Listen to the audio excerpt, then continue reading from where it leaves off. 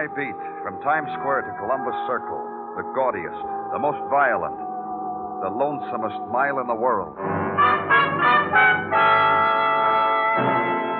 Broadway's My Beat, with Larry Thor as Detective Danny Clover.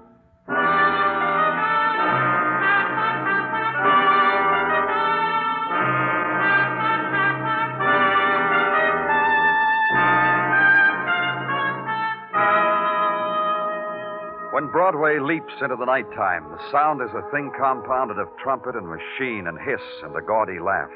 They melt together, and the noise you get is shock. When the month is March and the rains of spring fall softly into the riot, shock scatters and huddles tightly behind this facade and that, in that doorway, behind that window. The street is hurry up and get out of the weather. The street is stragglers, is bleeding neon. So make a phone call. Find a friend. It's lonely in the rain.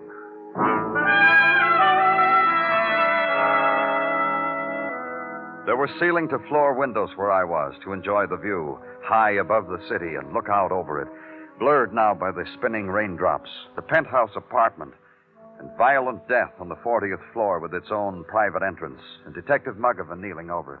It's a way to die, Danny, with a .32 slug, I'd say. Shot in the back. Of course, it's frowned on by 100% sports. Who is he, Muggavan? His name's Gordon Merrick. You know, Angel Merrick. I hope he makes Angel where Merrick, huh? The show backer with a golden touch. Isn't that what the columnists call him? Yeah. They'll think of a better one after tonight. Well, let's have it, Muggavan. What happened? Well, pretty definite when he was shot. A hotel like this times everything. Calls, requests for room service, you know. Merrick called down for champagne at 11:30 and a table service. For a two? Well, would you drink champagne alone on a rainy night in a place like this? Sure, for two. Waiter brought everything a half hour later at midnight. No answer. Walked in, saw Merrick lying there. Any callers on the desk you have? Anybody could get on the public elevator to the 35th floor, get off, take the private elevator to here. No way of checking. That painting underneath him looks like he grabbed it when he fell. I don't blame him. All I got that resembles that picture I had to cut out of a magazine and paste in my locker. With Merrick, it's a life-sized oil painting. Comes the time I back a show starring that woman... Carroll Royce. Beautiful girl, Muggavan. I saw her a couple of weeks ago coming out of the theater where her show was playing. Well, I would have found some excuse to stop her and talk to her. You know, your car's parked in the wrong zone or something. Well, work to do, huh, Danny? And through the window, the pattern of the city far below, sodden now with rain and mist. The sunken city, its roar muted, its brilliance dimmed and sallowed in the haze of night rain. Then the quick phosphorescent gleam of neon, and only neon has the power of flight through this darkness.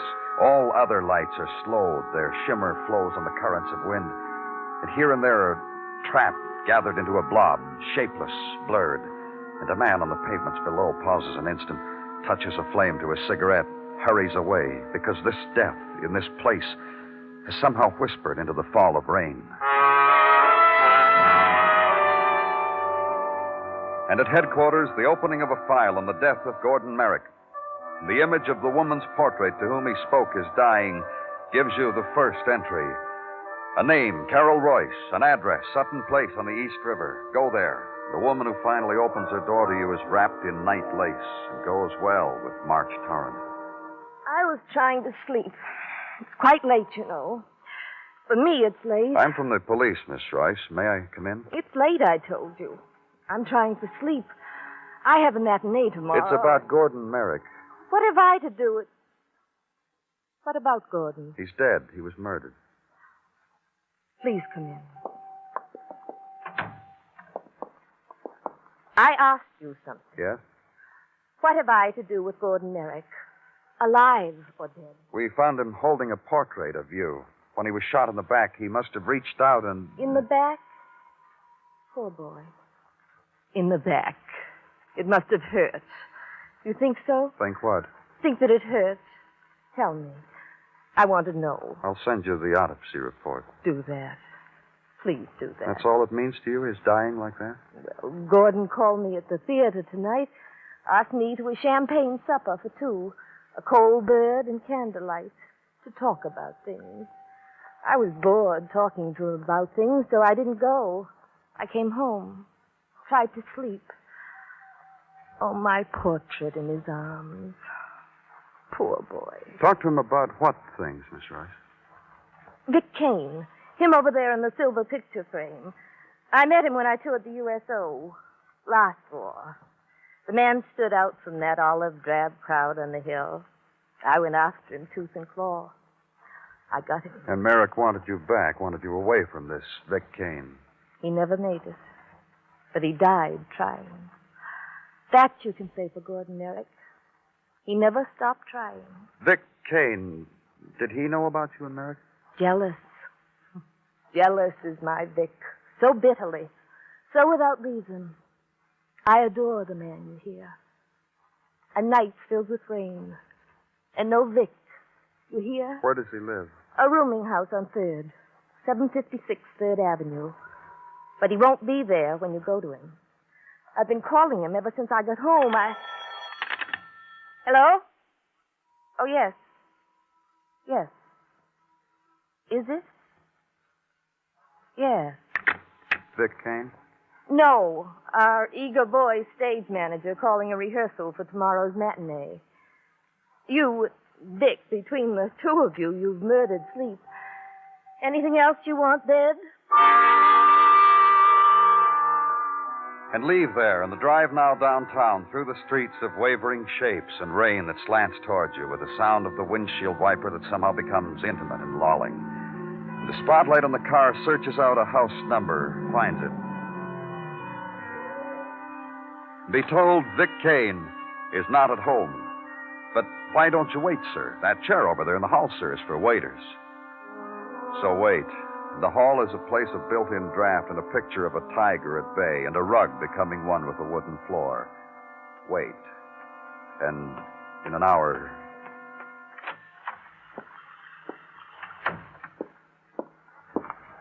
Is your name Vic Kane? Who are you? Police. Danny Clover. Waiting for me? That's right. Could have waited in my room, mister. In here, it's always open. A stinking room by the side of the road. What do you want, cop? Information about the death of Gordon Merrick. Is he dead? On a rainy night? Very theatrical. Very. He was shot in the back, Vic. You got a gun? Yeah, I got one. 32. You want a pat-pat on top of your head and admiring, don't you? You just tell your boss I said you're real good. The 32 it is. Get it. Sure.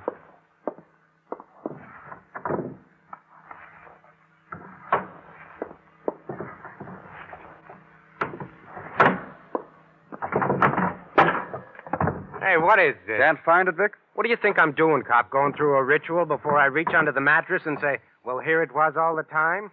The gun is gone. Somebody just walked into your room by the side of the road, which you leave open because you're friendly, and somebody took it. Is that right? That's right. Where were you tonight, Vic? Shooting snooker. I can point out the table, the cue stick. You want me to? Between 11 and 12 midnight? Had me a walk along Broadway, past Carroll's theater to look at the posters. Then had me a long walk in the park. In the rain? Let's see your shoe, Vic. Come on, hold it up. Let's see. It's a muddy park tonight, Vic. Your shoes are awfully clean. What did you do? Walk on your hands? Now, look. You're under arrest, Vic. Suspicion of murder.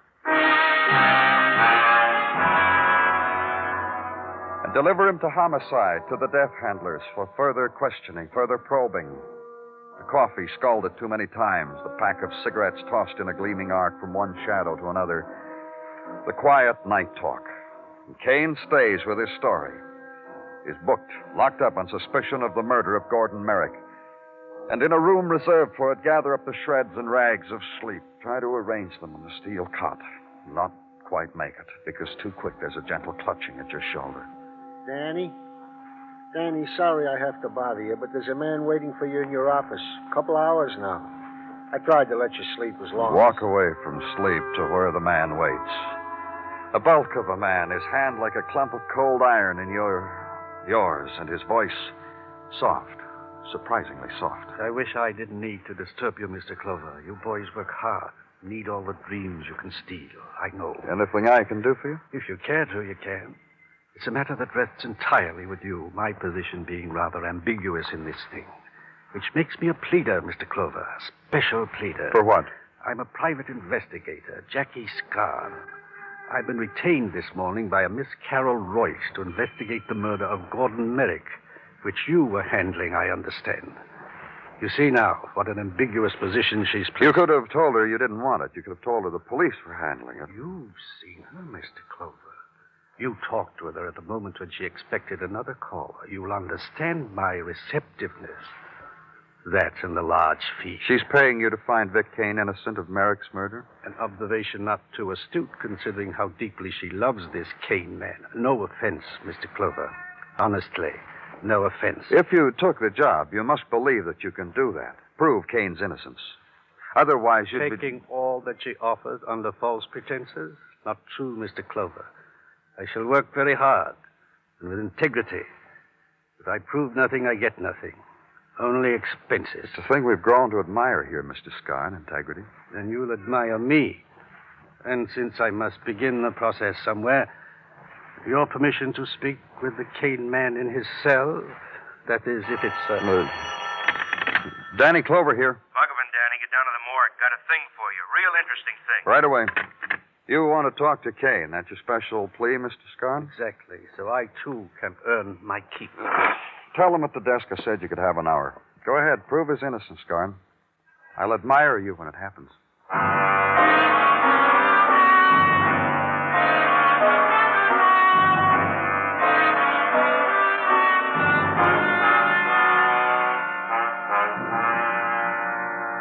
Over here, Danny. Why don't you take a look at somebody? Okay, what have you got? This woman. Been here in the morgue since 5 this morning. She'd been dead about half hour. Oh. Who is she? A name that's made police blot her a lot of times. Vicinity of the Bowery. What'd you call me for? This gun. Was found beside her in an alley downtown. And? It's been up to technical, Danny. Slug that killed this woman came from this gun. Also the slug that killed Gordon Merrick. Let's see it for a second. Serial number's been filed off. Yeah, I was coming to that. The boys in technical raised the numbers. And you know what? No, I don't know what. Come on. Gun's registered to Vic Kane. But I had Vic booked at 2 this morning. Yeah. His gun. This woman he couldn't have killed. You've got to find yourself a new murderer.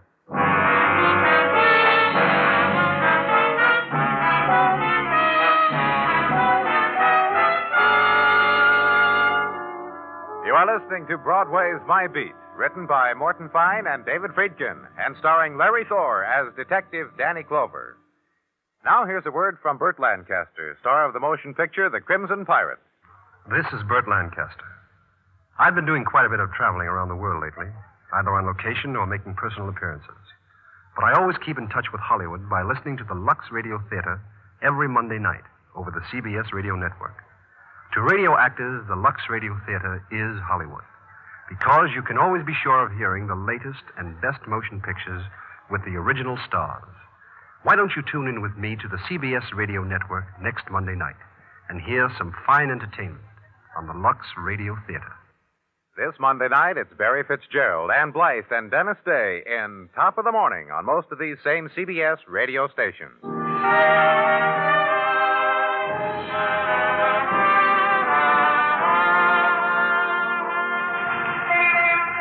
The squall of rain lashes once more at Broadway. For the time of its passing, the desolation is complete. Only the gutters run with movement. Only the pavement receives, reflects the shrieking of spectaculars, the insinuations of neon, the whisperings into nothing, the shrill promises offered on rain-tossed wind. And finally, the storm begins its dying. And from underground, a girl darts, her slicker glistening, her hair streaming under the shelter of a newspaper torn from a trash bin. And after her, another, and then another. The street is no longer desolation. Something else now. Something that happens after rain. And from a window, consider it. Follow the trickle of a raindrop with your finger. Consider that in this passing storm, a woman had lain dead in an alley. Then turn away from it and come face to face with Sergeant Tartaglia. Rain is indeed a moody thing, eh, Danny? Oh, well, hello, Gino. I tossed a similar comment to Mrs. Tartaglia during the night. I knocked on her shoulder, woke her up, and said, Mrs. T, rain is a moody thing. It taps on windows, calls up memories of tothood. You woke her to tell her that? Once she woke me about snow. We have an understanding about things like that, Danny. I'm glad for you both. I shall tell Mrs. T you didn't mind I woke her up. Thank you, Danny. And me, Gino. What do you have to tell me? And then the woman found dead with the same gun which did murder one Gordon Merrick. What about her, Gino? A woman, Sophie Henry by name. A frequent caller at her precinct pokey. A frequent instigator of brawls, friendly riots, etc., etc. A record up to here, Danny. Anything in it about a connection between her and Gordon Merrick? None, Danny. Was gone over by the department with tooth and comb. No connection. Anything else? Her address, if you need it. Besides the pokey, a flea bag in the Bowery. I scrawled the name here, Danny. Take if you need. You're welcome. That boy we're holding for Merrick's murder, Danny. Vic Kane. What about him? Do we release? Not yet, Gino. There's still an answer I've got to find. Why Sophie Henry was killed with his gun.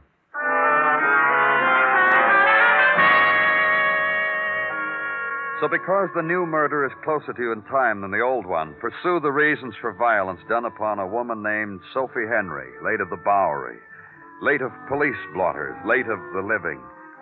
The ride downtown to the tip of the island. The streets are clean now after the rain. The chalk on the wall faded. The gutters running deep and turbulent for the 5-year-old sailors of matchsticks. The address you're looking for is spliced between a grocery store and a bar. And note briefly that the cat in the bar window is the fatter.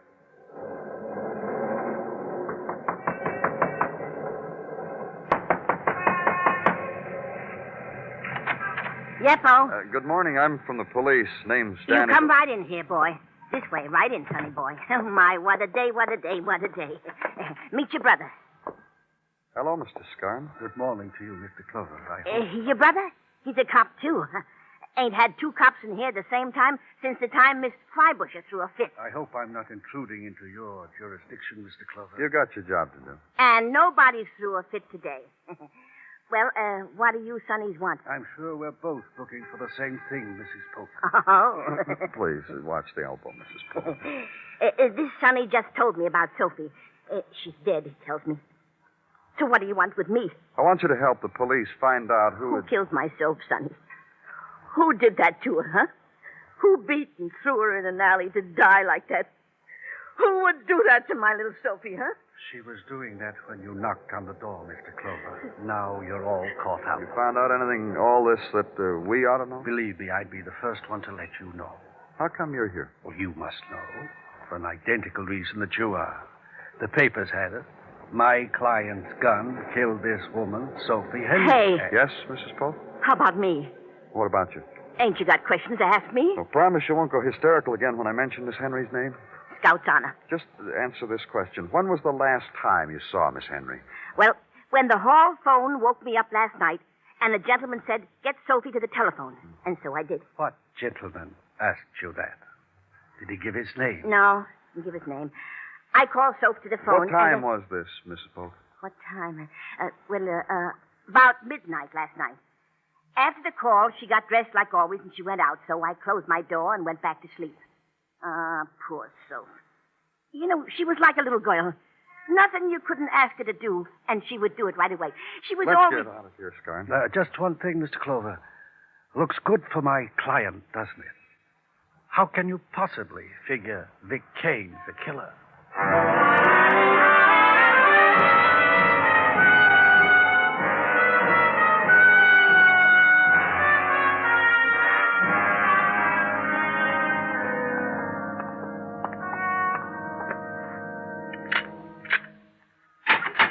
Thanks, guard. I'll call you when I want you. Hello, Vic. Welcome. Carol Royce been in to see you, Vic? She was here. Oh? She wept and pressed her lips against the wire mesh and carried on. Everything but the saw and the fruitcake. I can't figure you at all, Vic. Yeah. Police psychologist had a go at me a little while ago. Ran screaming down the hall. I can't figure you, Vic. Because a woman like Carol Royce is in love with you. A beautiful woman, talented, famous. The way I hold a cue stick, little finger crooked, just so. You love Carol? It eats you what I got for Carol. That's not what I asked you. Listen. You love her? What you want with me? Love her? Yeah. That gives you motive, Vic. To kill for her? We've been over that. I said no to you. I know. You went walking in the park at the time of Merrick's death. Hey, I forgot to tell you something about that. What? I scraped the mud off my shoes so I wouldn't get the landlord's rug all muddy and dirty. He's got trouble enough with tenants who drop cigarette butts. All right, let's assume you've scraped your shoes and you're all neat and natty. Did you happen to walk past Merrick's apartment house and just happen to get on the elevator and just happen to get off at the penthouse? I've never been in a penthouse in my life, which includes Merrick. One more question, Vic. Did they let you see the morning papers? I saw him. Puts you up a tree, doesn't it, cop? Kind of. What kind of jury's going to convict me, cop? Merrick dead with my gun, I go to jail. Hours later, I'm still in jail, and somebody else is found shot to death in an alley. Also shot with my gun. My gun was stolen, like I said it was. That guy that Carroll hired for me, that Jackie Scarn, he's going to find out what this is all about. Hey. What do you want, Gino? Some technical, Danny. Here. Take a look. You'll be interested in this, too, Vic. These copies of your prints. What about them? They match perfectly with prints taken off the phone at Mr. Gordon Merrick's penthouse apartment. Okay. Okay, what? So I was at his apartment. That's right. I forgot to tell you. I made a free phone call from there, but I didn't kill Merrick because I didn't have a gun. My gun was stolen. That I can prove. My gun killed Merrick, and it also killed a dame while I was in your jail. So what are you going to prove, cop? And leave him. Spend the rest of the afternoon wondering about Vic's question. What was I going to prove? And know this. Vic would never be brought to trial unless I could prove something. His statement that his gun had been stolen would hold. But make an assumption and work from there. Assumption, Vic had murdered Gordon Merrick. Reason for assumption, Vic had lied twice. The mud that wasn't on his shoes, his prints that were on a telephone. Further reason for assumption, he had motive for killing Merrick. Motive, the love of Carroll Royce. What needed to be known now was how the murder gun was found in the Bowery beside a dead woman. So have dinner and think about it. Read a newspaper. Catch up on back detail. And it's 11:30. A late time, but still a question time. So go now to the apartment of Carroll Royce.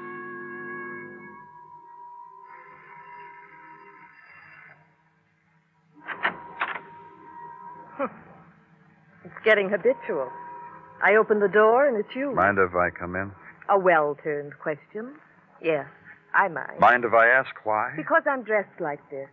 My third act costume happens to be this negligee, and I rush right home. We've got to talk, Miss Royce. If you want to change, I'll wait. Well, a packed house saw me like this tonight. Come on in for some standing room. Thank you. In here. And don't stand too long. It gets me nervous. Say your say and get out. I understand you saw Vic this morning, Miss Royce. Yes, I did. To see him with bars in front of him.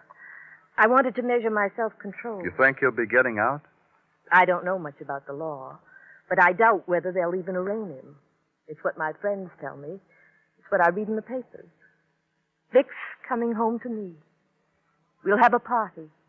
He'll drink wine from my slipper. We'll pass it around the room, and only the two of us will drink it.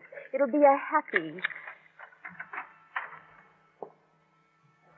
Mr. Scarn, come on in.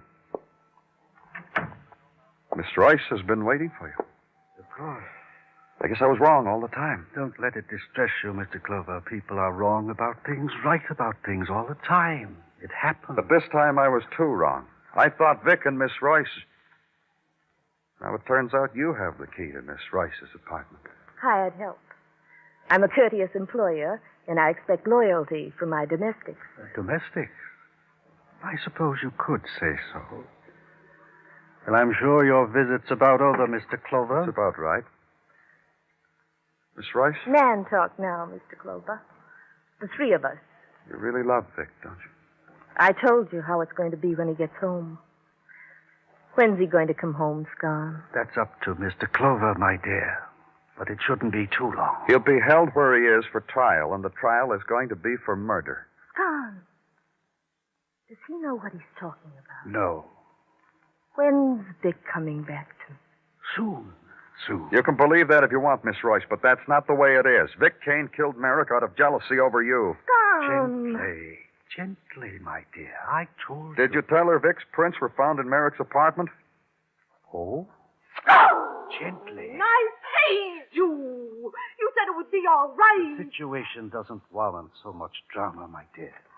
It's really a very simple situation. Let's start from there. Vic killed Gordon Merrick out of jealousy over you, Miss Royce. He used Merrick's phone, called you, told you what he'd done. Listen to him, Scarn. So Miss Royce got in touch with you, Scarn, and you set up a thing. I'm sure Miss Royce is quite bored with all this now, Mr. Are you, Miss Royce?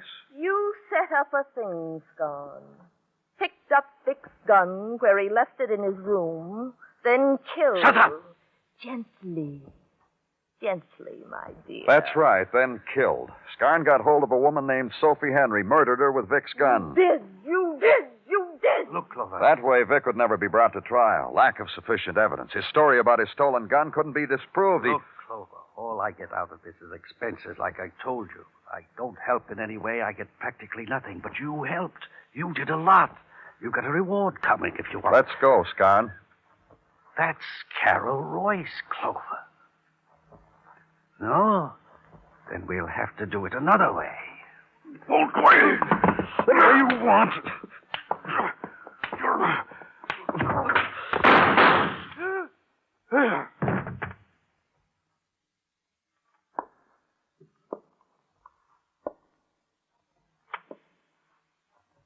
Here's my gun, Mr. Clover. Did I kill him? Is he dead? He's dead. Good.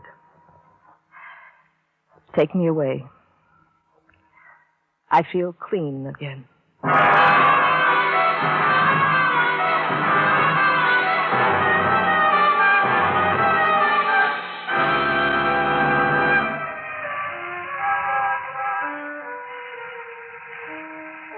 Broadway's almost empty now, except for those who never quit. Those who wear peepholes for eyes, the dream walkers, the people who want to laugh, the search behind doorways, in alleys, through shuttered windows. They never go home because they can't. It's Broadway, the gaudiest, the most violent, the lonesomest mile in the world. Broadway, my beat.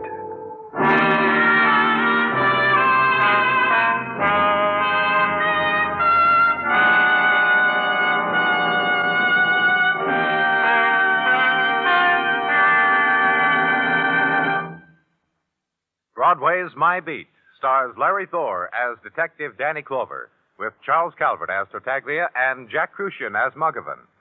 The program was produced and directed by Elliott Lewis, with musical score composed and conducted by Alexander Courage. In tonight's story, Rita Johnson was heard as Carroll Royce, Herb Butterfield as Jackie Scarn, Martha Wentworth as Mrs. Polk, and Paul Richards as Vic Kane.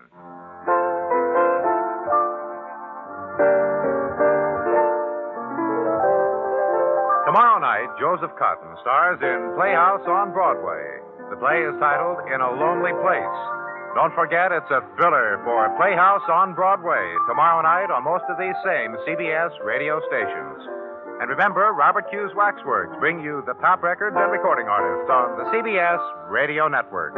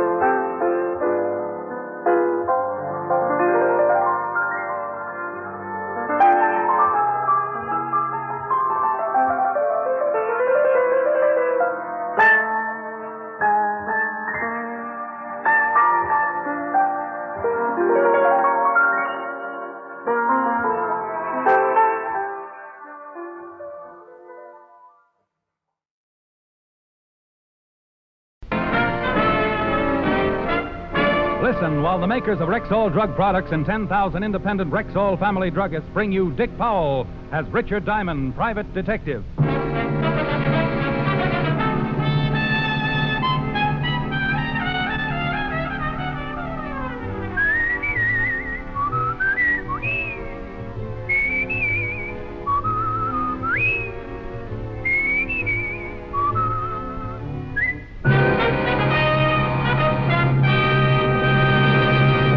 Good evening. This is Bill Foreman speaking to you for the 10,000 independent druggists who have made the word Rexall part of their own store names. They've done that because they recommend and sell the 2,000 or more drug products made by the Rexall Drug Company. All this month, Rexall family druggists are offering 4 of these products at attractive bargain prices. Just listen. Rexall hydrogen peroxide, USP 3%, a pint for only 30 cents. Rexall Epsom salt, medicinally pure, regular 41-cent pound, now only 27 cents. Rexall mineral oil, extra heavy body, non-habit forming, and non-fattening, the regular 69-cent pint, down now to only 46 cents. Alco-Rex rubbing alcohol compound, top quality, the regular 49-cent pint, yours now for only 32 cents. Remember, these bargains are available all during August at Rexall drugstores everywhere. And remember this, too. You can depend on any drug product that bears the name Rexall. Good health to all from Rexall. Now, your Rexall family druggist brings you a transcribed half hour with Richard Diamond, Private Detective, starring Dick Powell.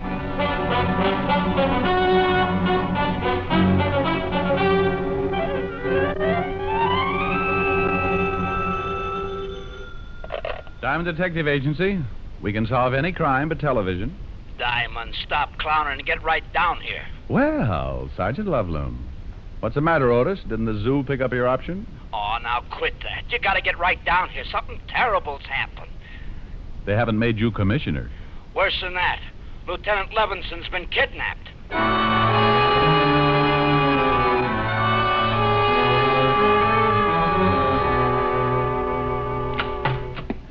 Diamond to see you, Captain. Hello, Collins. Sure. All right, Diamond. Otis just called me about Walt. Now, look, Rick. I know Walt's a personal friend of yours. He's a good friend of mine, too. But this is police business. A cop's been kidnapped. Diamond was a cop for 6 years. I don't need a case history, Sergeant. Oh, get off it, Charlie. I'm down here to help. Of course you are. But there's one thing I won't stand for, Rick. The way you operate. Well, what's the matter with the way I operate? I know how you feel about Walt, and when a guy feels that strongly about someone, he's liable to do a lot of things to get a few answers. Oh, for Pete's sake, Charlie. What are you going to do? Hold a tea party and hope someone will spread some gossip? That's not fair, Rick. Well, if you think I'm going to sit back knowing that Bert Fisher's got Walt... Who said anything about Bert Fisher? Well, nobody had to say anything. It's pretty obvious, isn't it? Walt sent Bert's brother Art to the electric chair. Bert swore he'd get Walt for it. Fisher dies tonight, doesn't he? Yeah. Sure, I think it's Bert Fisher, too. And we're going to do everything about it we can. Bert's been in Detroit, hasn't he? Yeah. I've got a call into Detroit. Should be hearing any time. This phone call you got saying they had Walt. I didn't have time to trace it. The guy said Walt was being held, and when Art Fisher dies tonight in the chair, so does Walt. Charlie, I'm going to work on this thing whether you like it or not. Yeah, that figures. But I promise you, Rick, I won't save your skin if you get out of line. Any leads yet? No. You're rounding up the usual stoolies. Well, I know a couple of boys who might have a few angles. Who? Nobody who would give you any information. These guys aren't stoolies. They might tell me because I think they like me. You see, Charlie, sometimes it pays not to be a cop. I'll expect any information you get, Rick. Oh, sure. Well, I'll see you later. Rick? Yeah? Be a good boy, will you? Collins, if we don't find Walt by 11 o'clock, can you hold up Fisher's execution? No. Oh, that's swell. I'll keep in touch. Hey, Diamond, do you think you can do anything? And I can try. Do me a favor, Otis. Okay. Get me a complete background on Bert Fisher. Everything. All his friends, his record, as far back as you can go. Gee, Diamond, I'm scared for the lieutenant. You're not alone with that one, Otis. In the Bowery, living in a broken-down rooming house, was a man. 20 years ago, he'd come to the big city with his trumpet tucked under his arm. He'd started playing with little combinations along 52nd Street, and pretty soon the word got around. Everyone came to listen to him. They called him the Dean of Jazz, and the title stuck. Then one night he had an argument with one of the Fusari mob, and the next morning they found him in an alley, half dead, his face beaten to a pulp. It was a long time before the Dean could get around again, and it was a lot longer before he could play his trumpet. And by then, no one would have him. He couldn't make enough with the horn, so he tried crime. And that's where I met him. I did him a favor, and a short time later he went straight. He'd still kept his underworld connections, but he wasn't a stoolie. I'd just done him a favor once.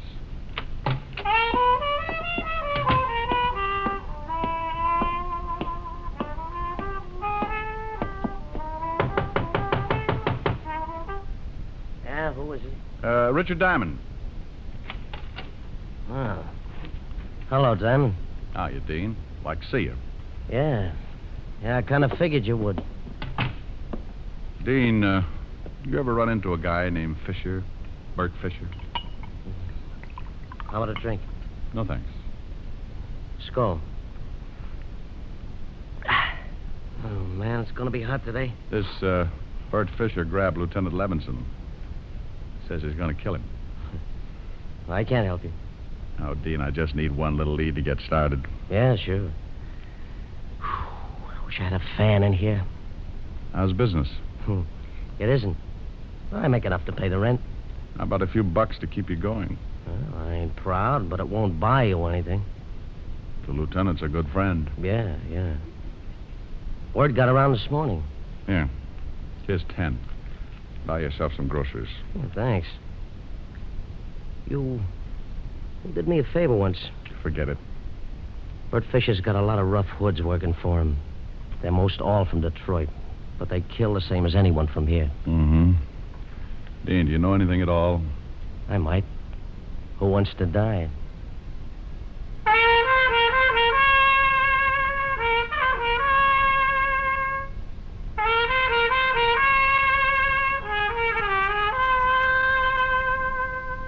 Hey, still blow pretty good.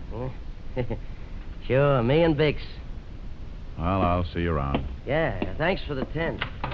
Oh, Dean, about 11 o'clock tonight, play a few bars at the funeral march. Oh, Diamond. Yeah? You remember this tune, don't you?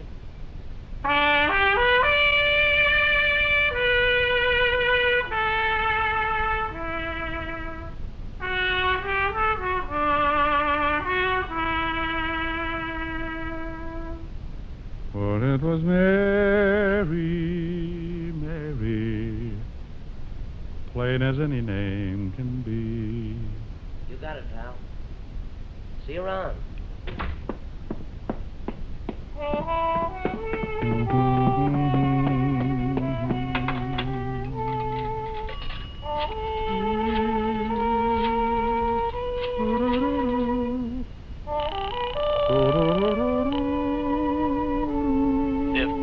Sergeant Loveloon. Oh, this is Diamond, Otis. What'd you find out? Oh, I got reports on everybody we know is connected with Bert Fisher. You want me to read them off? Anybody on that list named Mary? Mary? No. These guys are all named Hallelujah or something. Look, check all of those names and see if Fisher or any one of his boys ever knew a girl named Mary. Then after you do that, You'll what? Holy smoke, I'll talk to you later.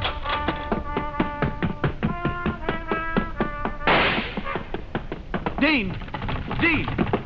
Dean! Dean!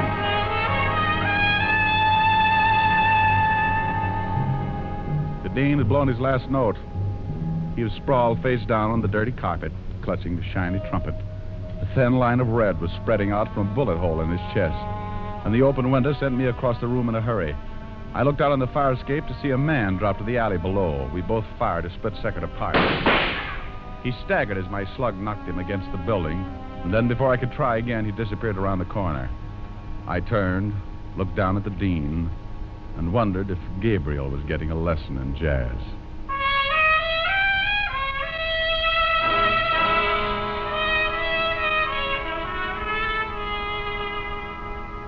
Diamond, I warned you before you left here Okay, Charlie. A nice guy's been killed, but all the crying in the world isn't going to help.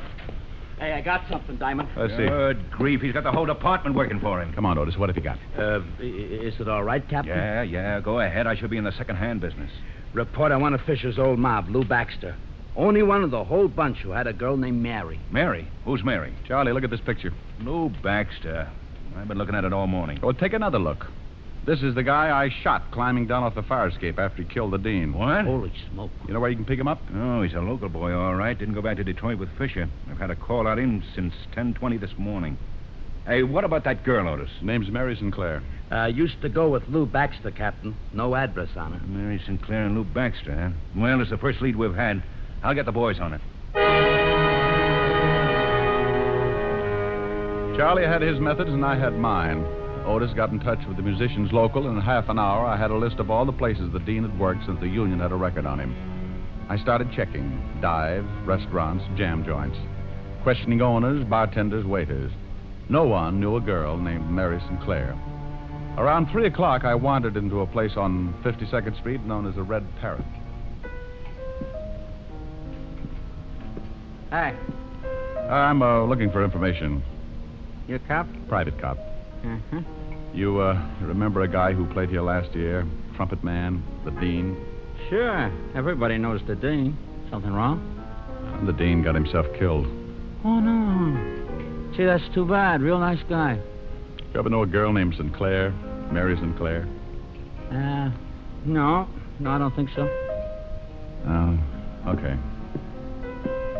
Hey, mister. Yeah? Why don't you ask Ed? He's the boy with the fingers playing the piano.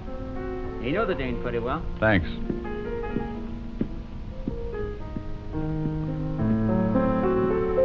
You Ed? Yeah. What can I do for you, Pops? I understand you're a good friend of the dean's. Sure, we're compatible, but I ain't seen him in a while. You looking for him? No, for a friend of his, a Mary Sinclair. Cute chick. Where can I find her? Why do you want to find her, Pops? Well, the dean was murdered a few hours ago. She used to live over on 47th Street, 69 West. But that was a year ago. You sure about the address? Couldn't forget it. We had a few balls up there. She was kind of a flip.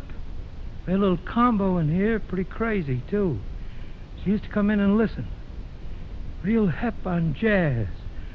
Knew all the old-timers by name, like the dean. Remembered when he was tops, before he got hurt. You ever hear him in those days? Yeah. I played with him a lot. Used to watch him real close sometimes. After hours, the boys would just sit around and blow because I felt like it. The dean used to lean back and close his eyes and blow things like he was getting the word from the other side. It was great. Might have been the greatest. Well, you all gotta go on ahead sometime. I guess it ain't so bad, though. The harp's a real wild instrument.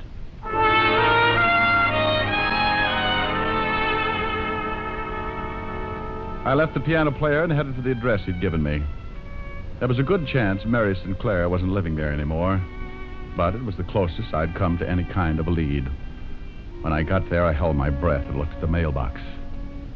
Score for Diamond. Miss Mary Sinclair still lived in the building.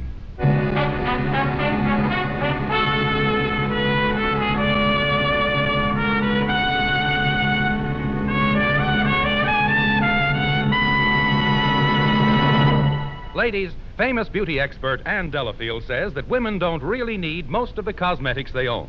You mean I can actually do without all the lotions and creams I buy? Exactly. Ann Delafield says it's nonsense to think a woman needs more than one cream. She has originated a single cream, the Ann Delafield All-Purpose Deep Cream that does everything for you. It's a face cream, a cleansing cream, neck, eye, and throat cream. All creams in one. So good for your skin and so economical, too. Sounds marvelous. Are there other Ann Delafield cosmetics? Yes, indeed. There are vitamins for added beauty protection, double-duty powder with built-in foundation, and other Ann Delafield beauty aids to save you time and money, yet give you the very best you can buy anywhere. Well, you've convinced me. I'll be looking for them tomorrow. Then look no further than your nearest Rexall drugstore, the store with the orange and blue sign. And now back to tonight's adventure with Richard Diamond, Private Detective, starring Dick Powell.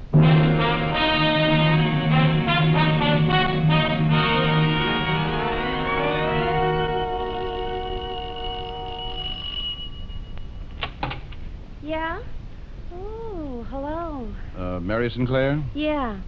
Whatever you're selling, I'll take a dozen. I'd like to talk with you. I'd like you to. Some other time. I'm busy right now. I'm afraid this can't wait. It'll have to, baby. Give me a call. Plaza 45466, Mr. Diamond. Okay, doll. Call me tomorrow, huh? You got your foot in the door, honey. Old habit. Can't seem to break it. Well, I'll break it for you, honey. Your whole leg. You'll be sorry, doll. All right, baby. Make it quick, huh? What do you want? Let's talk inside. I told you. Yeah, I know. It's cooler in here. The coolest. But it won't be for long. Where's Lou Baxter? Who? You know, the boy you used to run around with. I ran around with a lot of boys. Ever since I was in grammar school, I ran around with boys. It's a hobby. Where's Lou Baxter? Baby, I don't know. You want to twist my arm? Go ahead, it might be fun. He just killed a dean. He did? Shame on him. Forget it, Mary. Hey, Lou. Get out of the way. That's the guy who put a slug in me. Look like you're in pretty bad shape, Baxter. Doctor's coming. But he ain't going to be able to help you. See, honey, you should have come back tomorrow. Shut up. Well, wouldn't have been half so painful. I want Bert Fisher. Well, good for you. Get away from that door. Now, walk into that other room. Drop it, Baxter. Didn't want to play. Oh, you shouldn't have done that, Charlie. I needed him alive. That's gratitude for you. I knew you'd get into trouble, Diamond. So I tailed you from that last bar on 52nd. Is this, Mary Sinclair? Charmed, I'm sure. Ought to stay here. Call the wagon. Right. There's a doctor coming up. I doubt if he's legit. Wait for him, then bring him down to the station, Otis. Right. Come on, Miss Sinclair. Sure, honey. You know, Mr. Diamond, I think I'll have to break that date for tomorrow.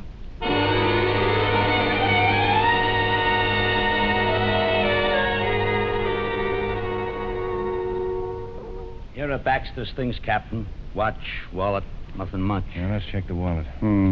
Book of matches. Danny's Diner, Route 51. Check on that, Otis. Right. Nothing much in the wallet. Social Security, driver's license, some money. Quite a lot of money. Want to take a look? Yeah. No addresses, huh? Here's a ticket to a shoe repair shop. Well, nothing much here that would give us a lead. Yeah? Danny's Diner is about 160 miles out on Route 51. And guess who runs it? Oh. Chino Amalo. That does it. Call the authorities in that area. Right. Chino Amalo. 8 years for armed robbery. Used to work for Bert Fisher. Yeah, maybe this is it. What time is it? Going on 7. This better be it. We only have 4 hours, and we got to drive 160 miles.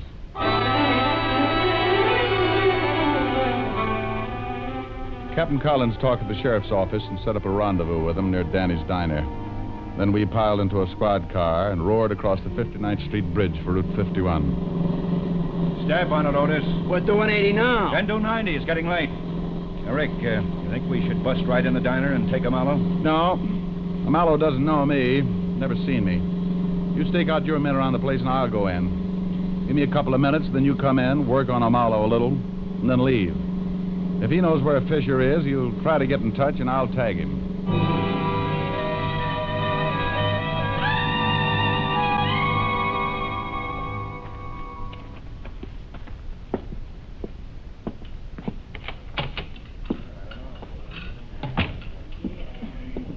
Something for you? A cup of coffee and a piece of pie. Got raspberry, chocolate, lemon, peach, custard. Raspberry. Yeah.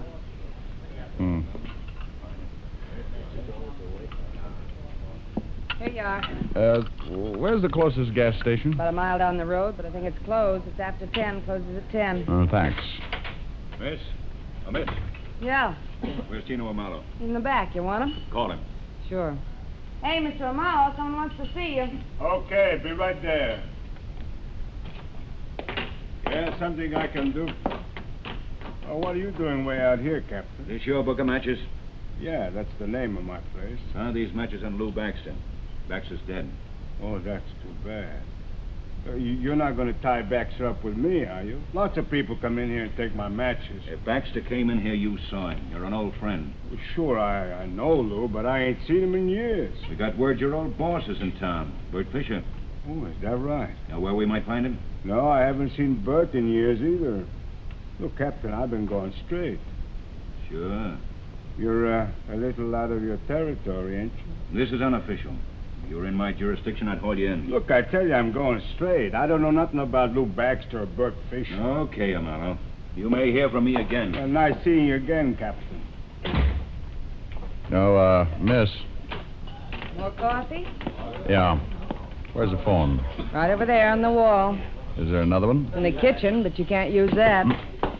Hey, you can't go back there. Honey, it's the police. You stay where you are. Oh, okay.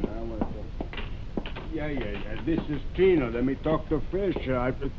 Hey, what are you doing? Don't move, Amalo. What is this? Cover up that mouthpiece. Cover it up. Okay. Now, when you get Fisher on the line, say what I tell you. Hold that receiver out so I can listen. Look, friend. You look. Say one thing wrong, and I'll use this gun. You a cop? None of your business. Well, look, There he is. Tell him you just heard Baxter was killed. Hello. Tell him. Hello. Look, I just got news that the Baxter was killed. Yeah? Okay, anything else? No, that's all. No, that's all. So what's the matter with you? Oh, nothing. Okay. You got any more news? Keep in touch. Hang on. Now, where's Fisher hiding out? Get up. Where's Fisher hiding out? You dirty flat-foot, you nearly bust my jaw. Only nearly? Where is he, Amalo? Well, you kill me if I tell you. That's getting late. Are you going to tell me? Okay. He's in a cabin about a mile up the road. Come on. You're going to show us.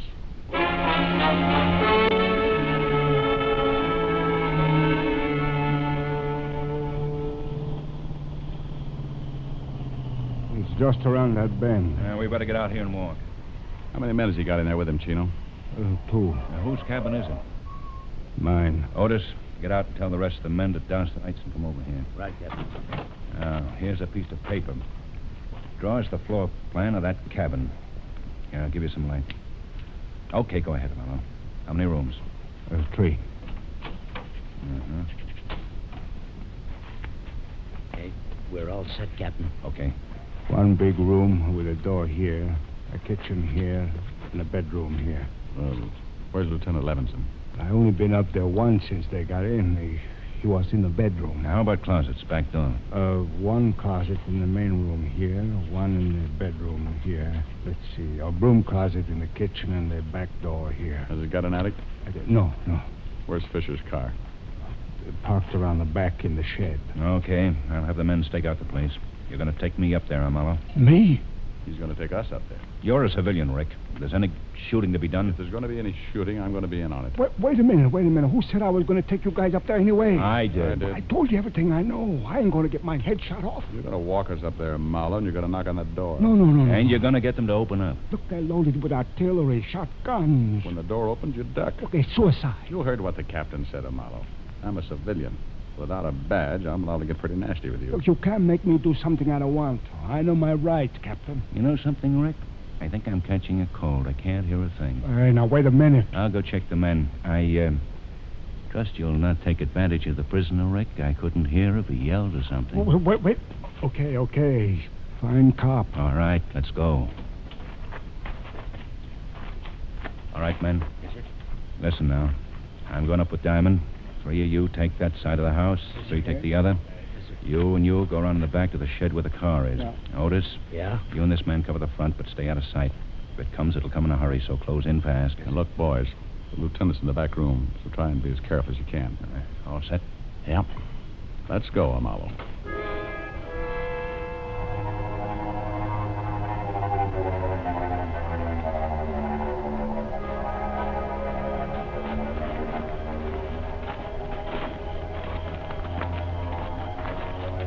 There it is. Light in the front window. It's 10 minutes of 11. I hope their watches aren't fast. Keep going, Amalo. Okay, Otis. You 2 drop here. Right, Captain. Good luck. What are you stopping for, Amalo? I just remember they told me to yell if I came up. If you try to pull anything... No. Honest. They told me to yell. Okay. You stay here. We're going up on that porch. Count 20, then yell. And play it smart. I won't fool with you, Mallow. Okay, Captain, but I'm scared stiff. You're not alone. Come on, Charlie. This guy's right up there on the land. You know what he's running because Get on that side of the door.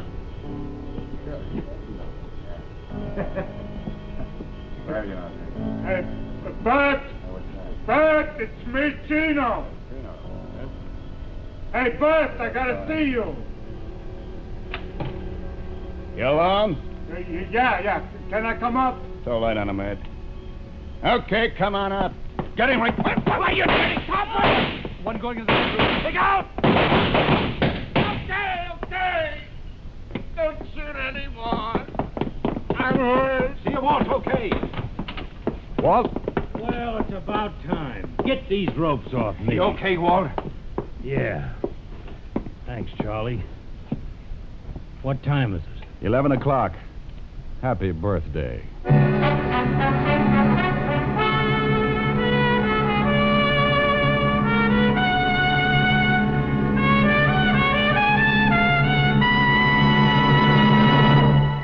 If your vacation plans include some outdoor living, there are two great new Rexall products you should certainly take along.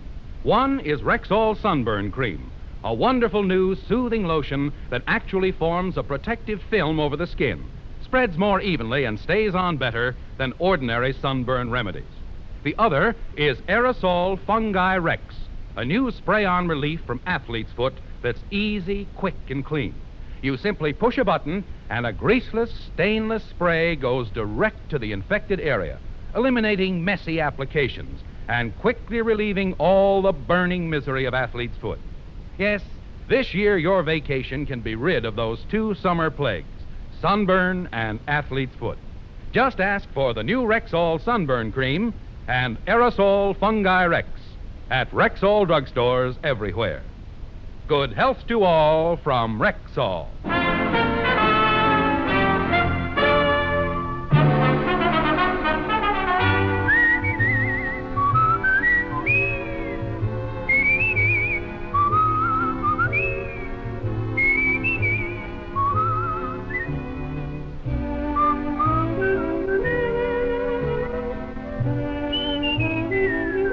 Richard Diamond, Private Detective, stars Dick Powell in the title role and was written by Blake Edwards, with music composed and conducted by Frank Worth.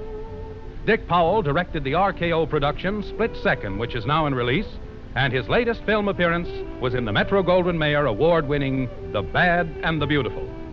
Featured in tonight's cast were Wilms Herbert, Bill Johnstone, Sidney Miller, John Stevenson, Arthur Q. Bryan, Virginia Gregg, and Jay Novello. Richard Diamond, Private Detective, is transcribed in Hollywood by Jaime Del Valle.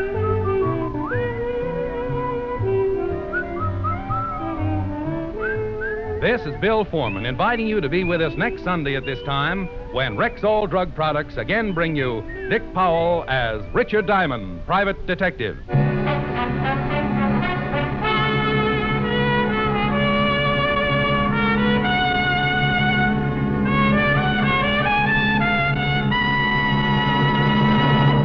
Now, a non-fattening sweetener in granulated form. It's Rexall Sweetenette Sprinkle, the sugar substitute in a shaker. Just sprinkle it on for all the taste and none of the calories. Remember the name, Rexall Sweetenette Sprinkle, at Rexall drugstores everywhere.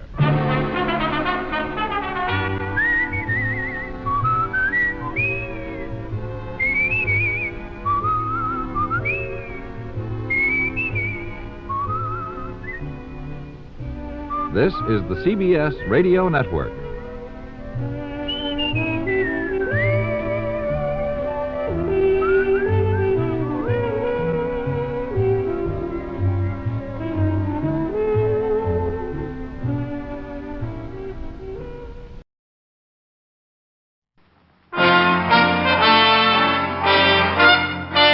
Listen while the makers of Rexall drug products and 10,000 independent Rexall family druggists bring you Dick Powell as Richard Diamond, Private Detective.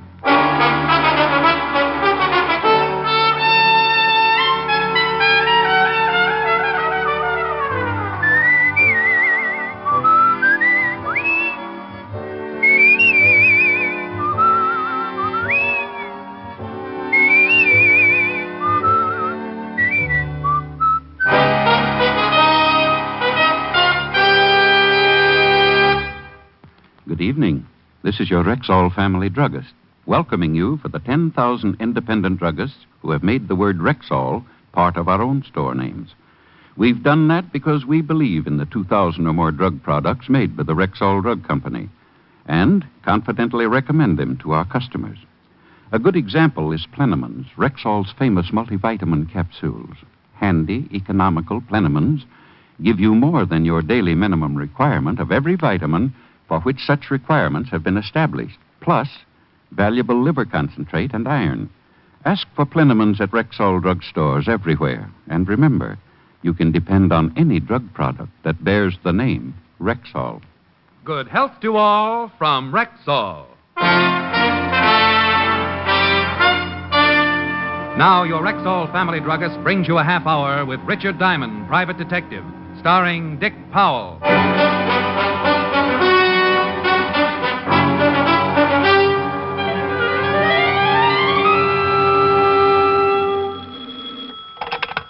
Diamond Detective Agency. Guard against throat scratch. Enjoys smoother strangling. Oh, that's terrible. Yeah, I'm disgusting.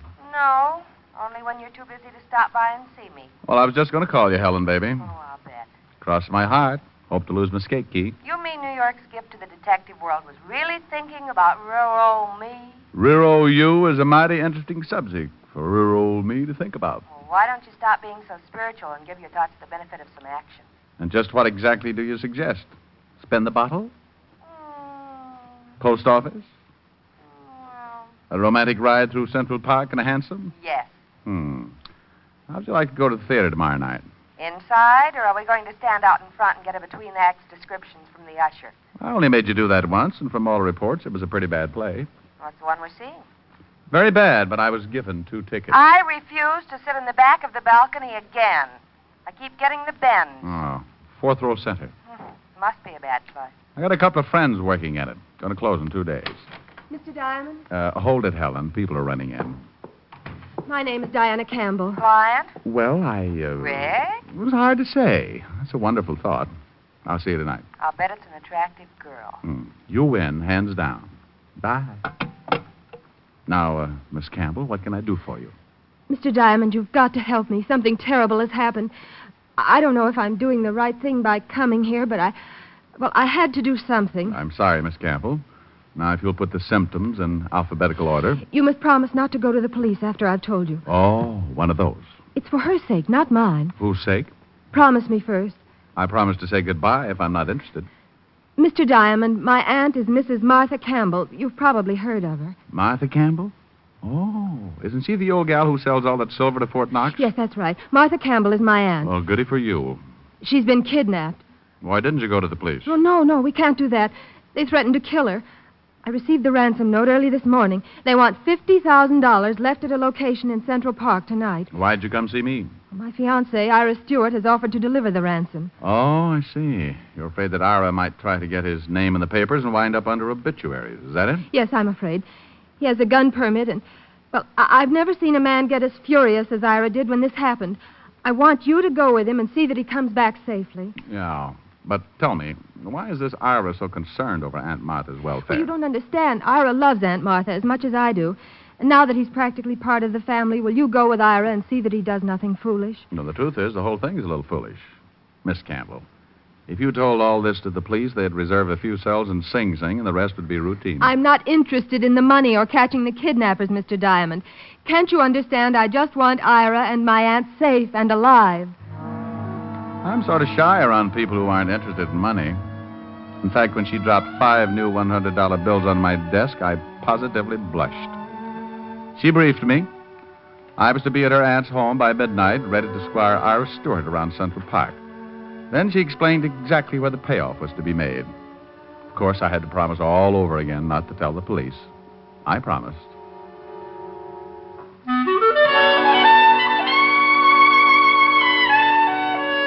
Diana Campbell left, but her perfume lingered on. I could have sat around and let that odor drive me to a cheap neurosis, but there were things to do. And the first thing I did was to break my promise to Diane. Well. If it isn't Sergeant Otis, and I'd be happy if it wasn't. Otis. Wake up, Sergeant. Up with the buttercups. It's 3 o'clock in the afternoon.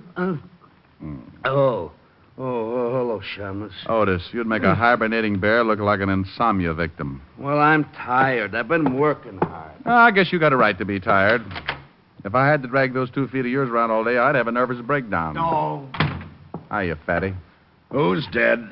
Well, there's been a nasty rumor going around about your sergeant. No, stop clowning. It's too hot. What's on your mind? No. Well, it's not your department.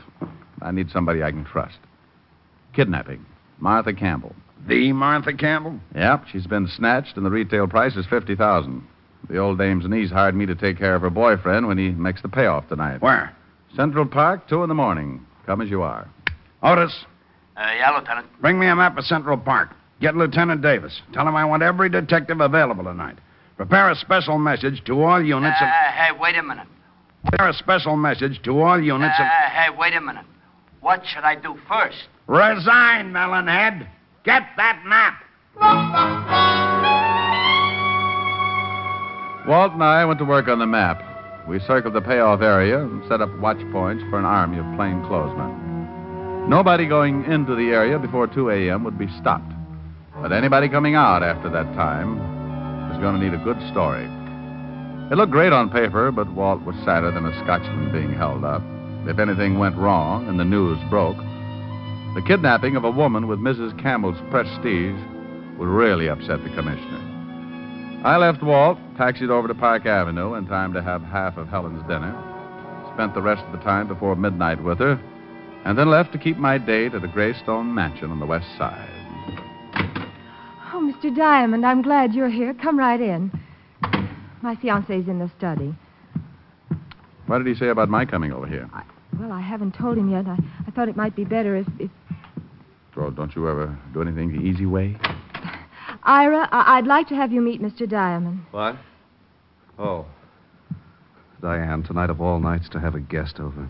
Mr. Diamond, I'm very glad to meet you, but, well, you'll have to go now. I'm sorry. Ira Stewart was a blonde, well-built young guy in loose brown tweeds. He seemed to have trouble finding a place for his hands, and I half got the idea he'd like to try my jaw. Ira, Mr. Diamond is here to help us. What? I hired him to go with you tonight. He's a private detective. Even my best friends don't know. Glad to meet you, Mr. Stewart. Diane, have you gone mad? Do you know what would happen to Aunt Martha if those men found out? Oh, relax, Stewart. Nothing's going to happen to anyone unless you force me to make an exception. Diamond, Ira, please, darling. I couldn't stand the thought of you going to see those men alone. We didn't know how many there are or what they might do. I've got all the protection I need right here in my pocket. Famous last words. Look, Buffalo Bill, I'll give you a clue. The kind of guys you got a date with tonight don't take 10 paces before they turn and shoot. You could be buried in that suit, gun and all. Now, look here, Diamond. It's getting late. I'd better get the money. We followed Diane up a winding staircase and into Mrs. Campbell's bedroom. This little nook was somewhat smaller than Grand Central Station, with an acre of bed in the middle. The bed had talent, because all Diane had to do was push a little button, and it slid about a yard away from the wall and exposed the neatest little wall safe this side of the First National Bank. Diane fingered the combination, and a minute later, I found out whose picture is on a $1,000 bill. There were 50 prints. Here, Diane. Put the money in this bag. It's $130, Stewart. I'm ready. Ira, please be careful. Please, both of you. Glad I made the team. Let's go.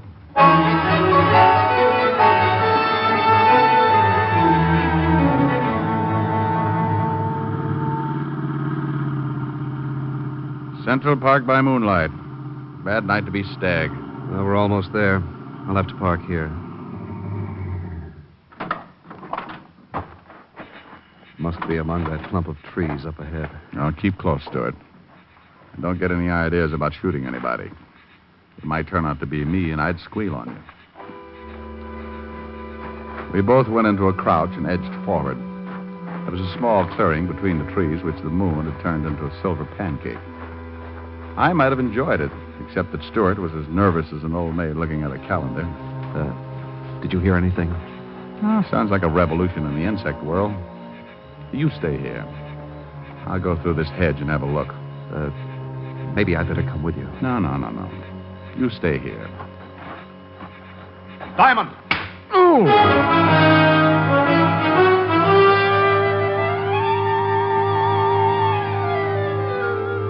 Something caught me hard and neat behind the ear, and I jackknifed into a face full of Mother Earth.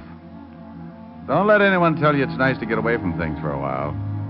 I didn't like it a bit. I was far, far away.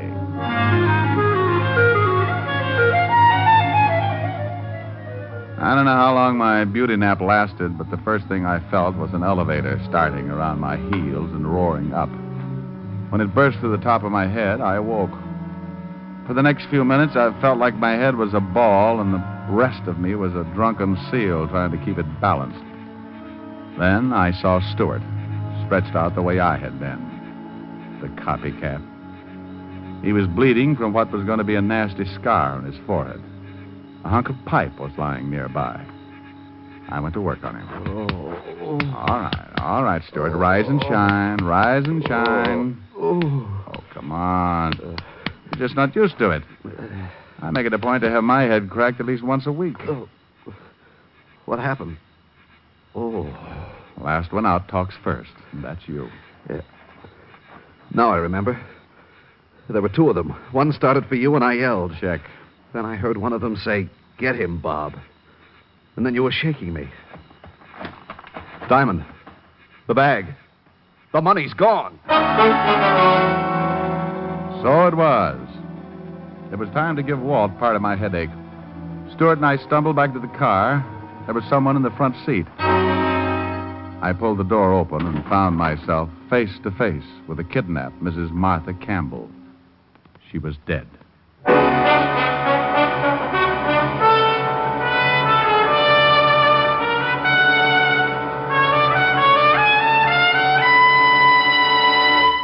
Before we continue with the adventures of Richard Diamond, private detective, here's your Rexall family druggist.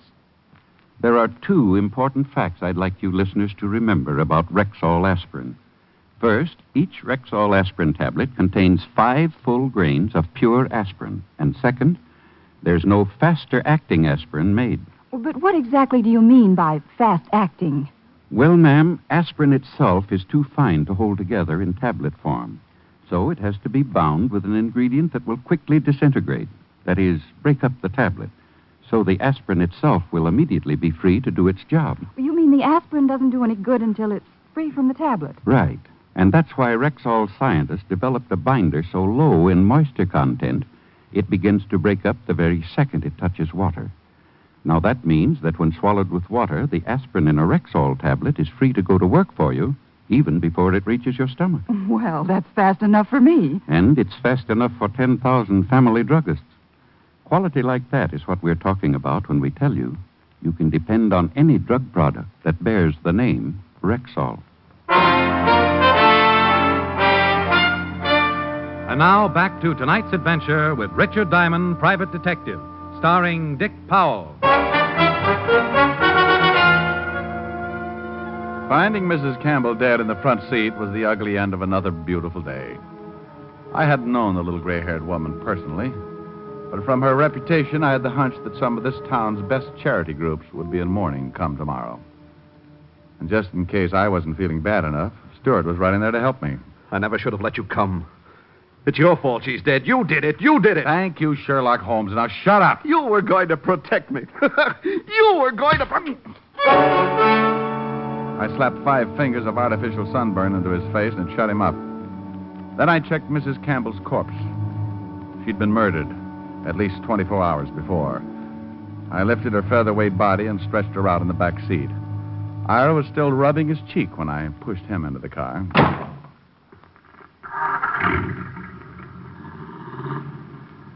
Now, what about those 2 guys, Stewart? Oh, now I slapped you back there for your own good. Did you get a look at those guys? It was too dark. One was big and heavy, the other was thin. Could you identify them if you saw them again? Yes, I think so. What's that on the road ahead? Someone's waving a light. That's the police. Just step from that car quietly, you. Otis, it's me, Diamond. Rick, that you? No sign of any kidnappers yet. Not kidnappers, Walt. Murderers. Huh? Exhibit A is on the back seat. Come on, Otis. Open the door. Oh, vicious one. Head bashed in. What are the police doing here, Diamond? I thought... Don't brag. You didn't think. Otherwise, you'd have gone straight to the police in the first place. What about the money? I don't care about the money. Mrs. Campbell is dead, and that's all that matters. Well, I'm sorry about that, Mr. Stewart. Look, it might be a good idea for you to be with your fiancée, Miss Campbell, before she hears the news on the radio. We'll take care of things here. Oh. Yes, of course, Diane. Yeah, I'm sorry, Lieutenant, about my behavior. You understand. And Mr. Diamond, Oh, forget it. I've got a head that knows just how you feel. Once Stewart was gone, I gave Walt the lowdown, and we settled down to work. We gave the two killers an hour to try a break, and then Walt passed a signal along to his men, and the ring began to close in. We beat the bushes, turned lights in the trees, and kicked over rocks, even the small ones. But by the time we reached the payoff spot, we'd found nothing out but each other.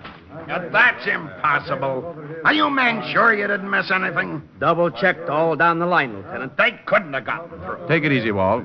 Time now for cool heads and dull little dragnets. Otis, I want you to start picking up mugs wholesale. Right, Lieutenant. Anybody who even thinks twice before he answers, bring him in.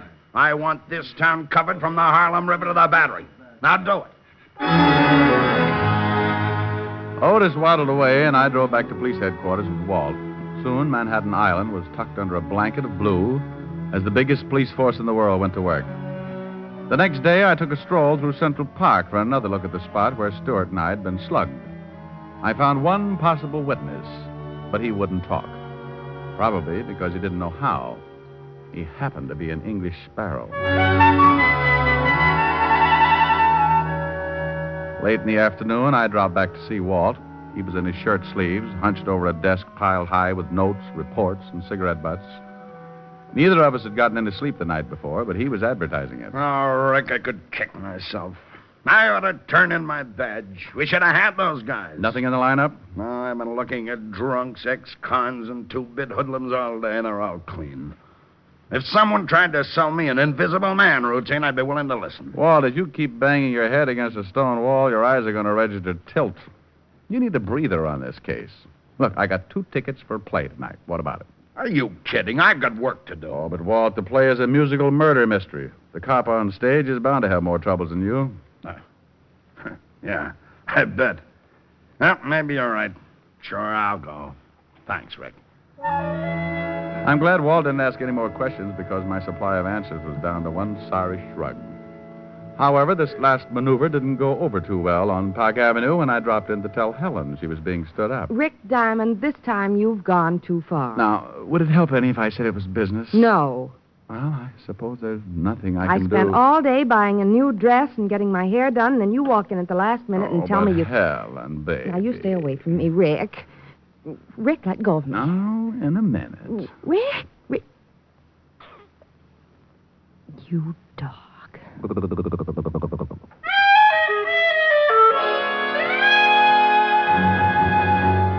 Walt was ready when I dropped in at the precinct and we took off to the theater. After the show was over, we meandered backstage to see my friends of the cast.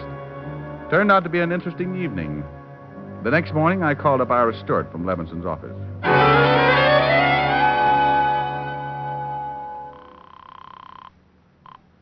Yes? Hello, Stewart. This is Diamond. I'm calling from the 5th Precinct Police Headquarters. Anything turn up? Well, it looks that way, yes. The police picked up 2 guys who may have killed Martha Campbell. Can you get on here right away? Certainly. I'll leave right now. Well, then run. Do not walk. When Stewart showed, we took him into the lineup room. The 2 suspects had their backs against the marked wall. Under the hot lights, they looked about as ugly as a draft notice on a honeymoon. What do you think, Stewart? They look like the men, Lieutenant. We didn't do nothing. This is the parade. On you guys, it looks good. What do you want to do, live forever?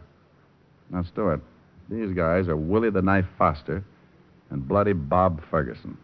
They've been indicted on 3 kidnap raps, but always managed to get off. Now, if you recognize them, you're an eyewitness, and they're cooked. Well, tell the big one to say, get him, Bob. Say it, Bob. What for? For the sake of your dear old mother in Alcatraz. Never mind what for. Say it. Get him, Bob. Now the other. You heard him, Ferguson. Get him, Bob. That's the man, Lieutenant. I'm sure of it. Let me get my hands on him. I'll kill him. Now, Stewart, calm down. State of New York will take care of them. This is a lousy frame. You can't pin this on us. He was babysitting that night. Okay, lock him up, Otis. Right. Book him on suspicion of murder. Stewart, come into my office. I want to get your statement. After getting his statement, Walt told Stewart the case was closed. We congratulated each other and shook hands all around. Then Stewart walked out. We gave him enough time to get into his car and start away. A moment later, Walt and I jumped into an unmarked police car and played Follow the Leader. Rick, this case turned right side up too quick to suit me. What made you tag Stewart and plant your actor friends in the lineup? Walt, the trouble with you is that you're too modest. You set an airtight man trap for two unknown kidnappers and then blame yourself because the net came up empty. Well, he had you fooled, too. That's true. I'm ashamed to admit. But Stewart had a good plan.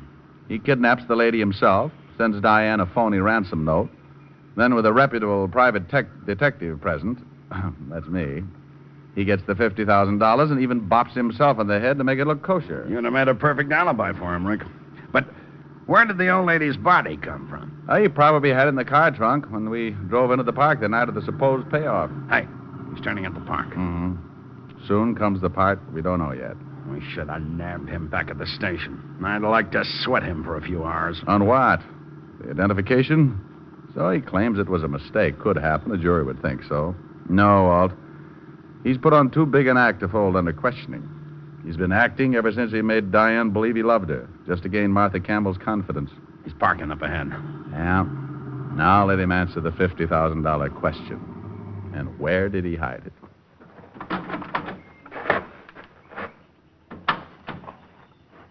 He's heading toward that same grove of trees. We took off at a fast trot until we reached a hedge not too far from where we expected to find Stewart. We saw him all right. He was standing around right under the same tree he'd led me to a couple of nights back. A family of picnickers were close by, so he was acting like a guy out for some air. We ducked behind the hedge to watch, though I had to hold Walt back a few times. Finally, Stewart tipped his hand. He reached up past the nest of my sparrow friend into a hollow of the tree. It wasn't eggs he was after. The stuff he pulled out had that fascinating color known as currency green. That's enough for me, Rick. Okay, Stewart. Duck, Walt. Are you hurt, Walt? Yeah. One of his shots creased my shin. Hurts like blazes, though. Let's get that guy. He's running for the zoo. I'll get him, Walt. Put a tourniquet around your neck and sit tight. Oh, watch out for the crowd, Rick.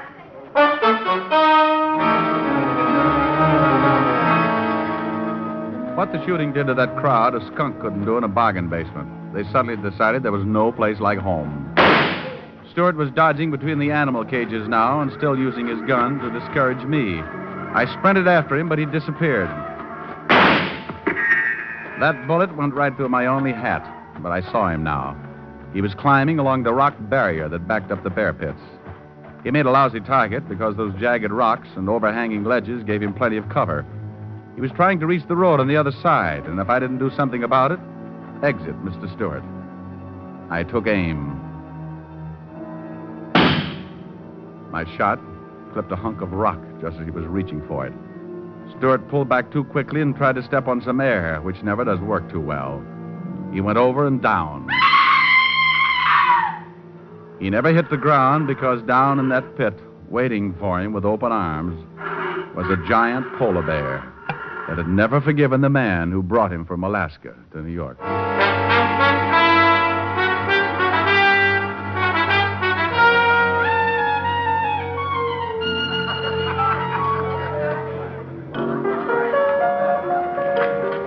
I'm glad you and Helen could make it to the cast party. Thanks, Bob. Thanks also for the great acting job you and Willie pulled off at police headquarters. Anytime, Rick. Glad to help out. Yeah, that's a nice tune. Is that a song for the show? Nah, just fooling around. After a show flops, there's nothing like a little get-together to bolster one's spirits. Well, I certainly like the taste of your bolster. So I'll mix myself another later. Rick, what are you doing by the piano as if I didn't know? You don't want to look bad in front of all this talent, do you? Oh, honey, not a chance. Just happens that Bob's playing around in my key. Well, let's do it. Well, let's do it then. Count every star in a midnight sky. Count every rose, every firefly. for that's how many times I miss you. Heaven knows I miss you. Count every leaf on a willow tree. Count every wave on a stormy sea. Count every star, and darling, when you do, you know the times I have cried for you.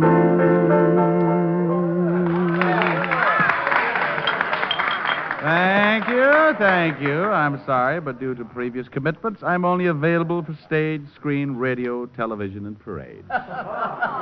Rick, you are becoming a ham. Me becoming a ham? Oh, my dear, really?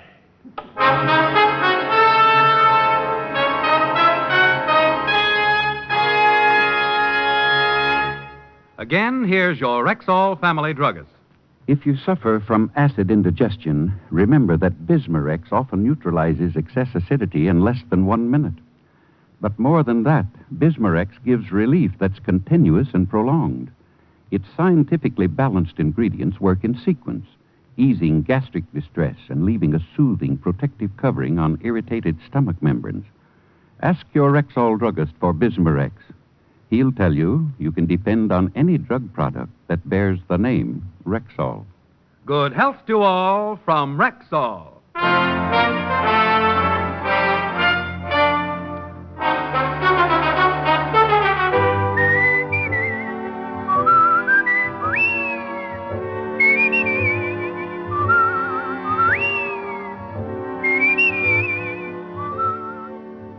Richard Diamond, Private Detective, stars Dick Powell in the title role and is written by Joe Morheim and Hal Bloom, with music composed and conducted by Frank Worth. Featured in tonight's cast were Virginia Gregg, Ted DeCorsia, Wilms Herbert, Mary Shipp, Dick Ryan, and Hy Averback. Richard Diamond, Private Detective is produced and directed by Jaime Del Valle.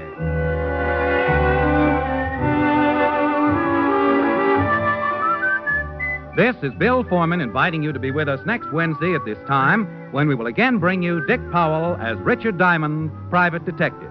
Incidentally, Dick's turned writer this week. Pick up a copy of the August issue of Radio Mirror from your dealer tomorrow. Read The Adoption Racket by Dick Powell.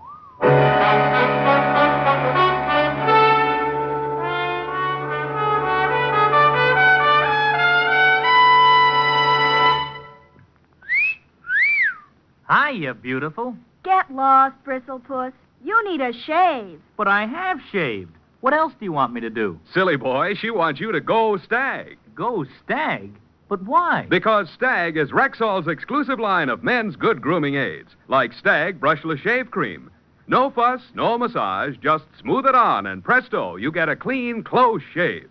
Your face stays smooth and whiskerless all day long. I'll do it. I'll go Stag. That's it. Join the Stag line now at Rexall drugstores everywhere. Yes, to make girls care. Go Stag.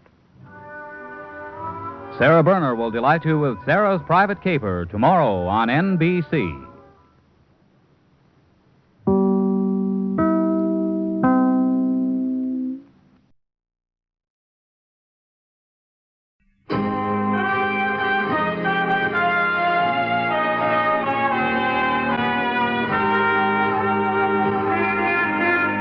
Broadway's My Beat, from Times Square to Columbus Circle, the gaudiest, the most violent, the lonesomest mile in the world. Broadway's My Beat, with Larry Thor as Detective Danny Clover.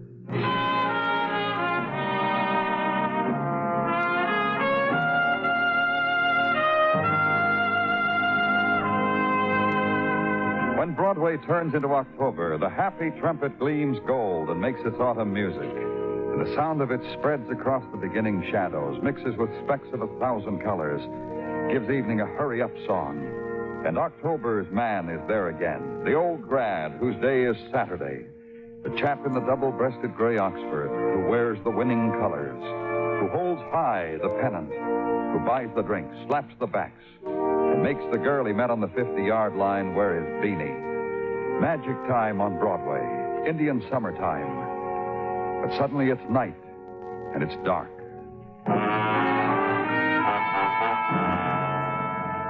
And at the end of it, to the east, another quality waterfront river, and sounds of night washed against pilings, and dim light cut across by the glare of a policeman's flash. Danny? It ends down here, Danny. Okay. Right here at the end of the pier. Whoever got shot, what caliber gun was it? 32. Looks brand new. One shot missing from the chamber. Well, somebody got hurt in this dock, no doubt about it. Trail of blood, that gun right beside it. Who found it? Patrolman Enzer, he called it in. I told him to get it on the wires to all the hospitals. Person with a bullet wound. Did you notice this, Muggerman? Overturned boxes. A fight first, then a trigger got pulled. Uh-huh. I got an opinion, Danny. What? A fight first. Probably figures whoever got shot was carried up the end of the pier, was thrown into a car and driven away. Probably. Yeah. And on night waters, the infinite play and gleam of a million reflections of light. And on winds strayed from unnamed places of sea, the gliding of dark gulls, their flight unpatterned, searching, staring into flowing deeps. Then the swift plunge of a gull, beak piercing a morsel that is only drowning moonlight, and the slow upcircling bewilderment. Background for gun, blood, and the unknown violence.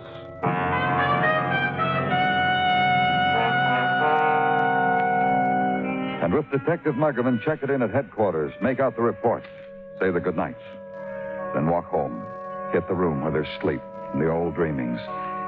And in the morning, headquarters routine, while waiting for the returns on night violence. And about 11, Sergeant Battaglia brings them in. I see you are here, Danny, where I can put my finger on you. You been looking for me, Gino? One would almost think you have been keeping yourself from me. Oh, never that, Gino. Never deliberately. What have you... One would almost think I have committed a failure in some department or other. If I have so committed, don't spare me. What's with you, Gino? You're doing fine. So easy for you to say. I mean it. You've been splendid all down the line. It's just that I've been busy this morning, Gino. A lot of things to check on. No need to apologize, Danny, to make excuse. Write it down to one of my passing moods. Well, you wish to receive what I have for you? Of course, Gino. Thank you. You just came in, Danny. What just came in? What? Oh, just came in to report on the tracing of the gun you found last night. A feverish, sleepless night was spent by some of our boys doing same. So have I been informed. I'll try to make it up to them, Gino. Who does the gun belong to? No one. No one in particular. Huh? Let us put it this way, Danny. Let us say aforesaid gun was a part of a shipment of munitions and weapons from Ruxton Arms Incorporated to a foreign port. Mm-hmm. Let us say that even now said cargo is in the hold of the SS Montevideo lying at Pier 12 East River ready to take off. Let us say I even have the number of the bill of lading warranting same. With all this, I would not go out on such a limb and tell you specifically You said you had the number, Gino. Indeed, I have. Give it to me. Thank you. You're welcome.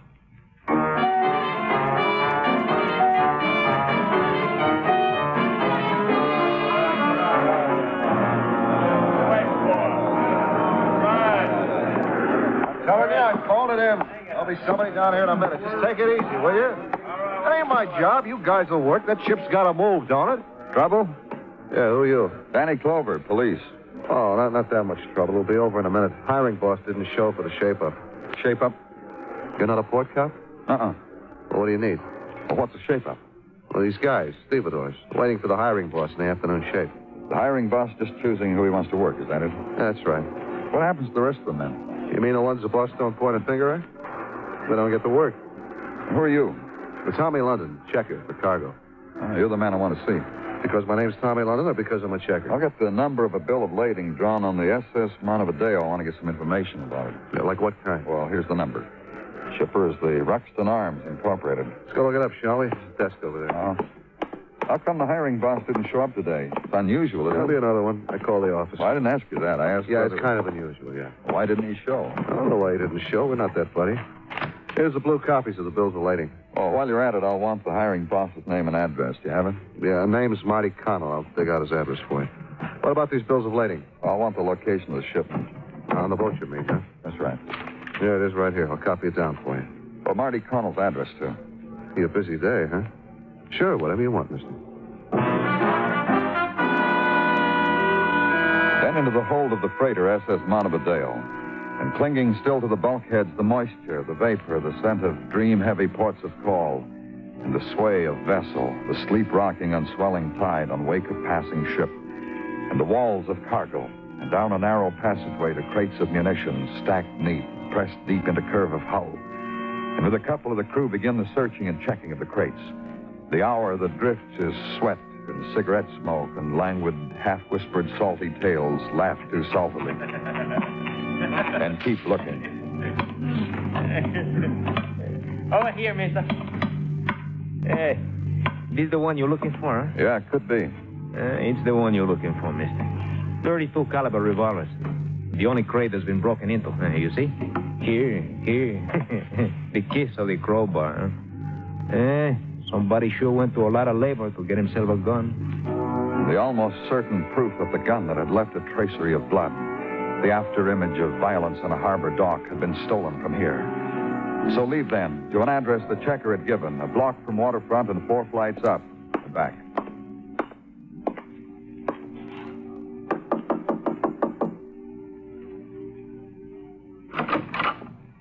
You want something? I'm from the police. I don't ask who because I don't care that much. All I ask is, you want something? I'm looking for Marty Connell. How about that? You're looking for Marty. Is he here? You're looking for him by day, and me, I spent the night doing the same. Come on in, mister, and we'll both have a good cry over where is Marty. You won't mind the bed's unmade. Where I was when you came calling for Marty. Last night, that Marty gave me no sleep not being here. Look, Mrs. Connell. By the way, you know I'm a missus. If I wanted to let it, it could almost make me sad. You don't know where your husband is? Last night, he should have been here with me. Last night, I thought up surprises for Marty, but he didn't show. Right now, he should be on the docks pointing at fellas, making their day turn into gold. I just came from there, Mrs. Connell. Your husband hadn't shown up. You know, I called in and they said to me the same thing. They said, Marty hasn't shown up. Where is he? I said, he'll be around because I don't like it people should think I can't put my hand on my own husband. You and Marty get along good? I told you. I think up surprises for him. I take long walks and figure them out, all by myself. What's with Marty? He did a thing? Last night we found a fired revolver and traces of blood on the waterfront dock. Blood? Marty's? We don't know. Maybe you can tell me. You're saying you found all that and nobody to go with it? That's right. And why choose Marty for it? The fact that he wasn't at the shape-up? What you just told me. I said he didn't sleep in his bed last night. That don't make him your corpse. We don't know if anyone was killed. All we know is someone was hurt. And you chose Marty. Go pick someone else's wife. Try it on her. Try several. You'll flip the reactions you'll get. I'm going back to bed, mister. So you better tiptoe out, huh? Ride back to headquarters now through the day's ending. Take the long way back, through quieter streets, through neighborhood where people come home to. A grocery store and scrubbed steps and parlor dates. And drive slowly and think about it. A gun pilfered from an arms shipment intended for use overseas, used locally, violence rerouted. And get to headquarters, check notations left on your desk, sum total of which no person turned up at hospitals with .32 caliber wound. No reports from doctors. One report, close. A boy of 14 accidentally shot at his dad, but missed. And anyhow, it was a .22, a gift from his mother. And more negative reports drifted in, and the phone call wounded up. Muggavan down here with the dock end of Pier 35. Dredged up a man, he's newly dead. .32 caliber bullet wound.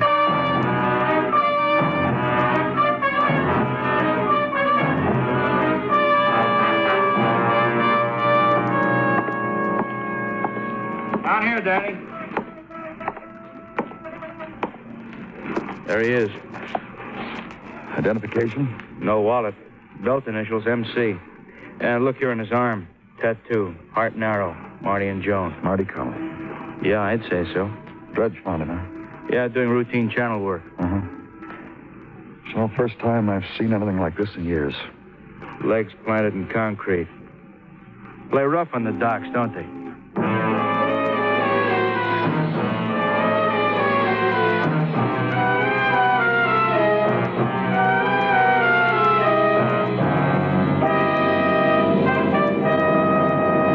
You are listening to Broadway's My Beat, written by Morton Fine and David Friedkin, and starring Larry Thor as Detective Danny Clover. Nobody likes crime except the criminals who create it. So anybody can understand why every community has protection against thievery, treachery, brutality, and murder.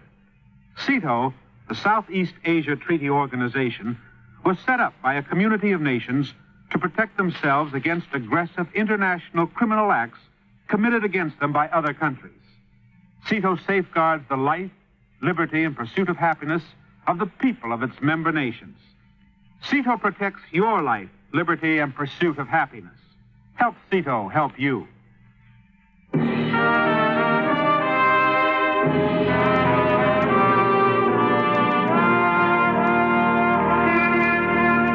The odds are all even on Broadway this day, and Manhattan leers across the Gowanus Canal, kicks its heels, and screams the name of Johnny Mize. But the foreigners from Flatbush smile a secret smile, put their pitching arms in a windbreak, and coin a maxim, tomorrow is another day.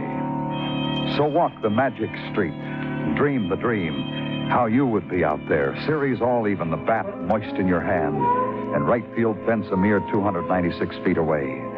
It's the dream for tomorrow, kid, and it's all yours. But it's no dream where you are. The night conversation at police headquarters, and its rhetoric deaf. The friendly, quiet talk with a man who fills in the background on waterfront violence. That's how you found Marty, huh? Feet in cement. That's right, Mr. London. Yeah. Whoever it was must have had a real live hate for the guy. It's why I asked you to come here, Mr. London. Yeah, I know. I helped you yesterday on that bill of lading. Now you need more help. You picked me out of the crowd. Why? You know the waterfront. You're a checker on the dock where Marty Connell worked. You could tell me things about Marty. Yeah, I could. So tell me. About Marty. Huh? I'll give him to you in 2 words. Hiring boss. You think that's why he was killed? You ever worked the dock, Mr. Clover? In your life, ever? The longshoreman, maybe? No. You haven't lived. I can tell you why. All right, tell me. This would be your life. A wife, kids. You leave them still sleeping in a cold water flat. And you hit the docks for the shape-up. And if you care, will the kids get calcium for their bones, or if the wife a new slip? You wear a toothpick over your ear. And a man like Marty gives you the nod, throws you the brass check, and you stay alive for another day. And you come home beat by heavy cargo, and you're a big man in your family. You sound as if you've been through it. No, I just walked the docks and made me a study. It's why I tried for checker and made it. I see. Go back a little, that thing with the toothpick. That you don't know about either? No, I don't. Well, it's a sign, a symbol a longshoreman will pay off to the hiring boss for a day's work. Boss gets paid off, and longshoreman keeps toothpick to pick his own teeth. Marty took payoffs like that? You're naive, Mr. Clover. What about the men who wouldn't pay him off? A good question. Kicking around for a while, you might come up with an answer. Marty's killer. You have anyone in mind, Mr. London? While we've been talking, I've been running down a mental list. Guys I remember said bad things about Marty because they forgot to have toothpicks on their ears.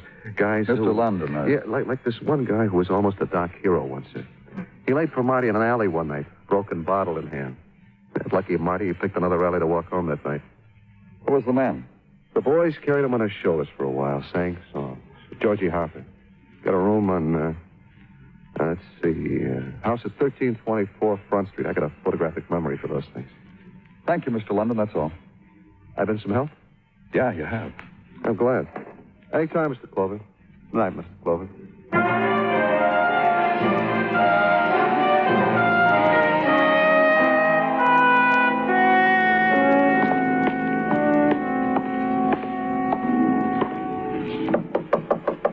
What are you noggin for? Come on in. I don't know you yet, kiddo. Let's not be... Who's giving me all this pleasure? The police. Your name, Georgie Harper? Mitchell's the name, friend. Billy Bob Mitchell. And on account of your police, I'm going to make a point of it. Have a wallet, friend. Just the identification, friend, because your name's not Harper and you're in Harper's apartment. Afraid I got a five tucked under the isinglass? Identification you want? You got it. William Robert Mitchell. Billy Bob. 12 grand, broker. You a broker, Mitchell? It says, don't it? What are you doing here? Waiting. I know the man downstairs with the key. We have an understanding. The $5 bill under the isinglass, huh? It ain't there no more. And you're waiting for what? Harper owes me dough. He's been tough to catch up with, so I wait for him where he can find me. What does he owe you money for? I kind of he borrowed it. Neat answer, huh? I get with it, friend. Harper's a longshoreman. He ain't been working. He gets hungry. Needs what to keep the body and mind doing their duty. So I offer my professional services. Billy Bob's known as the kind of man among the tug and haul boys on the docks. Now, Billy Bob's... Hi, Georgie. You don't need a friend, Mitchell. I'll pay you. 10% compounded weekly, the paper says. I just call it the mine. So when you turn this furniture in... Connell's dead. I'll work. I'll pay you. Get out, both of you. I'm from the police, Mr. Harper. Why? You said it already. Connell's dead. He was shot. And dipped in concrete and dropped in the river. Now, there is a guy who died the way he lived. You kill him? Once, I almost tried. With a broken bottle. But it never happened. He said he was a cop, Georgie. You make a mouth like that, kiddo, the man pinches you. Yeah, I know. And you'll have to wait for your dough. You didn't get along well with Connell, did you? Day before yesterday, I worked for the first time in 4 months. Day before yesterday, I paid off. Georgie, you mean you went to another broker to borrow? No. What did you want to do that? Look, Mitchell. Man's going to slap a pinch on me. He's going to have to. I'm the nicest suspect he's had all day. I could make it so the card reads assault and battery, too. You want it to happen?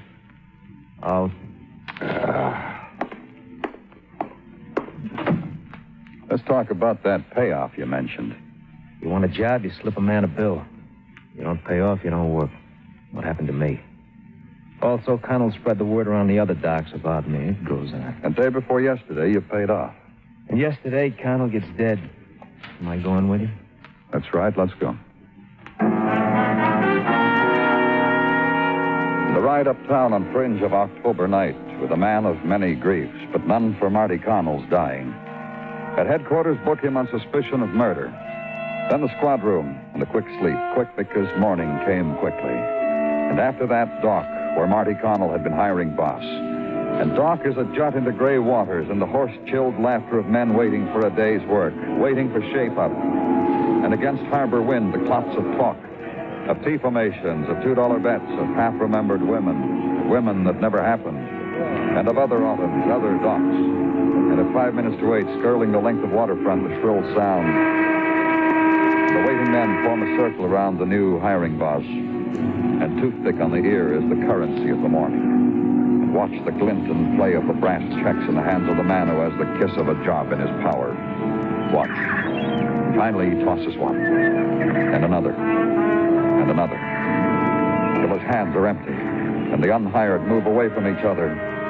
Move to a street where bar is and warmth. And walk up to one, stop him, talk to him, because there are things you need to know. You're a social worker, a teardropper, you got a cozy place. What? Police. Imagine that. Just imagine. No job for you today, huh? You got a shrewd eye for things, mister. Don't let anybody ever tell you different. Shrewd. I just want to talk to him. You worked this dock before?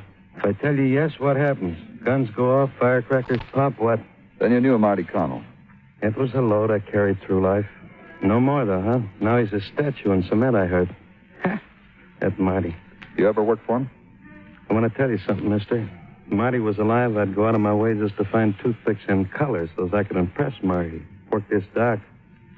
Today, I played it with nothing in my ear. Look at me, unemployed.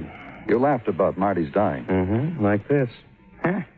Then why'd you work this dock and not other docks? Why'd you keep coming back for more Marty? You know something? I'm going to tell you. Yeah, anytime. You see that ship they're loading? From the Orient, that ship. Hits this dock about once every 8 months. May, I'm a romantic. I like the way it smells, what it does to me. No other dock can make that statement. That's why you kept coming back to Marty, because a ship came in from the Orient every 8 months. That and the other thing. I didn't tell you? No. I'll tell you. Marty's wife. Ever seen her? What about her? Almost every morning the ship's in, she was down here for the shape-up. Stayed the morning. Wore tight jeans, ran her fingers through Marty's hair while watching the longshoremen at work and play. Who can ask for better working conditions than that? Marty didn't mind? Marty was proud. Guys would fight to work his dock. And you know something else? What? 2-1, Marty's wife shows up again in a few days. I got a feeling about her. Kill me. That's a feeling I got.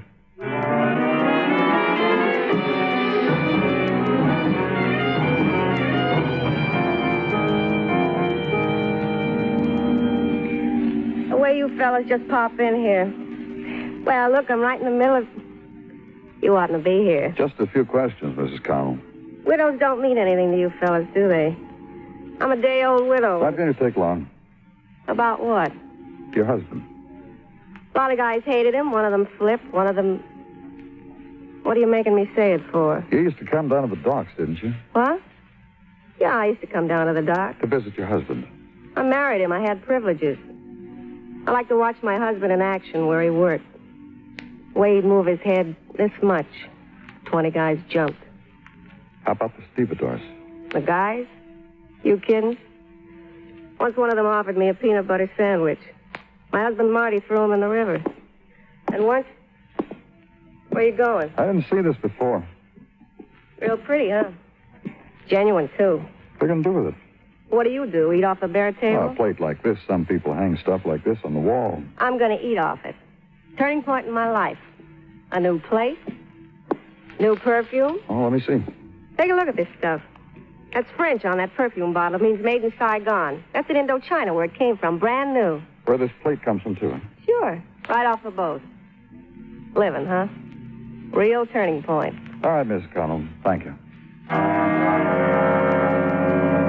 So leave there and walk across the street. Repark the squad car so you can watch the apartment house you just came out of. Reason? Perfume from the Indies that arrived at the same time a boat from the Indies arrived. Conclusion, the widow had a friend. Conclusion, the friend had access to cargo from the Indies. So wait. And daytime drifts away and the city becomes evening. Lights go on in kitchens and in dining rooms, and it's an hour's worth of family time. And evening becomes night, and across the street a door opens. A cab is hailed, and a widow gets in it. Follow it. West to Riverside Drive, and south. And on 72nd, cross town to Lexington. Lexington to the Village and Bank Street. And the cab stops, and the widow gets out, pays the cabbie, goes upstairs. Wait just a little while longer, and follow her into the apartment house.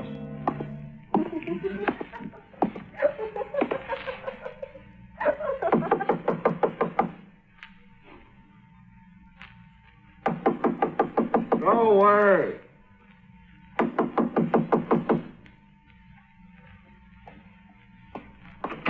You hear what I... Sorry, Mr. Clover. About what? No more information there. I'm a hard worker. This is my time for meditation. Let's go inside, Mr. London. You got your heart set on? Sure. You're a spoiled sport, Mr. Clover. How do I apologize to a widow, Mrs. Connell? Turn your back on her and walk out. Yeah, try that, Clover. Wearing your new perfume tonight, Mrs. Connell? Real Oriental. Want a sniff? Sniff. Cut it out, baby. Hey, who are you pushing? What's the matter with you? You crazy? Don't worry about it, Mr. London. I've been to her place. She showed me the plate, the perfume. You did that, baby? Why not? I'm proud of him. That's right, Mr. London. It's a turning point in her life. Her husband's dead. Now she gets little knickknacks from every ship that lands at your dock. I can hardly wait till a boat lands from France, Tommy. Hey. I don't care who knows it, Tommy. Tommy, honey. Tommy, dear. I like things. I like to show them to people and think, look what I've got that you haven't got. That's about it, Tommy. The pilfered gun that killed Marty Connell, the pilfered perfume his widow wears. Tommy. Tommy, I'm talking to you. Oh, Tommy, I just want to ask you a question. What do you want? That fellow we bumped into last week when we went dancing together. He's foreman at Pier 68, isn't he? Do you notice the way he looked at me? Why, you leave her alone. Take it easy, London. Killed my husband, now he wants to hit me. You know why I killed him. No, I don't know why. You've gone crazy, baby. I didn't kill anybody. What you told me. No girl likes to be tied down too much. And you're pretty. You know how to treat a girl. Nice things, perfume. It's not my fault you're stupid and get caught. You brought this cop to me. You asked me to come. You told me. Okay, baby. If you want it this way, London.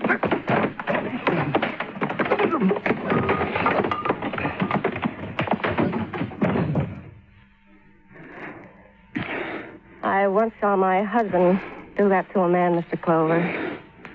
Get your things, Mrs. Connell. Doesn't it register? Just get your things. It's over, huh? That's right. If I didn't kill Marty, what happens to me? There'll be something. I guess so. Well, it was a good try. No. No, it wasn't. Help me with my coat, Mr. Clover.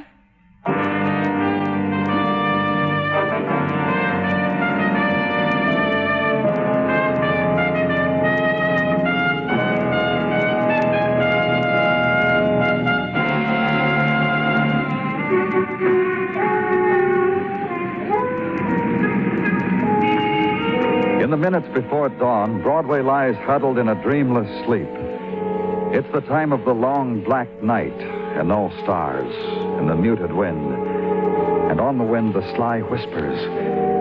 Start running, or you'll never get home again. It's Broadway, the gaudiest, the most violent, the lonesomest mile in the world. Broadway, my beat.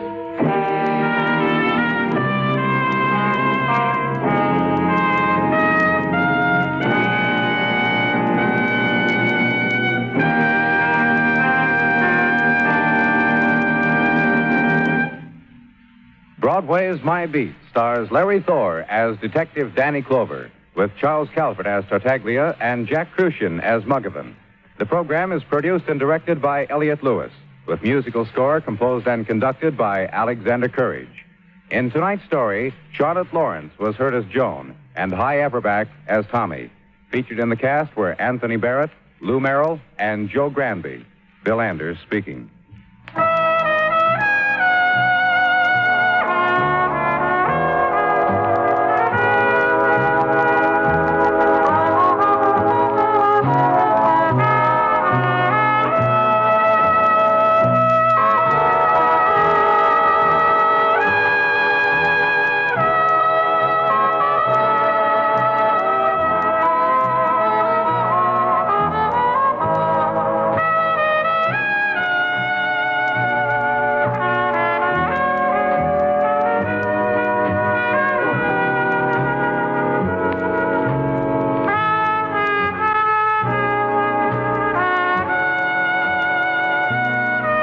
Broadway is My Beat has come to you through the worldwide facilities of the United States Armed Forces Radio and Television Service.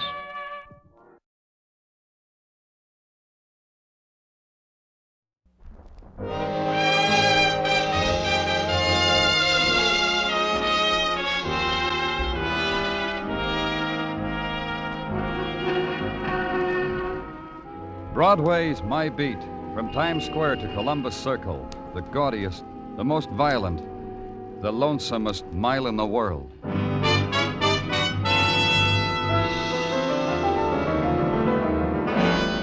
Broadway's My Beat, with Larry Thor as Detective Danny Clover.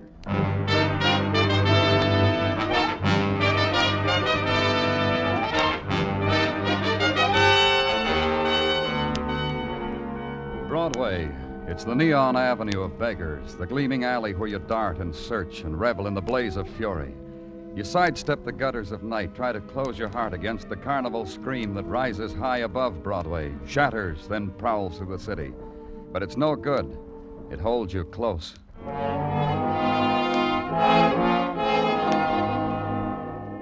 But at the waterfront, it releases you, hands you over to other sounds, the voices of the river, the waking wind that has slept in the sea, the siren wind that clears the way for morning and for death, and beckons you up the protesting stairs of a waterfront hotel, opens a door and invites you to consider a dead girl. She sits sprawled on the floor, her head resting on the edge of a bed, her eyes gray, like mirrors reflecting the gray of the sea through the open window. Detective Muggavan lets you absorb it, get your fill of it, then hands you a cigarette. Light, Danny? Thanks. If you want coffee, the manager's perking some down the hall. He's very friendly. It said while I waited, I could... Strangled. Yeah. With a cord off a robe. Men's bathrobe, I'd say. Where's the rest of it? Couldn't find it, Danny. I've been all over. The killer cut it in half. Thrifty type killer, half a bathrobe cord. Very thrifty. Who found her? The manager. The friendly one? Yeah. A husband and wife registered here. Early this morning, husband woke manager out of a sweet dream, told him to bring breakfast to his wife in a half an hour. The manager did. But she wasn't hungry. She was that way. So the manager ate the breakfast himself. You said her husband. Yeah, Robert Burton, husband. Registered here last night with his wife, Laura Burton. No baggage, paid in advance. You're not reacting, Danny. You said something? Yeah, I did. I said Laura Burton. You didn't react. She dies different from other people? Easy, Danny. I only meant it's funny you haven't heard about Laura Burton. You know, the heiress. Daddy made millions in baby food. Educated in watering places. Educated by counts and dukes and ski instructors. Married a few of them. Funny you haven't heard. Where's her husband? I told you. He ordered a breakfast, took a walk, fed a seagull. That's the last anyone saw him. He was talking to a seagull. Oh, What's the matter with you? with all that money, a Park Avenue mansion, she dies like this. In a place like this. Muggavan said it, and I shrugged. And over Muggavan's shoulder and through the window, I could see the early morning mist rise frostily from the river. And a tugboat and a man leaning over its side. And suddenly the sun was out, striking glints on the water. Daytime had just entered the port of New York.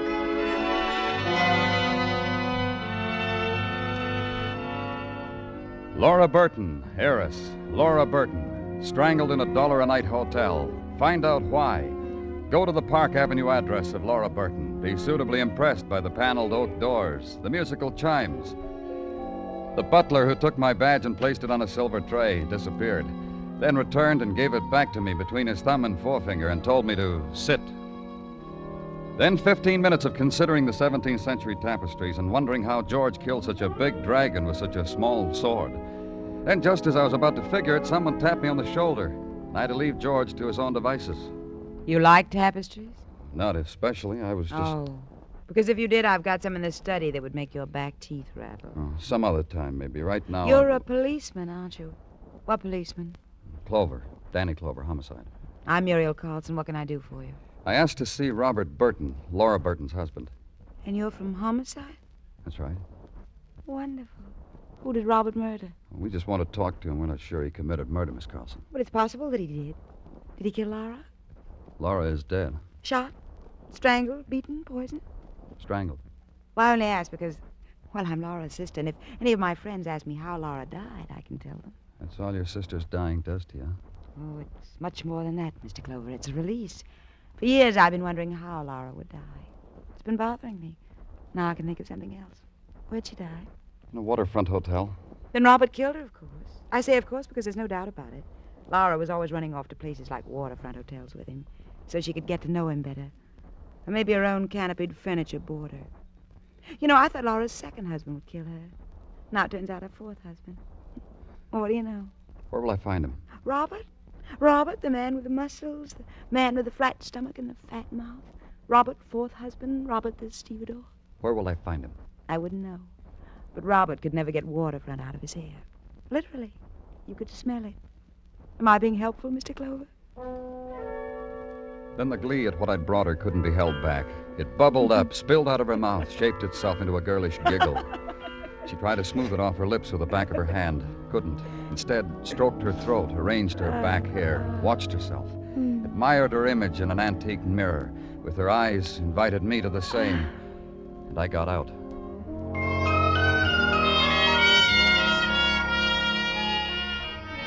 Then the routine pattern began to spin itself out. The APBs, all points bulletin on one Robert Burton, suspicion of murder.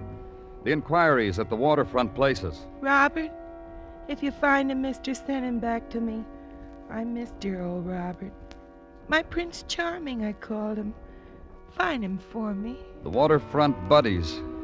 Robert married something rich, I hear. Gilda, huh? Well, she wasn't the rich for his blood, huh? That's a Robert for you. The waterfront hiring halls. You're kidding, Detective. We haven't seen him here since he married Mink and la-di-da.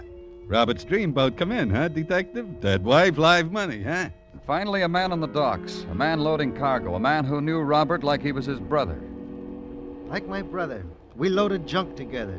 We dreamed together of faraway places and girls with bells on their toes. Well, where is he? Holed up with a bag of gold and a golden girl in some hole on Park Avenue, like I'll be someday if I'm a good boy. By the way, I'm Marty Dixon, and you're a cop. But you got a name, huh? Danny Clover. Danny Clover. They tell me you used to room with Burton. Uh-huh. We shared everything. A room, old comic books, girly magazines. Sometimes we shared our friends until... Till he married Laura? That part of himself he kept to himself, like I'll do someday. You won't begrudge me that, will you, Danny? Like I don't begrudge my friend Robert, who's like a brother. Tell me about their marriage. It's been in the society columns. You tell me, because you knew him so well. Gladly. I've just been waiting to be asked. I'm tired of thinking about it in the loneliness of my room. Their marriage was champagne and antique mirrors and velvet carpets. Sometimes he and Laura would come down and share the crumbs with me. That was gay. Why do you need to know nice things like that? Because we think he murdered Laura. Boy, that crawling, no good... What's the matter, Marty? You want the killer? I'll give him to you. Where? I'll give him to you because that he shares with me. He comes to me, says he's in a little trouble. Will I put him up for a couple of days? Sure, I'll put him up. Where? In my room, 1823 West 6. You know something, Danny? I'm glad you found me. Cross my heart, I'm glad.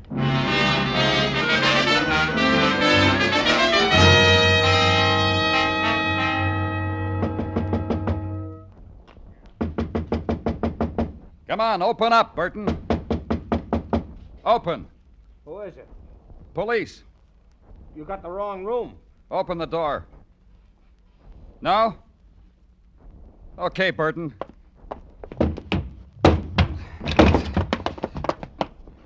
Let's go. Not gonna be that easy, cop.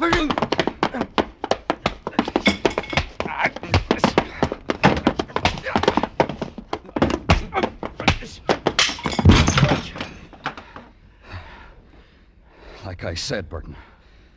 Let's go.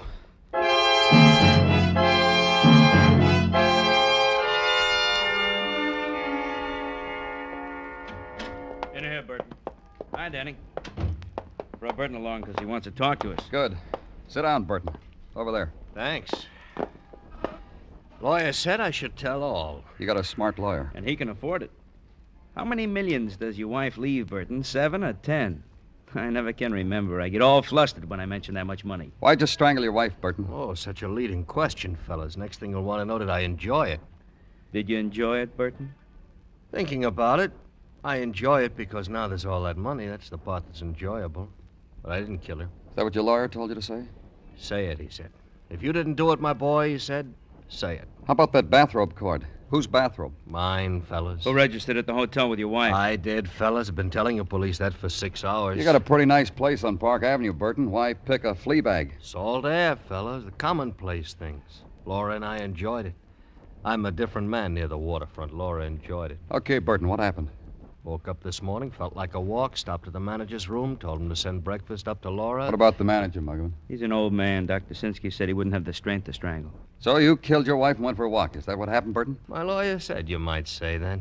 Even said the DA will probably arraign me because it looks like open and shot I killed my wife. Why'd you run? Why'd you hide? Because he killed her. Because I came back to the hotel and saw the crowd and heard that Laura Burton had been murdered, so I ran. What'd you do with the other half of the bathrobe cord? The one she was strangled with? The one you used to strangle her. All right, it was my robe, but I didn't Why'd you only use half the cord? Because... Look. Why? You trying to confuse me? I didn't kill her. But you're glad she's dead. Now take me back to my cell. Sergeant Muggavan asked you a question. Take me back to my cell. Your lawyer said talk, Burton. Talk. Take me back. Sure. Take you back and get your confession. Danny? Oh, what is it, Detective? Homicide call just came in. Waterfront. Call said tell Clover to get down here. I'm busy, Gino. Call came through the DA's office, Danny. Said you. I got a squad car waiting. You gonna take it? Sure, Gino. That's all I've got to do.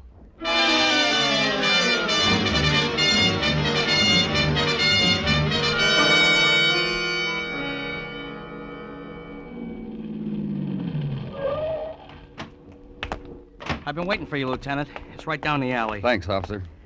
I was just making the beat and stopped here for a drag and a cigarette. I was just checking. Routine, you know, Lieutenant. You stopped for a drag. Yeah, that's right, Lieutenant. Well, when I lighted up, the light from the match... anyway, there she was, laying there. I thought she was a drunk, told her to move on. I poked her. Maybe I shouldn't have done that. This is the way you found her? Yeah, just like that, Lieutenant. I I figure she wasn't drunk. I figure she was strangled to death. I shouldn't have poked her. Don't worry about it. You know who she is? No. Here, I'll hold the flash so you can see better. Good. Hey, you see? She looks a lot like that Laura Burton who was strangled with a bathrobe cord. Same features. Almost identical. Is that why they made such a big to-do about when I phoned in, Lieutenant? And I thought I had a killer. You were wrong, huh? Hold that flash still. Over and over, they asked me, are you sure she was strangled with half a bathrobe cord? Sure, I'm sure, I said. You were wrong about having a killer, huh, Lieutenant? Yeah. I was wrong.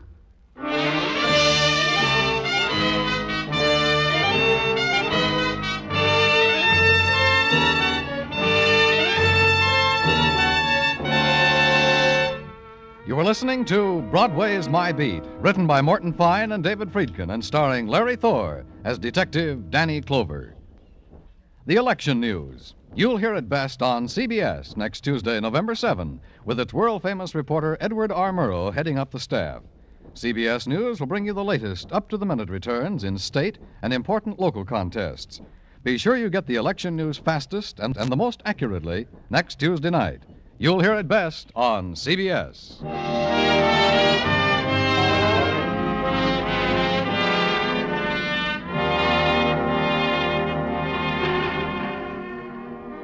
Broadway all depends on the mood you're in. You can be part of the mob and perform for the sightseers, or you can create a stir by strangling women with the cord of a flannel bathrobe. In the latter case, you have an advantage. Broadway performs for you. It hangs on the ropes and talks in whispers and clucks its tongue about the police department. The ray of sunshine the next morning, the pure gold in an otherwise drab November day, was Sergeant Tartaglia, who did remarkable things with file cards, with inkwells, with pencil sharpeners.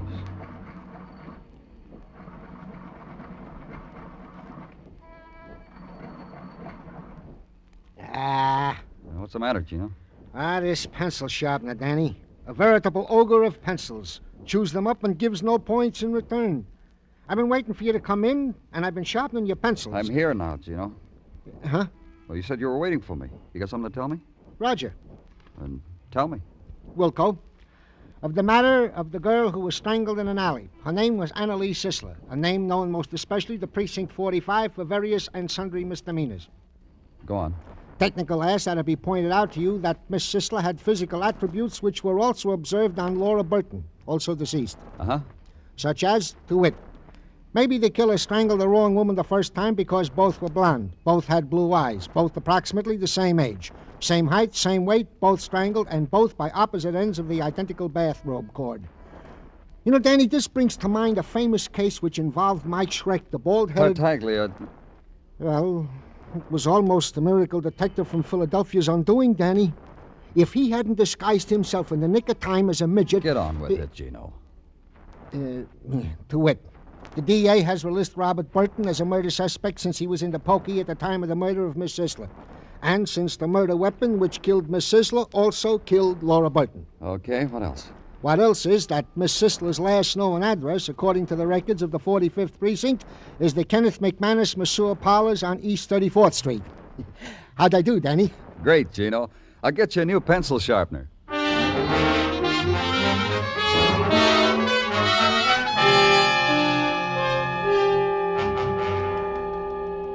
Sure you wouldn't care to grab yourself a steam, Mr. Clover?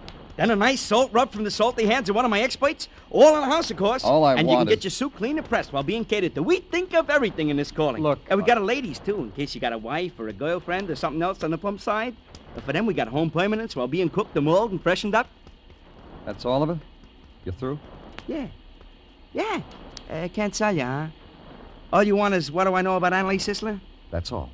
Murdered, huh? In an alley, huh?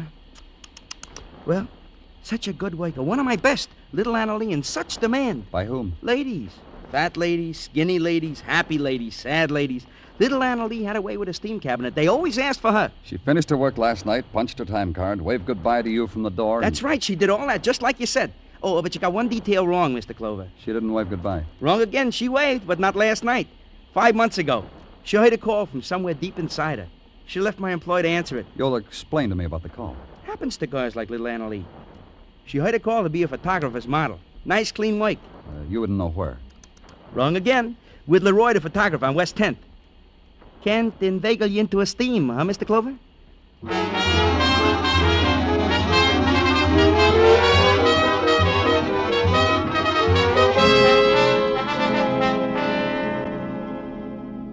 My receptionist secretary said you were different from the other people who come to study with me.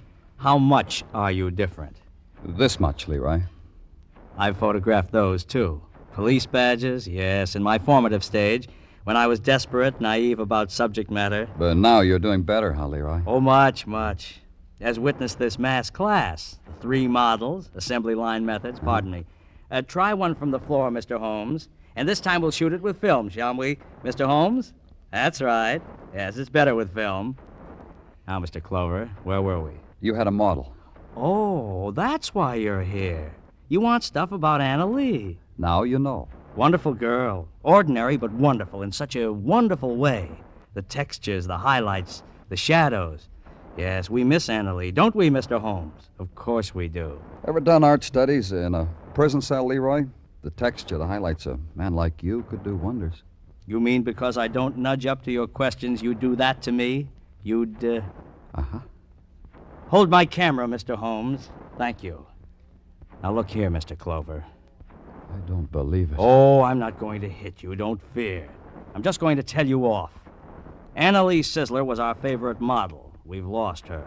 We've mourned for her for 5 weeks now. What? 5 weeks ago, she said she had something much better than us. I pleaded with her, tried to bribe her to come back to us, even went to her apartment, my arms full of goodies. She slammed the door in my face. Her apartment, where is it? 1923's 32nd top floor in the rear. Wonderful subject matter, but you don't care. All you care about is murder, spoiling things like that. That's right. Yes. You can give him back his camera, Mr. Holmes. Leroy just told me off. East 32nd, top floor, in the rear. And a door open. And a woman in the room, her back to you, not hearing you walk in. A woman intent on grubbing through the open drawers of a bureau, finding things, holding them close for an instant, tossing them on a pile of stuff already on the floor, grubbing for more. Then finally aware of your presence, trying to still the greed trembling in her fingers and her body. What do you want here? What are you doing here? Spying. Get out. This is Miss Sisler's apartment, isn't it? What of it? She's got no use for all this now. She didn't deserve things like this anyway. But you do. Yes, I do. All my life I deserved them. Now they're mine, and you can't take them away. Let's have a look. I'll call the police. I'm the police. And you? I own this place. I run it. Rent rooms to girls like her. Clean up after. That gives you the right to steal from a dead girl like her? Not stealing. Only taking what she would have given me anyway if she'd known she's going to die. Anna was a girl like that. Generous. Didn't care about her things. Well, they're expensive. Silk. Imported. Never had anything like that. Not next to my body, I haven't. Just watched her put 'em on sometimes. All right. Don't take 'em away, mister. She'd have given 'em to me, I swear it. I swear it.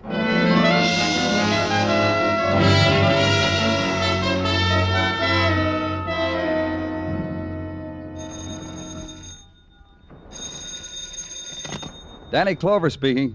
This is Gordon, Danny, the lab. Come across the hall for a minute. I have something to show you. What? The lady's slip you brought in, the underwear. Don't walk, run. Gordon? Hello?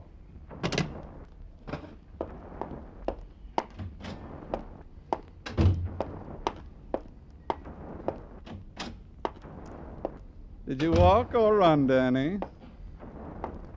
Don't you ever smile? What's on your mind, Gordon? On my mind? Well, all right, I'll tell you. Why is it when the department is up to its neck in unsolved murders, they make kissing sounds at John Gordon? You got something to tell me, or you just want me to admire you? Well, first I'll tell you something, then you can drop your chin in frank admiration. Take a look at this slip. Go ahead, hold it up to the light. See what I mean? I see a black silk slip. A real expensive black silk slip. Feel it. Go ahead, right here. See what I mean? I don't see. That roughness is thread. Something was sewn on that slip and torn off. A laundry mark? Oh, Danny, what you don't know about slips. A laundry mark on a slip sewn here? Sewn here was a French word, toujours. And sewn here was a name, Laura. The stitches were pulled out, but they left their pattern. Now you want to admire me, Danny?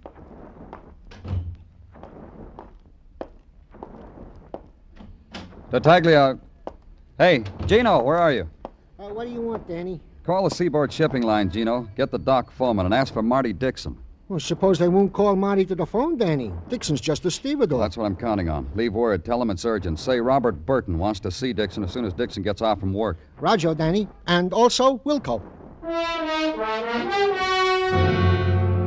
It was 4 o'clock when Muggavan called in. He'd just seen the dock foreman at the Seaboard Shipping Line hand Marty Dixon a note. It was a few minutes past 5:30 when Muggavan called back again. The quitting whistle had just blown down to the waterfront, and Marty Dixon had just punched his time clock. It would take him 25 minutes to get to Burton's mansion on Park Avenue. It took me 10 minutes.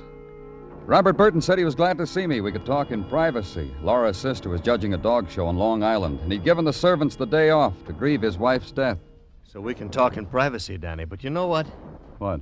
You didn't have to come back and apologize for the rough way you fellas treated me. I understand these things. I didn't come back for that. Oh. Got something on your mind, Danny? Tell me, I can fix it. I got nothing but money. $8 million and change. $8 million. And that's what the taxes skimmed off.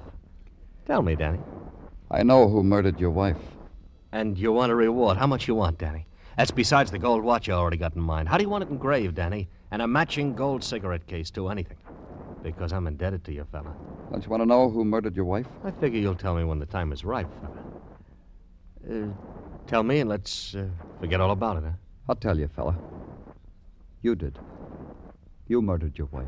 Oh, Danny. You know better. How could I have killed Laura? Same guy who killed her strangled that girl in the alley. Even the DA knows that. What's the matter? Is he on your back for a killer? No. Matter of fact, he gave me permission to pick you up for murder. All this magnificence around here make your head spin, huh, fella? You tried to give me trouble before, Burton. Remember what it got you? Well, this time I got something better. I heard you've been admiring that tapestry, Danny. It's worth maybe 60 G's. How would you like to use something like that for a bath towel and not worry about it, huh? Like it, wouldn't you, Danny? You would, wouldn't you? Tell me, how do you figure I killed my wife? Like we told you before. Strangled her in that flea bag. Your pal, Marty Dixon, wants to come in, Burton. How come you're so good, Danny? You stand here, talk to me, hear some chimes, and know it's Marty. How do you do things like that, fella? Open the door for him, Burton. Yeah, I will. What do you know? Hi, Marty, come on in. You're real good, Danny. Hello, Marty. What goes on here? It's this way, Marty. The DA's on my back. I need a killer. Isn't that right, fella? Yeah. Yeah, that's the way it is, Marty. What does he know, Burton? Let me. I know Burton strangled his wife with half that cord. Gave you the other half so you could strangle that Sisler girl. Had it all arranged. How could the DA indict Burton when it was obvious the killer was still on the loose? You know a lot. How is it that you know a lot? That Sisler girl had an expensive slip that once belonged to Laura Burton. How long did it take you boys to find a girl with the same features as Laura, to make it look like a killer had strangled the wrong girl when he killed Laura Burton? Oh, it didn't take you very long to find her, did it, Marty? A couple of weeks. And then you wined her and dined her. Oh, I helped, didn't I, Marty? Gave you my wife's cast-off clothes so you could give the girl presents, make her love you. You making a deal with the cop, Burton? He likes nice things. I'm in a position to give him anything he wants. Me too. Because everything you got, I got half. That was the arrangement he made when we started this thing, Clover. When did all this happen, Marty? It happened, and that's the way it is. I didn't sign anything. I don't remember doing that. Anyway, you're a murderer. A man in my position can't have any truck with murderers, and that's why I'm giving you to the cop. You know, when I got a message this afternoon, I figured something had gone sour, so I brought a friend. Marty, don't be crazy. Clover, don't go for your gun. I kill cops, too. Look, Marty, we were having a joke, weren't we, Danny? Listen to me now. Marty.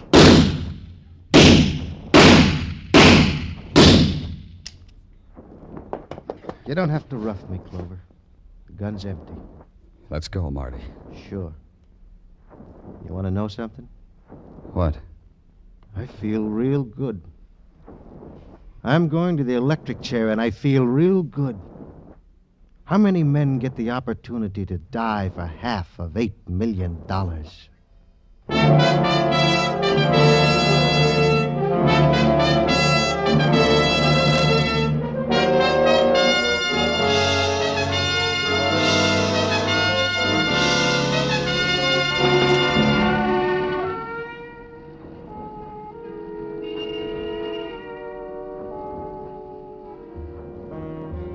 In the minutes before dawn, Broadway lies huddled in a dreamless sleep. It's the time of the long black night, and no stars, and the muted wind. And on the wind, the sly whispers. Start running, kid. You'll never get home again. It's Broadway, the gaudiest, the most violent, the lonesomest mile in the world. Broadway, my beat.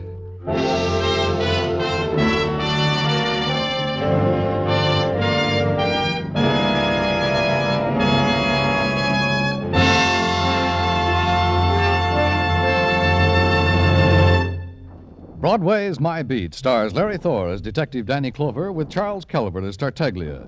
The program is produced and directed by Elliott Lewis, with musical score composed and conducted by Alexander Courage. Included in tonight's cast were Clayton Post, Larry Dobkin, Betty Lou Gerson, Jody Gilbert, Ed Max, Jack Crucian, and Jerry Hausner. Every Saturday night, Americans from coast to coast play Sing It Again. Do you? Well, if you don't know the fun and excitement you're missing. Not to mention radio's largest cash award if you can name the Phantom Voice. There's music on Sing It Again. Music with Alan Dale, Bob Howard, Judy Lynn, the Riddlers, Ray Block and his orchestra. There's contestants from all over America, phoned by Dan Seymour. And there's prizes galore, plus that special jackpot prize we mentioned earlier. So stay at home. Play at home on Saturday nights when over many of these same CBS stations, Dan Seymour says it's Sing It Again. Dan Coverly speaking. This is CBS, where yours truly, Johnny Dollar, brings adventure Saturday nights on the Columbia Broadcasting System.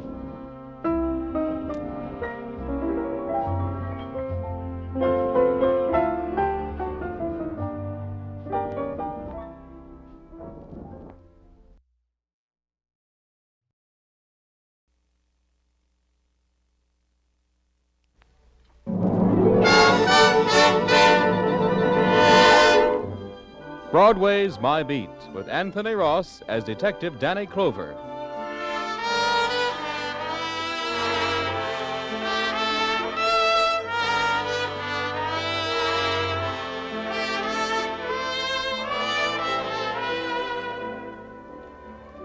Broadway's My Beat, from Times Square to Columbus Circle. The gaudiest, the most violent, the lonesomest mile in the world. That's the street I walk. But today, trouble is waiting for me in the squad room of the 47th Street Station House. Lieutenant Clover? That's me. Well, they Danny Clover. told me out front I'd find you here. You got to help me. Sure. Hey, by those tags on your shoulders, I see you two fellas are in New York for a convention. What's your trouble?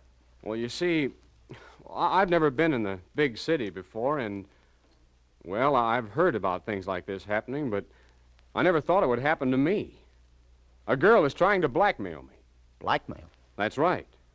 Now, there's nothing to it, but if my wife finds out about it... Hey, wait a minute, young fella. Now, make me acquainted with you first, and then we'll listen to your troubles. Oh, my name's Peter Daly. I'm stopping at the Cleveland Hotel. Exactly 2 hours, my wife arrives in New York. Hold on. Where are you from? You sound like Kansas. No, Arkansas. That's close enough. Who's this gent with you here? I'm his friend, Lieutenant. Name is Ben Cotton. Pete asked me to come up here to the station with him, sort of moral support, poor devil. You from his hometown? Yes, sir, Little Rock. We're partners in a little business out there. We've been in New York a week now, Pete and I, attending a convention. Oh, boys. When will you out-of-towners learn how to relax in New York without getting into trouble? You attend a convention, you gotta go unconventional. Oh, sir, I don't even know that girl. She's a stranger to me. Huh? Well, then I don't get it. Just what did happen? Well, a lot of the boys, after yesterday's convention session, went down to the Hi-Hat Club, and, well, I'm standing at the bar, Lieutenant, having a drink, minding my own business. The bar was pretty crowded, and This red-headed girl takes a place next to me and asks for a light, and I give it to her. Lesson 1. When a strange girl asks you for a light, zip your wallet. Yeah, go ahead. What then? Well, a little while later, the nightclub photographer passes by, and this redhead stops her and says to her she'd like her picture taken, right there against the bar. And just as the photographer is about to snap her picture, this redhead takes my arm with a laugh to include me, you see, and, well, I was feeling pretty good, so to enter into the fun of the thing... Hello, sucker, she must have been saying under her breath. So, well, you both listened to the birdie. Yeah, and when I got back to my hotel, I thought nothing more about it. This morning, I got a phone call. From the redhead? That's right. Oh, she'd sell you the picture for a price or show it to your wife, huh? That's right. Why, she wanted $500. I don't have money like that. How'd she know you were married? Well, Lieutenant, I never told her I was married. Hardly said a word to her. What? Well, then how did she I don't know. Why, she even knew my wife was arriving in New York at 2 today. Can you beat that, Lieutenant? Go on, Davy. Well, she told me over the phone that unless I came across with the money, she'd mail that picture to my wife today. So what'd you tell her? Well, I told her I wouldn't give her a cent. Why should I pay her? Look, Lieutenant, believe me, I'm a happily married man, and I haven't done anything wrong, but what'll my wife think if she gets that picture? Daly, what's the name of that redhead and where does she live? Well, I don't know that. She didn't tell me. Well, then how did she expect you to get to her with the dough? Well, she said if I was agreeable, she'd tell me where I could leave the money, and she'd later leave the picture in the same place. But I told her nothing doing. I'd go to the police first. Then she hung up. Well, you did the right thing by coming to the police. Well, but if she sends that picture to my wife's an understanding woman, Lieutenant, but after all, if I could get my hands on that girl, I swear I'd kill her. Hey, go on. Pick up your wife at the station, Daly, and relax. I'll drop into the Hi-Hat Club, see if that redheaded is known over there, and Daly, make sure your wife puts you on a leash.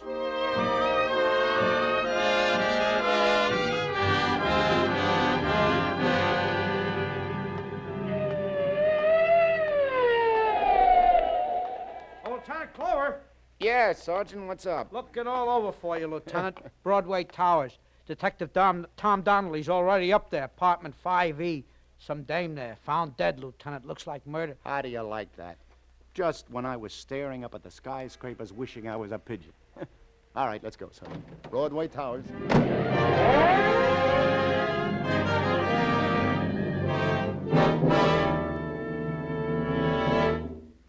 Who is she, Tom? Name Rita Rondell, Danny, according to the building superintendent. Redhead, huh? Yeah.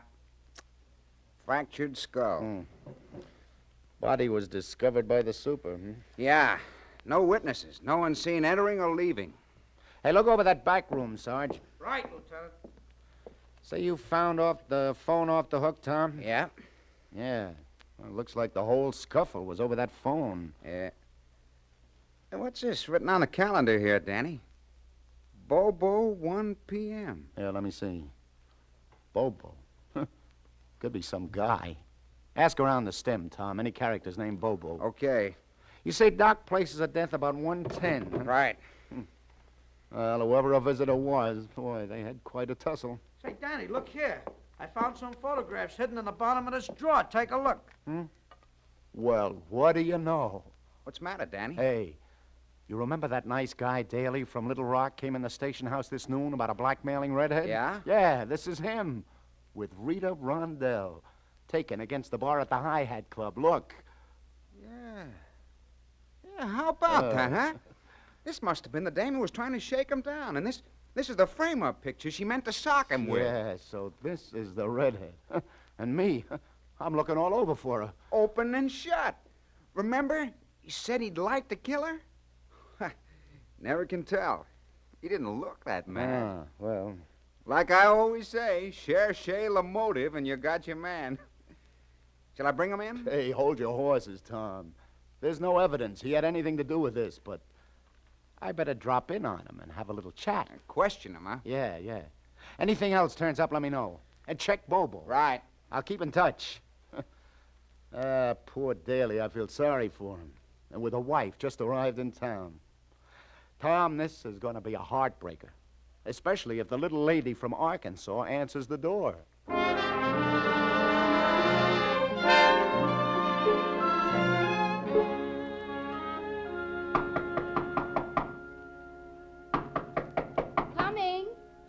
Woman. Mrs. Daly, Yes?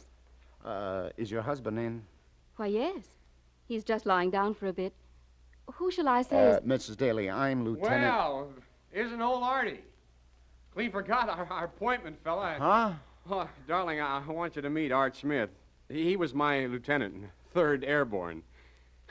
The old dog.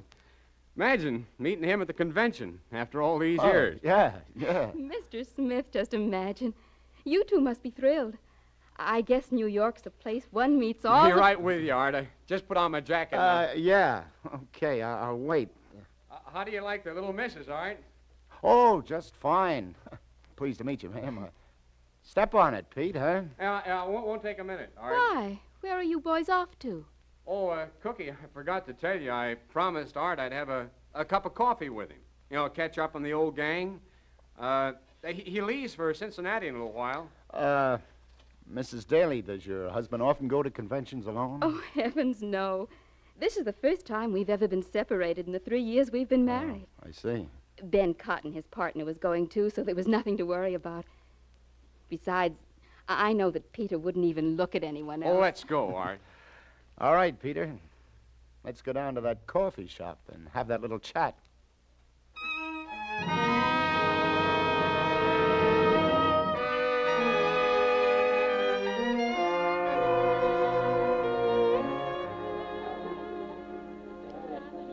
Yeah, we can talk right here in the lobby. Yeah, okay. That's one sweet wife, Daly. Yeah, you can say that again. You can see why I didn't want to let on you were a police officer. Yeah, I got it. Well, Lieutenant Clover, did you ask in that nightclub like you promised to find out if anyone knows that red-headed blackmailer? She hasn't sent that picture yet. You wouldn't be kidding me, mister, would you? What do you mean? When did you see her last, this Rita Rundell? Oh, is that her name? You found that out? Well, why, last night at that bar. You didn't go to her apartment today? At 1 o'clock, say? You know, son, if you're on the level with me, I'd be about the happiest guy on earth. What do you mean, Lieutenant? If I'm on the level? What's up? Rita's dead, son. Dead? Mm-hmm. We found that picture you were talking about in her apartment. What happened? Oh, there was a scuffle from the look of the place, and she fell against something in the struggle and fractured her skull. I don't know. Probably accidental, but there'll be a manslaughter rap for somebody. My gosh. Well, who do you suppose? Daly, right now, I don't have any idea, but my men are going over that apartment, inch by inch, police routine. I'll get a report just as soon as I call headquarters, but before I put in that call, were you or were you not in Rita Rundell's apartment? No. Well, I told you before I didn't even know where she lived. Good. Come on, now let's walk over here to the phone. I'll call headquarters, and if nothing else turned up, you can go back upstairs to your wife. Yeah, she'll think it's funny, my leaving her to talk with you so soon after she gets to New York. Yeah, you wait outside the booth, will you? I'll only be a minute.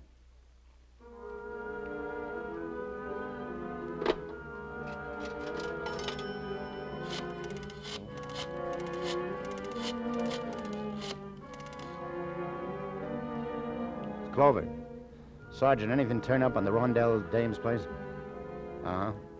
Yeah. I see you. No, you didn't. There's nothing else, huh? Out where? Oh, then he... I see. Thanks, Sergeant. Daly, where's your hat? My hat? Your hat. Well, I must have left it up in my room. Shall we go up and see? Well, I'm not sure. Maybe I lost it. That's right. You lost it at Rita Rundell's apartment. What are you driving at, Clover? It was found on her fire escape. Has your initials. Well, lots of people have initials. Okay. Then let your wife identify it. No, I'll leave my wife out of it. I'll tell you where I lost it. Come to think of it, I remember now. Yeah, at that bar last night where I met her. That's right. I missed it when I got back to the hotel. So either that girl or someone else picked it up and... Well, maybe that explains how... Brother, you kill me. You were wearing that hat in the station house this noon. I'm sorry, Daly. I'll have to take you to headquarters. I'm charging you with manslaughter.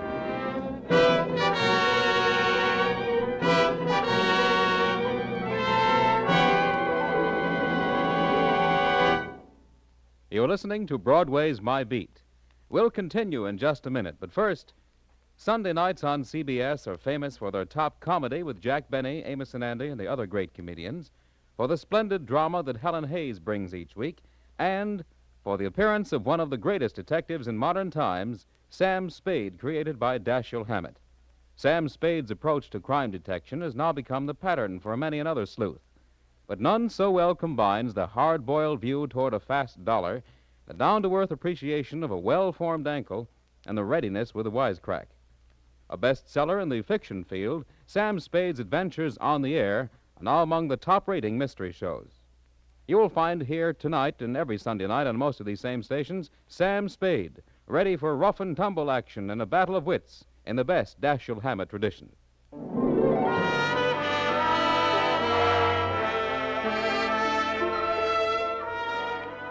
And now back to the 16th Precinct and Detective Danny Clover.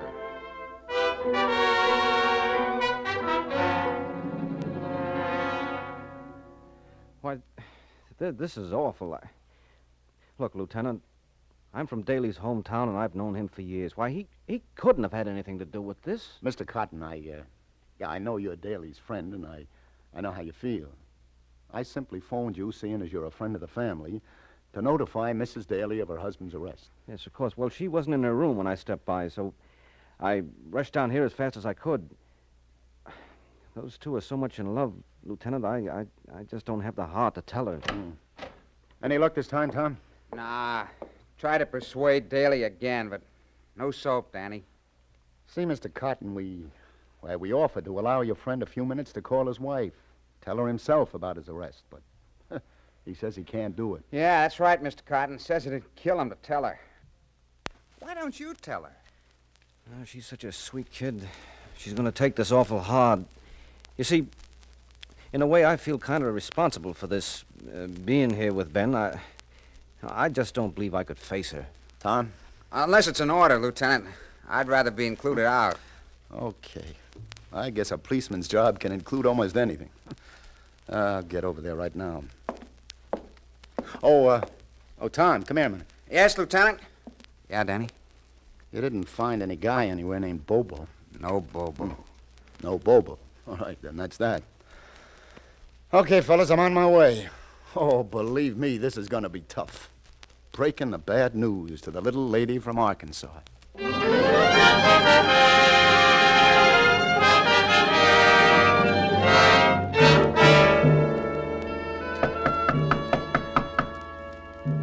I'm coming, Peter. Peter, Oh, why, it's you, Mr. Smith. Where'd you two boys get lost? Where's Peter? Isn't he with you? No. No, Mrs. Daly. Say, let's go inside. I want to talk to you. But I don't understand, Mr. Smith. Where is Pete? Well, the fact is, Mrs. Daly... Where, for goodness sake?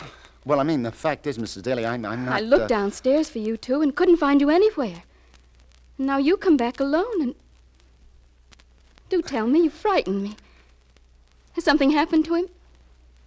Mr. Smith, I thought you had to catch a train. Well, now, you see, that's just what I wanted to explain, Mrs. Daly. Oh, I get it now. You went to a bar instead of the coffee shop, so you missed your train and he... Oh, Mr. Smith, why didn't you say so in the first place? You had me so worried. Oh, no, I'm sorry, ma'am. Where is he? Is he in bad shape? Well, you just bring him back here, no matter what condition he's in, and I'll take care of him. Maybe some coffee would help. Do you hear me, Mr. Smith? Mr. Smith? Mrs. Daly, I'm not Mr. Smith. What? You're not? It was all just an act. I'm sorry. I mean, your husband called me that when I came in before, and, well, I played along. An act? What in heaven's name are you talking about? And who are you? Detective Lieutenant Danny Clover, ma'am, of the 16th Precinct. Your husband... Oh, now, wait a minute. Here, let me help you. Hey, perhaps you better sit down. No, I'm all right. Please go on. Something happened to him. An accident or something. Is he hurt badly? No, he isn't hurt. Oh, that's good. Ma'am, your husband is under arrest. Under arrest? Peter? Nonsense, what for? Well, you see, it dates back to before you arrived, naturally. You see, last night he got into a jam at a nightclub. A jam? I mean, that is, there was a girl at the bar next to him. Girl? No, oh, don't get me wrong there, ma'am. In that respect, I assure you, but it's something else that happened, and... Oh, now, Mrs. Daly, let me tell you the whole story from the beginning. He wouldn't do anything. No, but please don't get me wrong, ma'am. You mean he got mixed up with a girl, but he couldn't? Oh, no, it's not that. There was this redheaded... Redhead? Oh, now, wait a minute. Wait. Oh, I'm no good at this sort of thing, Mrs. Daly. Go on. Well, look, it was all a framed-up thing. Your husband came up to the station this morning and told us the whole thing. Your husband was blackmailed. Blackmailed? But you said he was framed. Yeah, well, as far as the the girl is concerned, there's nothing to it. Oh, of course, I should have known. He was framed with a picture taken at a bar, and, well, to protect you, to keep you from seeing that picture. Well, well, a picture. What would I have cared about an old picture? There's nothing to it. Everything's all right. But you said Peter was arrested. Well, you see, ma'am, to keep you from seeing that picture, I figure maybe he went up to that girl's room and there was a little fight or a struggle or something, and this girl fell. Oh, she's hurt. She's dead. Dead? She's dead? Oh, no, he didn't mean to well, it's a charge we call manslaughter. Manslaughter? He didn't. He couldn't have killed anyone. Does he say he didn't? Yes, ma'am. He denies he was even in her apartment, but you see, there's some evidence. Then I believe him. And you've got to believe him, Lieutenant. My husband's never told a lie in his life. He's incapable of lying. Ask anyone in Little Rock where he's loved and respected, and they'll tell you. But, Mrs. Daly, the evidence I don't shows care what that... evidence you say you've got. His word's good enough for Look, me. Mrs. Daly... And I'll tell you something else, sir. If he was guilty, he'd have told me so. In our whole married life, he's never held back one single little thing. Lieutenant, my husband didn't kill that girl. And if he says so, he was never even up in her apartment. Well, ma'am, I'm glad to hear you talk like that. I was pretty sold your husband was holding out on me, but maybe there's a chance he was telling the truth. Could be he was framed again. I'll go back and have another talk with him. I'll be praying, Lieutenant. Yeah, Mrs. Daly. You do that.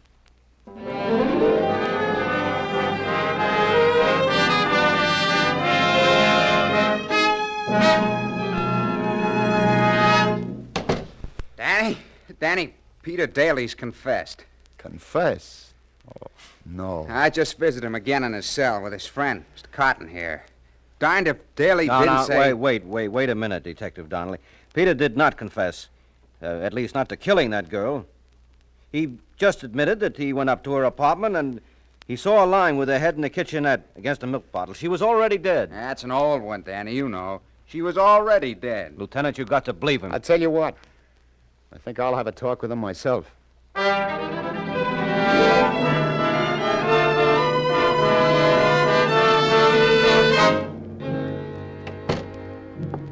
Hello, Daly. They told you, Lieutenant Clover? Yeah, so you were holding out on me. You were in that Rondell Dane's apartment. Oh, I was afraid to admit. You know, you should have told me everything right from the beginning. Well, after I left here this morning, I stopped back at the hotel and she called me again. Said she'd settled for $25. So I figured it'd be worth that much to get the thing over with. I didn't tell you about it because I was afraid it'd get in the paper. It'll make the papers now, all right. Go on. Well, she gave me her address. I went up there, and the door was partly open.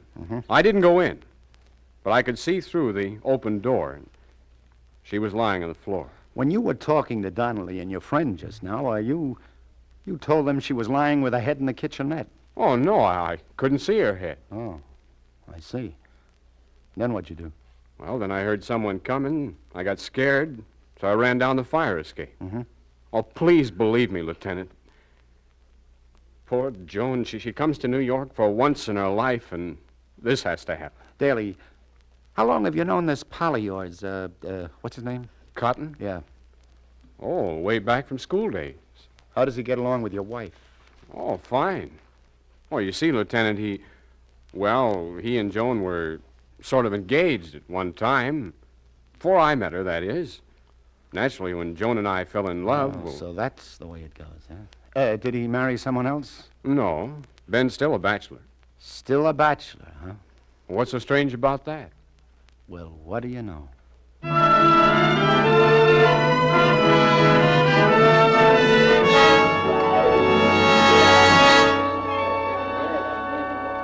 Lieutenant Clover, you back again? This is the third time today. What gives?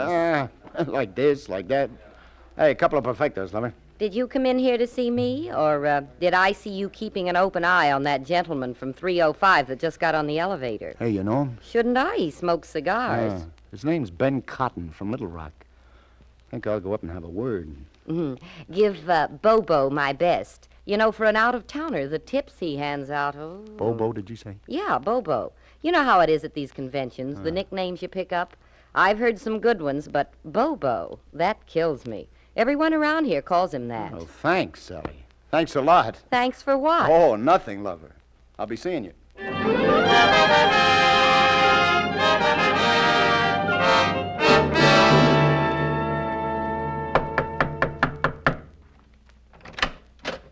Oh, why, Lieutenant Clover. What's the matter, Mr. Cotton?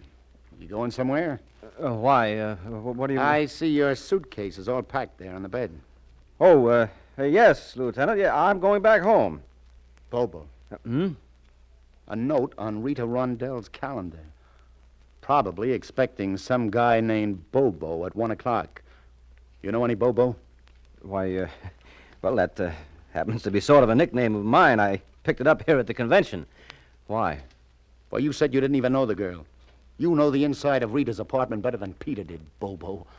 He didn't tell you her head was against a milk bottle. Oh, I never said... No, you arranged for Rita to bump into Peter like at that nightclub. Get a picture taken with him. And then she was to send it to his wife. I'll tell you why you arranged it, too. You were in love with his wife. You wanted her to think the worst, maybe, and throw him over for you. Come on, come clean, Bobo. All right. I was up to that double-crossing redhead's apartment, but I didn't mean to kill her. Let's have the story. Well, I told her yesterday I'd give her $100 if she could manage to get her picture taken with him and send it to his wife. Oh. And then this Rita pulled a fast one. Asked Daly for $500 for it. Yeah, that's right. But when Peter went to the police about it, I got scared. So you went up to her apartment today at 1, huh? Yes, I did, to make her call the whole thing off. And she demanded from you the price she was asking from Peter, $500. That's right. And when I refused... He threatened to expose you to your friend Daly. Began to phone him at his hotel. Yes, that's just the way it happened. I struggled with her for the phone. I gave her a push, and she fell... But I swear, Lieutenant, it was an accident. So that's that. Well, okay, Lieutenant, I'm ready to go to jail. But I don't know what got into me. Trying to do something like that to my best friend. The old triangle, huh? Well, you see, I've been in love with Joan for a long time. Longer than Peter. But he came along and she married him, and... Well, ever since, I've been hoping and waiting for a chance... Chance to break them up. Yeah, that's right. But I didn't mean to go so far. Once I got into it... You got into it, all right. Yeah, I guess I've been a real number one heel, huh? Mister, that's the greatest understatement since... come on.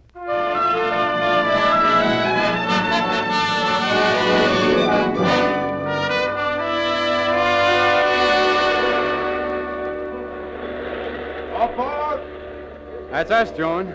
All right, Peter. Lieutenant Clover, I don't know how to say... We'll never be able to thank you for all you've done. Skip it, Arkansas. Hey, just promise me one thing, will you? What's that? Well, I mean, you've come to New York. This is the first time for both of you, isn't it? That's right. You've had a pretty rough time. You got one impression of New York, the wrong one. Come back and give it another whirl, will you? That's a promise. I want to see you both again, you know. So, miss, I don't often meet somebody like you. Why, the faith, the trust you have in your husband is... Oh, you see, Lieutenant. We're in love.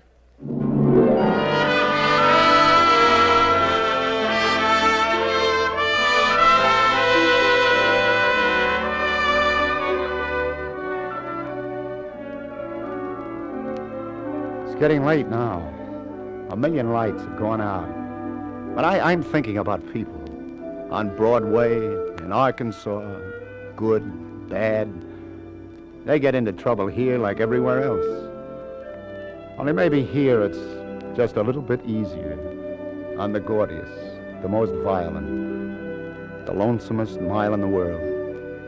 Broadway, my beat.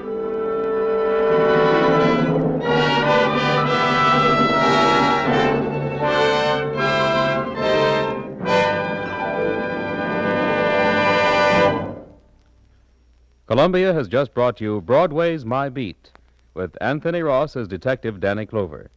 Gene Carson was Sally. John Forsythe was Tom. Today's broadcast was written by Joseph Roscoe and produced and directed by John Dietz. The musical score was composed and conducted by Robert Stringer. This is Bern Bennett speaking.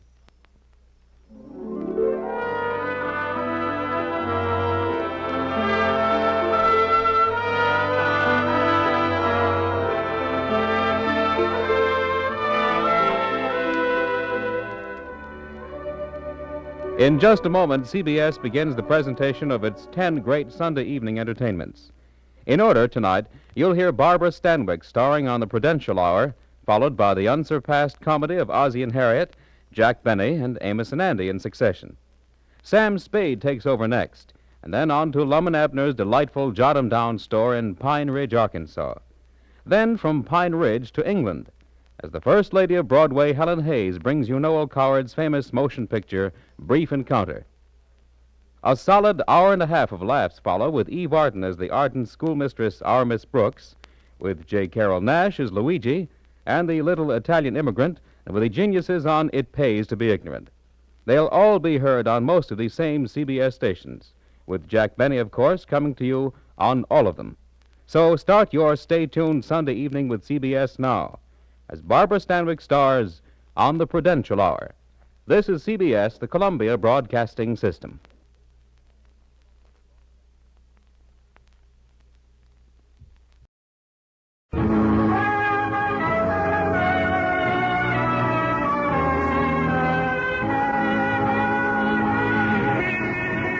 Broadway's My Beat, from Times Square to Columbus Circle, the gaudiest, the most violent, the lonesomest mile in the world.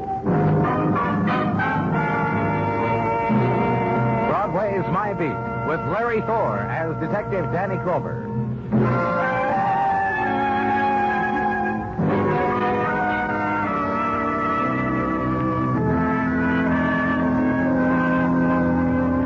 The time comes to Broadway when summer is an early evening. The winds of twilight begin their drifting, and in their wake, the leading edge of night. The laughter begins to bubble in the heat-heavy corridors, and when laughter is to a boil, doors are opened onto the nighttime, and it spills and flows with the currents of this new darkness. And from somewhere a breeze, and the rocket and flare of light, green, blue, scarlet, splashing the faces and shoulders of women heading into nighttime. The Midway is opening now, so hurry, hurry, hurry. Tickets are being sold to Carnival. And in an office at headquarters, the listless ending to a day splattered with minor violences. The stapling together of quadruplicate reports on same. The drone of a fan whirring against the remaining wisps of a day's heat, and a detective talking into a phone. Then shifting it to his other hand, to his other ear, because it's moist with his sweat. Sure, Georgie. Well, we'll take care of it. Yeah. That was Georgie Beck. Same thing? Yeah, Georgie says being followed again. Georgie's in danger, he says. Georgie's upset. Pickpocket with a neurosis, Danny. It could ruin him in his business. If he calls once more, it'll ruin me and mine. Maybe he's not kidding, Muggle. What's the matter? He got you, Danny? What are you saying? Maybe he's not kidding? First time Georgie called, we spent a man on him. Weeks we spent a man on him. All that was following Georgie was Georgie's own boozy breath. We flea-bagged the bar and danced me around again, Georgie. Maybe whoever was following him spotted our man, laid out for a while. Now with our man off Georgie, maybe he started again. I got a theory, too. You care to hear it? Sure. You won't laugh. Why should I? Because it's the end of the day and you're tired and I'm tired and I'm going to lay a cliche on you. Nothing's following Georgie the pickpocket. Nothing but his conscience. Nothing. I'll get him. Lieutenant Clover speaking. Maybe now you'll believe, Lieutenant. Maybe not when I'm hurt. Maybe not when I'm sliced You have up. the phone, Muggle. Faces. Tell me slow, Georgie. Tell me what's happened. I told you. Call. Georgie. Hello? Georgie? So check records of the detective assigned to follow Georgie Beck. Georgie Beck, a month ago resident of a hotel on 45th Street off Broadway, checked out July 5th and moved downtown. Georgie Beck, next resident of rooming house for transients, checked out in a week, moved further downtown. Georgie Beck, address Flap House, Bowery. Then assigned detective pulled off of assignment. So go to last known address. Ask a man who sits out front in a straw hat. And a week ago, friend, he went that way. Haven't seen him since. So leave there. Ride the squad car a couple of blocks east. Find a bar you're looking for. The beer mug painted on the window is of last year's paint and last year's beer. Only the price has been repainted, in accordance with the cost of living indexes published by Bowery barkeepers. Go in. The man you're looking for has 3 neckties on, again. Hi, Penny. I didn't was sitting at my table, Danny. Oh, don't bother me today, Danny. You want a beer? I got one. Selling neckties again, Benny? Waiting for a buyer in Gerson. He likes hand-painted ones with his name, like these. So I'm showing him in 3 colors. The Gerson and blue. Beck, where is he? You leave when the buyer comes? Gerson don't like Lord Danny. He breaks out. What I can do. Just tell me about Georgie Beck. You believe me if I say I ain't seen Georgie for a month? You been away or he? I sell cravats, Danny, from here for the last 6 weeks. I've been here. Georgie ain't. But the last time I saw him, you wouldn't know. Oh? Yeah, dressed in a white tux jacket, black pants with silk stripes, and a maroon bow-type cravat. Georgie? Georgie Beck. Dressed up like a Roman candle. Dropped in to tell us one and all he was going to 4th of July party. And you know where? Grab underneath the table when I tell you. To the Vera Lane mansion. Tell Georgie to a party on Park Avenue, where all the rocks are. That sparkle. Doubt me. That's what Georgie said where he was going.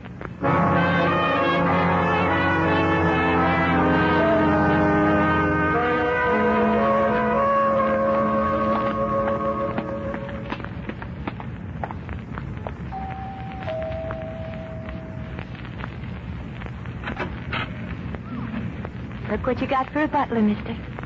Me. Dressed like this. From the police, Danny Clover. Dressed like this by a Frenchman who thought it suitable to an August night on Park Avenue. Mrs. Vera Lane. Is she here? Mother? My mother? There is what took you from whatever you were doing and brought you here? Just tell me. In our garden, there is a pool. In the pool, there is goldfish. By the side of the pool, there is a woman with a crystal glass of black velvet in one hand and a box of fish food in the other. That is my mother. You know black velvet? Take me to it, please. Black velvet is champagne and stout. Sometimes when the fishies are good, Mother lets them have a sip. Maybe they've been good tonight and you can watch them get loaded. Come on, I'll take you to my mother. Take a good look, Mr. Clover. Because when Mother dies and leaves this place to me, I'm going to die and leave this place for a museum. And through here, the garden, food, and my mother. Lorenzo, poor baby. Wish up to the snack. Mother.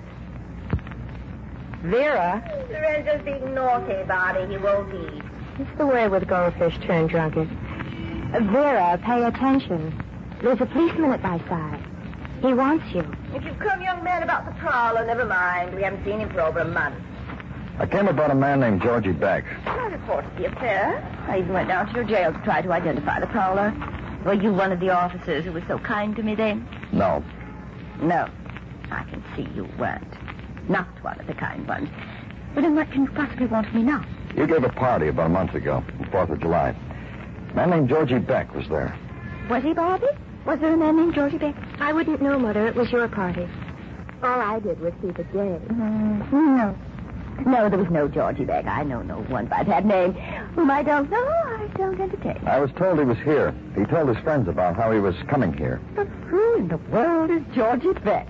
A pickpocket. A man who's been afraid for his life. A man who's been knifed and is lost somewhere in the city. A man we're looking for so we can help him. So we can arrest his assailant. A pickpocket, a thief? Yes. Well, then that would explain why he was here, if he was here. Obviously a crasher come to a party where the fabulous Lane diamond was being worn. And I wore it here, about my throat. Oh, to think that his fingers might have touched my... Bobby, the thought stifles me. And this policeman, will you take him away from me, please? Bobby, your mother's talking to you. Stop that giggling. You heard my mother, Mr. Clover. You'd better go. She doesn't want you to play around here. Walk back through the lavishness of it all and out into the street. And it's night now, summer night on Park Avenue. Stars facaded by elegance and marble. A special vista which includes a gently turning moon in a special colored and cloudless sky. Leave it and back to Broadway, where moon and stars and sky are obscured by other miracles of light, man-made and metered as to kilowatt hours. And down Broadway to headquarters, then walk briefly the shadowed pavement and inside. Hey, Danny. Hi, Gino. The reason I got this phone in my hand, I was just calling communications in case you were still in the squad car. I'll put the phone down and tell me. Georgie Beck, found. Where? Doc Lowell called. He's got Georgie. What are you talking about? As much as I could understand, Doc Lowell, when he called, he said Georgie Beck. Muggerman's still here? Yeah. Get him. Tell him to meet me downstairs.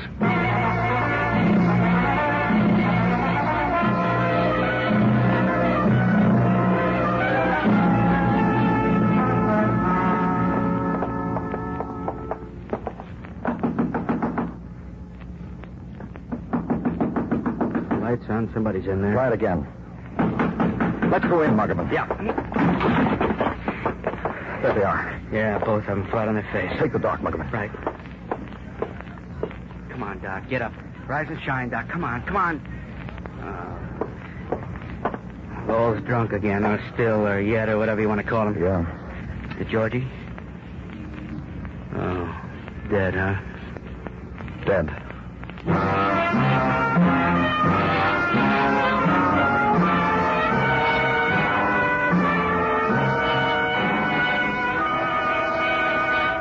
You are listening to Broadway's My Beat. The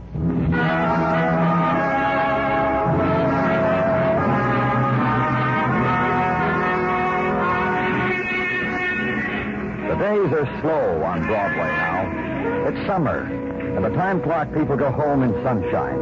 And twilight is an hour's time to make ready. The fast drink, the fast shower, the quick phone call. It's rockets of color, and the sudden swift rush of riot. So grab a partner and hang on. Night dies quickly. The night was halfway done.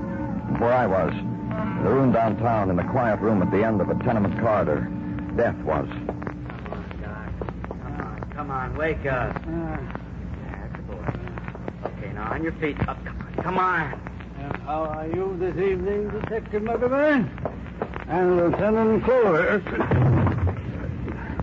Your hand, please, Lieutenant. Danny. Who's dead, Doc? I tried, Danny. I really did. Hey, Danny. Yeah? Hand me that bottle, please. We want to know what happened here, Doc. I need the bottle. Here. Thanks, Danny. Doesn't mean anything, Danny. Now and then I throw a half-full bottle of booze through the window. If it's supposed to mean I'm not going to drink anymore. Oh, come on, Lowell. Just tell us what happened, will you? I was looped when he came in. I couldn't help him. I tried. You remember when that happened before, Danny? When it got in the papers? Maybe you need a faucet in your face, Doc. Come on, we got work to do. Alone. He's all right.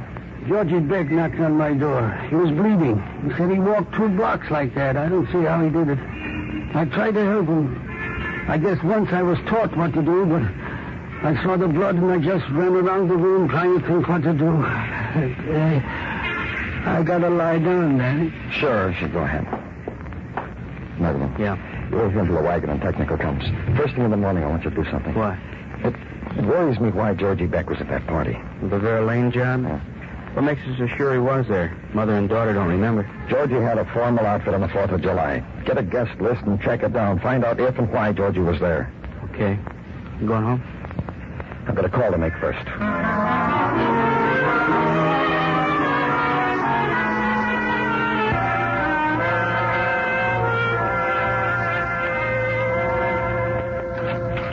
Danny? Well, come on in, Gino. I've been waiting for you. Since your phone call, I've been helter-skelter gathering material, Danny. And I don't want to seem rude. About what? Well, could not this material gathering have waited until morning? Mrs. Tartaglia cannot see her way clear to take material gathering as an excuse for the empty pillow on the left side of the Tartaglia bed. I'll write you a note home, Gino. Now tell me what you've got for me. Really what you asked. The record on Georgie Beck. Tell me about it. Roger. In December 1940, Georgie was apprehended in Times Square encumbered with 16 wallets, 15 of which were traced to squalling citizens, sentenced 3 to 5.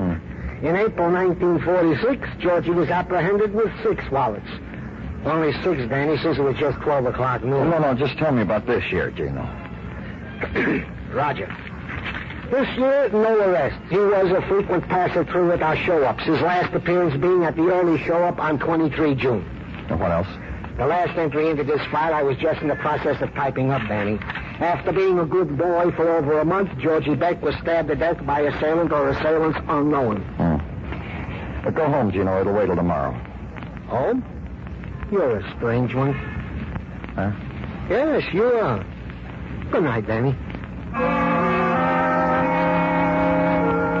Then against the flow of an August night, walk the quiet streets of the city. The time is for the looters of night. Somewhere a stockpile of illusion may have been left unguarded. Somewhere there must be a dream not yet dreamed. A whispering uttered to no one else. A corner of an alley unoccupied. The trash can unsearched. Walk. And be conscious of the night pattern you fulfill. Drifter, straggler, searcher, derelict. And in the room, night ebbs. And in its wake, sleep. And on the wall of the room dances the image of a pickpocket in finery, sauntering through marble mansions.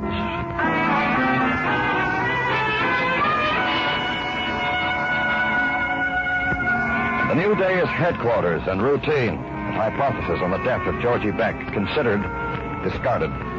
Then at 1 o'clock, the day is distilled into a phone call from Detective Muggavan. Get here, it says. A man you ought to talk to. Park Avenue neighbor of Vera Lane, 3 doors uptown. I'll wait for you. And you order the squad car, and you get there. Guy Carroll, Danny, one of the guests at the Lane party a month ago. Lieutenant Clover, Mr. Carroll. The thing you two must understand about me. In the mornings, I'm irritable. In the morning, repetition bores me. A free translation of Mr. Carroll's remark, Danny, is that he's already told me what I want him to tell you. All right, go ahead, Mr. Carroll. Perhaps you don't understand. I abhor being repetitious, tautological. Hey, you just go right ahead and be that, Mr. Carroll. Now speak your piece to the Lieutenant. We won't tell a soul how you are in the morning. Well, for this mercy, thanks. Well, I attended Vera's shindig. I admired the Lane diamond about her wrinkled neck, drank the bubbly, put punk to sparkler, and was relieved of certain of my effects. What? What the gent is saying, Danny, Mr. Carroll is saying, he was heisted of his wallet at this Park Avenue affair. Georgie Beck? As your companion kept mouthing that name to me, it enchants me. Georgie Beck. What is a Georgie Beck? Do tell me, Lieutenant. The man who was murdered. The pickpocket who we think was at that party with you. Why wasn't the theft reported, Mr. Carroll? Well, I had the wish to, the desire to, but I'm a man of little spleen and no backbone. Also a man who must carry quite a bit of money with him. Why didn't you report the theft? Because I was persuaded by Vera to be civilized and make a game of it. Game. Amidst giggling and jollying and whoosh of Roman candles, we searched each other. The ladies, of course. And the men. Well, anyhow, we found my wallet on Johnny, who fled from our derision to some lair or other. Yeah, tell the Lieutenant about Johnny, Mr. Carroll. You don't know Johnny? Johnny Monday? No, tell me. It will surprise me. Johnny Monday, juvenile delinquent at 14, criminal at 20. Oh, I do relish this. Just tell me. Well, somehow Barbara, that would be Vera's offspring, somehow Barbara found this Johnny in her wanderings, imposed him on our circle, and one night announced us her engagement to him. Miss Lane was in love with him? Well, Barbie's emotions are a wilderness to me. Anyhow, if she had love for him, it must have died the night he thefted my wallet and fled. Well, now that you completely destroyed my... We're real sorry about that. Let's go, Muggavan.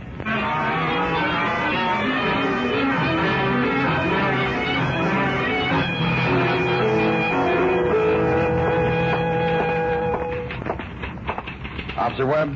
What do you, Matt? Oh, you, Lieutenant.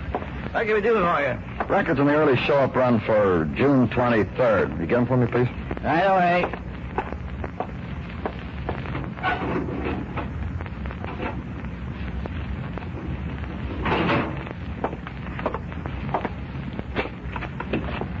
All yours, Lieutenant. A fine collection of pickpockets, prowlers, and assorted muggers. Thanks. Oh, sorry, I should have made it clearer. This isn't what I want. All you got to do is state your case, Lieutenant. Anything you want, we're here to cooperate. Well, I want to run down on the people who attended the show-up, spectators, the people who came to identify the suspects. Oh, that's right here on the back of the file. This woman was at the show-up? Take away your finger, Mrs. Lieutenant. She make out... Vera Lane? That one? Mm-hmm. It's there on the record, Lieutenant. She was here.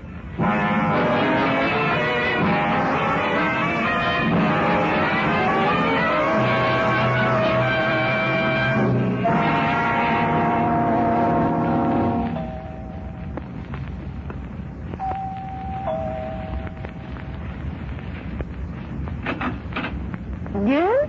Hello. I'm Lieutenant Clover. Don't you remember? Who? I was here last night when you were feeding the fish. Yes? May I come in? It'll be a few hours yet before I feed the fish. Let's go in, Mrs. Lane. I want to talk to you. You want to see me while you see my daughter? That's a nice compliment. Funny. It's that detective who was here last night. Hello, Barbara. Hello. Bye now. I'll tell you when, Barbara. I did the polite thing, Mr. Clover. I greeted you. What do you want? Just come back here. All right. Tell me when to start. Barbara. Yes, Mother? Don't start anything. Just listen to the man. You're here for what, Mr. Clover? To tell you about Georgie Beck. That's the man I read about in this morning's paper. That's the man I asked you about last night. Well, what happened to him? Mother, you read. What happened to him? He's dead. You're here for what, Mr. Clover? To gather everything together. To tell you why he died. I know why he died. Oh, don't be silly, Bobby. He died because a drunken doctor, a doctor with no license, couldn't do anything for it. That's right. Goes a little further than that. Bobby! Now, don't get the vapors, Ma. Georgie Beck was a little man who thought someone was following. For a while, we put a man on it. Nothing happened. We dropped Georgie. Don't you hear lip, Mother? Just listen to the man. Learn a little. I don't understand this. I don't understand why this man is And here. you don't understand me. Yes, that's right. We dropped Georgie, but then Georgie called. He said he'd been hurt. Then he, or someone else, hung up the phone. Maybe Georgie figured the police would think he was crying wolf, so he went to the only place he knew for help, a drunken ex-medical student. And when you found him, he was dead. Right. Exciting. And the rest Well, I of don't it... want to hear the rest of it. I don't want to hear anything. You will, though. Won't you, Mr. Clover? You wanted to. Over and over. Over and over. Hi, Ma. What am I going to do with you? Mr. Clover, did you ever hear a more stupid question in all your life? Georgie was at your 4th of July party, wasn't he? You trying to beat Ma on stupid questions? Mrs. Lane, tell me about the time you went to the police show. Barbara, you're a willful, spiteful girl. I know. I don't know whether you ever saw a prowler or not, Mrs. Lane. That's not important. What's important is that you were at the June 23rd show at the same time Georgie was. And then all of a sudden, Georgie had formal clothes, went to your party, started living at a good hotel. Ma hired him. Didn't you, Ma? Mom, didn't you hire him? Yes, I did. I'm your mother, and I know what's best for you. She's my mother, and what's best for me is to hire a pickpocket. You know why she did that, Mr. Clover? I know. To pick a man's pocket and plant the wallet on a boy you were engaged to discredit him in front of your guests. To make him run away from her. Yes, I'm your mother. Oh, shut up! And you're my daughter, and you wanted to marry a boy like that, with a record. A criminal with a record. Who's going to marry me now, Mother? You killed Georgie Beck, didn't you, Barbara? After the party. After what happened... Don't tell him. After what happened, Johnny came back. Johnny Monday, Mr. Clover. My love. The boy I'm never going to marry. He came back. He called me the next morning and I met him. You never knew that, Mother. No, I didn't. I don't know anything about you. I don't know what kind of child you are. I met Johnny, Mr. Clover. He told me he recognized that man at the party, that Georgie Beck. knew what he was. He found him and followed him. He was going to kill Georgie, but I begged him not to. He told me where Georgie was, and I went there. But I saw a policeman. I waited a long time until there were no more policemen. Then I did what I had to. Why, Bobby?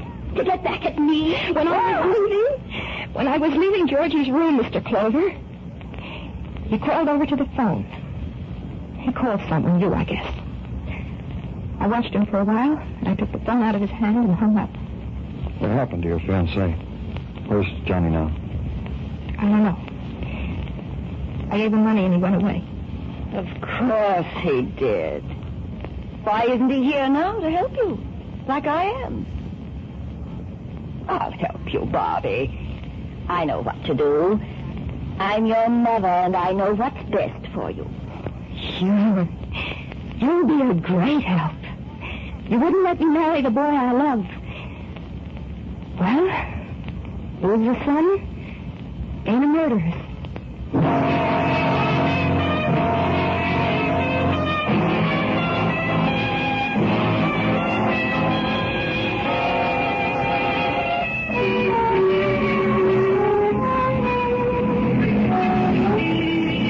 The night's jury races against the time of dawn on Broadway. It needs those hours to prove itself.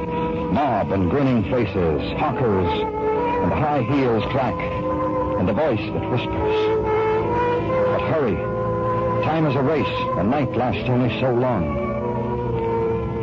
It's Broadway. The gaudiest, the most violent, the lonesomest mile in the world. Broadway.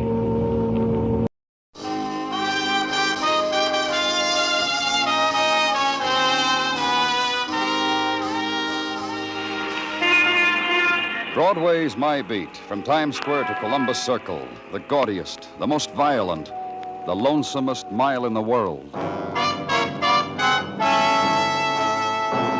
Broadway's My Beat, with Larry Thor as Detective Danny Clover.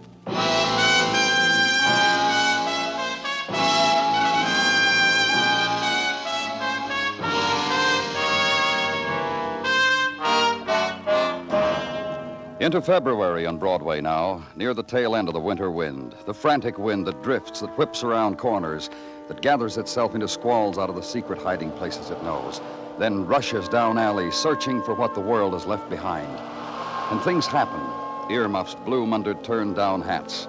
Discarded newspapers wing low, then scurry over pavements and wrap themselves around hurrying feet. And home suddenly becomes where the coffee is. Wind of February. Beauty and nylon on a street corner. And above it, where I was, where Detective Dennison was, on top of Hotel Marquis, platform over the street ringed by neon advertising rates and a Roomba band. Platform also serving the purpose of catching the body of a man who jumped or was pushed. Hold the light over here a minute, Danny. I want to take a look at his wallet. Thanks. Name's Artie Blanchard. Home address upstate, Utica. Money in his wallet, too? Let's see. Hey, look here. 5 $100 bills. About a half a dozen 50s. How much you find in his coat pocket, Danny? A couple thousand, I guess. I didn't count it. Must have been that much in his pants pocket, too. Hold the light a minute, will you? If these bills aren't real, they're close enough to it to make me happy feeling them. Nope. No what? This man didn't jump. All this money, why should Stick around for technical, Dennis, and I'll see you later. And so it was this. Entertainment for winter night. Look down over edge of Marquis. And gathering to it, lifting face to it, the crowd people, anchored in shadow pools, wavering, blurring, floating faces on wind drift. But the constant thing, pierce and dark of neon-reflected pinpoint and ring of staring eyes. And from swell of crowd, a shouter detaches himself, runs wildly the street, shouts violence, summons more spectators. And the whisperer, too, elbows crowd, walks to a doorway to edge of woman, makes his whisper, shrugs, comes back to spectacle alone. The entertainment, and leave it.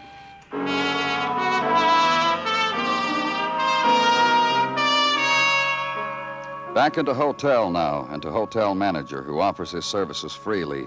The use of himself, his master key, his shock. I can't get used to it. Happens on and off in this hotel. Last time, 6 years ago, a young girl. I took a whole month off. I just can't get used to it. Blanchard's room on this corridor? Yes. He seemed a very usual kind of man, Mr. Blanchard, especially out of the ordinary. For this kind of a hotel, I mean. This was his room, Mr. Hochstetter? Yes. Will you open it, please? Yes, I'll open it. I'll get it open for you. Yes, very usual kind of man. And his friend, too, the man who shared this room with... Oh, how unusual. How very... And all that money. All that money just tossed around like across the bed on the dresser. And here, a clump of it on the floor. Just leave it alone, Mr. Hochstetter. Huh? Oh, yes. I didn't mean to... But you must confess it's startling to walk into a room, a man is dead out there, and there's all those bills just thrown about as if they were confetti. 20s, 10s, 100s, 50s. Oh, you were saying, Mr. Hochstetter. What sort of madness could have hit him? Or maybe it was a kind of joy just before... I meant you were saying someone shared this room with him. Yes. Mr. Joe Tobin. They registered here, let me think, a week ago, from Utica. I believe it was Utica. I can check. Don't bother yourself. From Utica. Me and Artie. Oh, Mr. Tobin. I'm afraid we have rather saddening news for you. Don't bother. I know about Artie. Lobby dames are all excited with his name. What happened to him? One of your bellhops spread the word. You police? Uh-huh. I'm Joe Tobin. This was my bed, that one was Artie's. It's been like that for a lot of years now. Like what, Mr. Tobin? Hey, bank night in a hotel room, huh? How do you figure, officer? Somebody shove Artie through the window, then toss dough around like it was corn for your pigeons? I asked you something, Mr. Tobin. All that dough. The killers, Artie. Oh, you mean about me and Artie? How we were? Uh-huh. Pals, friends, buddies, everything 50-50. Born and raised in Utica. Everything, but everything, half mine, half his. Finally kicked together 10 grand, come to this large town to buy a filling station. Artie had a brain. He said, filling station, Joe, in a year, double our investment. That's how we were. Everything 50-50. Except... Except what, Mr. Tobin? Except up to the point where it got squeezed out of him on a hotel marquee. That's where I cut out. I don't die. I go back to Utica and live. You scared of something? What happened to Artie can happen to you? How do I know what happened to Artie? Maybe it could, but it won't. Utica's nice. Man can live there nice with 5 grand in the kick, real nice. Another question. Where were you tonight? Where have you been? Very large town, lots of places to do. I did a bushel of them. Then I got tired, come back here, got the word about Artie. I'm still tired. You fellas mind I lie down on my own bed, huh? And the dough on it, you can do One thing, Mr. Tobin. Yeah, I know. No Utica till I hear from you, huh? Oh. You know what? What? It ain't the same without Artie. Not one little bit.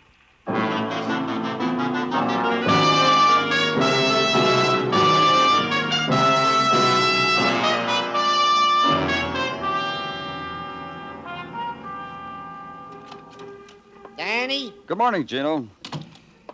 Yeah, what's the good word? Danny, if I am green this morning, blame it on my chlorophyll. That's a good word? On my soap, Danny, for I am not a greedy man. What are you talking about? This morning, before you came in, I counted $25,000, of which not a cent belonged to me. So if green is the color of Tartaglia, blame it on... That's how much money Blanchard had with him, at $25,000. On his person, plus what was found in his room. $25,212, of which not a sou is counterfeit. You know the last time I saw that much money, Danny? Well, please tell me. When I visited my cousin Kendall. The one from Baltimore? That's right. The one with the bad table manners. The wealthy Tartaglia. He opened his safe for me once for my birthday and showed me. Can you imagine a man who can't even write his name Gino. and ask him for the time of day? You think he'll give it to you? Gino, please. With him, it's always just before 3 o'clock so he can go to the bank and cash another check. With him, it's all... Danny Clover speaking. This is Mrs. Miller. Yeah? Mrs. Dorothy Miller, 1612 East 27th. Yes, Mrs. Miller. What can I do for you?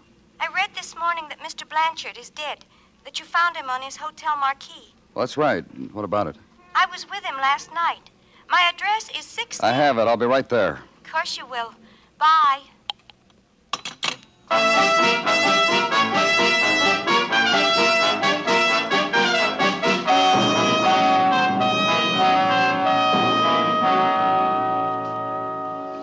It's of course apparent to you that I'm a widow. Mrs. Miller... You've but to look around you at this house. Its femininity, its graciousness. The fact that there is nothing, no trace of a man in it.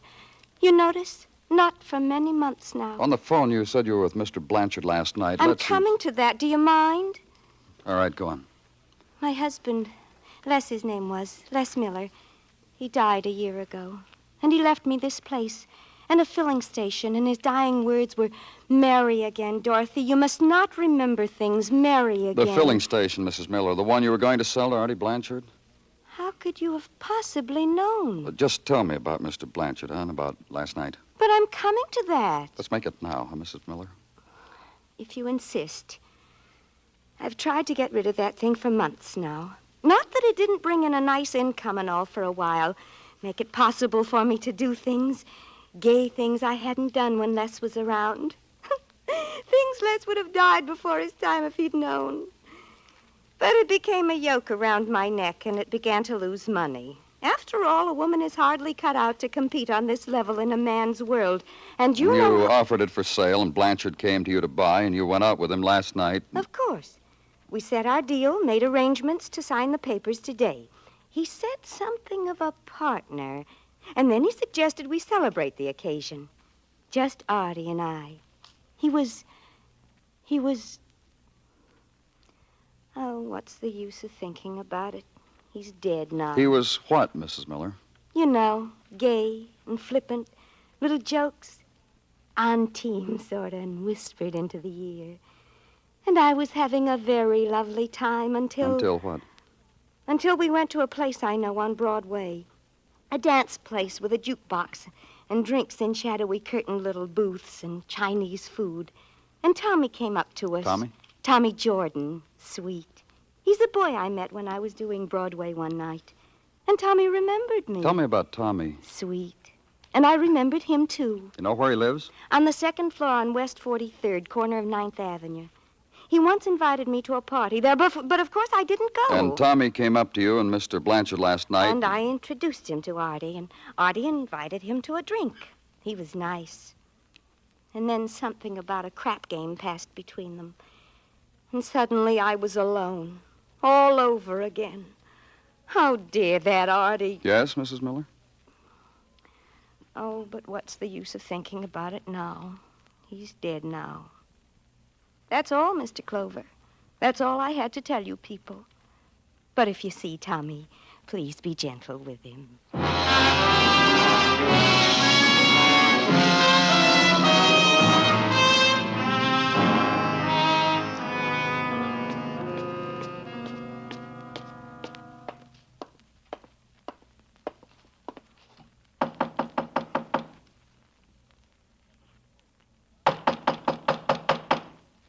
Who is it? Tommy? Open up, Tommy. Who is it? Police, open the door. I don't need any. Go away. Come on, Tommy. Okay.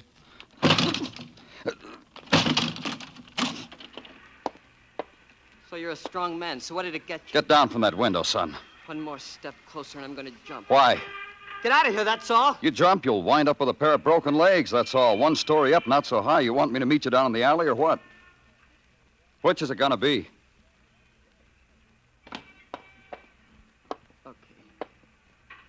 Okay. Now. That's right. Now we'll talk. Don't hurt me. Nobody's gonna hurt you. Don't touch me. All right. Artie Blanchard? That's right. That's who I want to talk about. I'll tell you everything. I started it. I'm just a punk, and I started it. I talked to a man, and he's dead. A punk, me. Started it.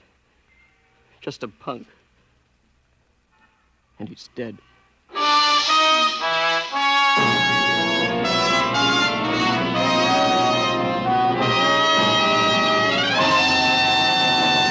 You are listening to Broadway's My Beat, written by Morton Fine and David Friedkin, and starring Larry Thor as Detective Danny Clover. When choosing a career, most people want to be sure that they'll have a job when they're through studying. That's why the nursing profession is such an ideal one for young women who are high school graduates and in good health.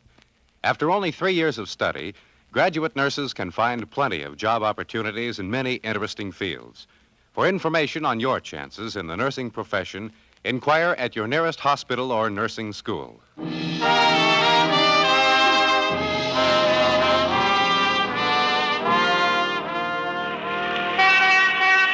A finger of February sun traces the scars of a doorway, stains them gold, and Broadway listens and walks carefully the winter of a room, opens softly to whispering of sun.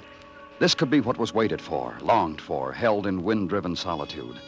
When delight will be measured once more in heat shimmer and slow drift of white cloud. When a million suns will fling gold against pavement and lie on the cheeks of summer women. So throw wide the door, and you were mistaken. And mid-afternoon of February is the pallor of a Broadway boy named Tommy Jordan. And the room of Tommy Jordan, room of peeling wallpaper and light bulbs shaded with photo from movie magazine and grimy souvenirs of his street, leather pillow, stack of magazines. Room where I was and Tommy, and in a little while, Detective Dennison. You want something, Sonny? Cigarette? Glass of water? Name it, Sonny. It's yours. Go somewhere and die, huh? Oh, just worried about you, kid. The way you look. Last time I saw you, you were fancier. Younger, too. How old are you, Tommy? Older, like he said. I'm 19 since the last time he picked me up. You're gonna let me talk? Sure, Tommy. You said you wanted to talk about Artie Blanchard. I didn't kill him. It's like I told you. Maybe I pointed a man on the way, but I didn't kill him. All right, kid. No argument. You're a punk, and you did something that got a man tossed out of a hotel window. That's a place for a man to die, on a hotel marquee. So we're agreed on everything. Take it easy, Dennison. Tommy? Last night I got word there was a crap game to be had on for fun lovers. Well-heeled fun lovers. When the word hit me, I found someone. Hit him with Artie Blanchard? Him. Funny the way he walked right out on that Mrs. Miller. People like to know about things like that. I touch their shoulder, whisper to them about it, and they leave women. Where was the game? You know, I've been so nervous and excited since I read Artie was dead. Everything else just ran out of my brain.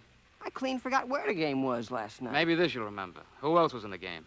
All I know is Artie. He gave me 50 for the tip. Look, Tommy, not forgetting you're 19 and all, and you're pale and nervous and just a punk kid with dirt in your ear. Answer it, Tommy. Oh, look, what difference is a phone call now? Here, talk. Hello? Yeah? Yeah, this is Tommy. Listen. Give me that receiver. Give it to me. You want to say something, Tommy? Uh-huh. That's a good kid. Bob Murray kid. Tonight's game, 6 o'clock. Empty store on 10th Avenue. Moreland's novelty spelled right across the window. You got that? Uh-huh. Whisper a word in a couple of ears. Oh, hey, another thing. No more hotsy-totsies like that Blanchard. The gamesters are sad from this type. Happy dreams, kid. Get your coat, Tommy. You're going out. So book him.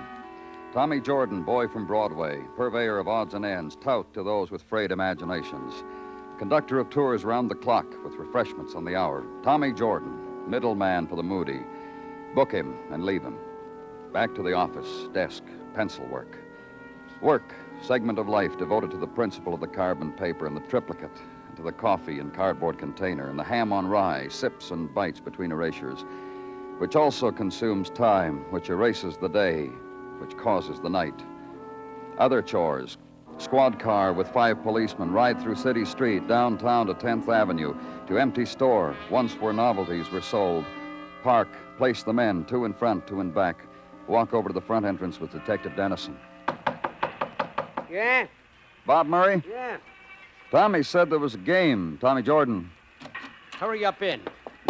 Uh-oh. Just leave the door open, mister. The 2 boys and Bull belong to us. They're getting cold. Yeah. Come on in, fellas. Now, let's all of us go in. Such a good game we're having. Where do you guys have to louse up In the back. Yeah. Come on, I'll show you. You guys, I swear, fellas. A raid, boys. That's nice. It's real nice. Open the back door for them, officer. Take them downtown. I'm sorry, fellas. You stay here, Murray. Snap it up, boys. Snap it up. Wait for me, Dennis, and I'll give you Murray in a few minutes. Just a little game. Yeah, maybe a couple thousand on that table. So, we're in that income tax bracket. So? So tell me about last night's game. What game? No different. About a man named Artie Blanchard. He win. He's dead. Yeah? So I don't read the paper, so? You kill him? I'm a hard loser, mister, but not that hard. How much do you lose? 12 G's, more or less. How much did Blanchard win altogether? I don't know. Cleaned everybody. Artie had a hot fist all night. Who was playing? Just a small game. Yeah, I know, but who? Oh, let me see. Teddy Webster. The Lucas brothers, me, and Artie. That's all. You know where I can get in touch with these people? You're asking for my cooperation, huh? I asked you something. Wait, sure. I'll tell you where. I'm glad for the opportunity to help.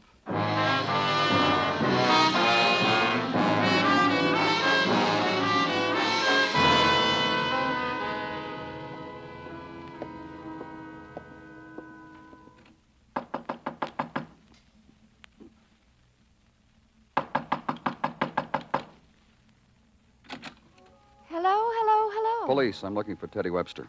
But I'm Teddy, for Theodora. Surprised? Yes. Delighted? Look, Miss Webster. Inside there is a spring. You hear it? You hear the music? Come close to it. Come inside. All this day I've played it over and over and over. And there's the feeling I will burst. I'll explode. I'll find green grass somewhere. Miss Webster? Yes. How old are you? Put your hand here to my throat and you'd know. 18, I've been told. Only at 18, is it like... Sounds crazy to say this. Then you must say it. Were you at a crap game last night? Exciting. The shadows and the green table. Very, very exciting. A man named Artie Blanchard. I lost to him. And I think I kissed him on the cheek for it. Which does he remember, I wonder? How much do you lose? $10,000, but I'm still ahead. Last week I won. Last night, 10,000. But I'm very rich. My father sees to that. And he lets me have this place alone, and he understands the things I want. Miss Webster. Yes. Artie Blanchard was murdered last night. Dead? But when I left him at the game... Which did he remember, I wonder? My kiss? I'm sure of it, the kiss. Let's go, Miss Webster. I'm under arrest for gambling? That'll be exciting, too. Very, very, very.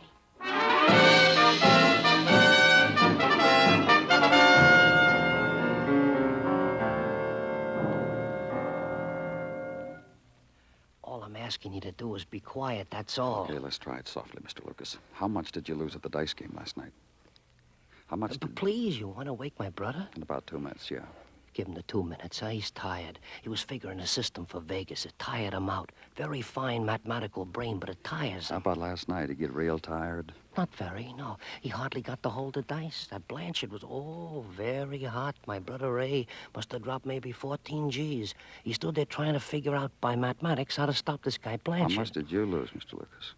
Compared to Ray, I practically won. I lost 4 G's. Let's go wake Ray, huh? Oh, we have to? We have to. Ray,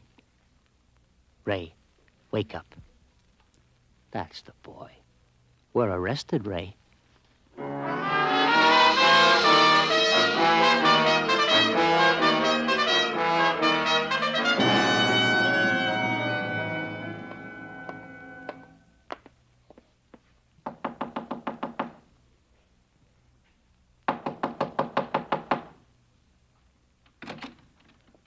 Oh, hi, boys. Good evening, Mr. Tobin.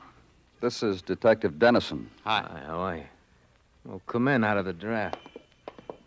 Hey, it's on the dresser. Well, I'm not going to tell anybody, boys. Pour yourself a drink. No, thanks. Well, what can I do for you? A few questions. Then what I can do for you is a few answers, huh? Then I can go home to Utica. Anxious to get back, huh? As soon as you give the word. What are you going to do when you get back? Get warm, my way. Tell us about it. You got an eat about how it is in Utica? Matter of fact, yeah. Tell us, huh? You kidding? Look, Tobin, all this time we've been trying to be real subtle. What we really want to know is what you're going to do with all that money. My 5G. I hadn't thought about it.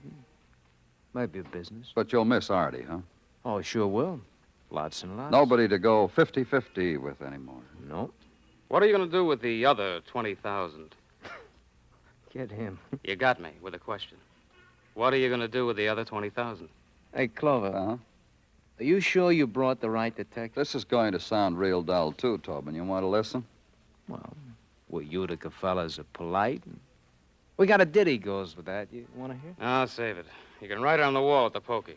Lots of poets down there. Here's the way we figure it, Tobin. You and Artie, partners, 50-50 on everything you said so yourself. Ah, I did that. So you're 5,000, Artie's 5,000, 10 grand altogether. Hey, that's good. Very, very good. Oh, this guy's a sweetheart, Danny. I'm going to enjoy riding him downtown. 10 grand, and Artie invested it in a crap game. I've talked to everyone in that game. $40,000 was lost, won by Artie. And? And this. Up against the wall, Tubman. Come on, move. Oh, for what? Shake down, mister, up against the wall. Turn around, face it. Let's get your hands behind your neck, huh? That's the baby. Just what do you expect to find? Artie came back here with $50,000. 10,000, half of it yours, and 40,000 he won. We've found half of it lying around this room. Where do you keep your wallet, Tobin? Inside coat pocket. Get it. Here, Danny, catch it. Yeah. Bank draft for $5,000, Ruxton National Bank. Yeah, sure. I went down there this morning, got a draft for my money. That's an error? Now look. Yeah? I have to stand like this. Okay, turn around. What'd you do with the rest of the money? Ruxton National Bank, Dennison, call them. Right. This is the police operator. Get me the Ruxton National Bank. On Fifth. That's right. Thank you. Safe deposit box, Tobin, is that where? Open account, is that what you did? Or is it in another bank? We'll find it. We'll check all of them. Or did you hide it? Well, first of all, we'll tear up this room as a matter of procedure. Hello, this is the police. Let me talk to the head teller, please. Artie was Go ahead. Artie was going to steal it. Yes, that's right, sir. This is the police. Yeah, I'm glad to know you, too, Mr. Goodwin. Write down this name, Joe Tobin. Hang up. Hang up! Never mind, Mr. Goodwin. Go ahead, Tobin. He invested your money in a crap game, won, and all he wanted to give back was your original investment, is that it? Can you imagine a guy like that? Gambles my money without telling me, wins 40 G's. All I wanted was my share, half of what he won. What you took after you killed him, huh? Threw his share right in his face. Then threw him out of the window. Well, sure. What do you expect? He was my part. A guy crosses a part. What can they expect? You got a 50-50 understanding, mister. Shaking hands with a guy. Buddy, guy crosses you? Kill him, huh? Sure. What else you gonna do with a guy like that?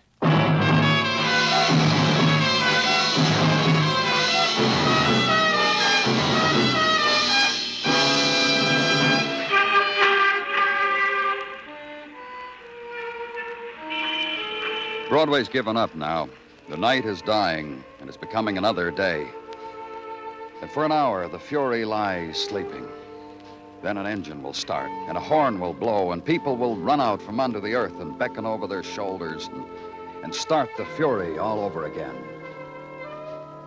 It's Broadway, the gaudiest, the most violent, the lonesomest mile in the world.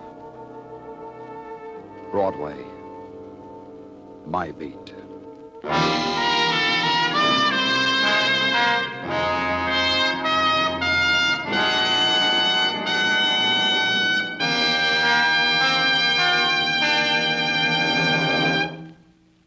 Broadway's My Beat stars Larry Thor as Detective Danny Clover, with Charles Calvert as Tartaglia and Jack Crucian as Muggavan. The program is produced and directed by Elliott Lewis, with musical score composed and conducted by Alexander Courage. In tonight's story, Anthony Barrett was heard as Joe Tobin. Featured in the cast were Barbara Eiler, Louise Lewis, James McCallion, Bob Sweeney, Benny Rubin, and George Peroni. Bill Anders speaking.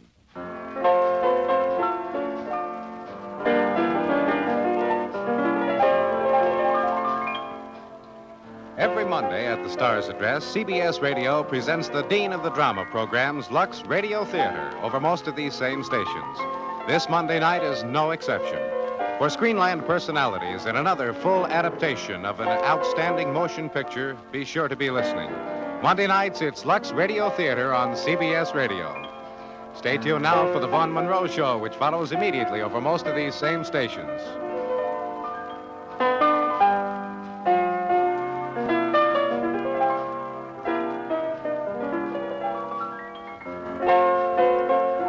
America now listens to 105 million radio sets and listens most to the CBS Radio Network.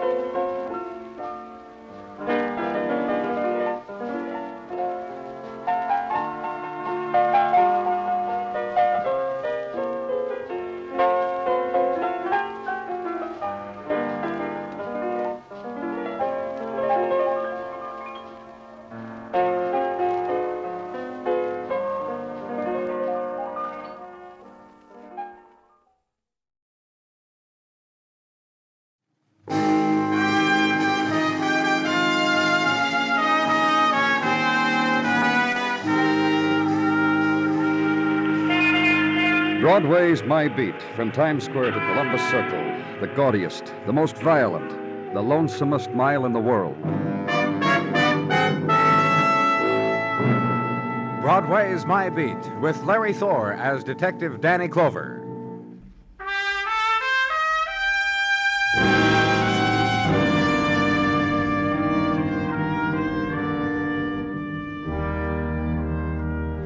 When it's May and the nighttime sighs briefly, begins the weaving of mists into silken fabric of its dying, Broadway is still. Broadway waits for death of night, for the first cry of day. Entwined with mist threads, the echoes of earlier whisperings, and light pools spilled from earlier neon, diminishing now, contracting into cores of darkness. Dance of litter where dreams were and promises were, and through it, erratic dance of a sodden man who stops, then leans for a while against the edge of night, walks on, and in his wake, ebb of nighttime. And at headquarters, walk a corridor, on your way to a room where you'd been summoned by Detective Muggavan. Old thoroughfare to the interrogation room to see, well, you'll see when you get here, Muggavan had said. The poor soul sat sighing by a sycamore tree. Her hand on her bosom, her head on her knee, sing willow, willow. Well, you can cut that out now, Miss. The lieutenant is here, and the lieutenant has got your message. Her salt tears fall from her, which soften the stones. Sing willow. You hear me, miss? You can end it now, any time. Drunk? In my time, Danny, I have been in the company of many lady drunks, but What's never she doing one... here? Why isn't she in the tank? She was there, Danny, a couple hours ago. Picked up off a village street about midnight. They booked her, searched her, did all their little things, and then sent her up to us. I call my false love, but Lady, what's it? lady, Why did they send her up to us, Muggavan? Over here on the table, Danny. This knife, it was found in her purse. There was blood on it. Fresh blood, human blood. I let the boys in technical have their way with the knife, and that's the report they came up with. Who is she? No identification. Willow, willow. And like she is now, how she was when they picked her up. The wrinkled summer dress, the booze. One difference. The knife was in her purse. Miss... My false love said then, you know what he said? Give me, oh you, whose arms are soft and slender. Look, Miss... Yeah, Danny, you talk to her. Be gentle. Be, well, like you are. Maybe you and shall... And he said, against your heart so innocent and tender, a little love and some forgetfulness. Willow, willow, willow. And then started to sway and lose control. Oh. Hey, I got her, Danny. Dawn all at once, and she was caught in its first light, supported by Detective Muggavan, looking up at him silently with suddenly stricken eyes. When he took her away to jail, she leaned against him, head to his chest.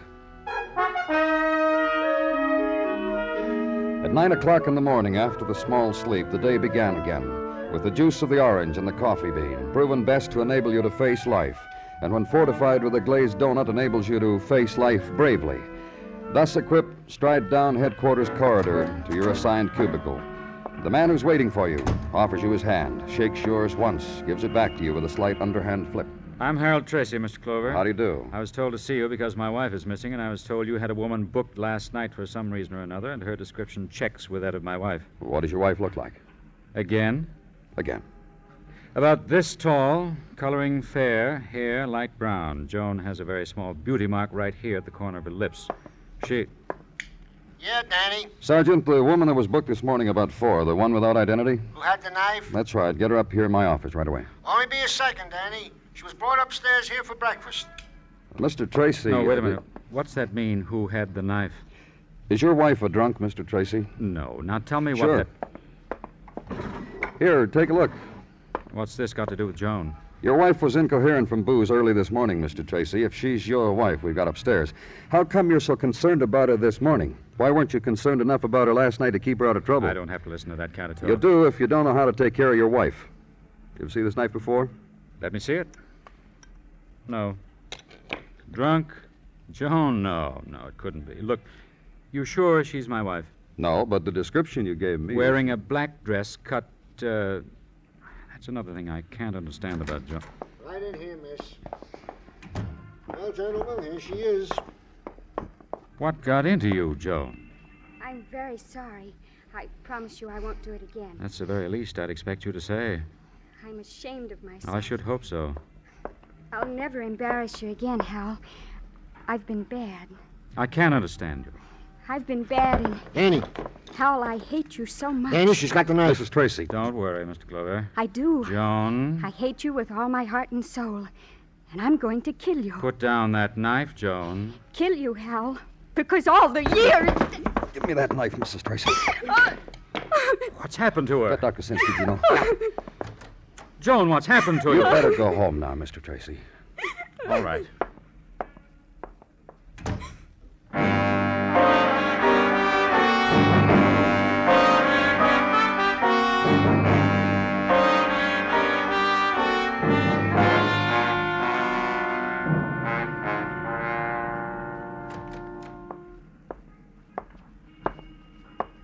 Look up, Danny. Look up from your desk and get hit with it. Marty. Aha. Who else but Marty Udenfreund, to be exact? Hits you, huh? This tired face you remember, huh? You look fine, Marty. Tanned. You drove an open-air cab, you would also be tanned in the face. However, what happened to your particular set of values concerning the female of the species, I can't guarantee. Were you a cabbie? What are you talking about, Marty? That dame. What dame? What dame, he says to me. The dame the papers say you picked up booze happy in the village last night. With beauty spot close to lip. With knife in the bag. What dame, he says. Oh, Mrs. Tracy, what about her? Last night around 10 when she hailed me, I didn't know for Mrs. or Miss. All I know is a few remarks were passed, and suddenly I find myself nonchalant in the back seat of my cab, and my passenger is driving in the front. It was a pleasant change. Go on. Well, we do the park, we do the plaza, we do the East River. Then she hauls up in front of a joint in the village, invites me in. I say, thanks loads, lady, but I already had my quota of fun for tonight. What club? The Crocodile Club on Bank Street. You gotta understand, Danny, up to where we parted company, my passenger was only flap happy with the season. I understand. Thanks, Marty. See you around, Marty.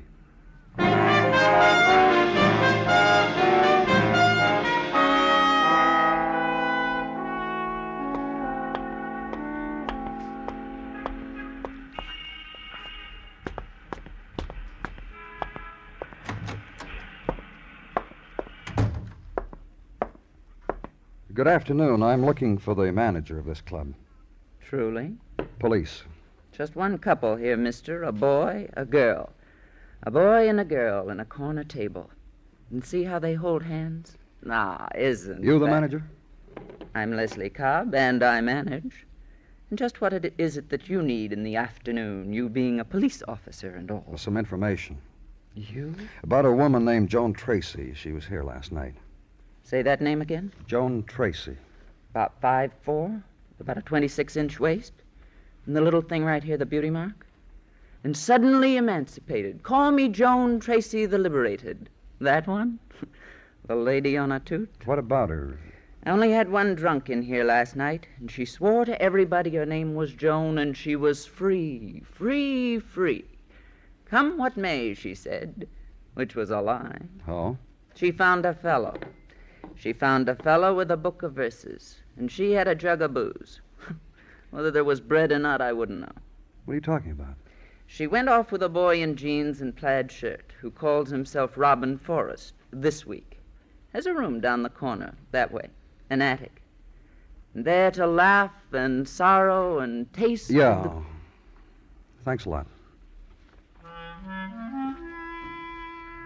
And out of the jaws of the Crocodile Club, and onto Village Street in Maytime, past shop of French pastries and French legends scrawled in pink icing on sun-yellowed wedding cakes, and make the quick, free translations and walk on.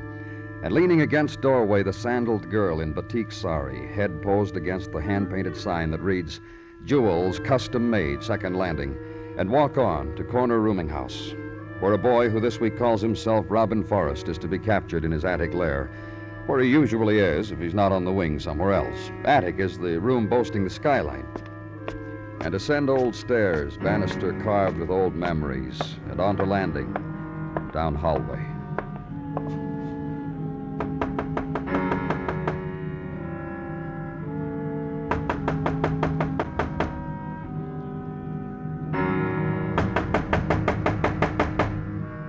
And a faulty catch releases. Door drifts slowly into opening.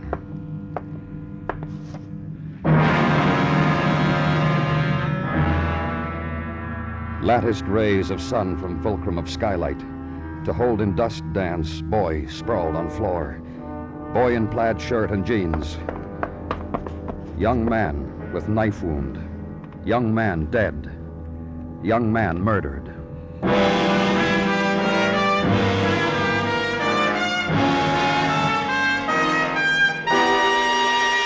You are listening to Broadway's My Beat, written by Morton Fine and David Friedkin, and starring Larry Thor as Detective Danny Clover. Thanks to careless people, forest fires have a long season. That season has begun again with the coming of warm weather. In the interest of preserving our natural resources, we are all asked to be especially careful when in or near our woodlands. 9 fires out of 10 are man-made. Every fire makes a dent in our natural defenses. To keep our woodlands open and free for enjoyment, eliminate forest fires.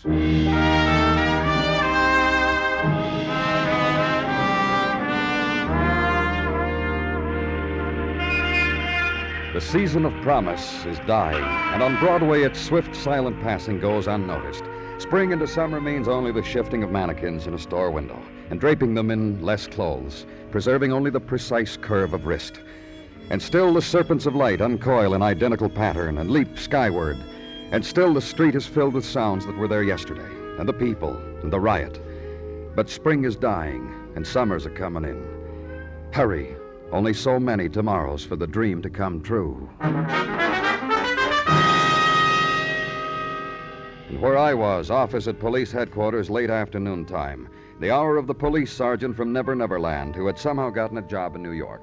Danny? Come in, Gino. Well, how did you like it? How did I like what? How did I like what, he says. Yeah, that's what I said. That's what I said, Danny. How did you like that book I give you? Book?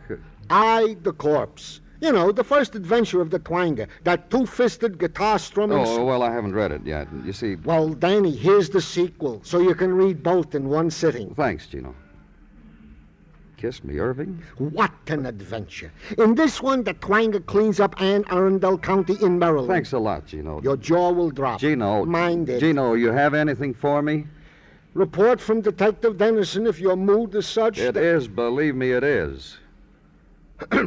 That Mrs. Tracy is lying in a hospital room under the care of Dr. Sinsky, where she lies and stares at the ceiling and says not a word. Go on. Incidental information is all. If you please. Her mother died last week. Oh? Fell down the steps in her apartment house. It was an accident then, for sure? I think so. Says here on the report, if accidental death, checked here. It's checked, see? What else, Gino? Joan Tracy is a lady with a talent. She plays cello. In fact, there are 3 of them. What? In the trio. 2 friends and Joan Tracy. If you want who the 2 people are, Danny, well, here. If I seem like a daisical, Danny, the Twanger, my jaw dropped.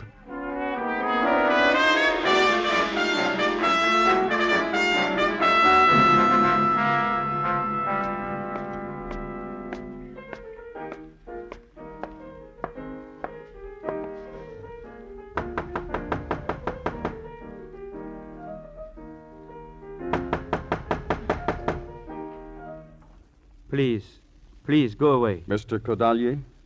It matters to you who I am? Yes, it does. I'm from the police. Thank you. I am Kodalier. Now, please, go away. Police. On police business, Mr. Kodalier. You wish to enter into negotiations with me? Concerning private piano lessons, concerning harmony, theory? Concerning Joan Tracy. Theory. Joan. All right, if we talk inside? Please. Then Joan is your business with me, eh? Because the boy she was with last night was found murdered. A boy? Not her husband? Not her husband. I think I read of it. I'm not sure. Drunk, a knife, a death. So many in the newspapers. It becomes vague. It becomes so many Joans. Another thing we know about this Joan, she was a friend of yours. She played cello in a trio that you... And you wish my interpretation of Joan. What phrasings, what nuances, what dynamics would bring a woman like Joan to murder a boy, not her husband? All I want from you... I will tell you of Joan. The theory, okay? All right, tell me. A cringer. A woman who put on the face of a beaten child when no one lifted a finger to her. You'll explain it to me, huh? So you will understand. In a trio, when a cello makes a boo-boo in phrasing, in breathing, in emotion, looks are exchanged between the violin and the piano. When such looks are exchanged between us, Joan sometimes wept, cringed, looked beaten. I still don't understand. I will show you. On my piano. This is a passage for the cello from a trio we have often played. It is to be sung so, with heart, with subtlety, with delicacy, as I have played it. Joan played it so.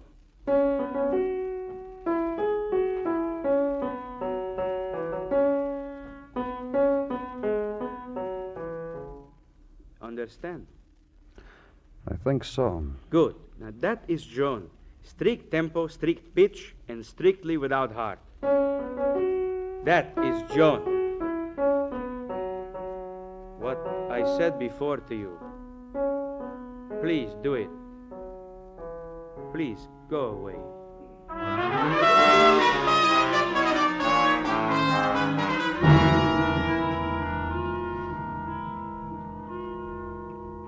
I play the violin. There's Joan and her cello, Kodalier with his piano, and I play the violin. Well, I want to know about Joan, Mr. Vernon. Not very good with the cello. I've heard that. Other things, though. I loved her once. Oh? In retrospect, it was pity more than anything else. I was filled with a sorrow for her. Why? This was before she was married, of course. About the pity, Mr. Vernon, why? She is docile because of her mother, very domineering mother. A cliche of a domineering mother, a do this, do that cliche of a domineering mom, and if you don't, I'll fall on my face with a heart attack and you'll be sorry. You know? And I pitied Joan. I see. One day I took her in my arms, and I liked it. It started off by feeling sorry. When I was holding her, I forgot my purpose in doing so. I said to myself, love. Tell me something, Mr. Vernon, about this trio. A simple thing. We all studied at the academy. We met. One evening long ago, we said, let's have a trio. We're none too expert, really. We saw and pound and call it Beethoven, and it's a fine time. And you were in love with Joan once, but not now, is that right? Right. You see, I recognized what kind of woman Joan was and what I really felt for her, and that she would need a man exactly like her mother. You know her husband? Just pokes his nose in, waves a riding crop at us, and vanishes. When's the last time you saw Joan? About, let me see, 4 days ago, Tuesday. Tell me about it. To console her about her mother's death. Well, I understand her mother fell down the steps and died. Well? Well, what? You want me to say, isn't that nice? Oh, forget it. I just wanted you to comment on whether you thought her mother was pushed? How do I know? I got better things to do than conjecture on a horror like her. Okay. Tell me about the last time you saw Joan. Joan was in the library at her home. I went to her. She was playing the cello, sawing away tunelessly and loud. She noticed I was there finally, grinned at me, picked up the cello, and broke it over an antique brass pot. And don't ask me whether the latter's symbolic. And that's all? Not quite. She sobbed then. And I felt sorry for her again and took her in my arms again, and I thought suddenly what a stupid girl this was. I said goodbye to her. Anything else you can tell me about her, Mr. Vernon?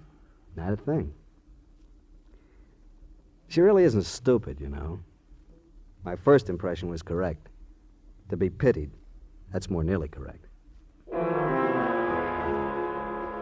And back in the street now, and city at 9 o'clock of May. Time for stoop dweller to chart the course of new fallen star and also observe the nebulae in wake of the summer passage of a boy and girl through a million private comets. Time of the chuckle and the elbow poke in the ribs. Time to check condition of tenement roof and stake out the place of summer sleeping. Walk through currents of May night. And somewhere between where you were and headquarters, stop for the sandwich and the coffee with conjectures on the murder of a boy who had read poetry to a drunken woman. Woman who had tried to kill her husband in your presence, who the night before had driven a cab, had shouted in the Greenwich Village Club that she was free, free, free. And leave them alongside the tip, because there were new conjectures to be had at headquarters, from study of reports, from further musings against May night, and in a while from Detective Muggavan also. About Joan Tracy's husband. Oh, what about him? Well, him, Joan Tracy's mother, different relationship, different age, different gender, but... But what, Muggavan? But peas from the same pod. Happens in a pod sometime. Now, the way I know is one summer my seed man showed you me mind charts. just about Tracy, her mother, her husband? Oh, them. Muggavan, so help me. Oh, don't get riled, kid. Now, you've been doing legwork, I've been doing legwork, so just don't get riled, huh? Yeah, on your feet, Danny. Walk it. You haven't had enough of it, huh? Look, don't you understand? I've been trying to tell you. All right, Muggavan, tell me what. What I found out from my legwork. From friends, neighbors, spectators on the life of Joan Tracy. Well? What I already told you. Her husband she tried to kill in front of. Her mother who fell down steps and died a week ago. Both the same type people. Both wielders of the big stick, tongue lashers of what they considered lesser persons in the human scale. You'll explain it, huh, Muggavan? Glad to. Now look, mother of Joan Tracy, one of those mothers. The kid, Joan, the woman, Joan, couldn't make a move, couldn't breathe, couldn't smile, couldn't cry until Mama gave the word. Up until Joan married Mr. Tracy, that is. Well, she married him, then what? A word about the background of husband Harold Tracy. Seems a few years back he was headmaster in a boys' military academy. Seems he had codes of behavior for little boys. Oh, and disciplines to match. Pete Chirino of a chap with the willow rod, I understand. Now, Danny, you take a man like that, marry him to a woman like Joan, what have you got? Yeah. Get on the phone. Get him down here, Muggavan.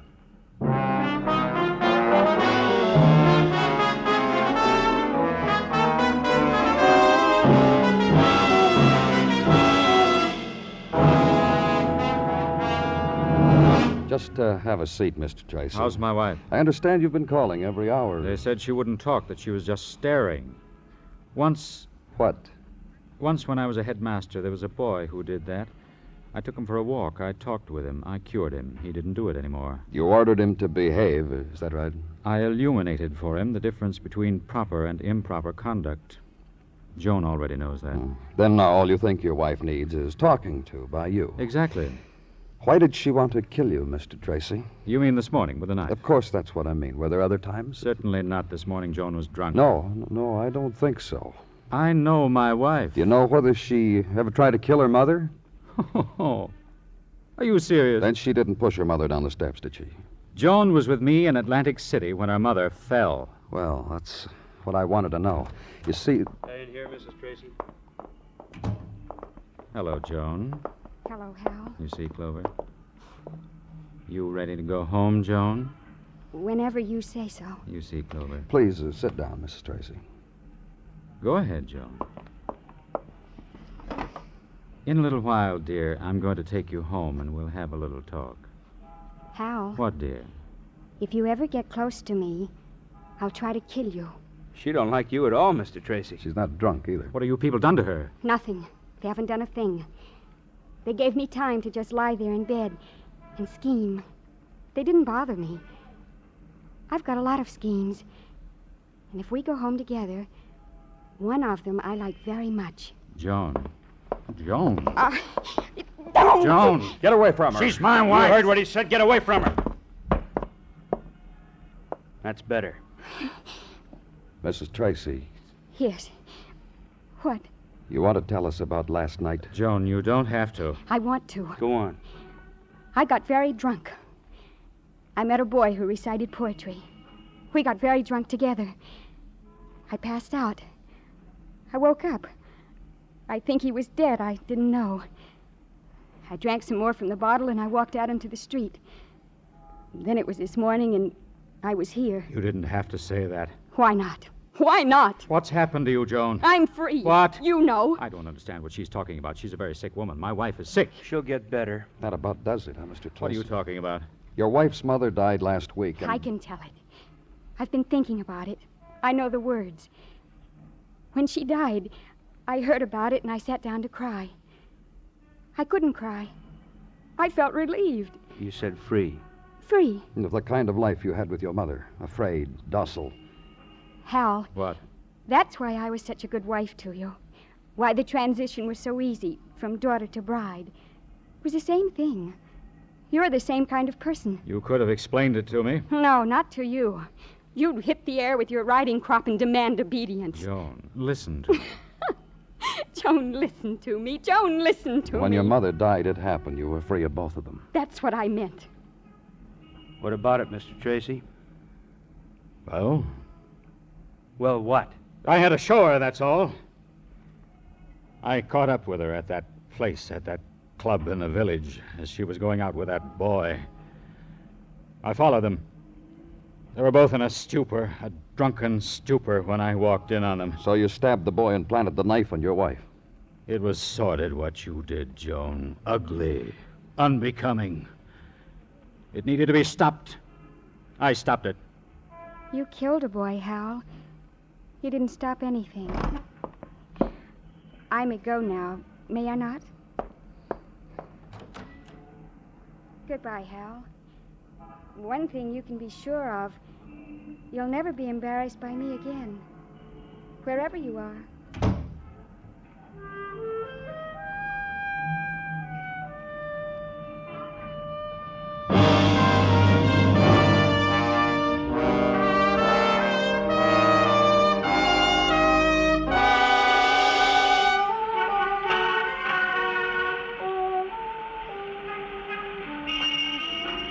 Dawn touches Broadway now.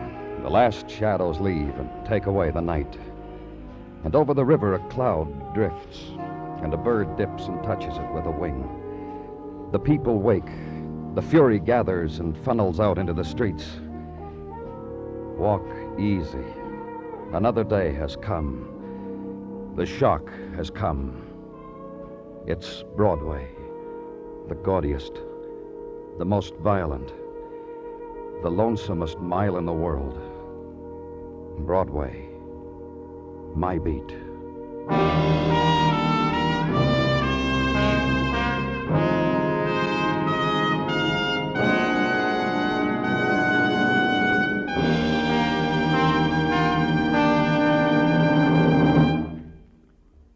Broadway's My Beat stars Larry Thor as Detective Danny Clover, with Charles Calvert as Tartaglia and Jack Crucian as Muggavan. The program is produced and directed by Elliott Lewis, with musical score composed and conducted by Alexander Courage. In tonight's story, Sammy Hill was heard as Joan and Whitfield Connor as Hal. Featured in the cast were D.J. Thompson, Jerry Hausner, and Harry Bartell. Bill Anders speaking.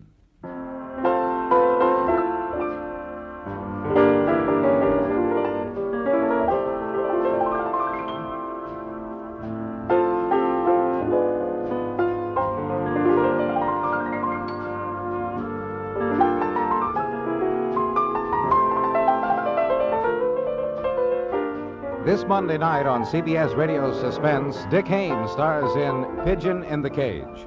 It concerns a man who is trapped in an elevator between floors, but who dares not call for help because his only possible rescuers are murderers. With this story, CBS Radio hopes once again to keep you in suspense this Monday night on most of these same stations.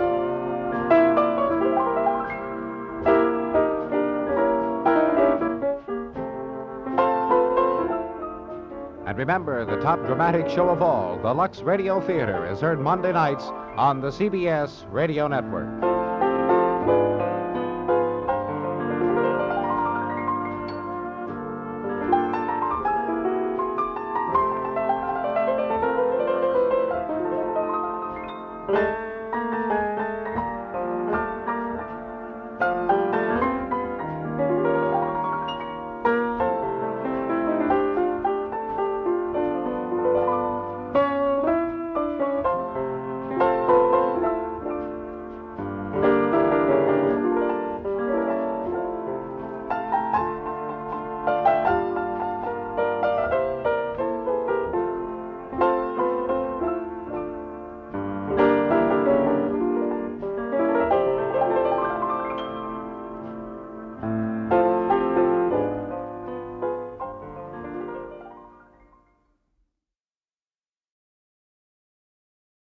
Broadway's My Beat. From Times Square to Columbus Circle. The gaudiest, the most violent, the lonesomest mile in the world.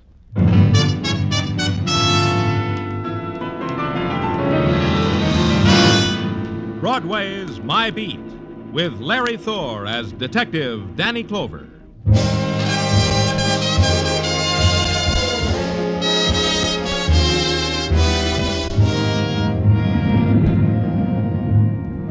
Broadway. It's a tinseled wilderness of steel and of stone, and the foliage of darkness is thick and unyielding. You make circles and pretend you're not lost. You make circles and walk and try to break through. Then you get the message. It can't be done. Because it's a cage, a big cage. The animal cries you heard were your own. It's Broadway, My Beat.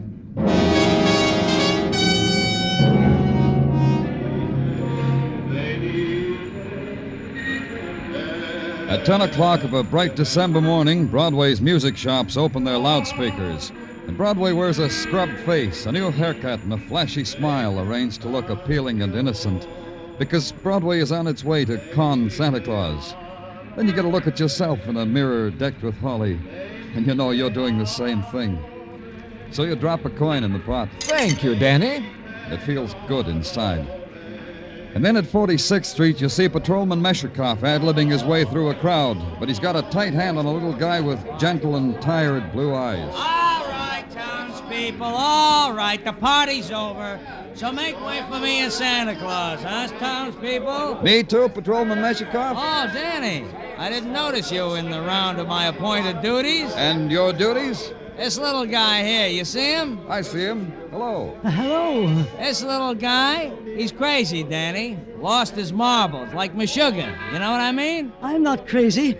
I'm only doing what I have to do. You have to do this? You have to give away $10 bills in the middle of Broadway? This is not only a hindrance to the flow of traffic, it smacks also of holes in the head. You tell me about it, mister. I'll tell you, Danny, even if it breaks my heart. This sweet little character is a potential client for Bellevue. He tells me he's got $50,000 to give away. Let him tell me, huh, Meshikoff? Would you like a hot cup of coffee, mister? It's pretty cold out here. I'd like it, thank you. How about the automat, okay? Oh, very nice. Let's go. He's a very nice man, that Patrolman Meshikoff. He has a kind heart. I tried to give him $10, but he wouldn't take it. Will you take it for him? All right. We'll put it in the policeman's fund. After you, mister. Thank you. Here, I got a couple of nickels. You want coffee or chocolate? Chocolate would be nice. You think I'm crazy, too? You look like a man who worked hard for all that money. Why are you giving it away? Here's your chocolate. Oh, thank you. I give it away because it's my duty to share it with those who need it. Those people in the street, maybe they're just greedy. Oh, here's a place. We can stand at this counter. Sugar? Thank you. Some people buy yachts with money. I buy little boats in people's hearts. Maybe they'll still be sailing when I'm no longer here to wave them on their way. You'll be here a long time, Mr. Henry Baker. No, I won't be here for long because I'm going to be murdered. What? My brother George. He'll murder me because he wants my $50,000. And I want to give it away before he kills me. What's your name? Well, Danny Clover. Look, I don't quite... You're a policeman, aren't you? Yes. Then you'll protect me until I give all that money away. You'll do that, won't you, Mr. Clover? Yeah, I'll do that. Oh, you're very kind. Kindness is in your face, Mr. Clover. Look, Mr. Baker, you've done enough for today. Why don't you go home and rest? If there's any trouble, call me right away. Just give your name and they'll put you through to me. I may call you at any time? Any time. All right. Now I'll go home. Thank you for the chocolate, Mr. Clover. It was very kind.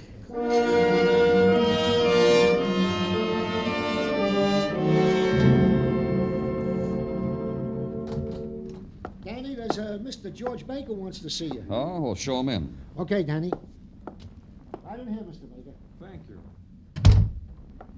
Lieutenant Clover? Yes. What can I do for you? Sit down. Thank you. I just learned you had a little talk with my brother. So? So this. I've come to ask you not to have him put away. You think he should be put away? Well, he's mad. Oh, I won't quibble with you. I just know that. Mr. Baker, I talked to your brother a long time. I think you can be proud of him. Proud? Hardly that. Making a fortune and giving it to drifters. Well, that's his own affair, I suppose. But it's the other thing. Which is? His insane delusion that I want to murder him. Yet you don't want him committed to an institution.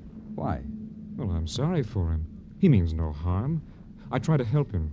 How? Well, I arranged that he be taken care of by a doctor.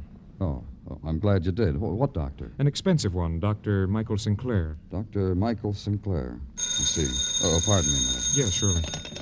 Danny Clover speaking. He tried it again, Danny. He tried to kill me again. He did, Henry? When was this? Just now, just this instant. He shot at me, but he didn't get me. I'm glad to hear it, Henry. You'll have to do something, Danny. Promise me you'll do something. I promise. Where are you? 2150 East 20th Street. I'll be right down.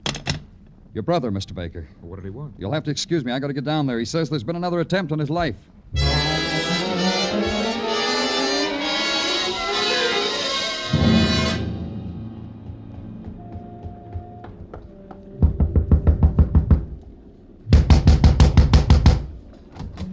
A gentle knock does it, Mac. Shall we try again? If you got time to play, you got nothing important to do here. Point yourself north, kid. Yeah.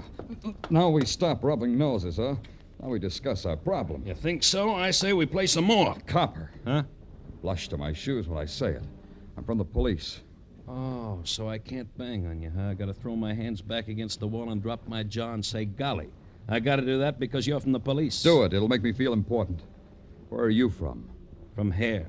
Landlord. I had cards printed once that said Ben Croft, landlord.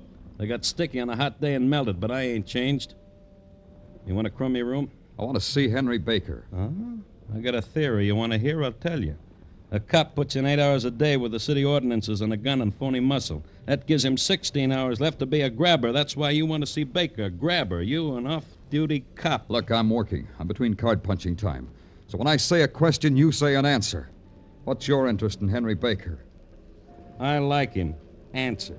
Like why? Because sometimes I talk to him, then I can stand to look in the mirror. Answer. Try this. Why didn't you want to let me in? Because people come here, try to get the little guy's dough from him. Because he's got a crazy idea someone's going to walk in and kill him. Because... Maybe he isn't kidding. Let's go. In here. He did it again. He's trying to kill me. Who? Who was it? George, my brother. I saw him. He shot at me from the alley. Uh-huh. The shot came through the window, but there's no one out here now. He was waiting for me there outside in the alley. Then he took a shot at me. I see. You're sure it was your brother? I know my brother, don't I? Sure you do. Hey, what's this sticking out from under the bed? You mean my suitcase? No. Yeah, your suitcase. Open it, Mr. Clover. Sure. Holy... Almost $50,000, Mr. Clover. Have a $10 bill. Go ahead. Take some. You're my friend, and I want you to have some. I didn't tell Henry Baker that what I'd seen sticking out from under his bed was a gun that had just been fired. I didn't tell him that the window glass had fallen into the alley outside. And I didn't tell him that all that meant he had fired the shot himself from inside his room and through the window. He didn't even know his brother couldn't possibly have been there. I couldn't let him know I saw through his child's game of attempted murder. But I could take the gun away with me, and I could call on his doctor, because a doctor is where you go when someone important to you is sick. Yes, what is it? I'd like to see Dr. Sinclair. Is he in? I'm Dr. Sinclair. Won't you come in? Dr. Michael Sinclair was the least medical-looking girl I ever saw. She wore a dress of some metallic cloth that shimmered in the afternoon light. And in her eyes was a kind of grave, mocking smile. And her mouth... The way you look at me, I wouldn't diagnose as neurotic. Not in the least. I'm sorry, it's only that... That what? I don't know. You're the doctor. It's that I'm a woman doctor, and women doctors are rare, wasn't that it? Rare? Yeah, that's it. And women have the vote, and give their seats to nice old gentlemen in subways, get their PhDs in psychology at Hunter College in the Bronx. You feel better now? I'm a policeman, Doctor. Danny Clover. I want to talk to you about a patient of yours, Henry Baker. What about him? He tells me his brother is trying to kill him. Yes, that's what he told me. When did he first come to you? About 2 weeks ago, his brother sent him to me. What's your interest in Mr. Baker? Has he committed a crime? No. It's only that he's a friend. I want to help, if I can. Yes, he does have a lot of money, doesn't he, Mr. Clover? And he gives it away. It's good you're a woman. Don't be angry. I find greed universal. I have it myself. I just diagnosed you incorrectly, that's all. Or did I? You keep records of everything Baker tells you? Of everything everyone tells me. I record it on tape. New world, new methods. I find it more revealing and more accurate than taking notes. May I hear Baker's recording? Mr. Clover, what he says to me is in the nature of a confessional. I see no need to trespass on Mr. Baker's privacy. That's a law, isn't it? Is it? I'd like to hear the recording, please. I guess there's no harm done. I'll get it since you're a friend. Yes, here it is. You'll find, Mr. Clover, that Henry's case is the usual one of sibling rivalry. More intense, perhaps. More outward-going. More bizarre. How do you play this thing? Like this. Why should he keep imagining his brother's trying to kill him? That's my problem, Mr. Clover, and I... Shh, that's me. Everything, just as it comes to you. It began when I sold my truck farm and took all the money and savings and started to give it away. I said to him, George, why do you want to kill me? You want my money. That's why you want to kill me. It's all like that, Mr. Clover. A recurring aberration. You think it's only that, eh? There couldn't be any truth in it. I strongly doubt it. How often do you treat him? Every day. As a matter of fact, he should have been here an hour ago. What? I called his rooming house. He wasn't there. I called his brother. Not there. Do you have any idea where he might be? Yeah, Doctor, I do.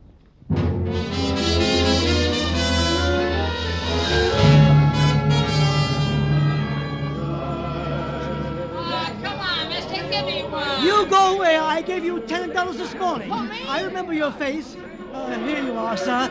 Will you have... Henry, come here. Oh, hello, Mr. Clover. Oh, you're angry at me for giving away money again, aren't you? No, I'm not angry, Henry. Shall we have another cup of chocolate? Oh, that would be nice. All right, Henry. Oh, but I can't. I just remembered. I have an appointment with Dr. Sinclair. Would you like to come along? All right, Henry. Oh, she's very pretty. Oh, Mr. Clover. Huh? What's the matter? Mr. Clover. Mr. Oh.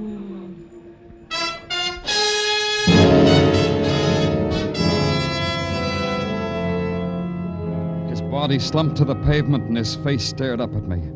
It was a face from which everything had fled. Terror, the waiting, the protest against pain, the slender knife between his ribs, the blood that nudged from the corner of his lips was the shape of his dying. And suddenly the crowd was aware that death had touched him. The confusion welled out from near the dead man, eddied, then broke itself into the fragments of people shopping for a happy Christmas. And with them, inside the sudden spasms of shock and motion, and lost, was a person who had just killed a friend of mine.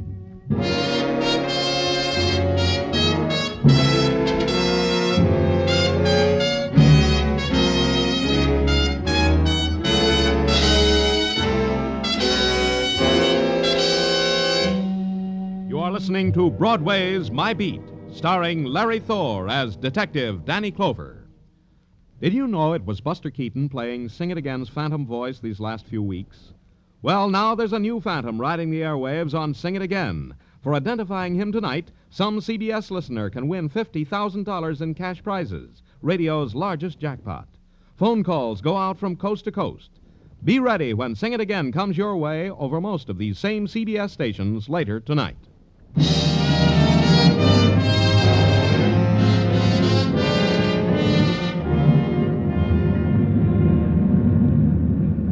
You've got to listen close on Broadway. That's the only way you can tell if the sudden sound you just heard was laughter or anguish. Not that it makes a lot of difference. Broadway reacts to clowns and dead men in pretty nearly the same way. And the dead man you saw lying in the blood of his death on a holiday pavement, you tell your family about. How the policeman pushed you back, but you saw anyhow. But you didn't tell how somebody came and swirled a mop over the sidewalk, because somehow you knew that was his final recognition. the requiem for a man who had just died. But I saw it. I had to stay till the end, until Henry Baker was shrouded and carried away, until Henry Baker was made a matter of official concern. Then I left. I had to go to a place.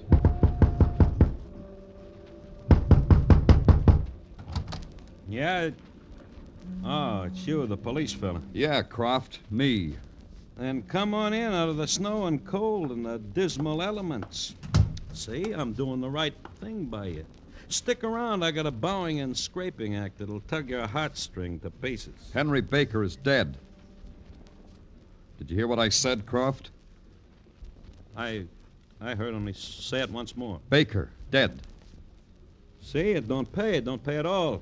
Good little guy with a good idea. Be nice. The world couldn't stomach him. Breaks you up, huh? Yeah, I don't show it good, do I? Because I don't know the words how to talk about it. To a high school graduate like you, I ain't being crushed enough. How did he die? The world slipped a knife in his back. A real one. I don't want to repeat myself this time, Croft. Who would want to kill him? I don't know you for a lifetime, Croft, so I'd say you might. Yeah, you'd have to say that. That's so you can smile when you draw your pay. You're being a keen police fella. Yeah, this keen. How come you got a hat and muffler on? The temperature's fine in here. I've been out. Smell my breath, you'll see. Around Broadway and 46th? Nowhere near there. Stick around, Croft. I'm going down to Baker's room. A matter of $50,000 in a suitcase. Keen police fella. Where's the light switch? Oh. Better. Under the bed.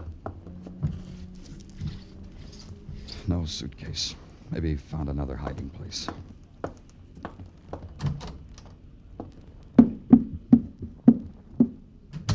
Oh, not in the closet.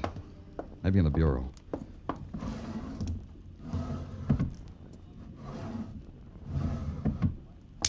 Hey, who turned out the light? Oh.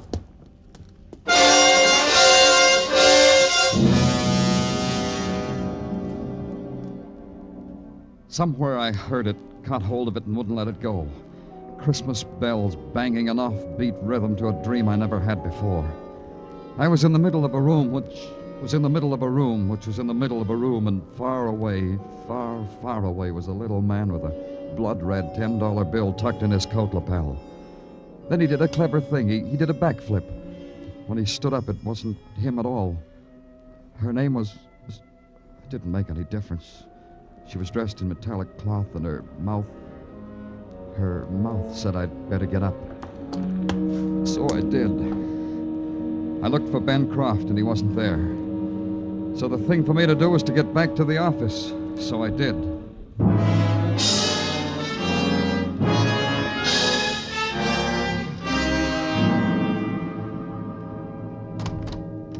There's a Dr. Michael Sinclair to see you, Danny. Huh? Well, show her in, Tartaglia. Okay. You can go in, miss. Thank you, sir. Thank you for everything.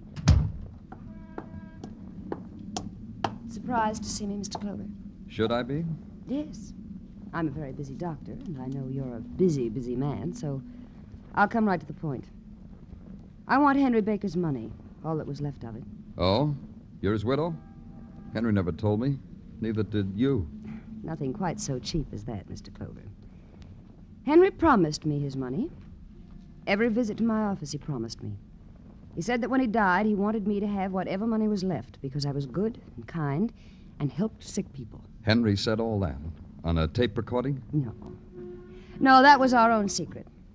When a man says things like that to a girl doctor, Mr. Clover, she wouldn't record it as if it were a symptom of a wandering mind.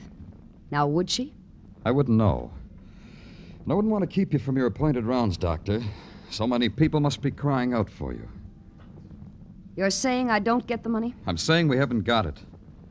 I'm saying a girl with a bright, shining mind like yours can make her own way in the world without robbing the dead. I'm saying... Quite enough. And all of it insulting. Ain't it the truth? Thank you, Doctor. Happy neurosis, Doctor. I was glad when she went. Anyhow, she ruined the decor of my office. I made a note to splatter the place with wax roses, then have her in again. which constituted the mixed-up daydream for the day. Right now, there was a man I had to see. George Baker, loving brother and sole living heir of a murdered man. I wondered how he reacted to the news. At his home, I found out. I have nothing to say to you, Mr. Clover. You don't understand about policemen, do you, Mr. Baker? When they intrude upon grief, they're intruders. I started to talk about you not understanding policemen. We got a right to make a nuisance of ourselves, Mr. Baker. The public demands it. What do you want to know? You thought your brother was mad, didn't you? I told you that. Of course Henry was mad. He gave away money. Money? What money? Money that was in a suitcase under his bed. Do you have the suitcase? But me? You have it. I don't have it. Then find it. It's mine. I'm his only living relative. Take it easy. Take what easy? I want that money. It's mine. See what I mean, Mr. Baker?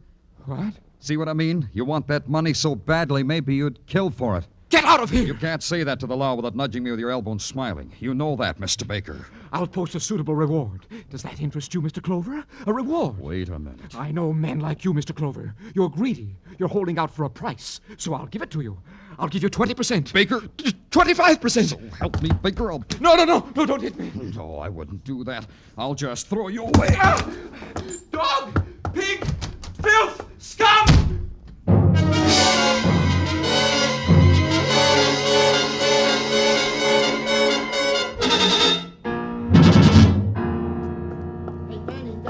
You're back. Patrol and Meshikoff picked up Croft. They're in your office. Hey, Danny, what's the matter? Oh, Danny, I picked up Croft here at the Eagle Tavern. He was spending money like a drunken sailor. Yeah, get out of here, Meshikoff. Okay, Danny.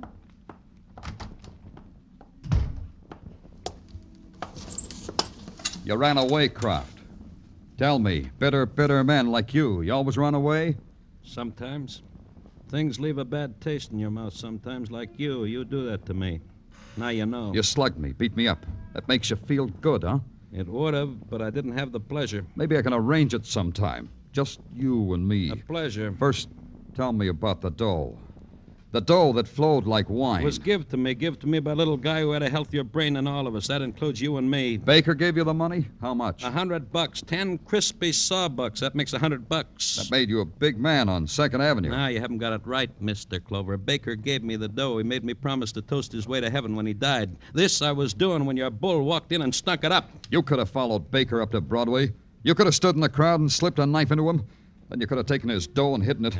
You want to know something, Clover? I'll bare my soul to you. None of that what you said could I do. It's a weakness with me how I'm in love with good people. Yeah.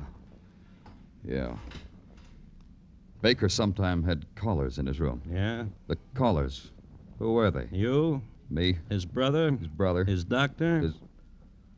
His what? His doctor, a perfumed doctor with the body of a girl and the legs of a girl. Like how often? Like practically every day. It was a thing a man could look forward to. Her with her little black case and a smile that said, "Hey, policeman, where you going? I ain't finished with my confession."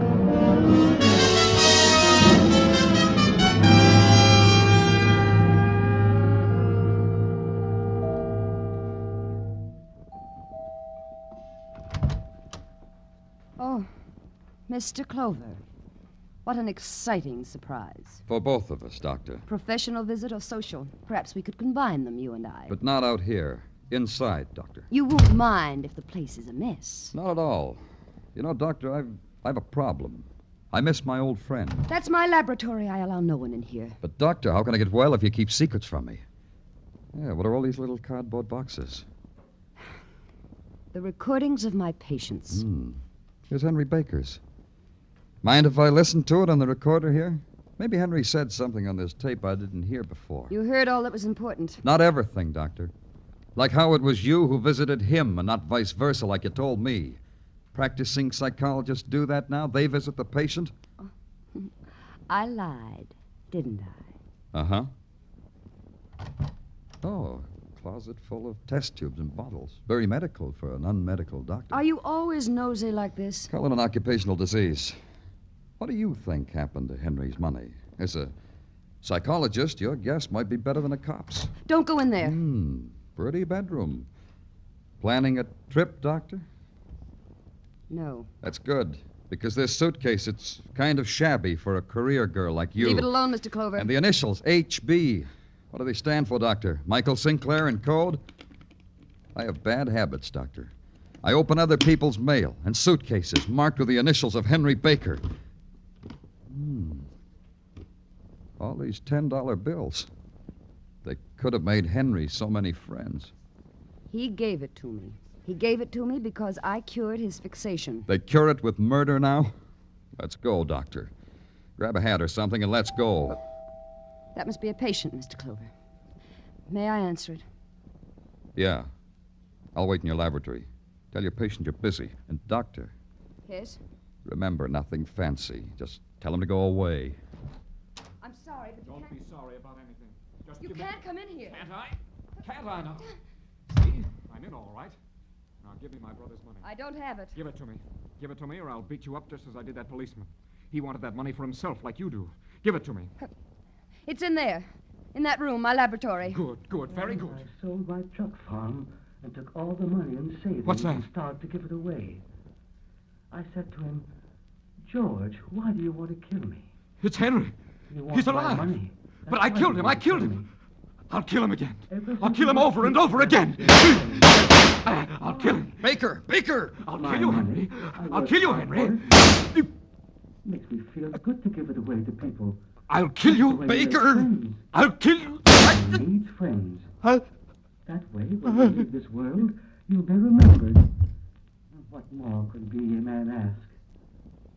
You should see their faces when I give it to them. Don't look like that, Danny. Happy. They look You had so to kill him. happy. There was nothing else you could do. The money that's important. Yeah. It's just... Okay, Doctor. Get your hat.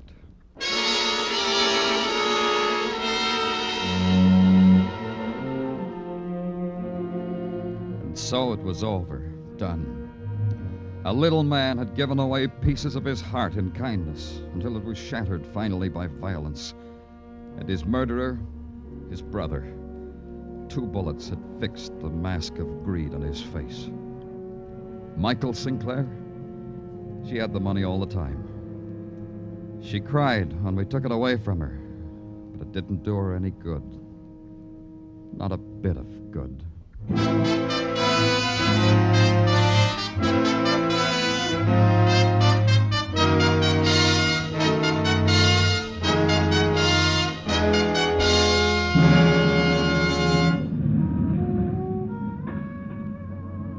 Broadway's sleeping now, and the furious avenue of the night is still. It stretches out in front of you, without beginning, without end. Only the sleepwalkers are there, the handful whose lust for a dream or reality is never through. The seekers, the sodden, the huggers close of nothing. It's Broadway, the gaudiest, the most violent, the lonesomest mile in the world. Broadway, my beat.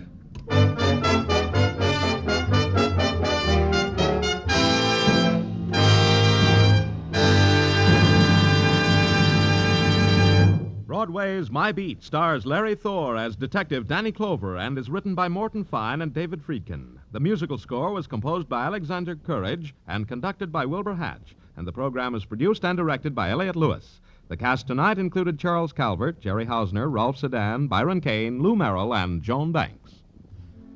A week to go, and Christmas and its problems of shopping and presents grow serious in the minds of most of us. With a lighter approach to Christmas, may we suggest you spend Sunday evening with Jack Benny, Amos and Andy, Red Skelton, Charlie McCarthy, and Bergen, with Eve Arden and all the other famous CBS Sunday night entertainers. Now stay tuned for Sing It Again, which follows immediately on most of these same CBS stations. Joe Walter speaking. This is CBS, where you'll find Broadway is My Beat every Saturday night, the Columbia Broadcasting System.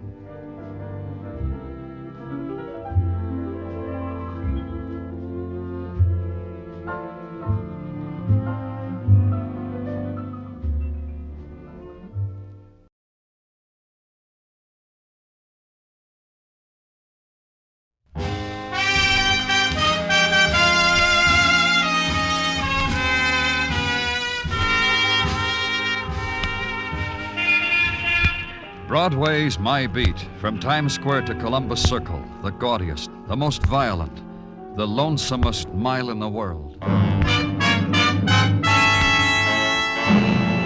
Broadway's My Beat with Larry Thor as Detective Danny Clover.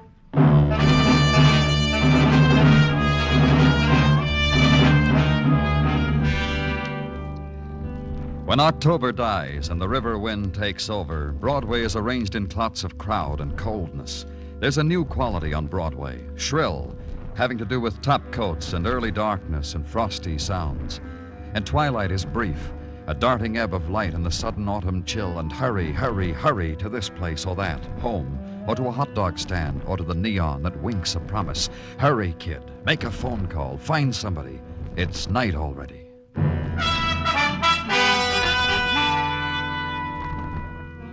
And it seems the night comes sooner in the tenement district, or somehow it never quite leaves, in the barrio, in Spanish Harlem. That's why the people gather together sooner and start their music earlier in a small nightclub like La Cantina, where I was, and Detective Gomez was, and the man who led us across the floor. Through here, senores. Down these steps. He's in the cellar. You were the one who found him? See, I went down here to my store bin to replenish the beer for my customers. Well, you will see. Is there any other entrance to this cellar than those steps we just came down? You will see, senor. Look, don't make a drama out of it, Luis. Just tell us... Take it easy, Gomez. There, and the beer cases stretched out, muerte, dead. Now tell us, Luis, how did it get in here? Perfume, senor. You see a window through which deliveries are made from the alley. Mirror of the window is broken through, so... Take a look in the alley, Gomez. Okay. You know who he is, Luis? See, he's Ricardo Miguel, a boy who lives near, a boy who works at the pasteleria or Senor Loca, the bakery shop, also not far. Stabbed. 4 places that I can... It's the floor show, senor. Be gone. Yeah? The sad you cannot take the time to see, senor. It is exciting. It is sad you have not the time.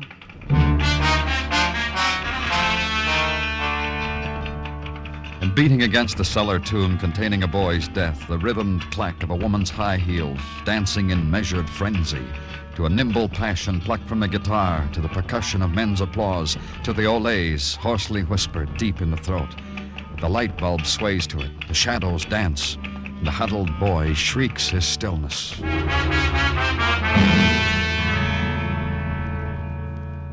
And into it after a while, Gomez with information. There were bloodstains in the alley outside. The boy had been knifed there, had fallen or was pushed through the cellar window. Leave Gomez to the official gathering of the dead. Walk a barrio street to the bakery of Senor Lorca. Try it. Find it closed. Then walk some more, scavenge the barrio night for scraps about the murdered boy, about Ricardo Miguel. And from an alley wall, moist with autumn's night mist, a form detaches itself, whispers into your ear that Ricardo loved a girl much. Reina Martinez lives alone in a room on 110th. Alone. Try her, senor. Go there to a numbered room in a tenement hall. Try.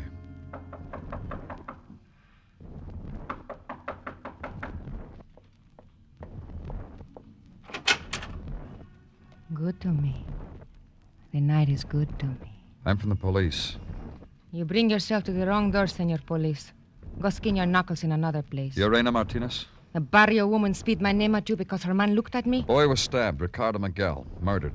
Because he loved Reina? Let's talk about it inside, Miss Martinez. In a little while, a boy comes for me. To buy me wine. To take me dancing. I have not combed my hair. I have not painted my mouth. Another time we will talk inside. Now, Miss Martinez. Tell me about Ricardo. I told what there is. He loved me. He was knifed in an alley. We found him in a cellar. Maybe you can tell me why something like that had to happen to him. You will not mind if I make myself ready for the boy who comes for me, eh? I fix my hair for the flower he always brings for it. Ricardo Miguel, let's get back to him. Ay, pobrecito. Poor boy. Poor dead boy. You like my hair so? It won't matter at headquarters. So impatient, Senor Police. All right, I tell you. Reina will tell you of Ricardo. Tell me. He worked with me at Lorca's pasteleria. He baked little cakes, little pastries. And in between, he spoke low talk in my ear. Sometimes I listened. Often? When he bought for me little things, I listened. You know, jewelry, silk blouse. This that I wear now, he gave to me. I made a promise when he brought it to me. No, I cannot keep it. Pobrecito. Poor boy. That's all there is about Ricardo? He worked with you, loved you? And now he's dead. Sometimes he's the pattern in the barrio, Senor Police. Why should Ricardo be... Donald! Mono, little monkey. Who is he, Reina? Of the police, Mono. I have finished with him. You like Reina? How she looks for you? What does he want here? A boy was murdered with a knife. A boy who loved me. Ricardo of the pastries. What do you want with her, mister? What's Reina got to do with it? She just told you. When was he killed? Maybe 3 hours ago, more or less. Who are you? Donald Jordan. College boy with an alibi for Reina. 3 hours ago and a sack full of hours before that, Reina was with me. It took that long to show her the ducks in Central Park Lake. That's where you were, Miss Martinez? Donald told you. My Mono told you. In other words, you're each other's alibi. Mm-hmm. Each other's. Come to Reina, Donald. Come on, little monkey. Ven. Ven aquí. Come on.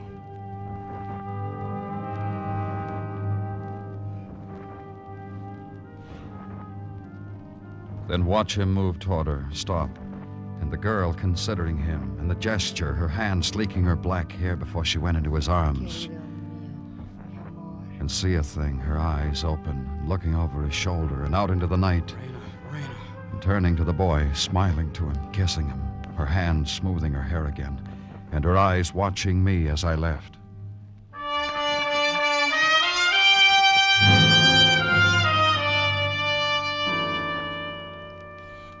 The next morning, back to the barrio, back to the front footage devoted to tenements and window watchers, and the people of the doorsteps and the chalk talk. Back to the place that had been closed the night before, the pastry shop of Senor Lorca.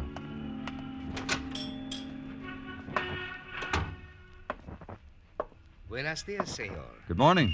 I am sorry, senor. Sorry about what? This morning, my stock, it is scarce. However... Because Ricardo didn't show up for... My baker Ricardo is muerte, dead. So for the next few days... I know.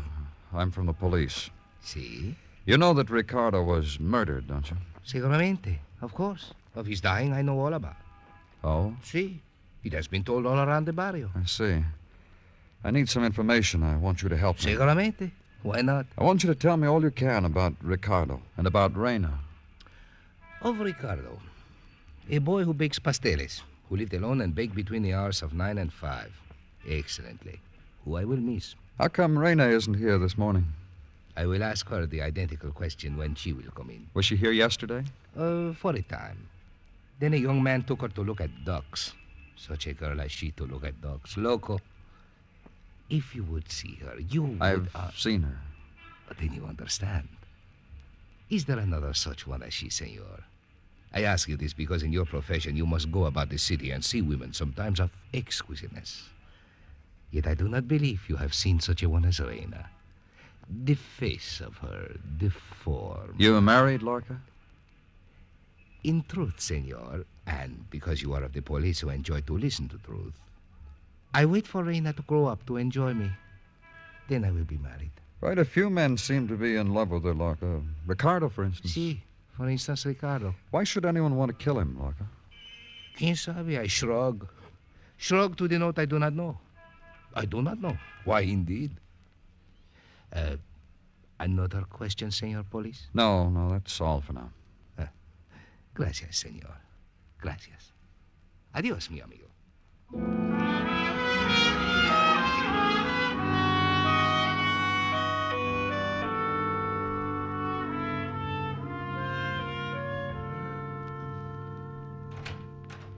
Hail, fellow, and well met.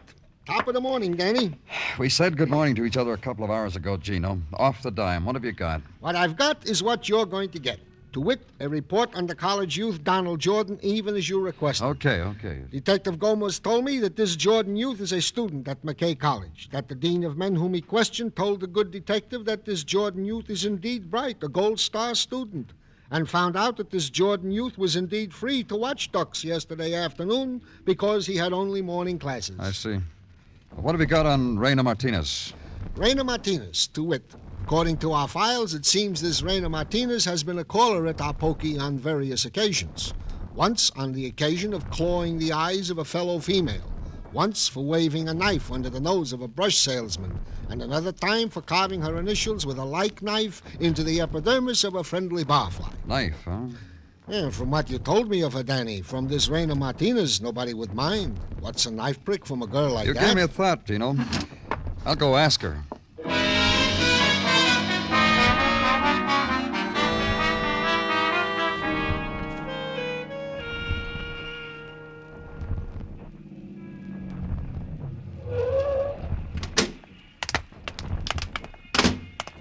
What does this girl look like, Danny? You'll see. Come on. To this house. One side, friend. Take it easy, Buster. What's the hurry? I said one side. He's a big one, Danny. Okay, friend, you asked. Yeah. Come on. Come on, settle down. Yeah, it's a lot better, young fella. I ask you something. What's the hurry? You guys crazy, take your Why hands... were you running? In a hurry, I run. Police. Huh? Police officers. Look, I didn't have anything to do with it. To do with what? Look. Bring him along, Gomez. Come on, kid.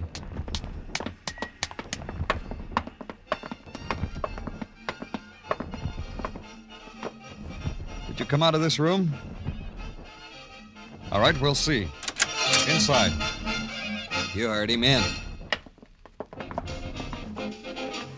Danny. Yeah, I see. I didn't do it. I swear I didn't do it. I didn't kill her. I didn't kill Raina. I didn't kill her.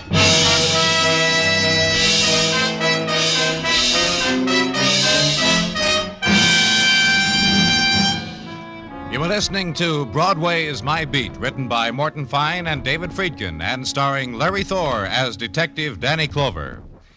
Say, that was some night the gang gave Jack Benny last week when the spendthrift squire surprised them all by inviting them out to a nightclub on him.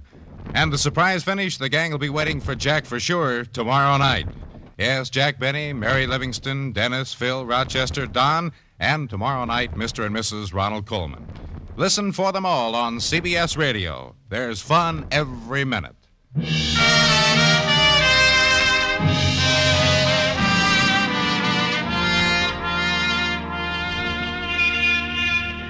The winds of October begin their departure from Broadway, and departing leave in their wake the gutters choked with regret, the corridors echoing lament. And Broadway picks through the leaving, searches for lost treasures, for images misplaced, left behind in that movie palace, forgotten in the sudden realization that this was your subway stop. There was the girl with the soft fur held close to her throat, covering her face right up to her eyes. The way she looked at you, that was one you'll remember, kid, right through the fall season. And there was that late time on Broadway when the bar was closing. The guys with convention buttons on their lapels bought you a drink, said, "Whenever you're out my way, look me up." That was October, the image and the farewell. So why look for anything else, kid? That's all there is.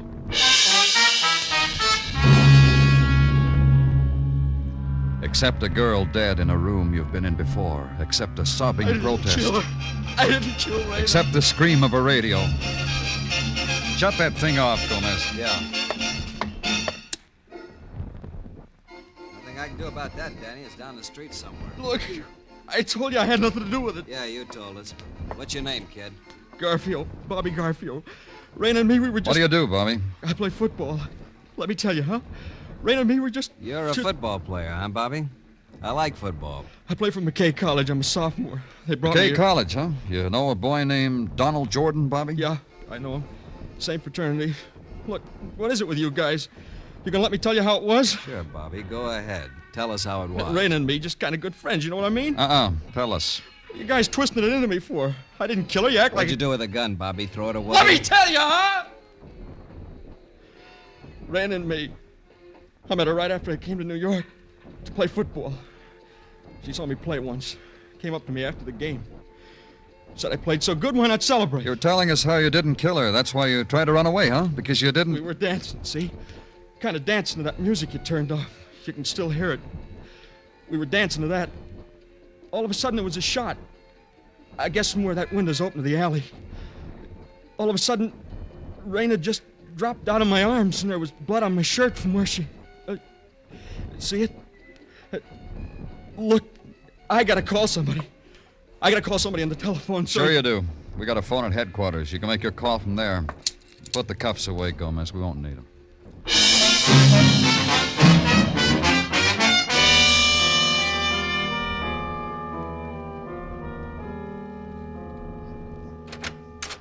You've got a gentleman caller, Danny. Huh? Who? A gentleman who comes in answer to Bobby Garcia's phone call. Oh, show him in, Gino. This way to see Danny Clover. Oh, that'll be all, Gino. How do you do, sir? Very well, thank you. Sit down. Thank you. My name's Clover. Douglas, sir. John Douglas. Bobby Garfield called you. Bobby's in a lot of trouble. The trouble, Mr. Clover, is a thing youth is prone to generate for itself. You and I understand that. The trouble is murder. Oh, sure. May I ask, Mr. Douglas, why Bobby called you? Of course you may. Didn't you know? I'm a football coach. No, I didn't know. Bobby comes under my tutelage as an end, an excellent one. McKay College's pride. Offensive end, of course. Of course. But what else about Bobby? What else about him? I found him in New Mexico, prevailed upon the McKay regents to make his way to New York easy. They certainly agreed with me. He's very fast, is Bobby. Got his speed racing the super chief across the New Mexico deserts, I tell sports reporters, for color. He was found running out of a room where a girl was shot to death. Well, this, sir, is confounding. I told my squad, I keep telling them, no dates until after the season. So surely there must be a mistake. Bobby listens to me. There's no mistake, Mr. Douglas. Who was the girl?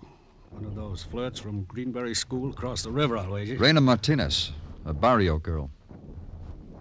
Of course, if there's anything... Well, what am I expected to do? Answer another question.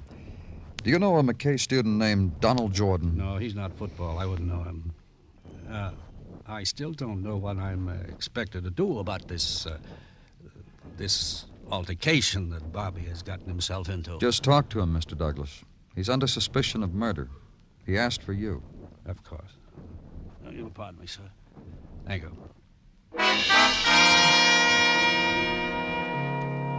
And watch the leader of men go talk to one of his boys, not knowing what to say, not knowing how to pep talk a boy out of a grief the coach had never played against before. And imagine it. The pat on the shoulder, the voice modulated to the acoustics of a cell. Then the curiosity taking over finally, gentle, insinuating. Tell me about it, son. Tell me about the girl. Tell me what there was about her that made you...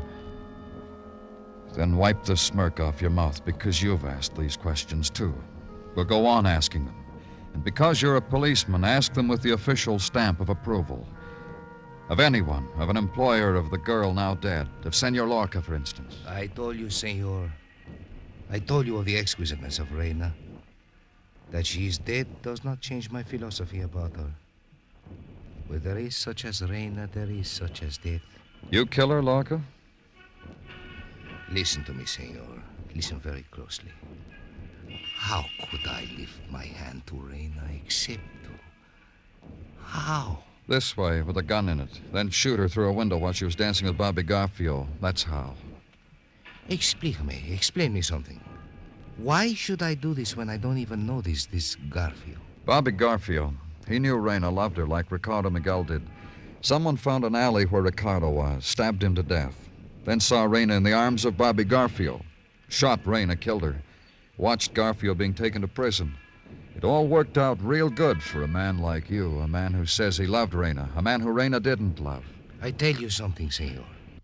All this that you said, I could wish it deep inside here. But I could not do it. I'm only a seller of pastries. I have not the what it needs. Then you didn't know about Garfield. About dead Ricardo, my pastry boy, I knew. About the college boy who took Reina from me to show her dogs, quack, quack. Only these rivals I knew till now. I regret you told me about this Garfield. One more thing. Perdone, I may speak to the phone? Go ahead. Lorca's Pasteleria, huh? Ah, detective. See, there is a detective here. This is what you want of Lorca. Momento. For you, senor. Thanks. Danny Clover speaking. Danny, I disturbed you only because Dean Crawford of McKay College phoned in. Wants you to come to his office right away. Did he tell you why? He said he's got a shocker for you, but an immediate shocker. Those were his very... Thanks, Gino. Maybe I'll have to get back to you, Larka, so don't go away.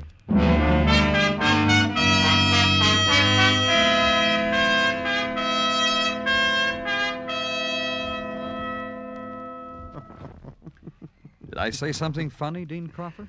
No, not you, Mr. Clover. I said something funny. I made the remark to myself. Oh? This week, Mr. Clover, just this week, I sent in my resignation to the Board of Regents. A thing unheard of. No dean ever quits at McKay. We get fired. I quit, effective the new year. And that's funny? Scandalous, to use a McKay term that's hardly ever used. And then, think about it, Mr. Clover.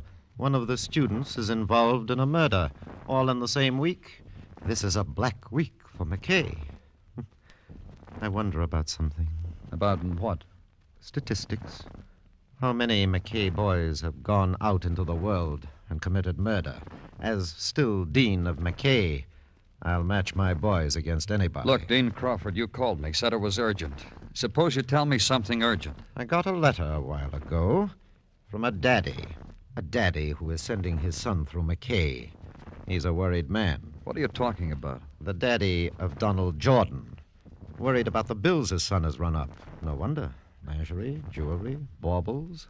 For a sex we only mention in psychology, too. Female. The letter came after your Detective Gomez had left. How close was Donald Jordan to Bobby Garfield? I'll tell you how close. We have an arrangement here. Assign a football player to a scholar. Arrangement: Garfield was coached in his studies by Donald Jordan. This is known as intellectual freedom. Donald writes Bobby's themes, does his assignments, which leaves Bobby free to think about nothing. Admirable?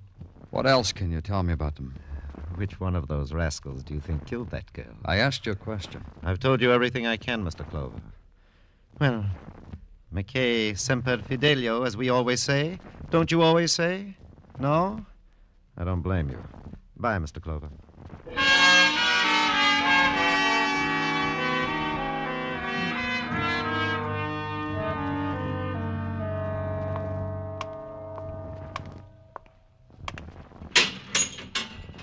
Bobby? Come on, Bobby, on your feet. What? What do you want? Let's go, Bobby. We're going for a visit. Visit? Yeah, we're going back to school.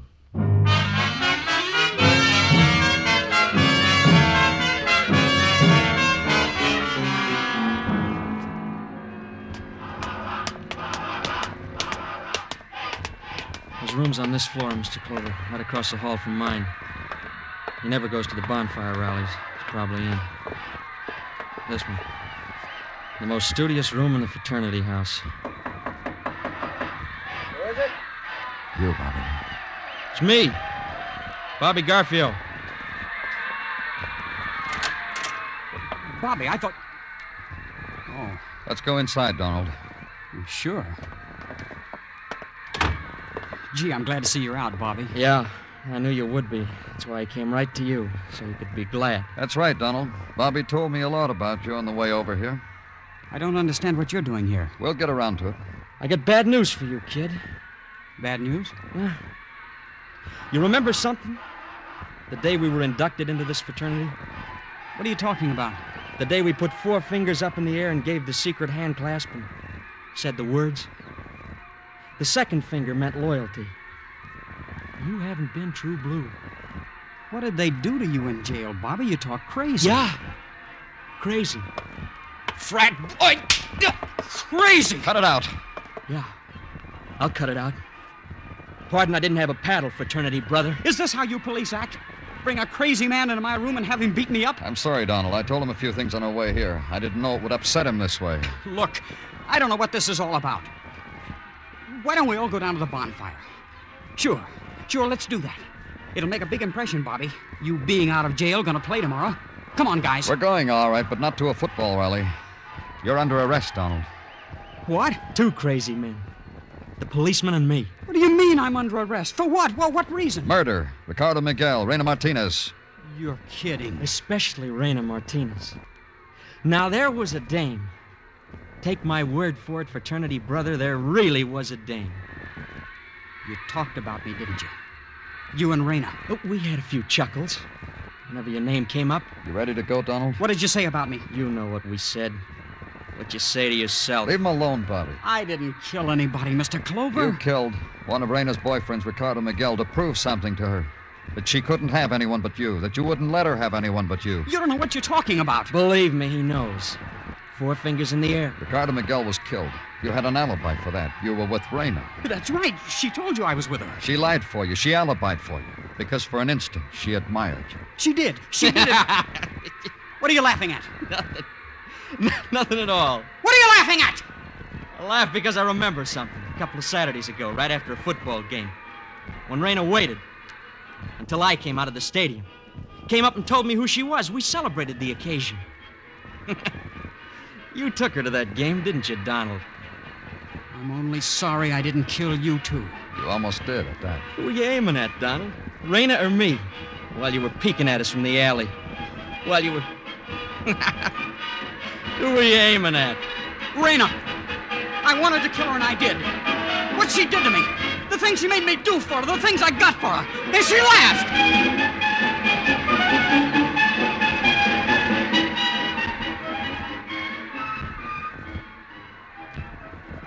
She laughed.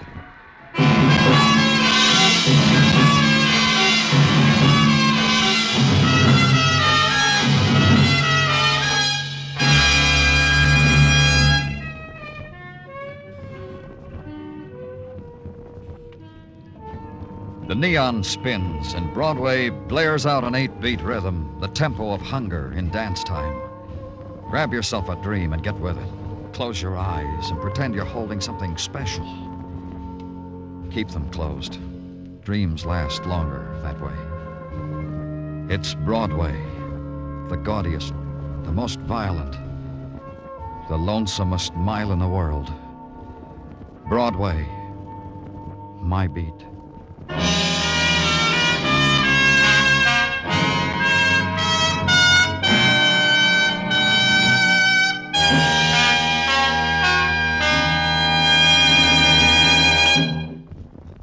Broadway's My Beat stars Larry Thor as Detective Danny Clover, with Charles Calvert as Tartaglia and Jack Crucian as Muggavan. The program was produced and directed by Elliott Lewis, with musical score composed and conducted by Alexander Courage. In tonight's story, Dick Crenna was heard as Bobby Garfio and Sam Edwards as Donald Jordan. Featured in the cast were Harry Bartell, Marvin Miller, Lillian Baeff, Herb Butterfield, and Edgar Barrier. Looking for a lively date for tomorrow night? She's on the younger side, but her appeal is to all. Interested? Then meet Corliss Archer, CBS Radio's atomic teenager, with her fun-making gang on most of these same stations tomorrow night.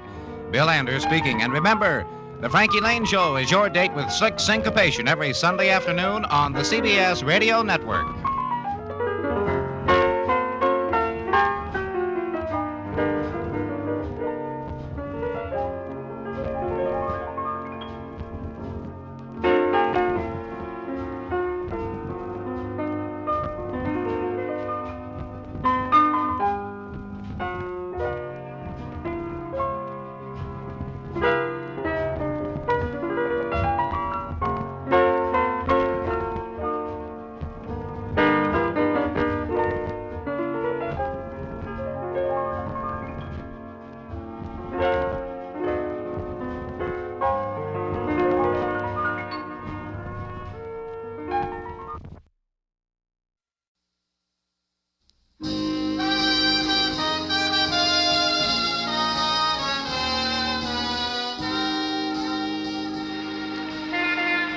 Broadway's My Beat, from Times Square to Columbus Circle, the gaudiest, the most violent, the lonesomest mile in the world. Broadway's My Beat, with Larry Thor as Detective Danny Clover.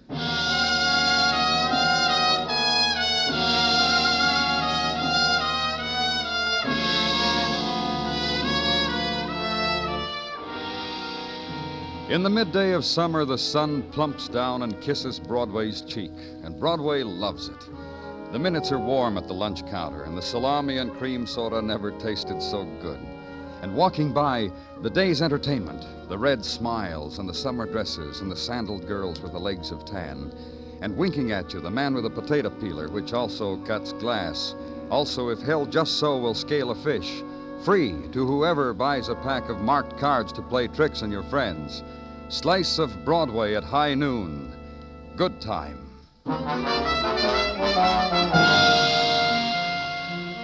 And noon in the summer lasts too long when you're indoors. There's a sound to it, compounded of electric fans in the aggregate, flies trying to escape against windows, and a drone that just happens to be there. Noon at police headquarters, and the opening door. Danny? Come on in, Muggavan. Oh, thanks. You'd have had the Coke a couple hours ago, only I got stopped. Oh? Yeah, Dr. Sinsky grabbed me. Well, I'm happy for both of you, Muggavan. What's on your mind? Dr. Sinsky grabbed me and walked me into the lab and handed me a report. Yeah, I'll read you on the paper what it says under comments. In my considered opinion, subject died of alkaloid poisoning, which I doubt was self-administered. Signed, Dr. Henry L. Sinsky, MD. Okay, Muggavan, run it down for me. Subject's name, John Rand. Address, here. John Rand. Name mean anything to you? No. Cotton importer and processor. I looked him up. Very rich. Very sickly, I thought. Well, what do you mean you thought? Well, I just talked to his physician, Dr. Montoya, who refused to sign his death certificate, which is why we performed an autopsy. Dr. Montoya said, wait a minute. Well, Just take it easy for a minute, will you? I want to make sure. Yeah, here it is.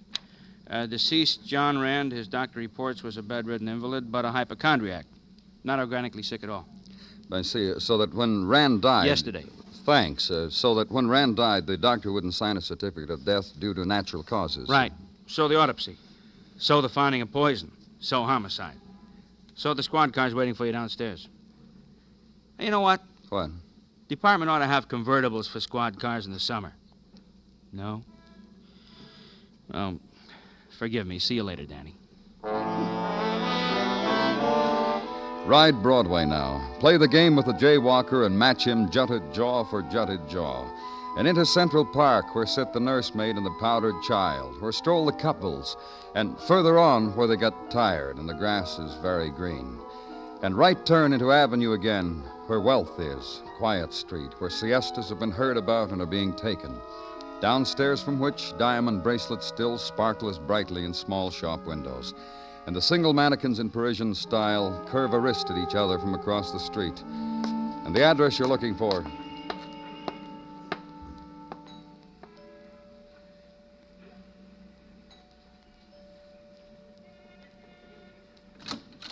Yes? My name's Danny Clover. I'm from the police. Please. Are you Mrs. Rand? Please, there's been some trouble here. Your husband... He died yesterday. Please don't ask me to talk with you. Did your doctor, Dr. Montoya, did he tell you that your husband had been poisoned? What? Oh, didn't he tell you about an autopsy? Please come in. The word come through now. Autopsy.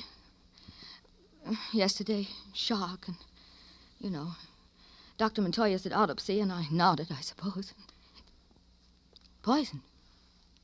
What? Homicide. Meaning my husband was murdered. That's right. That's ridiculous. Why do you say that? Well, I didn't kill him. You hear what I said? I didn't kill him. I didn't. He's been in bed most of the time, and I'm his wife, and I was closer to him, and I fed him, and I washed him, and... Listen, you, I didn't kill him. Who else could have? I'm asking you a question. Dirty, stinking, rotten Who? little... I'll kill her. I'll kill her. Who are you talking about? I'm going to take a gun or a knife or whatever I can put my hands on, and I'm going to kill her. Just take it easy. Tell me who you... Ward. Ward? Bonnie Ward, his nurse. His fawning, sweet little nurse.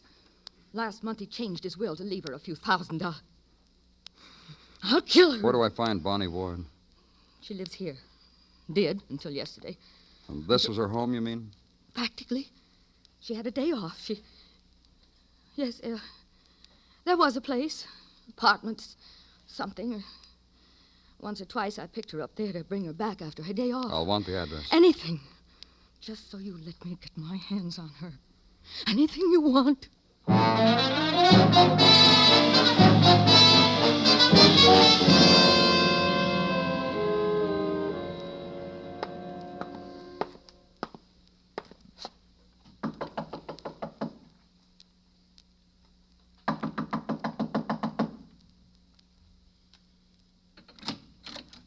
Yes? Miss Ward, you're Miss Bonnie Ward? What do you want with her? I'm from the police. Leave her alone. Just leave her alone. Look, I'll say it however you want, in anger or pleading, or if you want me to, I'll beg. Leave her alone. Well? Is she here? Doesn't touch you, does it? How a woman Well, will just lower answer herself, me. Is she here? demean herself, crawl, grovel before people like you, and it doesn't touch you. Makes no impression. Because you're police. And a woman must scrape Let's and go bow. inside, huh? I can't reach you, can I? Of course. Let's go inside. You didn't tell me who you were. No. Whatever hurt you have about the police, it's a simple question. Who are you? Angela Kenny, age 43, 5 feet 4.5 inches in height, weight 112. And Bonnie Ward, who is a practical nurse, says I'm thin and that it's an emotional Live thing. here with Miss Ward? An emotional thing that I am skinny, that I'm eaten up with all sorts of private bitterness. Bonnie says that. And what, Miss Kenny? Bonnie says that about me. And it is Bonnie who is ill and troubled and persecuted and driven. Driven. Till one day it'll snap. Her mind will snap, and there'll be people to thank for it. You and others like you. The pursuers. The relentless ones who run after sorrow with a net. Miss Kenny. Yes? Is Miss Ward here? No. Well, look if you want. Behind closed doors and in corners and under things. Look for her. I want to see how you go about it. Where is she? You won't look. She read how you found John Rand was poisoned. She went away. Fled. Somewhere. I don't know where. You understand? I don't know where Bonnie is. Sorry.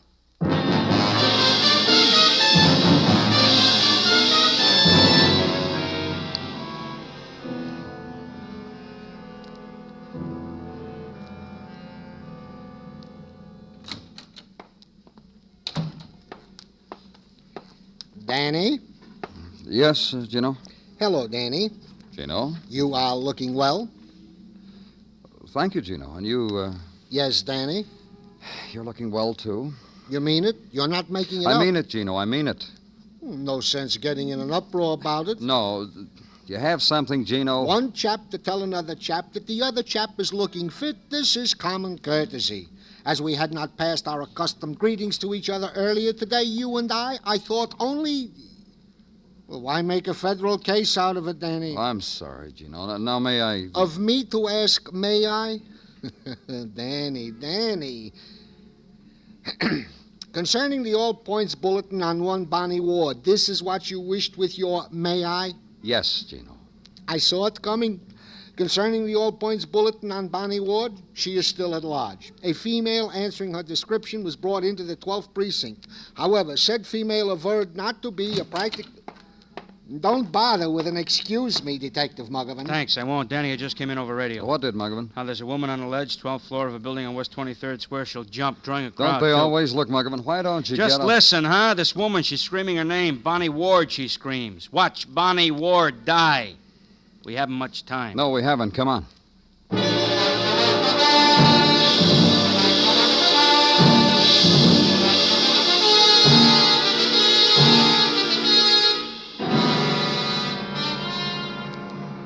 You listen to me, Bonnie Ward. You just listen. The police said I could talk to you. I don't know you, and you don't know me. But I'm a woman, and you're a woman. And I say you have no right to die. Not like that. Don't die. Well, they're having fun, huh, Danny? Help me out this window. Uh-huh. Hey, 12 stories up, Danny. The ledge the size of a plank. Now, you'll take it easy, huh? If she jumps before you get to her. Bonnie. Listen to me, Bonnie. Get away from me. No, just listen to me. You think they'll enjoy it? If I jump, just fall. They don't want you to die, Bonnie. Look at them. Look at them. And that woman. She wants me to die. You want it, don't you? I talked to your friend, your roommate. I talked to Angela Kenny. She said she needs you. She says she's unhappy without you. Angela said she needs me. She's your friend. She loves you. She doesn't want you to die. Bonnie. You're lying. No one wants me. I'm hated. Hated. Even Angela. No. Bonnie.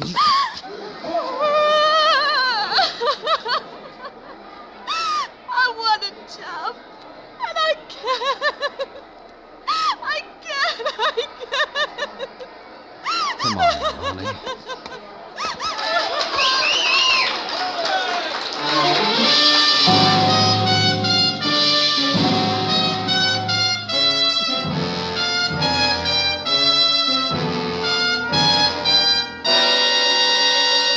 You are listening to Broadway's My Beat, written by Morton Fine and David Friedkin, and starring Larry Thor as Detective Danny Clover. Next Tuesday, CBS Radio invites you to attend the opening of a hard-hitting new series titled 21st Precinct. Meet Captain Kennelly and learn directly from him the operations of the largest police force in the world. Next Tuesday night on most of these same CBS radio stations, hear 21st Precinct.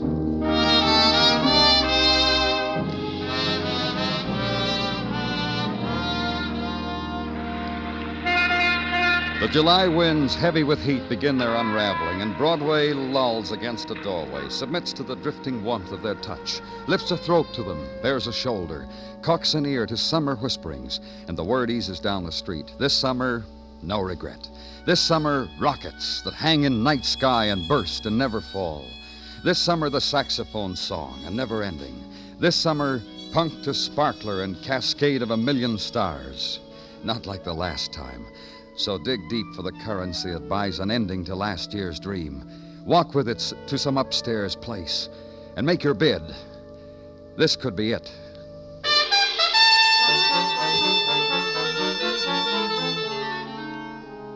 And in office at police headquarters, the summer talk also. Of a woman held on suspicion of murder. Of a woman who had tried death 12 floors above July pavements. Summer talk concerning Bonnie Ward. Psychotic hysteria, Danny. That's what Dr. Sinsky calls it. When she isn't laughing, she's crying. Then she shivers. Laughs some more. Anyway... Anyway what, Muggavan? Nothing. You were going to say something. What? You just have to probe, huh? Forget it. You wanted to know what I was going to say. Forget it. I was going to say anyway... Any way you look at it, I'm sorry for her. Sorry a woman wants to kill herself. Sorry for a lot of... Well, now you know. Yeah. Anything on... I tried to get through to her. You did. So did Dr. Sinsky. So did the department psychiatrist. Bonnie Ward's going to need a lot of help. That's the consensus. You were going to check records, Margaret. Yeah, I did. I also did that little thing. Well... Yeah, we got a record on Bonnie Ward. We sure have. Charge of murder. What? February 1948. Bonnie Ward was charged and held for the murder of a man, rich man, name of Charles Raymond. Very rich man. Old. Invalid. Bonnie Ward was his private nurse. Just like with John Rand. Same kind of circumstances. Go on. Rich man died, left Bonnie Ward, was just a private nurse to him, left her $10,000 in his will. John Rand left her money, too. Mrs. Rand said a few thousand. Yeah, Bonnie must have been quite a nurse. Wouldn't you say? A two-time winner like that? Wouldn't you say? Well, what else you got? Well, this Charles Raymond, the man Bonnie took care of 5 years ago, doctor wouldn't sign his death certificate either. Call the police. Bonnie was arrested, brought to trial. Every piece of evidence they had pointed to her guilt. Still, she got off. Jury acquitted her. Danny? What? Maybe I'm crazy, huh? The heat, huh? What are you talking about? Crazy to feel sorry for a woman like Bonnie Ward. A two-time winner like that. Crazy, huh? Muggavan doesn't wait for an answer. Throws the report on your desk. Turns, walks away from you. And for a while consider documents in the matter of the State versus Bonnie Ward. Time, February 1948. Occasion, suspected murder of an invalid. And acquittal for Bonnie Ward. And $10,000 for Bonnie Ward. And restaple the documents and file them neatly. And pick up the $4.95 Panama and the sweat-crumpled jacket. And leave.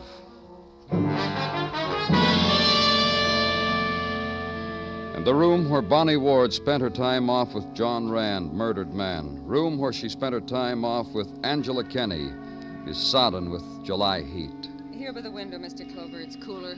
Move to the window through a room littered with newspapers and front-page photographs of Bonnie Ward's attempt at death. Closer now to Angela Kenny, who stands at the window with a pair of scissors and carefully snips from a late edition, the 5-column photo of Bonnie Ward screaming from a building's ledge.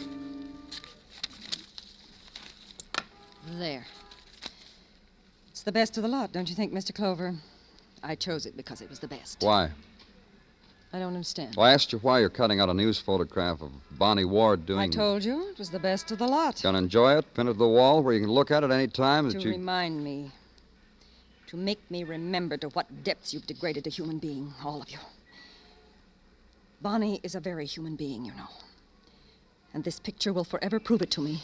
5 years ago, she was charged with the murder of another man. Did you know that, Miss Kenny? Yes. And received $10,000 from his will and was acquitted. And hounded and vilified and pointed out by idiots on the street who had nothing better to do than destroy. And shriek with laughter because they recognized a woman who had been proved innocent. She had $10,000 to wave in their faces. Which she squandered. With which she tried to buy back some compassion, a little love from idiots. $10,000 squandered on filth of the streets. $10,000 to buy herself a husband. What? A husband. A man who grinned at her, who had wavy red hair, who was younger than Bonnie. You know him? Bonnie told me about him. Told me about Tom Pryor, husband, her lost husband. Told me how he and I had so much in common.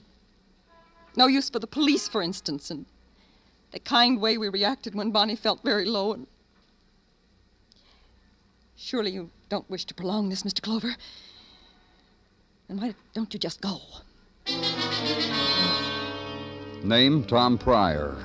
Description, red-headed and no use for the police. Implication, police record. So run it through the IBM at records and come up with a punched card, which in translation means this. Age 34, 5 feet 9 1/2. Profession chauffeur, one-time driver of racing cars. Red hair, ruddy complexion, distinguishing marks, none. Last known address, Hotel Lorenzo, a flea bag in the Bowery. List of arrests, May 1950, disturbing the peace, fined $50, 60 days in lieu of fine. March 1952, drunk and disorderly, 30 days. April 1953, drunk, disorderly, vagrancy, 90 days. What else? Place of each arrest, bar attached to Hotel Lorenzo on Mott Street. That's about all.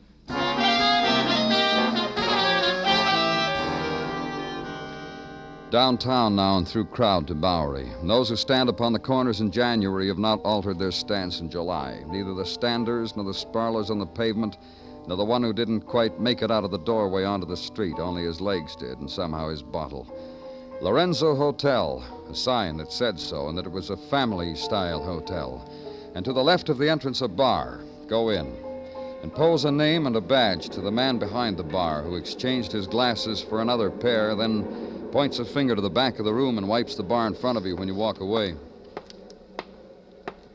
Tom? You, Tom Pryor? Cop? That's right. How do you do, sir? George, bring us a drink, George. My special. The Tom Pryor special. When's the last time you saw your wife, Tom? Now, there is a question which is harmless if I've ever heard one. It's a fella asking... George, old boy, here. Take a 5. No, take a 10. Bring change and nickels for the music box so my Just friend... bring him his change, George. Hey, nickels. Where did you get all that money, Tom? Where'd you get yours? Must be $100 there, or more. Never argue with a cop, especially you can't run fast like me. What do you do for a living? Chauffeur. Working? No. Why? I happen to be in a bar drinking, sir. I've been told time and time again, and with reason, sir, that alcohol and driving do not mix. Last time I heard it was from my employers. Another question, Tom. Did you kill... I did not kill anybody, sir. Thank you, George. Take a handful and play some music, huh? You ready to talk to me now, Tom? You don't touch your drink, I'll be Oh, sorry. You ready to talk to me now? You are my buddy, sir. Tell me about your wife. Gladly. To her, Me. I was a hero. I dragged her out of the Hudson River so she could start life anew. Romantic story of how we met. You met your wife was going to commit suicide and you saved her. Sure. Long time ago, long. 5 years ago? Sure. After she was acquitted of murder. You know how right Rain is? That's how right you are. Go on. Romance. She had 10 grand. We blew it in Las Vegas. How long ago was this? A couple of months after we married. 3, 4. Our love was so fine and so fine we didn't count an hour or anything. Why did you leave her? No dough. Besides, she was always talking about going back to the Hudson River and giving herself up, or jumping off a big high tower, or shooting, or... Hey, you know what the doctor said? What? She gets a shock anymore, like that murder rap, like, well, you know, shock. She's gonna destroy herself, perhaps, the doctor said. Perhaps, he said. I happened to mention this information to my employer at the time. Who was that? Mrs. Rand. Mrs. Louise Rand, sir. John Rand's wife? My employer. You mean you worked for her? My employer. And now, if you'll excuse me, I believe I will have a small catnap. Good night, all.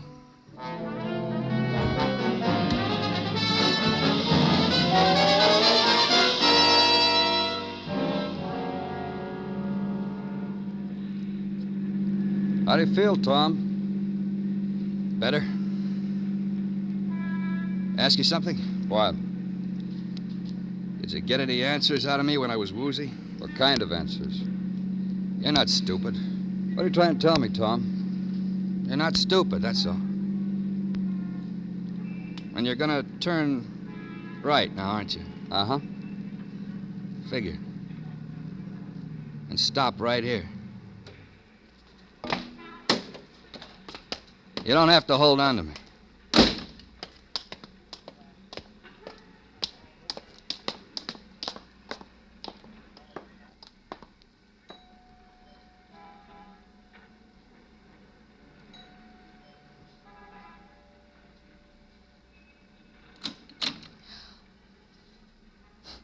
She's speechless. I warned you a long time ago, Mrs. Rand, this was liable to happen. Let's go inside. What are you doing here? Oh, my. About your husband. Of course about my husband, but him. Me. I haven't quite figured out about you, Tom. How about accessory before the fact? Hey, look what I am. What are you talking about? About a fact, about the murder of your husband. You have his murderer, that nurse. Oh, my. What's the matter with you? This is Mrs. Rand. Once she was my employer. You never did tell me, Tom. How long ago was that? Oh, about $3,000 ago. Mrs. Rand. What do you want? When did Bonnie come here to work for you? After he left. After Tom, then his wife came to nurse my husband. That's right, Mrs. Rand. But when he worked here, Tom told you about his wife. Here we get on thin ice, Mr. Clover. I just happened to mention to the lady here that once my wife was tried for murder. And wasn't it a coincidence that this lady here had a sick husband who needed care, and my wife was a nurse? And how the situation was the same. Did you convince your husband, Mrs. Rand, to leave Bonnie some money? I could kill you, Tom. I sure understand why you feel like that. So Tom told you all this, Mrs. Rand. You were a woman with a wealthy husband, a husband who was too much trouble. I just told the lady here how Bonnie, that's my wife, Bonnie, how she was mixed up in a situation. That's all. Did you suggest to her that if your wife was mixed up in another situation just like it, her whole history would be dug out again? And it seems to me that this here lady suggested that herself. This lady here said my wife would have a hard time getting off a second time. I really don't know what she was talking about. You're doing real well, Tom. Thank you. Now, tell the man what else you told me about your wife. How she would kill herself if she ever got into trouble again. Did you happen to mention that to him? I know about that. You've been drunk, haven't you, Tom? Yes, ma'am. And you told him everything, didn't you? Yes, ma'am. And you think you're going to blame it all on me? I'm sure gonna try to, ma'am. I've been paying him blackmail, Mr. Clover. Yeah. I've been supporting him, paying him You just... poisoned your husband, didn't you? You know what I could do to you, Tom? Yes, ma'am. No use trying, is it, Mr. Clover? We better go, Mrs. Rand. Hey, I'm going too, huh? That's right. You wouldn't let me drive, would you, just to drive her again? I think that'd be pretty. No, huh? This way, Mrs. Rand. Oh, I'll open the door for you, Mrs. Rand. You're quite welcome, Mrs. Rand.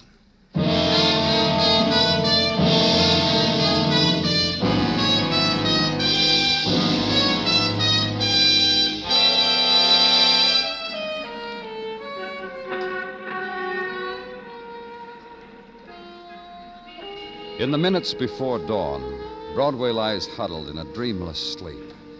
It's the time of the long night and no stars and the muted wind. And from far away, listen, the whispers gather and take away the night. It's Broadway, the gaudiest, the most violent, the lonesomest mile in the world. Broadway, my beat.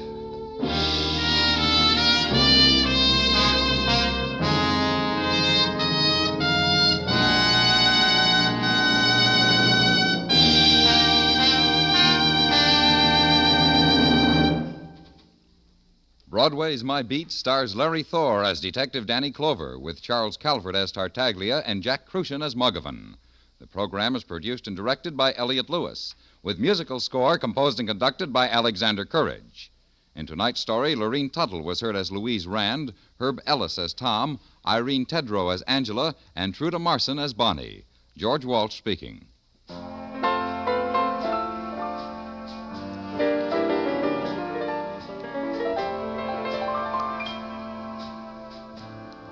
College men, you now have an opportunity to build your future in the exciting new field of jet aviation. Prepare for leadership in the jet age by serving as an Air Force aviation cadet. You'll get 18 months of thorough training in all phases of jet operation, learning under the finest instructors in the world's most advanced Air Force.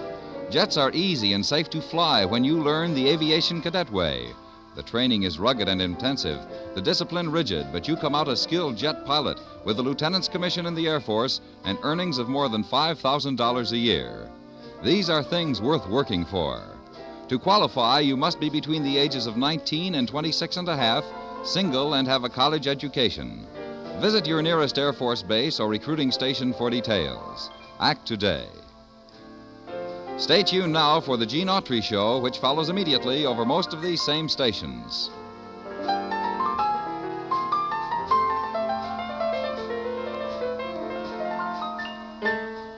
And remember, John Lund, as yours truly, Johnny Dollar, brings you Colorful Mystery Friday nights on the CBS Radio Network.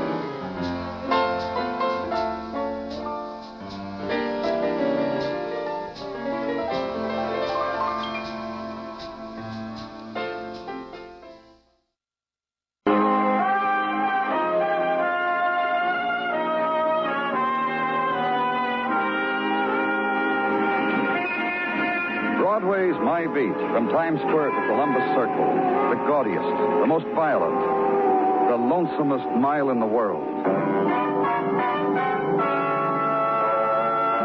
Broadway's My Beat, with Larry Thor as Detective Danny Clover.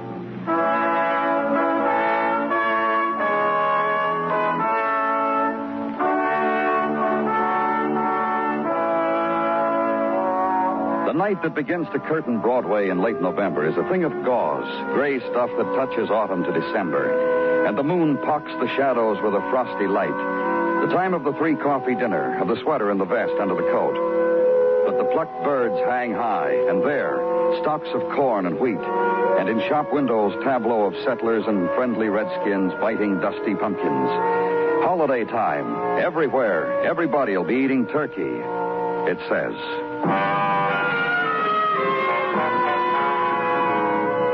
And uptown, far uptown where I was, only night wind and the near pattern of campus lights in back of the Student Union building, and Detective Muggavan and the woman dead. Night watchman was making his rounds, caught her in his flash, phoned it in. Identification? Yeah, handbag. Here. Yeah. Grace Cullen, 19... Mrs., it says. Yeah, thank you very much. 1903 West 160th. That check with your observations, Muggavan? Okay. Shot from up close. She looks a little oldish, huh? Oldish? For what? Well, college campus, nighttime. Still kind of pretty. About 37 to 40, I'd say. Well... Yeah. You stick around for technical, Muggavan. See you later.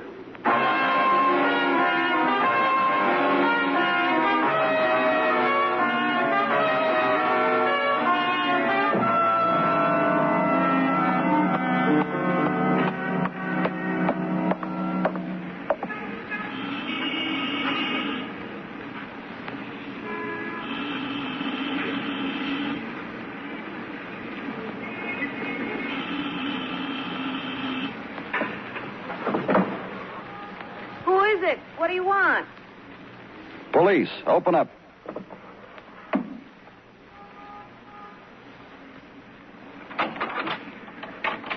The length of the latch chain and the tip of my nose through the slit. As far as I get with late dates. Show me you're a policeman. Yeah, see? You're dealing with a sleepy child, and I'd better turn the porch light on so I'll know it's not just a recurrent dream. True badge. And you've wakened me, and you've proven your point. What next, policeman? It's about Mrs. Grace Cullen. Normally, other nights, Grace would have opened the door to you. But as Grace is not at home, and she's heaven knows where... She's dead. Murdered. That did it. I'm awake now. You can come in. I'll turn the lights on in the parlor. It's where Grace and I receive our dates. You going to come in and tell me about it, or are you just going to stand there in the hall? You related to Mrs. Cullen? Oh, that's it. You thought I was her daughter, something like that. No. No tie of blood between Grace and me. Then... Grace ran an ad in the college paper. Room and board for girl student in return for light housekeeping. Look how nice I keep it. You can try for dust anywhere you choose. Maureen Hill, sophomore in light housekeeping. Now, what's this about Grace? We found her on the campus a little while ago. Grace is a widow. Oh? She's 41. A widow, 12 years. She told me she was 37. I scouted around. I found out she was 41. Look, any way you look at it, she's a widow. I know, you told me. And there was a rapport between her and football players.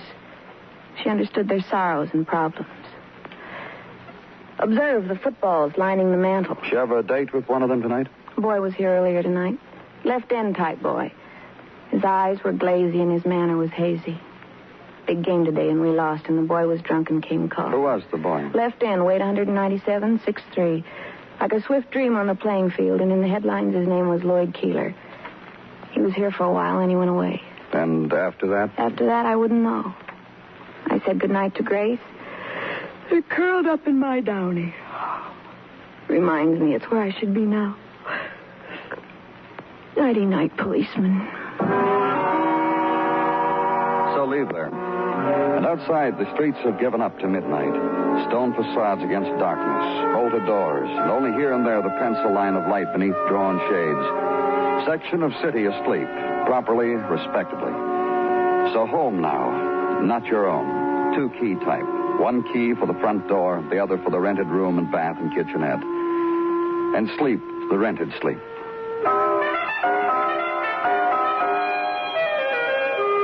And morning, new day, so get ready for it. Then call headquarters and give your route for the day. Ride uptown, the college, inquire at the registrar. Get the name and address of the fraternity house of Lloyd Keeler. Go there. The boy who answers the door for you is disappointed you're not an old grad or something, thus leaving empty his handshake of curled little finger and vertical thumb. But his answers are bright and quick. Lloyd Keeler is not there. Wasn't in last night. Haven't seen him. Don't know where he is. Tried the gym, he offers. Coach, Red Price, old Red, I don't know. Any time at all he leaves you with, fella. So across the campus, the sad sunny paths of branch shadows and young people, and into the coach's office. And old Red looks just like his pictures in the paper, except no hair. Have a seat. Thanks. Cigar? No, thanks. You know, I think the Cougars are too deep down the center of the line for us. If it rains, we're dead. What with our stellar tailback Prebick temporarily on the sideline with a fracture. I'm a policeman, not a reporter. Oh. I'm trying to locate Lloyd Keeler. He do something with a bucket of red paint in town? For questioning about murder. Where do I find him? Murder? Well, I wouldn't know offhand where the lad is. Practice at 3. Maybe then. Tell me something about him. Caught 2 TD passes last week. And what else about Lloyd? Shifty in the clear. 197 and shifty. We're the Scampers. Good day for the college when he entered our ranks. Scholarship? Sponsored. Which means what? Being paid for. Remember Don Davy? No. Don Davy, Brick House Don. Also an end. Played here in 32. Blocked Tech's field goal try for the league championship. Smothered it. You remember. Sure you do. Don Davy, huh? Local? Sure. Park Avenue. Look him up. Hey, that phone... No, thanks. Thanks a lot.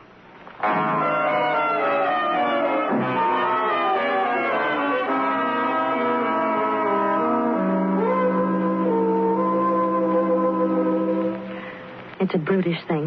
Rather a mess, isn't it? At least that's how I feel about it. That woman of middle age, found like that on a college campus.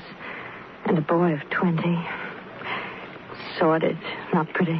That's how it happens, Mrs. Davy. Doesn't it, though? One thing I'll never understand. What? I've read of such things in newspapers. I buy sordid little paperback books, read myself to sleep with such things. But I never thought it would walk into my home and breathe so close. That boy mixed up in it, Lloyd Keeler. I was told your husband is sending him through college. Is that our guilt, Mr. Clover? That we were nice to an athlete? Where is your husband? In his study. It's where he retreats after lunch. Charts, football plays. I hardly think it worthwhile disturbing him. I do. Disturb him, Mrs. Davy. And then you'll be nice and go away. And we can write this thing off. Get him. Oh, Don. Donnie? How many times, Claire? How many times did it take to get Now, through? don't scold, dear. I have a terrific reason. There's a policeman in our home. Well, tell him. I can't do that, dear, because he's brought us a murder. Coming, dear? My husband, Mr. Clover. And he's irritated and angry because you've intruded on what play this time, dear? 54?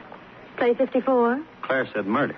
You must have read about it. She was found on the campus of your college. The woman was Mrs. Grace Cullen. 20 years ago, when I was big on the college team, I knew a Grace Cullen. Don't tell me this is the same one. I'll get sad. Real sad how the years stand still. Maybe she's the same one. But this year, she's been going out with a boy named Lloyd Keeler. Years sure stand still, don't they, fella? You know where Lloyd is? Well, Don had him pledged to Don's fraternity.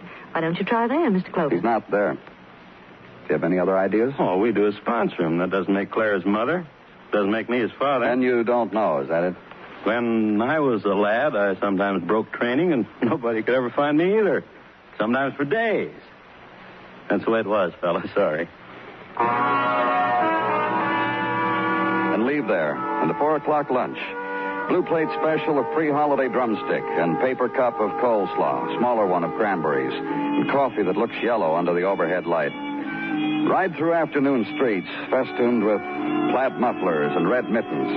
Turn left where the Doberman in a hip-length knitted overcoat breathes steam up at a maiden in coat to match. Crowd dwindles. Then a right turn. Headquarters.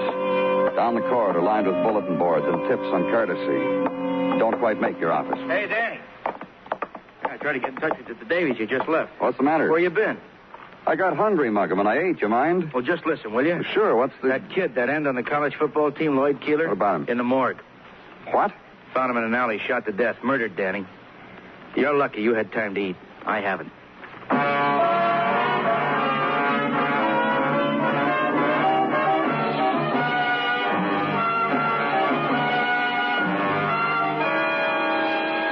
You are listening to Broadway's My Beat, written by Morton Fine and David Friedkin, and starring Larry Thor as Detective Danny Clover.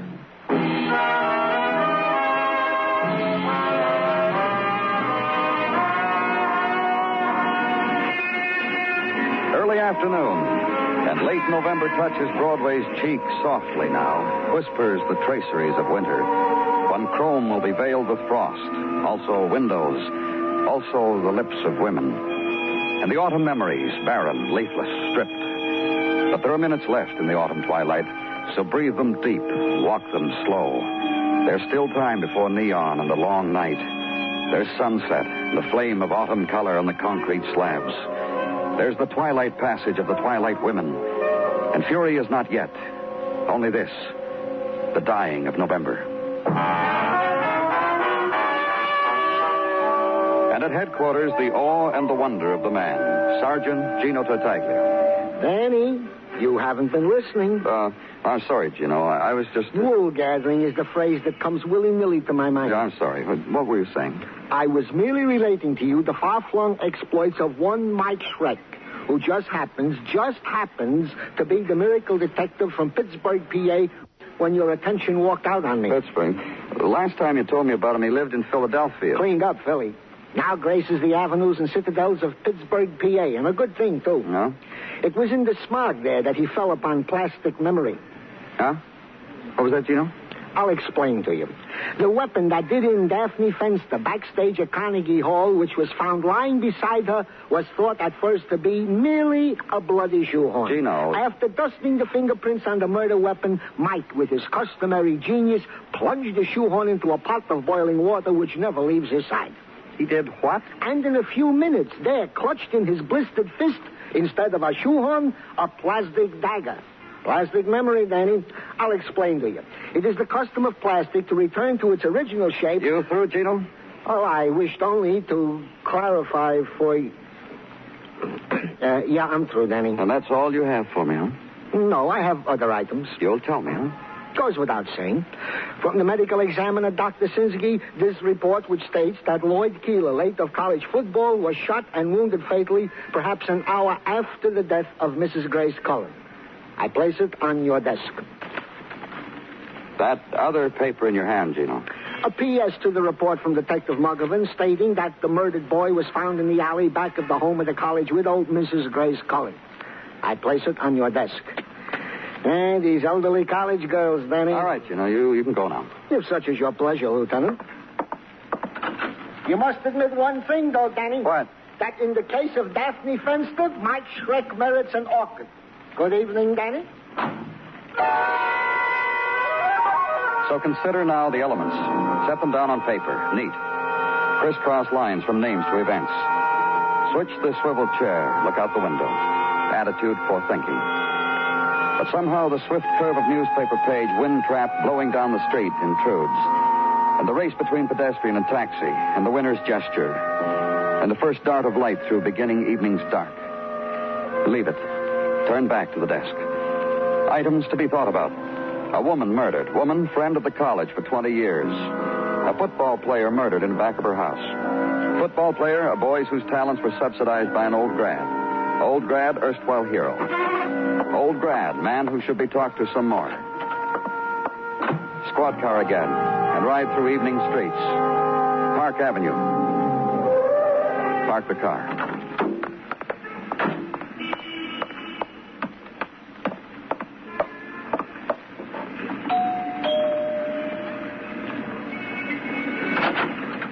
Evening. Hello. What is it?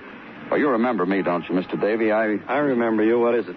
More questions. Mind if I come in? Want to talk to my wife again? Your wife, too. She's not in. She's being fitted. I'm happy for her. Now, you want to talk inside your place or inside mine? Fella, come in. Come in by all means. Thanks. In here, my Dan. Please have a seat. Thanks. I'd rather... A lot of trophies. Yeah, quite a few. Were you an All-American, Mr. Davy? Don. Who were you, Don? One sports editor in Baltimore, two more in the Middle West named me. Mostly second string All-American. Oh, see, you've got your old jersey. Yeah, and I'm wearing this watch. You can... Here, I'll take it off. No trouble. Here. Look at the back. The greatest kick blocker of them all. Fellas gave me that after the last game with Tech.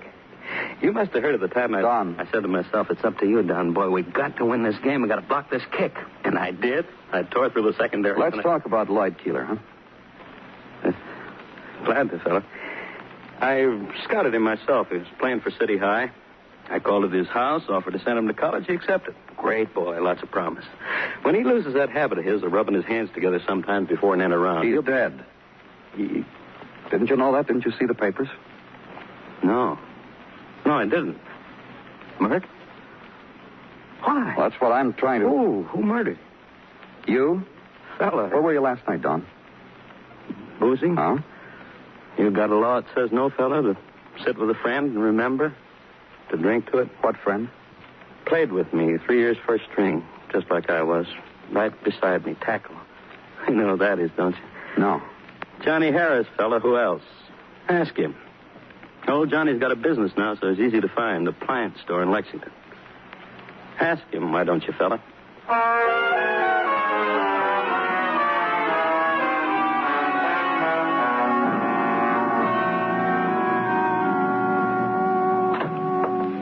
I'm just about to close up, mister, but you're welcome to browse around. Find any item that hits you, just yell out. You Johnny Harris? That's it, so you don't have to worry about a salesman's commission. I'm all there is. You find what hits you. I'm always willing to talk business. Find stock, electric floor waxers by Hoover. Be glad to demonstrate. Also, I'm from the police. And I'm in electric appliances, so we two have got what to hold up our heads about, huh, mister? Nothing to hide, huh, you? Me? I just left Don Davy. He show you his gold watch from after the Tech game? Huh? It was me got the boys to buy it for him. I didn't have fat on me then like I got now. You've stayed friends with him since college? Yeah, let's call it that. Don was a likable boy, never quite made man. But then you could say he was up against tough opposition. Like what? You meet his wife? You get to meet Claire Davy? And what about her? You said you were with Don a little while ago. Don, second string All-American boy preserved in wax. That's what about his wife, Claire Davy? I don't understand. I don't blame you. It's hard to.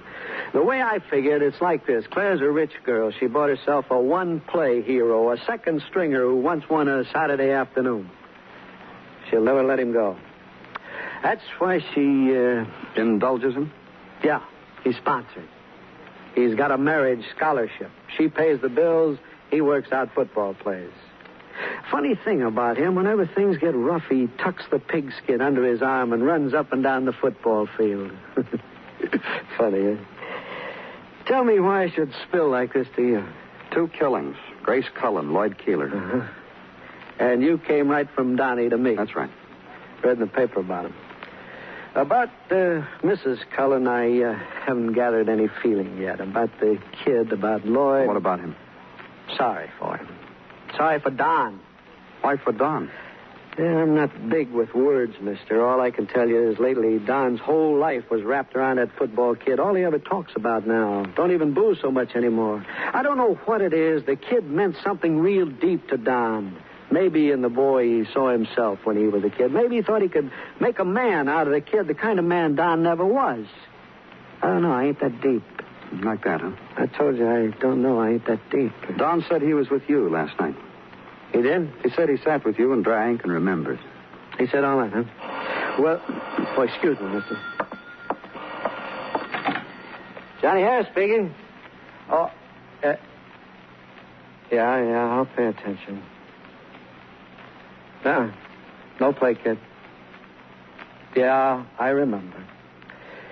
Yeah, it was very glorious how we trimmed Tech, but that was 20 years ago. Now, you listen to me. Before, when you called, I was ready to run along with a gag because we're college chums, because I feel sorry for you sometimes, because it happens to a guy. Not now, kid. No play. You heard? Uh-huh. That was Donnie, boy. About last night, mister. What? I didn't sit with Don. I didn't drink with him. I didn't remember with him. I was to a movie with my wife. I paid for the tickets. Thanks, Mr. Harris. Bad for Don. Well, you know where to find him.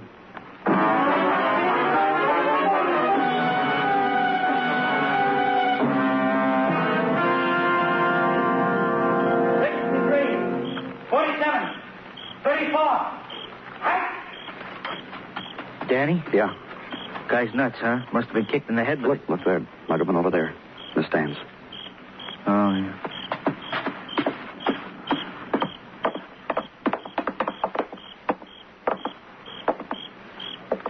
Good evening. This is Detective Muggavan, Mrs. Davy. You cold sitting up here, Mrs. Davy? Gentlemen care for a drink? There's still some in the thermos bottle. Jim? Why, yes. Help yourself. No, thanks. We don't care for any. Please sit down. 19, 72, 38. This is Davy. 14. First, I want to tell you this. When Don comes off the field, tell him he was very good. Tell him better than ever. You kidding? Sure we will. You were about to ask me, Mr. Clover? About all that's happened. Wave. Wave to him. He's looking. Thank you. 21, 37, 14, 96. About all that's happened, Mrs. Davy. Lieutenant means about a couple murders, Mrs. Davy. A woman named Grace Cullen, a kid named Lloyd Keeler. I know. Well? An explanation, you mean? Or a confession, Mrs. Davy, one or the other. Or both would be nice. You see, it's so difficult to tell you. Let me help you. You? About Don. What you did to him. I suppose you could say it that way. It's brutal, but it's true, I suppose. It's over now, isn't it? All of it. Yes. What you did to him, Mrs. Davy. Bought yourself a second-string husband and wrapped him up and never let him go. 37, 93. Look at him. He's gotten old and fat and slow. And the only way out, he knew. Football plays mapped out in his study. And this. What he's doing now. The old times when he was almost somebody. And then that kid came along, the football kid, Lloyd Keeler. Yes. Then I lost my husband. Everything your husband knew he wasn't, he saw fulfilled in that boy. The old college try. The old try. The time when he most nearly became a man. You're so right. So you killed the boy. You see, it's been 20 years, and I've owned Donnie.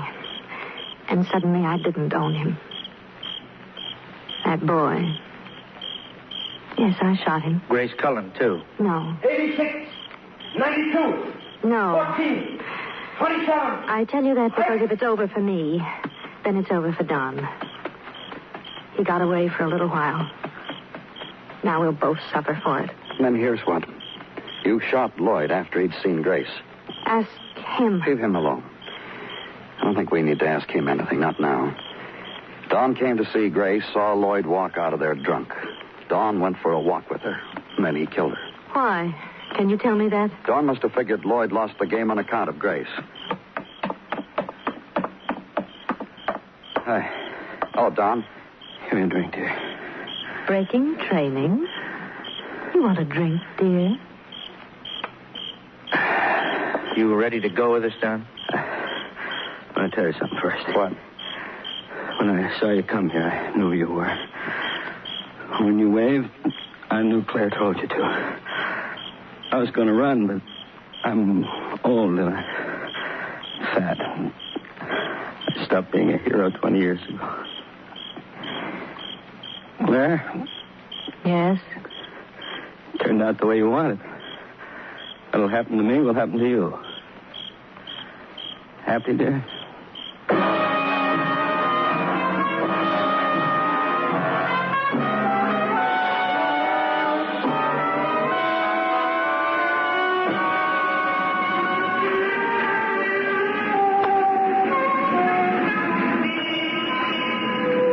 It's the happy time on Broadway, after the movie's time, and nobody wants to go home.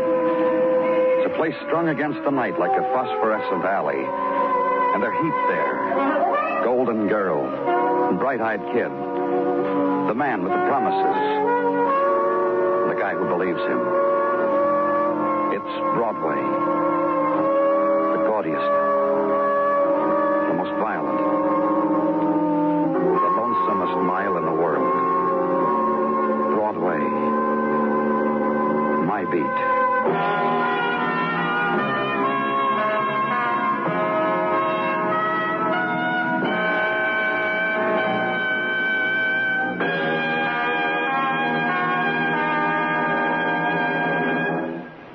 Broadway's My Beat stars Larry Thor as Detective Danny Clover, with Charles Calvert as Tartaglia and Jack Crucian as Muggavan. The program is produced and directed by Elliott Lewis, with music composed and conducted by Alexander Courage. In tonight's story, Paula Winslow was heard as Claire and Lou Merrill as Don Davy. Featured in the cast were Joyce McCluskey, Eddie Fields, and Tom Tully. Bill Anders speaking.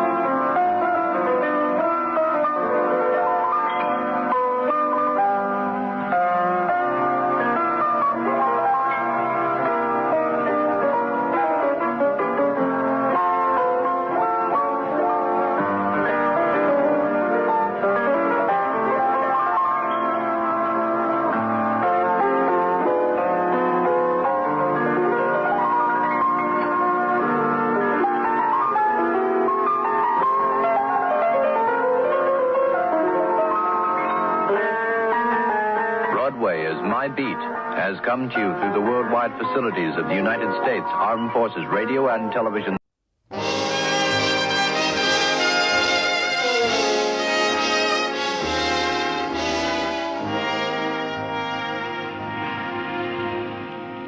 Broadway's My Beat, from Times Square to Columbus Circle, the gaudiest, the most violent, the lonesomest mile in the world.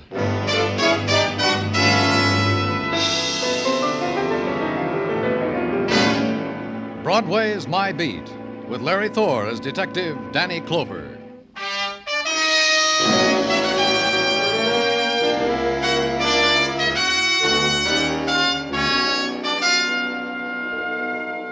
Broadway, where you walk through the October evening and hold close the things you want to save for memories.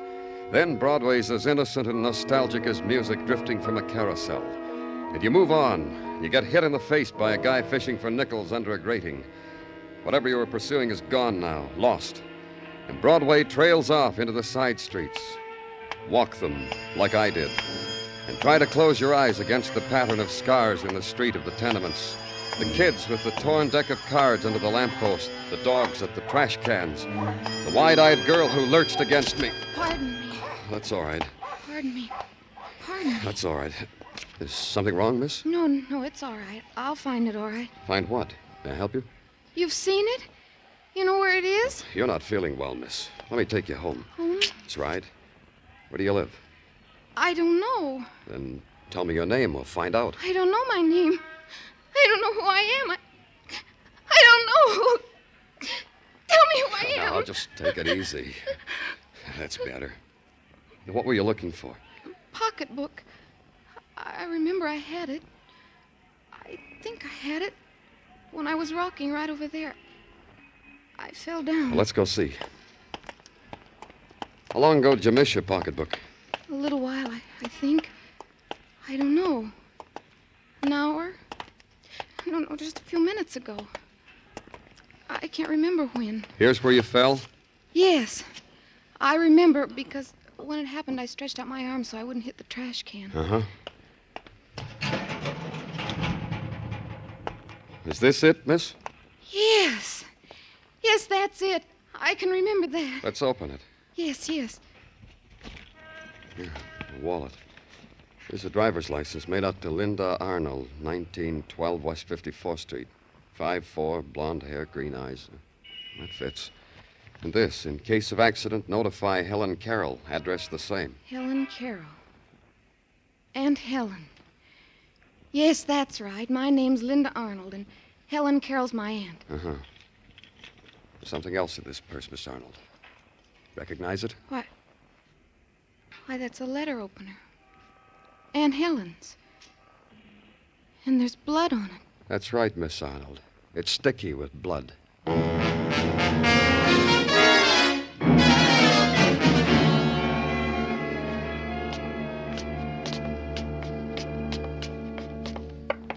Which is your apartment, Miss Arnold?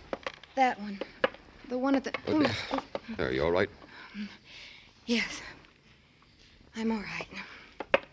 It's the one at the end of the hall. I have your key? It's in my purse.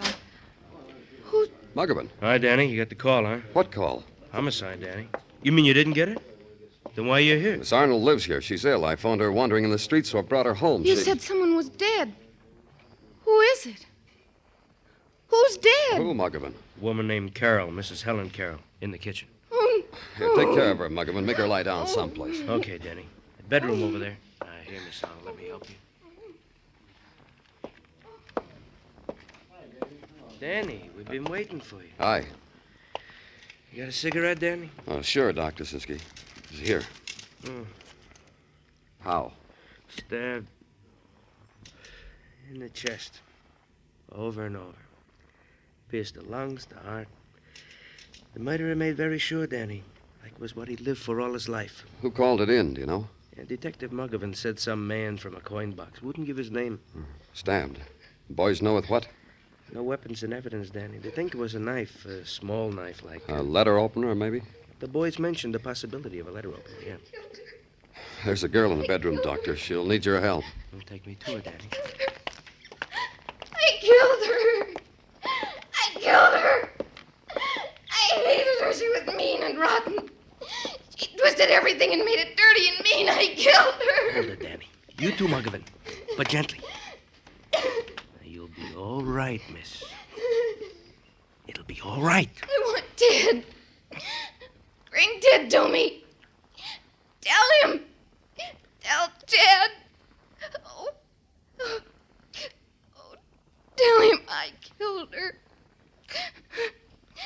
Tell him to come to me. Dr. Sinsky. A moment longer, Danny. In a moment, she'll be asleep. This girl murdered Danny? She's asleep. You're right, Dr. Sinsky. It only took a moment. It only took a moment, and sleep touched Linda Arnold, and the face gouged with hysteria smoothed down to a kind of release and innocence. Her lips formed a final word, Ted, once. Then she surrendered to sleep. I left.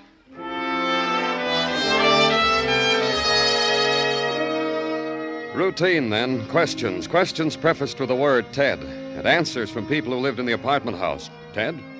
I guess that's her boyfriend that always comes calling, mister. The good-looking boy in the uniform. Then a woman who opened the door for me before I knocked told me, Ted, you mean Ted Raymond, mister. Linda's boyfriend. About his uniform, mister. I guess that's because he drives a bus. And more questions. And find out Ted Raymond drove a bus for cross-country tours. Go to the depot. Ted was off yesterday, but here's his address. But Ted wasn't home when I got there. Assign a man to call me when Ted got in. The next morning at 10, a phone call. Ted Raymond had been out all night. He just got in. I went there.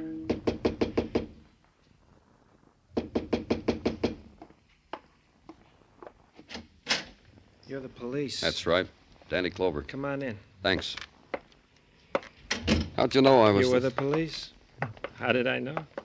One of your boys was outside this house when I came in. He was trying to look like a maple tree, like the one that's outside, real detective-y looking. Fat man with a cigar trying to look like a maple tree. I came home, he went across the street and made a call, then you came. Have a chair. Thanks. You know why I'm here? Sure. Uh-huh. That's why you were packing that bag over in the bed. Maybe I was doing the wrong thing. I don't know the etiquette about getting arrested. Do they furnish prisoners with small and necessary items like razor and toothbrush and combs and brushes, huh? Go ahead. Look, that's what I'm packing. Look and then arrest me. Arrest you for what? Come on, come on. Now don't get cagey on me. Arrest me for murder. I killed Helen Carroll. Where were you all last night, Ted? Killing Helen Carroll and walking the streets atoning to myself for my crime. How'd you make out? Fine. She needed to be killed. All her money. Linda never got a cent of it. Kill her Aunt Helen, marry Linda, be rich. Logic. But now I'm caught. How'd you kill her? I stabbed her. With what? How do I know with what? I picked up something and stabbed her. Let's go, Mr. Clover. Take me down to headquarters, get me a secretary, and I'll dictate my confession. It could have ended there with the boy's confession and arrest. Could have been easy. Easy to erase the words of a girl, the cries of a girl uttered in anguish and hysteria, the sickness of the lost. Easy to put out of mind the blood on a letter opener found in her purse, found behind a trash can. A girl wandering aimlessly in the twilight. That never happened. But you know it did, all of it. So you make a call to Dr. Sinsky, and he tells you the girl is in the police hospital. Yes, she can talk to you. She's been asking for you. And the girl sitting upright in the bed is a girl who was never lost, who never cried, except alone. I've waited for you to come back, Mr. Clover. You're better now. Huh? Feel all right? Look at me. What do you think?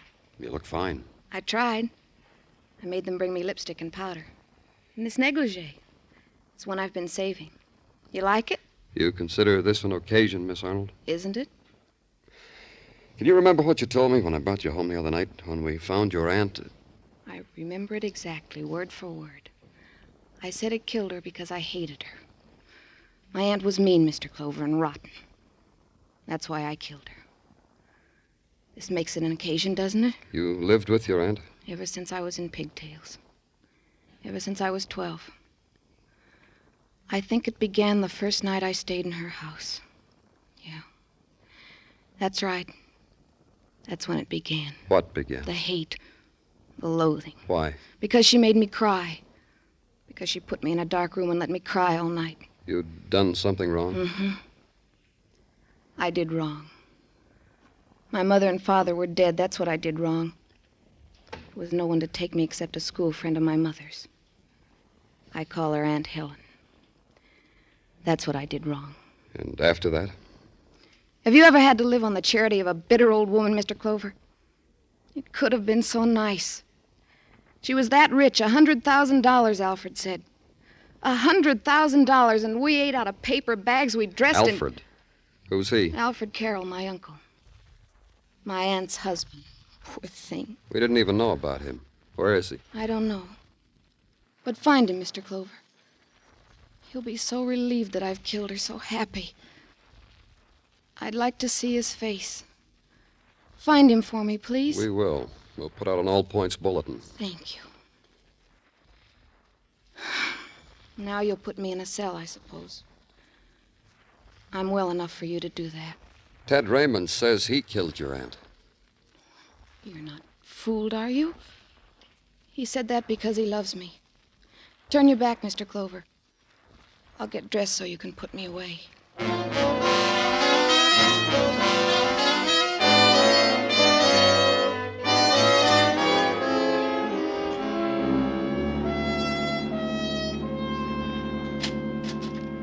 Danny? Hi-yo, Danny. Oh, come on in, Tartaglia. Oh, what's on your mind? Oh, things, Danny. Especially to extend to you formally the warm hand of welcome back from your vacation west of the Great Divide. Oh, thanks, Gino. And to remark that the western winds have indeed done wonders to your features. The sunburned brow, the hearty handshake, and that Don Juan shirt. You look like a veritable Don Juan. Thanks, Gino. And to tell you that I have prepared myself during your vacation for whatever problems perplex your brain. Oh, tell me about it. Well, I have been studying the exploits of Mike Schreck, the bald-headed miracle detective from Philadelphia. Detective Schreck is a man who has coined two interesting theories. Gino. First theory, find the woman. Second theory, the criminal always returns to the scene of his crime. Put them together. In other words, when a man walks past the scene of the crime with a girl, he's the killer. Hey, how did you know? Lieutenant Clover? That's right. Come in. Thank you. I understand you're looking for me. I am? My name is Alfred Carroll. Yes. Yes, we were looking for you, Mr. Carroll. Do you know why we want you? Yes. Yes, of course I do. It's about my wife's murder. It's this way. Two people have confessed to your wife's murder. What? That's right. Linda Arnold and Ted Raymond. I'm not a young man anymore, Lieutenant. Would you mind if I sat down? Please do. Yeah, that's strange. Why should two people confess to my wife's murder? What? Why should they do that? I killed my wife. I killed Helen.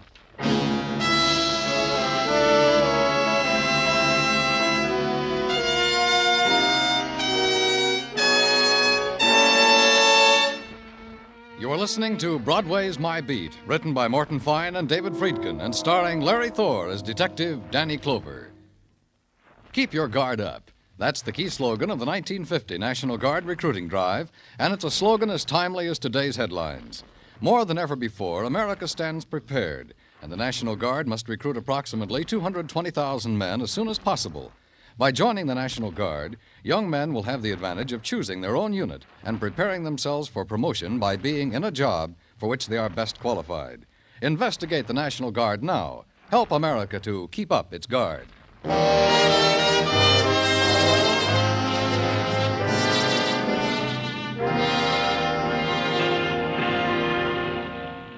In the late October afternoon, Broadway stands on a corner, sips its coffee, snaps at a coney, and sums up the day. Some days are better than others. You know because the Translux says it was. Our men in Korea are doing fine, it says. A horse out in far Hollywood paid 90 for two, it says. But you went on it, were you, kid? For the rich, they run, I kid. Get this item. Look what it says. 3 people confessed to murder of Helen Carroll. A field day for the police, I kid. 3 tries, 3 scores. Coming up in the world, the police. And at headquarters, the husband sits quietly waiting for the police stenographer to catch up with him because his confession spills out of him like laughter, like it has to be shared with the world. Have you got that now, young man? All of it? Every word? He's got it, Mr. Carroll. Go on. Yeah, there's not much more. I wish there were. There are so many things. Where did you go after you killed your wife, Mr. Carroll? I went to do things she'd never let me do. Like what? Enjoyable things. Pleasurable things. Like what? I went to a bar and had a drink. A lot of drinks. With her money. With Helen's money. What else? There was a girl there sitting all alone. She came up to me and asked me if I was having a good time. I said, indeed I was. Then I asked her if I could buy her a drink. And she smiled. What have you done with Linda? Where's Linda? How much money did your wife have? $100,000. Imagine. $100,000, and she made us live like pigs, like beggars. She wouldn't even let me get a job so I could have money for myself. Where does she keep her money? It's all in the bank, in her name. It's all coming to me now. You know what I'm going to do with it after I die, after you... What are you going to do with it? I'm going to leave it all to Linda, to my child. I think of her as my child, but she isn't, you know.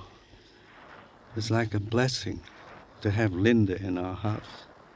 I want her to have all that money. Well, let me look at the transcript, Florio. Thanks. You'll see to it that Linda gets that money, won't you? You said here you stabbed your wife for the letter opener, Mr. Carroll. What did you do with it?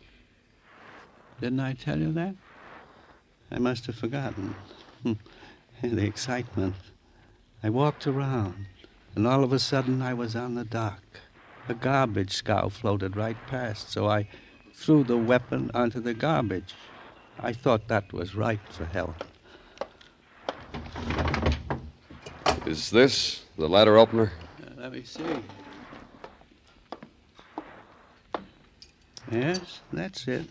It belonged to Helen. That's what I killed her with. I found it in Linda's purse with blood on it. You lie. You're lying. I threw it away. I threw it on that barge. You're lying. Tartaglia, see that Mr. Carroll gets home. I killed her. I killed her. Take him home, Tartaglia.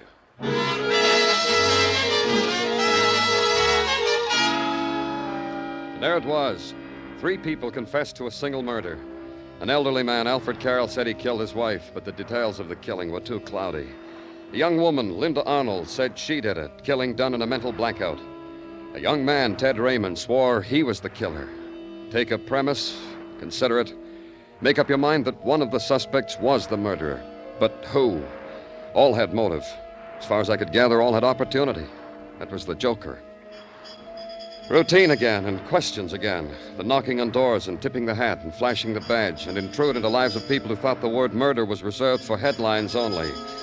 A person like Mrs. Westfall, for instance, landlady and purveyor of towels and clean sheets for Ted Raymond. You're talking about Ted Raymond, ain't you? That's right. Ted drives a bus. What are you looking at, Mrs. Westfall? Little fiddlebird. Look at her walking down the street. Giddled in her uppity ways. It's just October and she's got out the raccoon coat already. Look at her. Ted Raymond. He drives a bus driver. Jockey for a bus. Look at Giddle. Do you know whether he made any phone calls? On my phone, where he always makes them. Broke a date with his girl. I heard him because I was peeping with my ear. Then what'd he do? I don't know. Maybe went to work where he works at the bus depot. I'll bet it's not even real raccoon.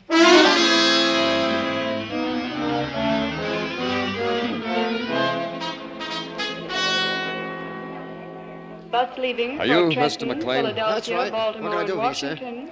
I'm from the Leaving in police. 5 minutes Oh, at fine. gate I drive 3. that bus for cross-country tours. I'm supposed to take it out to Washington in 5 minutes. Think I'll make it? Sure, this'll only take a minute. The man at the ticket window said you were a friend of Ted Raymond's. Was Ted in trouble? Oh, I'm just supposed to answer the questions. So you'll make the bus. I know Ted. Did you see him last night? All night. Sat up with Pinochle all night from 5 p.m. to 4 a.m. That's funny, you know. What's funny? He called me very early this morning. Told me if anyone asked to say I never saw him at all last night. Bus But leaving you're a for policeman. Trenton, Yeah, better catch your bus, Philadelphia, Mr. McLean. Baltimore and Washington, leaving in 4.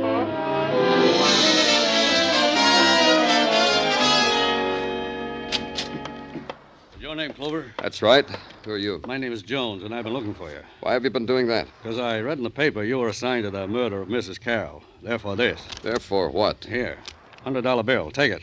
As you see, I didn't spend a cent of it. Look, Mr. Jones, what's this all about? It's about that boy, Ted Raymond. He gave me the $100, and I'm giving it to you. Why are you doing that? Because I'm the superintendent of the apartment house in which Mrs. Carroll was slain. Ted Raymond gave me the $100 early this morning. He said to tell anyone that asked that he was lurking around the apartment house at the time of the murder. I see. What took you all this time to come to the police? Yes. What? Yes, it did take me a long time. What happens to the $100 bill now, Mr. Cullen?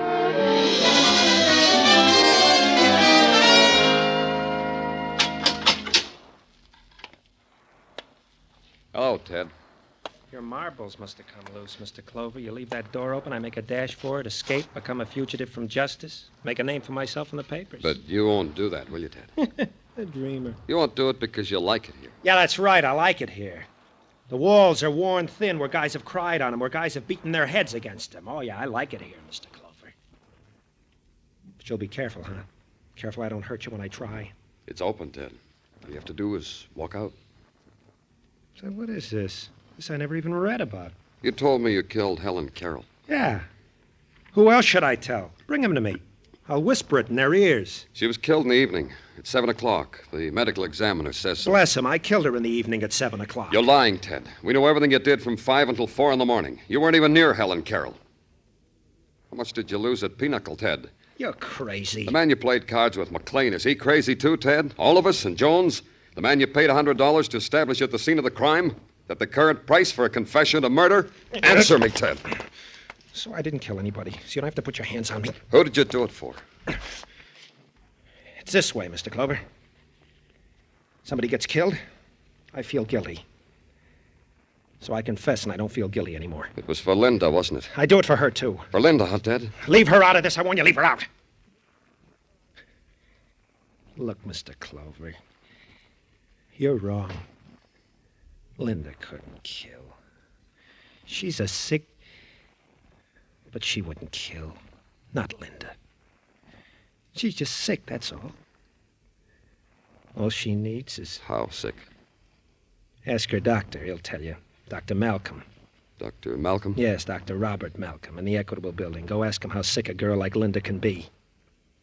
We won't need you anymore, Ted. The guard at the end of the tier will show you where to go. Goodbye, Ted. Well,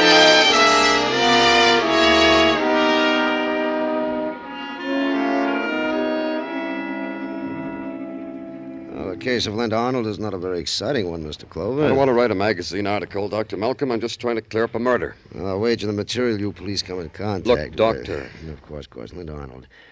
She came to me some years ago. How many years ago? Oh, about 10, I'd say. Charity patient. Later, I found out her aunt was quite wealthy, so I had it done up for my fee. Her aunt was the one who was murdered.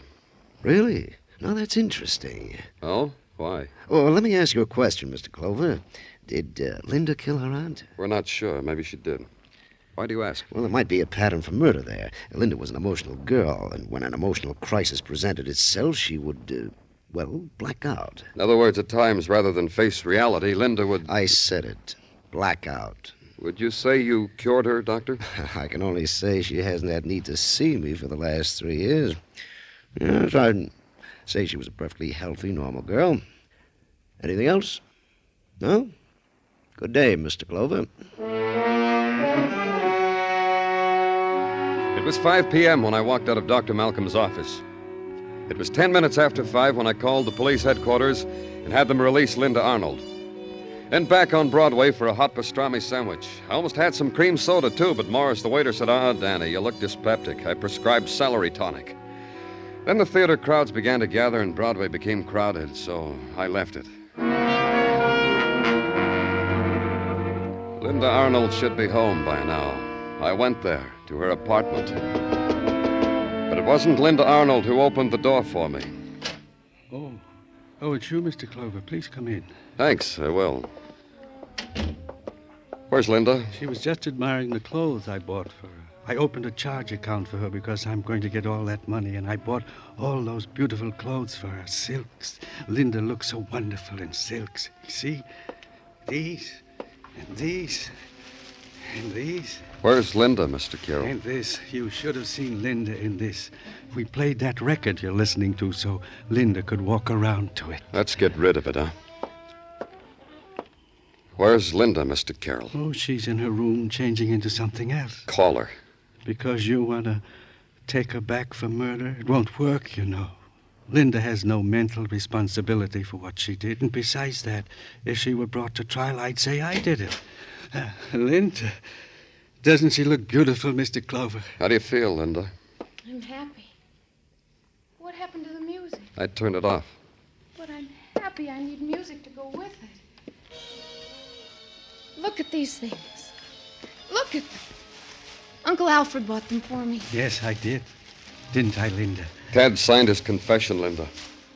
What? Yes, the district attorney's going to arraign him tomorrow morning. Oh, that's wonderful.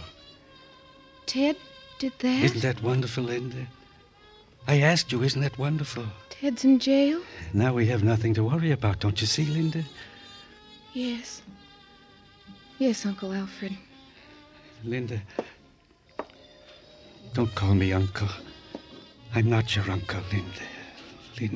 Linda, you're so lovely, lovely. Oh, Linda. You. Take your hands off me. You old man. You. Take your hands off me. How dare you talk to me like that? Get out of here. Get out of my sight. How dare you? I killed for you. Planned this whole thing for you. The years I waited for you. You. Old man. Old man. Leave her alone. I'll show you. Take her, Mr. Clover. Take her.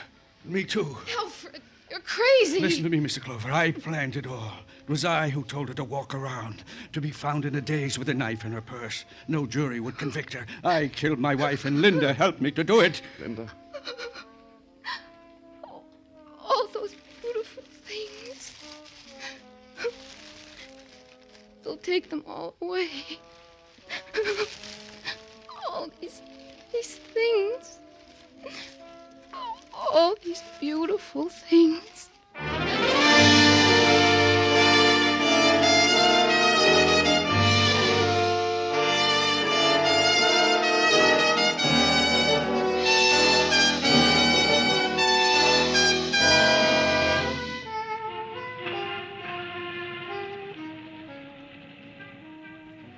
In the time of autumn, twilight sighs down on Broadway. You walk toward it. Someone smiles and takes your hand, whispers to close your eyes, then bangs your head against a wall, and your scream mixes well with the shriek of the night. It's Broadway, the gaudiest, the most violent, the lonesomest mile in the world. Broadway, my beat.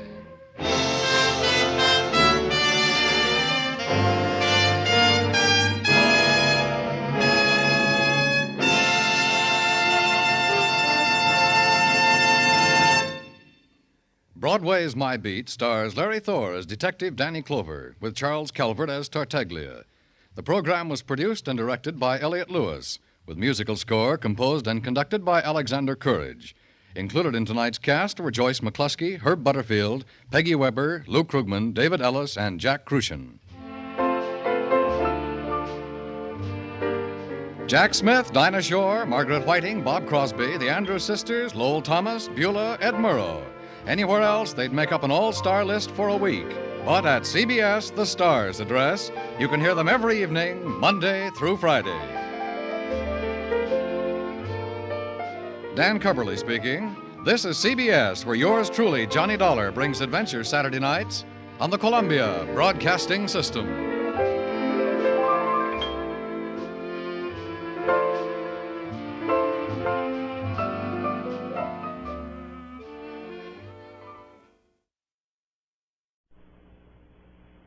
Broadway's My Beat, from Times Square to Columbus Circle, the gaudiest, the most violent, the lonesomest mile in the world.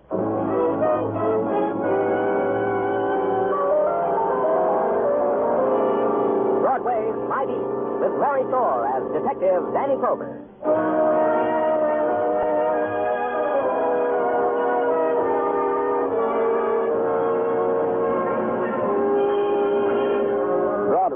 It's the neon avenue of the beggars, the gleaming alley of the scavengers who start and search and revel in the blaze of fury, then gather in the gutters of night.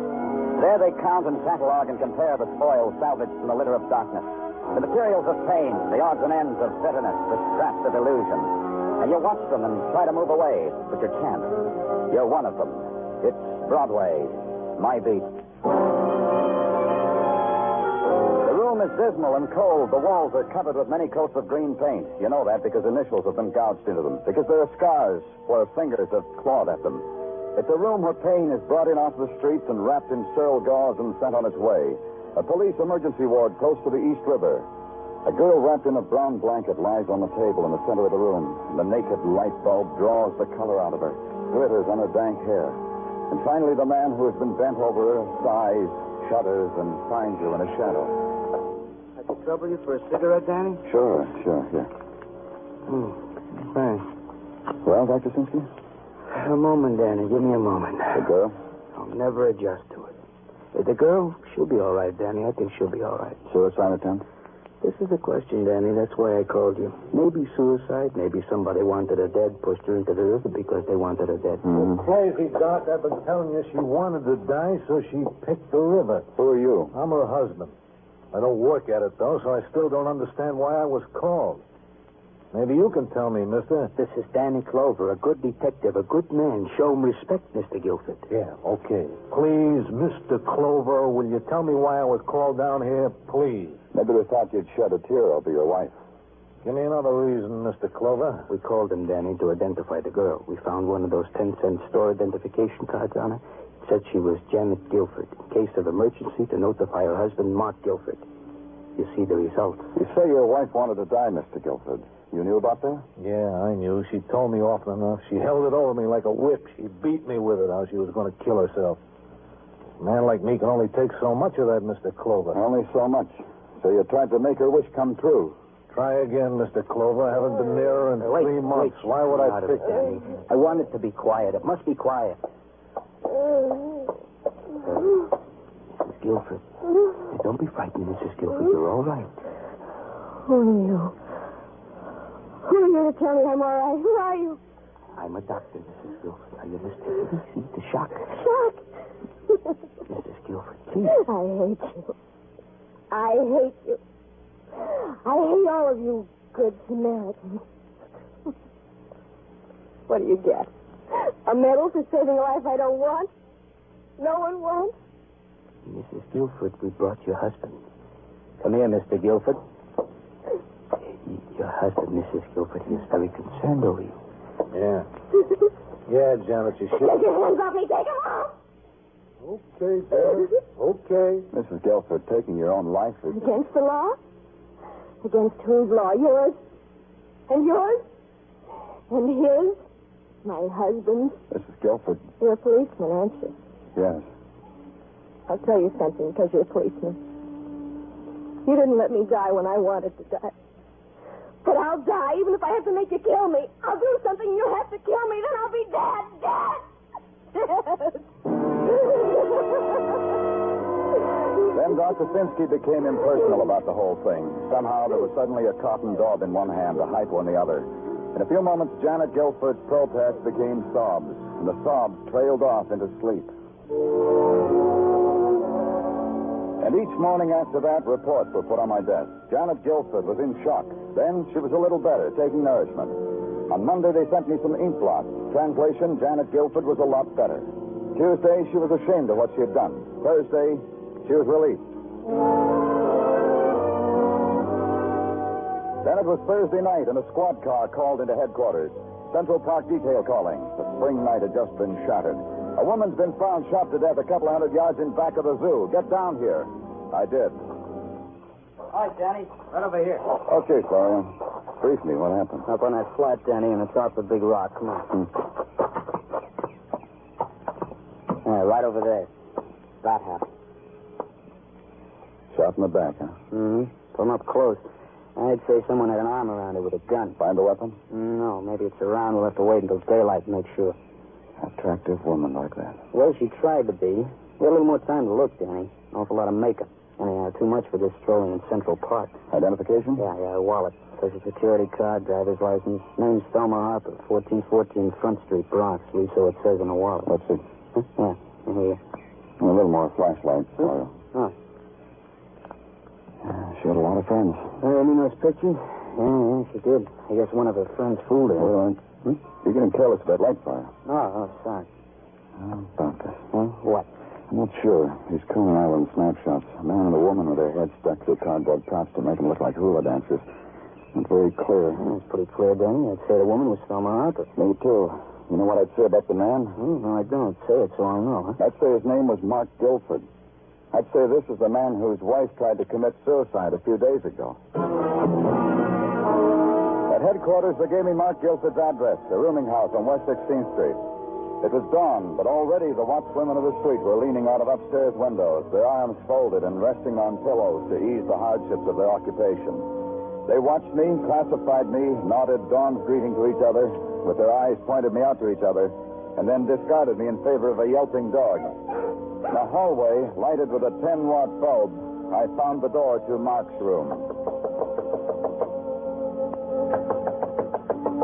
There was no answer. I tried the knob. It was locked. Then there was the sound of someone coming up the stairs. It was Mark Guilford. Hey, you, what are you doing? You trying to break? Hey, good morning, Mark. Oh, it's Mr. Clover of the police department. What's the matter, Mr. Clover? Janet tried again? Let's go into your room. Yeah, sure.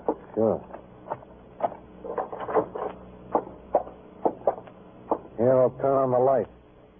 It's not cozy, but it's private. Till now. You may have the chair, Mr. Clover. You've been out, Mark? Yeah, sure. I've been out. Big night. Home at dawn. Every night it's that way with me. Big. Tell me about tonight. Mind if I wash my face and hands first? No, you don't mind. What's special about tonight? Thelma Harper. She was... You mind handing me that towel, Mr. Clover? Thanks. Thelma Harper, Mark. Yeah. Good kid. She's a lot of fun. Takes a man's mind off of things. Man like me. She was found dead tonight in Central Park. I'll just hang this towel out the window to dry. I always do that. It never dries. You didn't hear me, Mark. Thelma Harper was murdered, shot in the back. I heard you. What do you want me to do? To cry, scream, tear my hair out?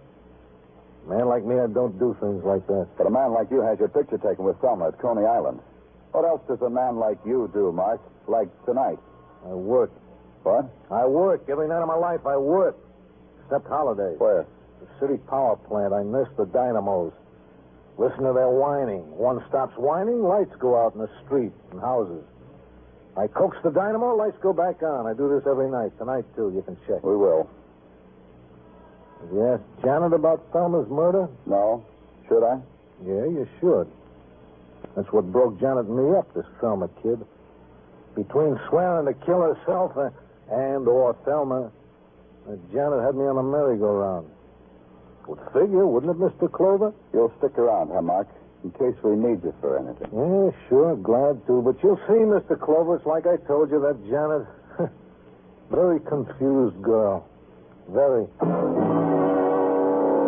Mark's alibi checked. After that, there was only one thing to do. Pick up Janet Guilford. It should have been simple. She'd given us an address. I went there in a squad car. I would have made it, except that the East River stopped me. Somewhere in the middle of the river is where she would have lived if the address had existed at all. Then an all-points bulletin. Pick up Janet Guilford. She was wanted for questioning in connection with a murder. And all the while a plot was taking shape and trying to get itself heard. Eventually, I would have put it into words if Dr. Sinsky hadn't beaten me to it. It was at headquarters, and he started off gently. Danny? Oh, come in, Dr. Sinsky. Thanks. Am I interrupting, Dan? Uh-uh. Oh, then I'll sit. I got a few things on my mind. Me, too. I've been thinking that... It looks like we both were. I'm sorry, Doctor. Go ahead. You know, when you practice medicine around the police department, something happens to you. Something rubs off and sticks. What are you trying to say? For instance, this. A police physician gets his medicine mixed up with motives. I treat a wound, I ask myself, what circumstance, what did the world do to this person to produce this hurt? You're getting at something, Dr. Sinsky? Yeah, Danny, I am. I'm trying to explain. I'm trying to excuse myself for making a suggestion belongs to your department. I'd be happy for it. Danny, several days ago, a woman named Janet Guilford tried to kill herself. In her hysteria, she swore she would die somehow, even if she made the police kill her. People say all sorts of things under stress, but now... Go ahead. I've been reading the reports.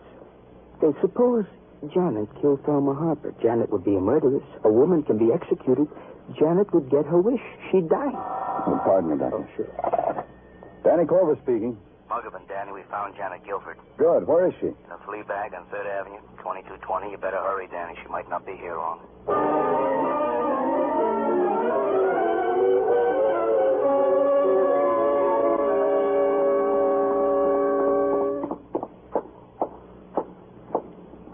In this room here, Danny.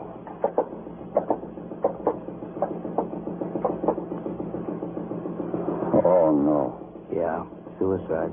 Promoter squad still working on her. Who found her? I found her. I found her right there where she is now, and I didn't touch a thing except... Except what? Well, I kicked out the window. I smelled gas in here, and I saw right away what happened, so I kicked out the window and called you police. Who are you? Mrs. Lamp, I own this awful place. Mr. Lamp left it to me, and I've done it as a tribute to his memory. He told me on his deathbed, he said, Mrs. Lamp, I'm leaving you the flea bag. I want you... Okay. How did you happen to find her? Well, this lady here told me yesterday. She said she might not be home for a couple of days. So I come in to feed her canary, and I smelled gas, and I saw and kicked in the window and called you police. Yeah? Danny. Yeah, what is it, Muggavan? Promoter boy just gave me the nod. Dead. Janet Guilford's dead. Yeah, Danny. Dead.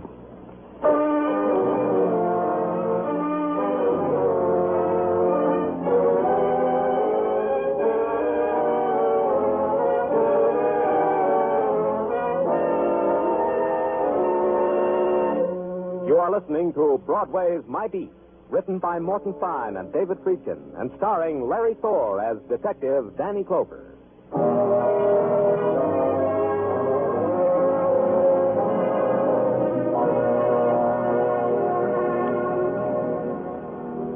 You've got to listen close on Broadway. That's the only way you can tell if the sound you just heard was laughter or somebody beating back a scream in his throat. Not that it makes a lot of difference. Broadway reacts to clowns and murder in pretty nearly the same way. In the matter of Thelma Harper, a woman who died in Central Park, Broadway was appreciative of the setting. It went to spring. In the suicide of Janet Guilford, Broadway passed it off as the B production which went with the main feature. Or as Sergeant Gino Tartaglia said it the next day in my office. This is where I came in, Benny. Huh? This is where I came 20 years ago this very day. What are you talking about, Tartaglia? 20 years ago, there sat in that very desk you are now ensconced a Lieutenant Marsala. His daughter Nina came to visit him. I walked in, we looked.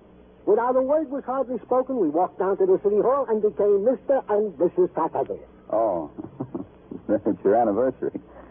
Congratulations. I knew I'd drag that out of you. Hey, look, Danny. A new shave, courtesy of the ever-loving Mrs. Tartaglia and the shave master she gave me. My face and this shave make a handsome couple, huh? Striking, Tartaglia. Simply. Now, Danny, if you don't mind, I think that's enough idle chatter. How's about let's get into work, huh? All right, if you put it that way.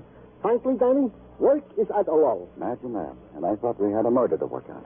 You know, I just don't understand, Danny. I thought this case was open and shut. Tell me how. Well, Janet Guilford tries to commit suicide. Fails. Is unhappy because she fails. Thelma Harper, who is gadding about with Janet's husband, is found shot to death. Then Janet tries to commit suicide again. Succeeds. 1 and 1 makes 2. As simple as that. Sure. Janet murders the source of her trouble, which is Thelma. Then Janet turns on the gas. Yeah, it's probably just that way. But what about Thelma Harper? Anything there? Oh, we have questioned Miss Harper's friends and enemies with dispatch and diligence. Each one has produced a textbook-type alibi, which would be tough to crack with a crowbar. All of them, huh? Except Holly Morris. Who's Holly Morris? Thelma's maid. Well, why haven't you questioned her? Well, we can't find her. Nowhere. As if whoosh, she went up in a puff of smoke. Tartaglia, get an all-points bulletin out on Holly Morris. Find her. Bring her in. Find her, Tartaglia.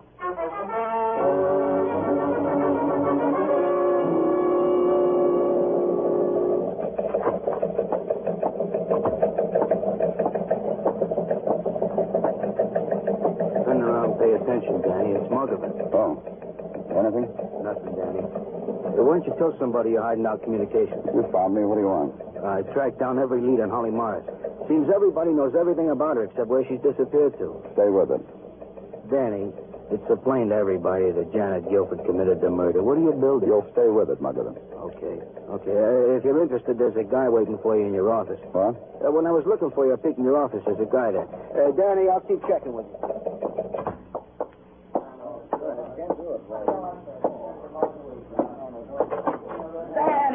Danny, such a long time no see. Hiya, Danny. Hi, Irv. What's on your mind? Ah, Danny, I could tell by your expression you are very busy in the brain department. So I'll come right to the point. I will not tell you how is Mrs. Newman or about the lousy cab business. What is it, Irv? It's about a dame by the name of Holly Morris. What about her? I understand the police department needs her. There are bulletins that is affecting the company garage. Her picture. Have you seen this woman? Reported. You know where she is? Gentle, Danny, gentle. Let me at least dramatize it. Yesterday in the afternoon, gets into my cab, a dame. Take me through the park, she says. I take her through the park. She talks to me about spring and such things. Then take me home, she says. I take her home. The fare is $1.60, I say. She gives me a fin for a tip. This is so you will remember me, she said. And when I saw a picture in the garage, I remembered her even better. The generous lady is Holly Morris. Where'd you take her? To a basement apartment in a brownstone, 2967 West 68th Street. Hey, Danny, you'll come to the house for blisters sometime. It's always open.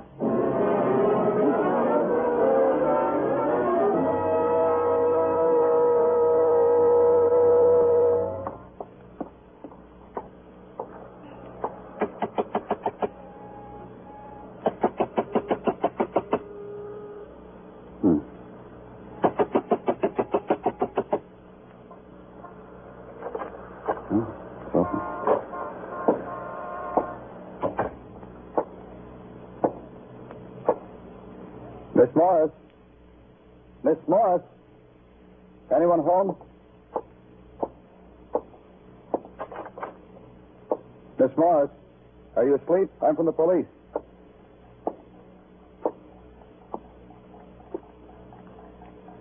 Miss Morris, wake up. She lay sprawled across the neatly made bed, her eyes staring, her mouth open in the silent, ugly grimace of a scream that was never heard because it had been cut off, strangled back into her throat. The thing that did it was a silk stocking, knotted, cutting deep into the flesh of her throat. I worked at it. The knot was tight. And then it crashed across the back of my skull. It was all pain, everywhere, all. And it came again. Hey, what's going on down there? What's going on? And the far-off voice was washed away because it came again. There was the sound of running down a long corridor. And the ticking clock. And then nothing.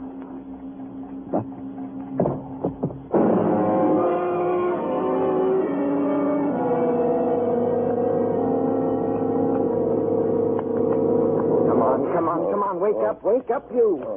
You say something I can understand, you hear? Wake up. Get up and talk to me. What's going on here? Who are you?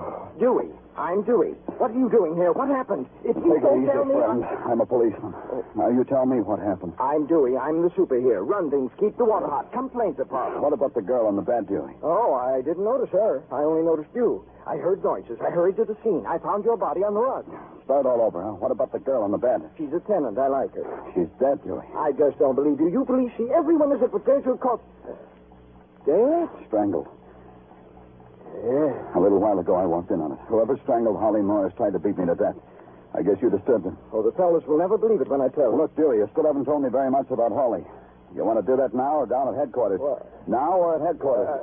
Now. Then tell me. Well, Holly Morris was our latest tenant. She paid her rent a month in advance. Oh, she was lavish with her money in that she tipped profusely and gave gratuities whether the occasion called for it or not. Obviously, a woman of wealth and station. Believe me, that's all I know. Oh, I'd hate to go to headquarters and have a blemish on my record. Yeah, stick around, Dewey. However, if I can be of further assistance... Don't call us. We'll call you.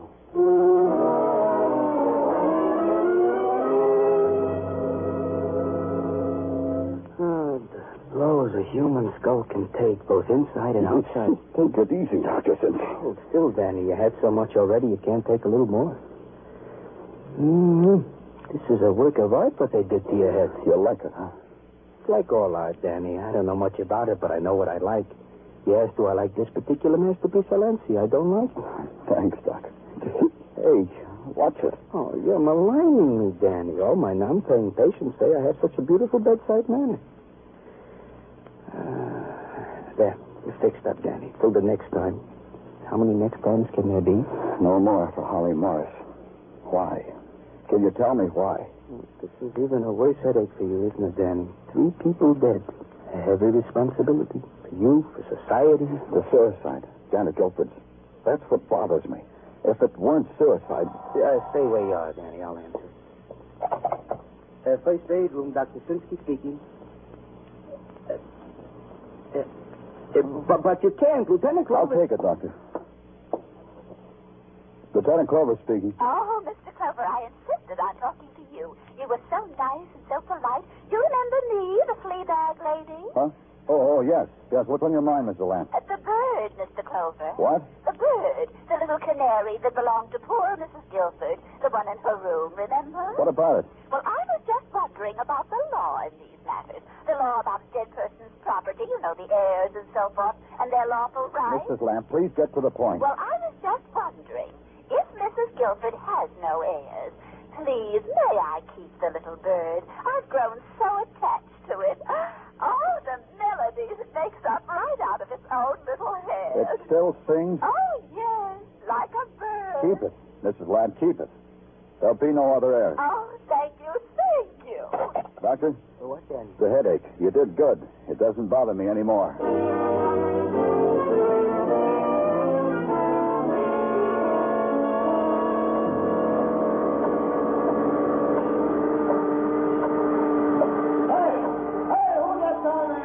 Danny Clover.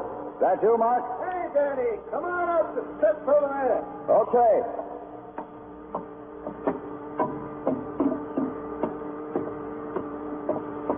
Down the catwalk, Danny, be careful. Only got handrails at strategic places. You can walk out into the air if you ain't careful. How you feeling, boy? In this height, does it get you in the stomach? Quite a sight. You know, I've never been in a power plant before. Those dynamos... Now, watch it, Danny. Watch the blowtorch. Oh, yeah. This conduit pipe sprung a leak. A little well job. You caught me right in the midst. Don't let me disturb you. No, go ahead. Go ahead, boy. What's on your mind? few and far between that I get to talk to someone on this job. With all this machinery to baby, I can appreciate it. These dynamos run themselves. I only wish I had their brains. Well, why the nighttime call, Danny? You liked it here, huh? You liked your work? It pays. You're going to have to find a replacement, Mark. I was wondering how you were going to phrase it. 3 of them. Why did you have to kill them? Wasn't easy. Took my lifetime to build up to it. You almost got away with it. I figured I did. What happened? We found out your wife didn't commit suicide. A bird this big lived in the room where your wife died. The gas in that room wasn't enough to kill a canary. Why should it kill your wife? Imagine that, a bird. Uh-huh. Meaning your wife was dead before you turned on the gas. Suffocated, I figure. About the same effect as illuminating gas. Yeah, I read up on that one. Imagine that, will you, a bird. Why Holly, Mark? Why did you have to kill her? She was around when I had my argument with Thelma. First I paid her off, and she got greedy, so I changed my mind. Killing got easier all the time. Why the argument with Thelma? Thelma was saying me goodbye. After my wife tried to drown herself, Thelma suddenly wanted no part. So you killed her. Shot her in the park. And my wife got blamed for it. For her. Let's go, Mark. You've been sensible up to now, Danny. It's been a pleasure listening to you. Let's go. After what I can do to people, kill them. I found out I can do that. Stay where you are, Danny, or I'll weld you to that pipe. Put down that torch, Mark. Oh, you know I can't do that. Uh-oh, reach for your gun again. My arm. Hey, fix arms where I'm taking you. Come on. No, you won't take me. You won't take me, Danny. Mark, come back here. You bet, Danny. You'll never take me.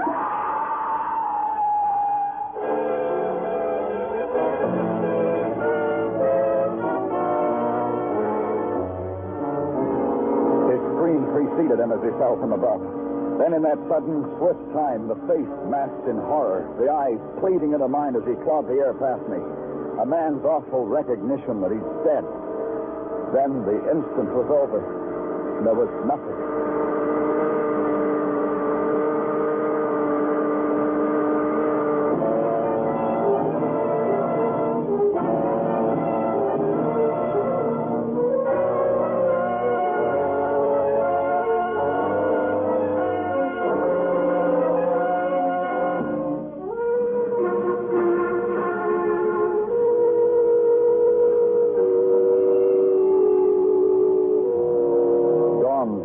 Broadway now.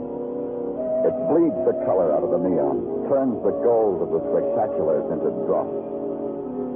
And the remnants of night are driven back into the earth. You walk the gray street, and from behind the doorway you hear an old sound, the sound of weeping. You know that the nighttime will never leave. It's found a refuge. It's Broadway, the gaudiest, the most violent, the lonesomest mile in the world. Broadway, my beat.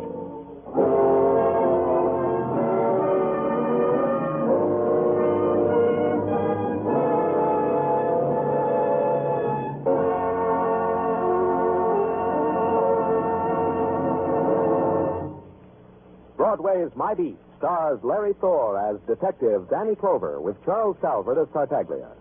The program was produced and directed by Elliott Lewis. The musical score was composed and conducted by Alexander Courage.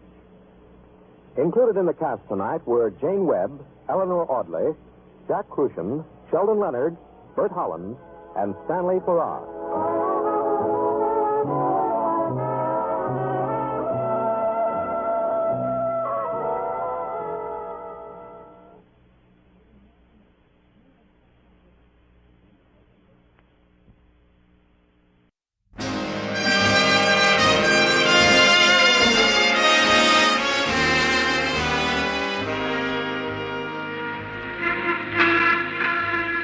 Broadway's My Beat, from Times Square to Columbus Circle, the gaudiest, the most violent, the lonesomest mile in the world.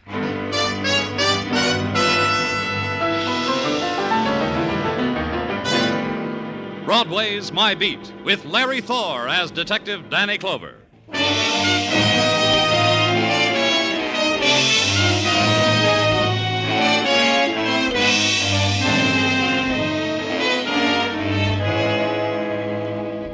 When the rumor gets around that summer has begun, Broadway is beside itself with glee. Somebody notices the sunlight and tells somebody else, and the word gets around. It drifts cross town, and a man reaches into his closet for a hand organ, puts the funny hat on his monkey, and takes a walk up to Broadway, just to grind out background music for the big grin. It's the time for the dachshund and the silken ankle and the flowered print dress. The orange juice is sweeter, the Knish is lighter, and a guy runs down the street screaming, "I'm in love." It's June.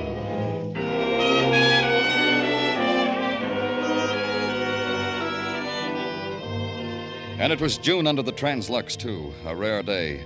And the Times Square crowd had gathered there to consider it and take the story of it home to the little woman, Dad and Mom. There was a man lying in the circle of their feet. He was expensively dressed. He's dead, Danny. What happened, Muggavan? Come on, you people. Break it up. Come on, get going. What is it with them, Danny? What happened? How can you tell what happened? People milling around, crossing streets, going to lunch, looking at the want ads over there in the Times building. Suddenly a guy's face down on the pavement. Somebody laughs, drunk, and somebody sees blood. So we got him on the pavement and them watching.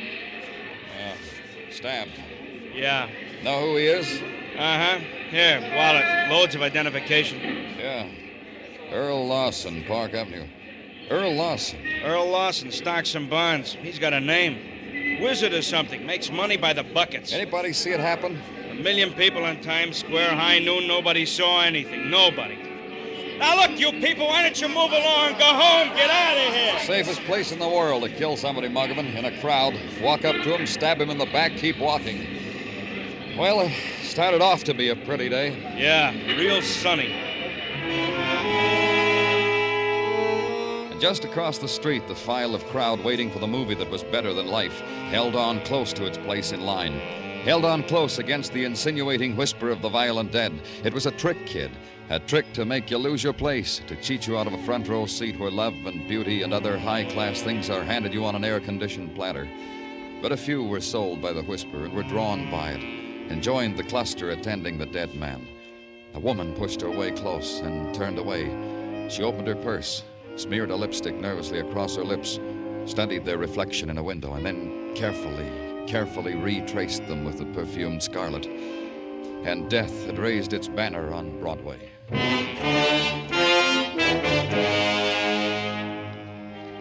The home of the murdered man was a place whose sounds had been geared down to the soft purr of wealth. The swish of the ankle-deep carpets, the flute-like trills of the parakeets taking the noonday sun in exclusive cages. The butler who murmurs you into the library and asks you to wait quietly. You don't dare open a book because turning a page would release a clap of thunder. And finally, when you'll wait no longer, the soft voice at your shoulder. I'm glad you made yourself at home, Mr. Clover. This is a difficult house to do that in. It's quiet, you can say that for it. You're... Harlan Lawson, Dr. Harlan Lawson. Oh, then the book's on this shelf. My one literary effort. All 20 copies. 20 copies of the same drivel. New Freedom, Pennsylvania, the utopia that failed. Nice binding, though, wouldn't you say? Quite. Expensive. That's my brother. He's everything you say. He gave me those when I got my Ph.D. Made a grand gesture of binding my doctor's thesis and burying it 20 times over on this shelf. Every time he fingers the gold lettering, I tell him how grateful I am. You don't get along, you and your brother? We suffer each other. Let's put it that way. He has his world. I have mine. And your world would be? The back alleys of poverty. You see, I'm in the nature of a failure, Mr. Clover. I'm a social worker. Doesn't pay very much.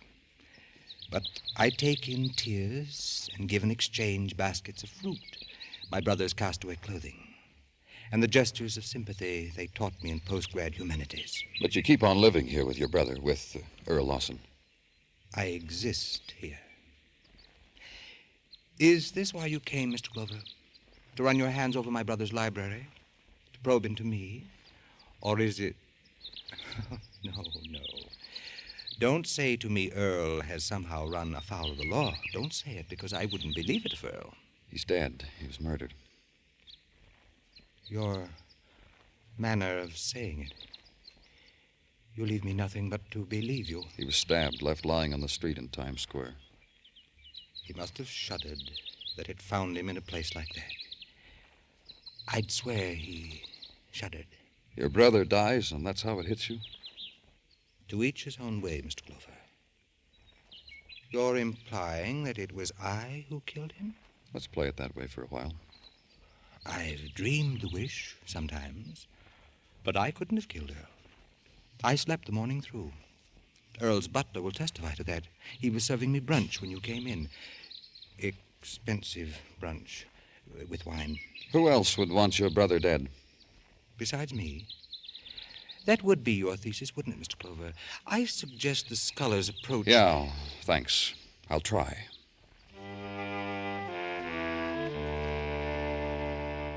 Then back to headquarters and to the desk.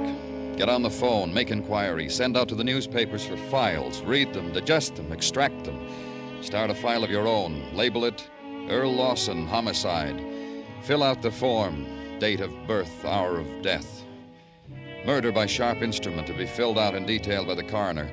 And on the lines on the bottom of the page, the incidental information. Jot down the phrases. A self-made man, shrewd financial mind, known enemies, probably many due to financial manipulations. Send out for coffee and the sandwich because it's suddenly nighttime. And read some more. Then your door opens and Sergeant Tartaglia is all business. Lady to see you, Danny. What does she want? She knows who killed Earl Lawson. What? She says Bring she her knows. in. This way to see Danny Clover, ma'am. Thank you. My name is Peggy Drake, Lieutenant. Please sit down. Close the door, Tartaglia. All right, Art, you can stay. Miss Drake, the sergeant said you know... Not exactly. Danny, she told me she knew all about it. She said... What's on your mind, Miss Drake? I have the murderer's picture. Here. Here it is.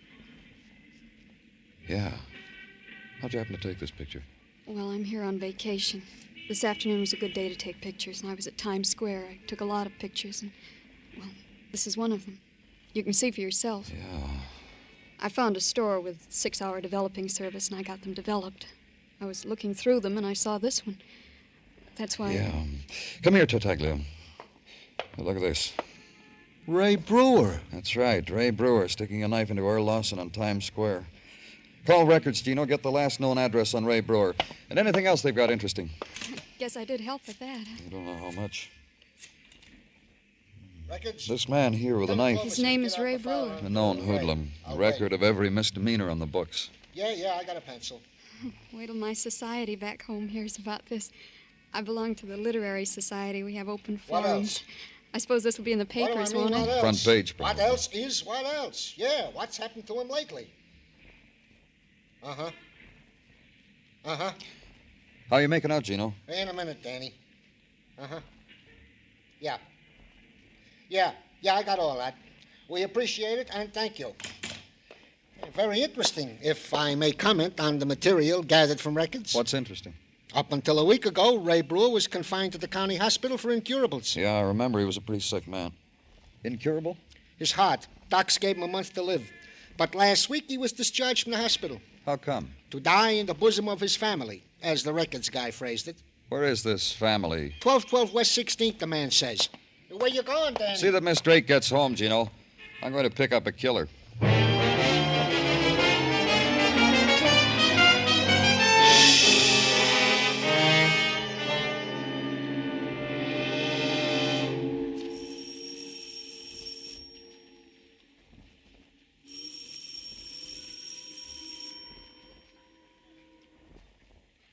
Open up, Brewer, or I come in anyway.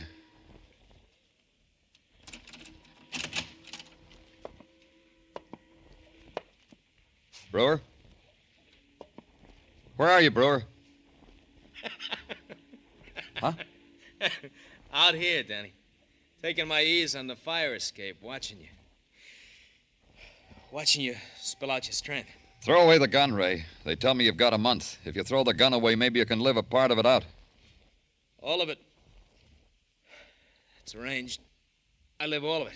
30 days, Hathaway Brewer. If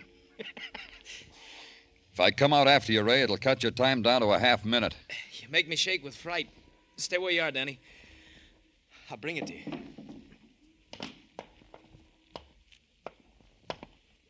The gun, Ray. Now, don't drool, kiddo. You'll get it. Funny, when you rang the doorbell, I thought it was a boy from Milford's, but no, it was you. How come you find me so lightning quick, Danny? A girl, a visitor, got your picture sticking a knife into Lawson. I never could learn to be camera shy. Poke a camera in my nose, I smile for all birdies. Turn your back to me, Danny. I feel a new smile coming on. Listen to me. You don't turn your back, you bleed in the face. Turn. You did that, you brought sunshine into my short life. One for the road.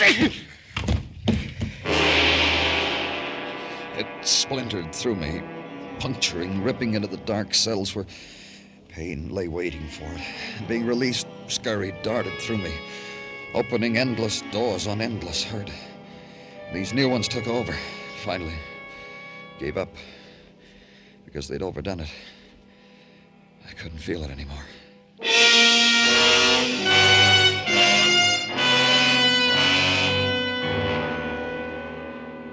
And then the hall wind, cold on the sweat that had drenched me. And looking for Brewer, knowing he wasn't there. And calling to headquarters and tell them to put out an all-points bulletin on Ray Brewer. And then to Park Avenue to ask a question. Why had Brewer wanted Lawson dead? What had Lawson been to a hoodlum like Brewer? Help me. In my back. It's in my back. What? Help me. You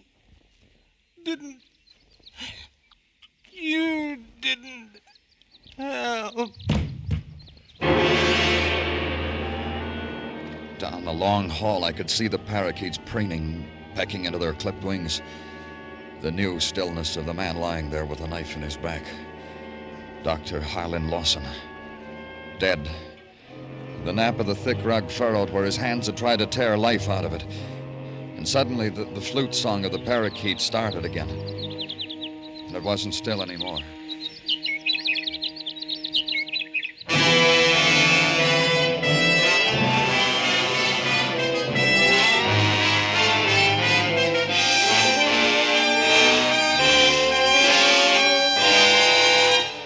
You're listening to Broadway's My Beat, written by Morton Fine and David Friedkin, with Larry Thor as Detective Danny Clover.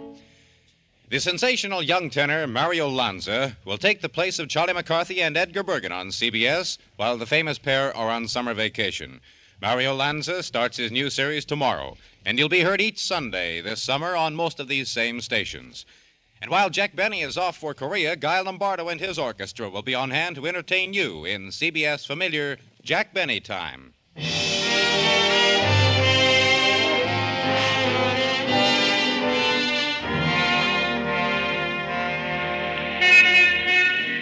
Last year's bride mannequins are dusted off, brought out of Broadway's basements, propped up on a rod, and arranged tenderly at the side of last year's groom mannequins. And Broadway knows June is passing through. It presses its nose against the shop window, sighs at the cascade of white satin flowing slowly over the wax figure, sheds a tear at the coronet of cloth lilies of the valley, and blows its nose for the sweetness of it all. It's the time of youth, the 2-week romp in the Catskills, the burial in the sand at Far Rockaway, the breathless ecstasy on the heights of the roller coaster at Coney.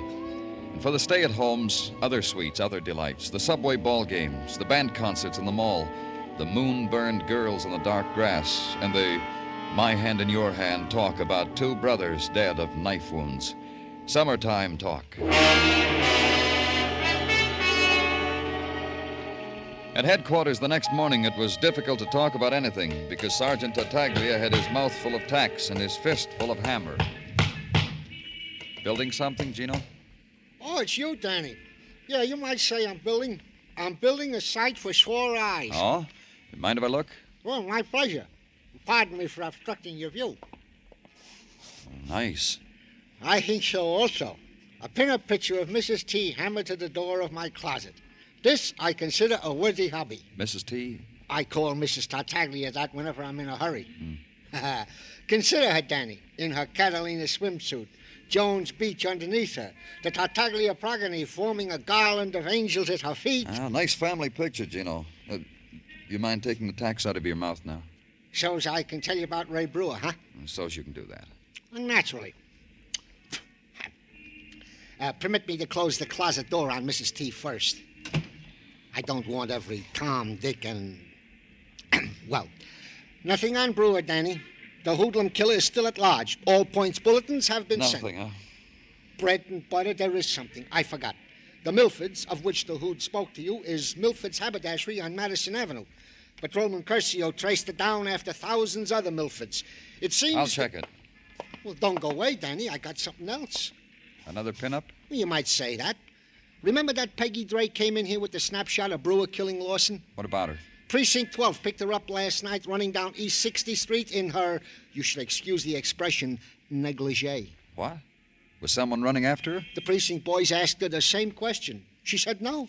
She said she dared herself to do it, then she took the dare. So the boys decided on a small fine and let her go. A lonely girl in the big city. Sometimes it hits them that way. All right if I leave now? You always leave me, Danny. I'm used to it. Go, Danny.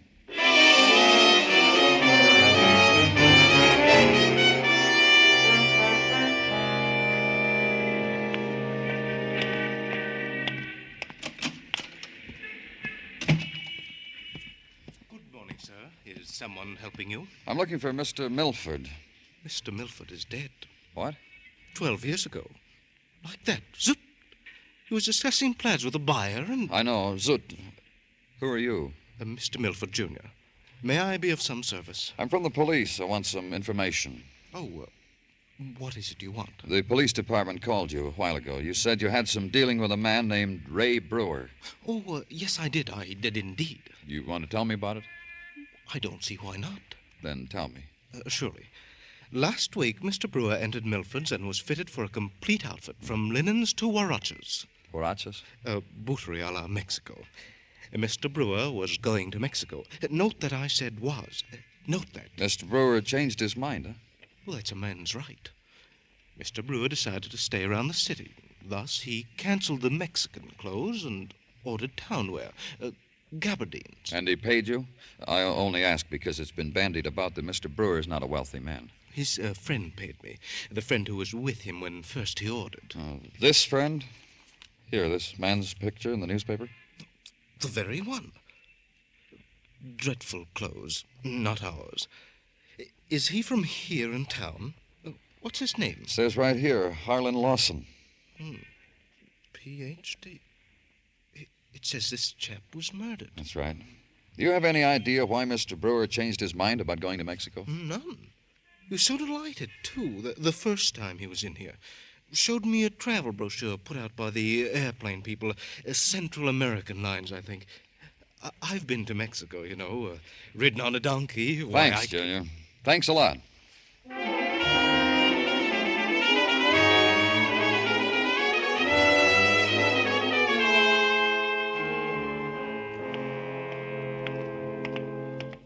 May I be of service to you, senor? I think so. I'm from the police, Danny Clover. Oh, my privilege. You wish to tour Central America to observe our police methods? It can be easily arranged. I will speak to the Latin consul. I just want to know about Ray Brewer. Brewer? The name has a familiarity. Si, Senor Brewer. The man who wished to live out his days in Mexico, the land of tradition and romance. He's a murderer. You think he'll make it? What a dying man sets his heart to do is difficult to restrain him from, senor. This from my father I learned. But Senor Brewer will not make Mexico by way of Central American lines, senor. Of this I am certain. Tell me why. Because only yesterday he canceled the ticket. It took me so long to prepare. He canceled the tour I had mapped for him. Acapulco, Zapateca, the floating gardens. When Brewer came in here to arrange his trip, was he alone? With another gentleman who subsidized the excursion. This one? In the newspaper picture? Si, this one. Dr. Lawson, a gentleman of refinement. Now dead, I perceive. Yeah. Brewer didn't give you an address by any chance? Oh, no. He simply took the cancellation money, told me he preferred your city. As Who would not? You peddle tickets to romantic places and you like it better here, huh? Who would not? Why pay extra fare, senor? Romance is where you find it.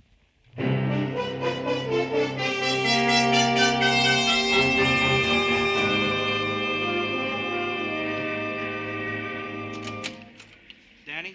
Oh, come in, Muggavan. Sit down. Oh, thanks. Got anything? Nothing. Guy Brewer's hiding someplace. Where, I can't even begin to guess. Nobody knows anything. Stool pigeons, old friends of Brewer's, not a thing. If he gets out of the city, it's going to be tough. Yeah. How do you figure it, Danny? Figure what? This, the case, the killing of the Lawson brothers. You know what I mean. You piece it all together, it comes out easy. Show me. Sure. Harlan Lawson wanted to get rid of his brother. For money? Well, maybe. But more than that, I think. Earl Lawson was a man who beat up the world. Harlan just stood there and cried for it. Well, Harlan was a social worker, Danny. He probably did a lot of good where it counts. Sure he did. But I met Harlan. It's the way he impressed me, Muggavan. He felt sorry for himself. Uh-huh. So he finds a little hood like Brewer, hires him to kill Earl. Like you said. Harlan was a social worker. Brewer was in a charity hospital. That's where they met. Harlan found out Brewer only had a month to live, promised him a fling that month in Mexico for killing Brother Earl. Well, then why did Brewer turn around and kill the hand that fed him? If we go on the assumption that he killed Harlan, too. Well, Brewer killed twice, all right. The knife in Harlan matches the stab wound in Earl. He killed both brothers. But why? I don't know why he killed Harlan. Another thing I don't know is why Brewer changed his mind about going to Mexico. If we found that out, we'd... Danny, all I can say is, thank goodness. Well, say it and sit down in a corner. Muggavan and I were discussing It's about Peggy Drake. Peggy Drake? Say, isn't she the girl? Yeah, the girl who took the snapshot. She should have taken the snapshot and left the city. What? Just a few minutes ago, at 5 until midnight to be specific, she had a to-do with a cab driver. Tried to force him to take a wardrobe trunk in his back seat. Broke a window while so forcing. Quite a scene. The police suggested a moving company. And what? Give me a breathing spell, Danny. And Officer Podjunik suggested his father-in-law and stood guard over the trunk until his father-in-law, the Murphy Movers, hauled it away. Thank jeepers, this girl leaves for her hometown of New Freedom, PA in the morning. Where? New Freedom, Danny. The trunk has already left by Murphy Trucking Company, and the girl, Peggy Drake, leaves tomorrow, for which leaving the police only again waved a finger under her nose. Highway Patrol, Muggavan, pick up that van. Escort it back to Peggy Drake's place. Right there. What do you know? So that's why Brewer changed his mind about going to Mexico. Then I waited. It was a little less than an hour when the phone call came. The Highway Patrol had picked up the van at the entrance to the Delaware Bridge. There was plenty of time. Time to grab a bowl of chili and walk over to the 60s, into the rooming house where Peggy Drake was staying. Inside, the banisters of the staircase had been worn smooth by 1,000 respectable hands, and the color had just begun to drain from the flowers in the wallpaper. On the third floor landing was a trunk. Beside it, Detective Muggavan. She's in there, Danny. She know we're here? We talked loud. She knows. Stay with the trunk, Muggavan. Okay.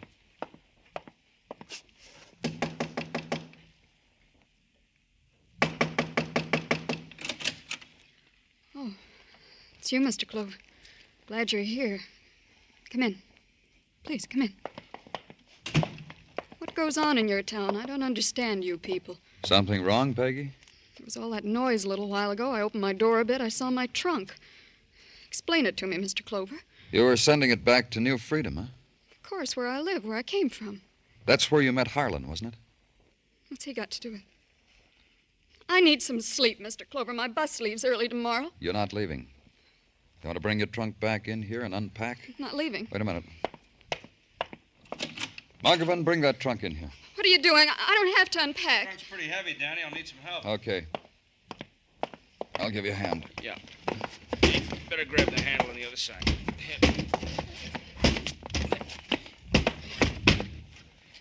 Okay, Danny? Uh-huh. Wait outside. Yeah.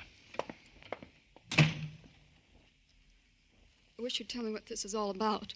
How long did you plan to stay in New York, Peggy? 4 days.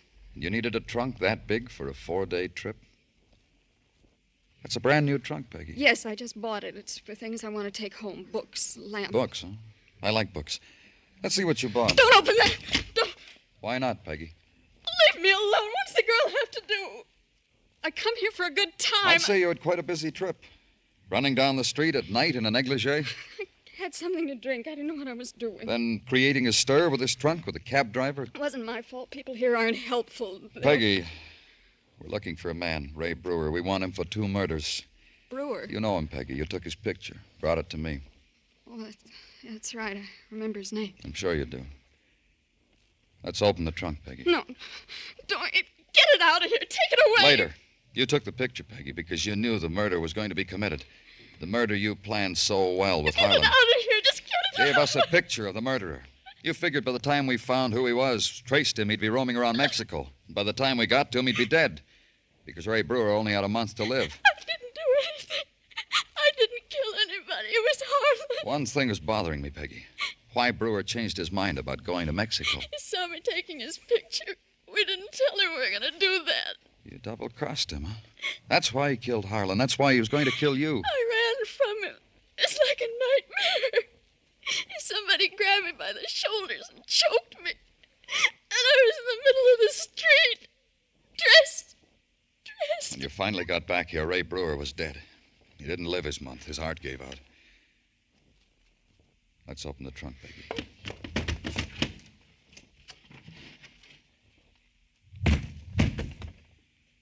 There he is.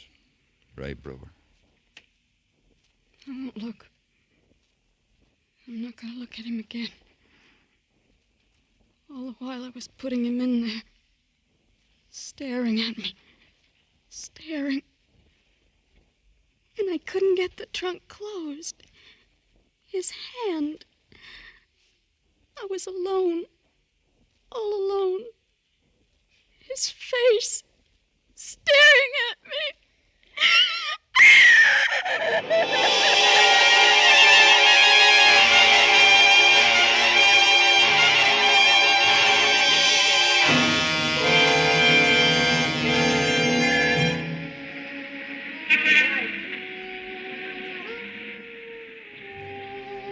Dawn touches Broadway now. The remnants of the night are driven back into the earth. You walk the streets, and from behind a doorway you hear the old sound, the sound of weeping. You know the nighttime will never leave. It's found its refuge. It's Broadway, the gaudiest, the most violent, the lonesomest mile in the world. Broadway, my beat.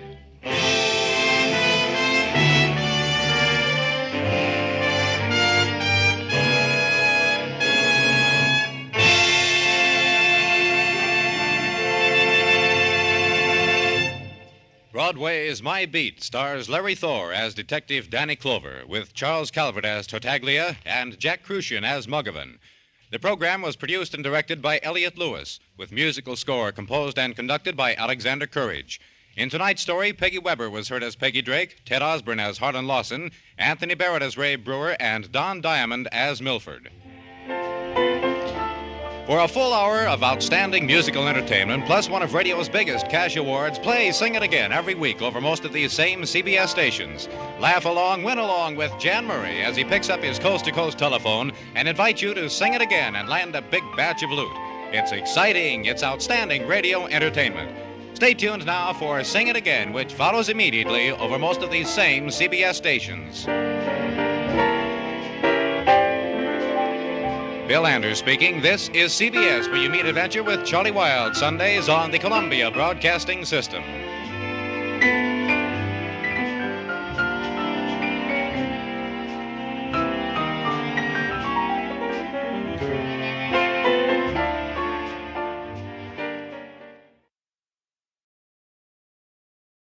Wrigley's Spearmint Chewing Gum, the refreshing, delicious treat that gives you chewing enjoyment, presents for your listening enjoyment.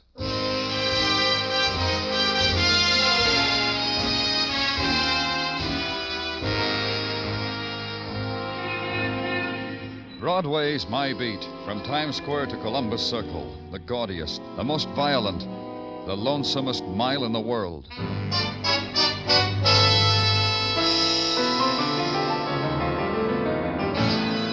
Broadway's My Beat, the thrilling drama of murder and mystery and the people who walk the Great White Way, with Larry Thor as Detective Danny Clover.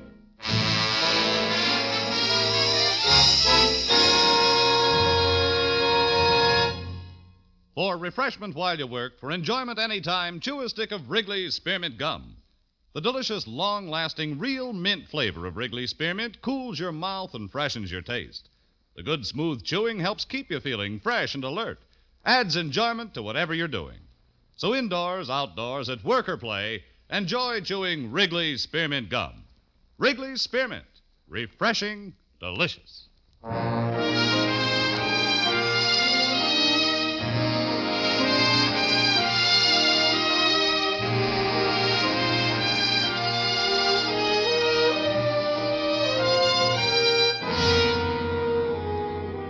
In July, the night slips down over Broadway like a black silk stocking, and you drift to it because the other promises you made to yourself never happen. The part of your life that never counted is left behind.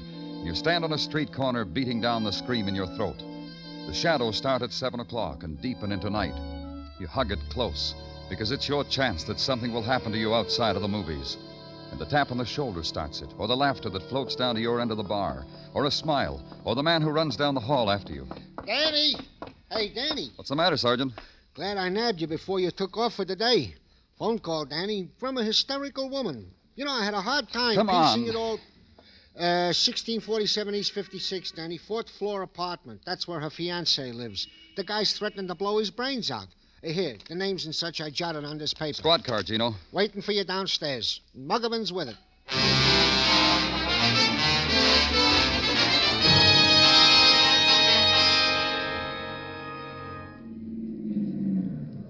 That's it, Danny, 1647.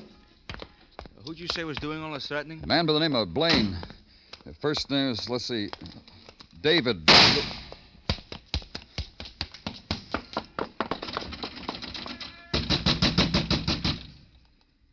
Try the buzzer, Muggavan. Yeah. He did it. Miss Carroll said he was going to do it, and he did. We're from the police. It happened up there on the 4th floor. Mr. Blaine, it happened just now, not more than... Who's that crying? That's her, Miss Carroll. See her? See her? Hugging the banister up on the 3rd floor landing. And that's Mr. Fallon at the rail on the 2nd floor. Let's go, Muggavan.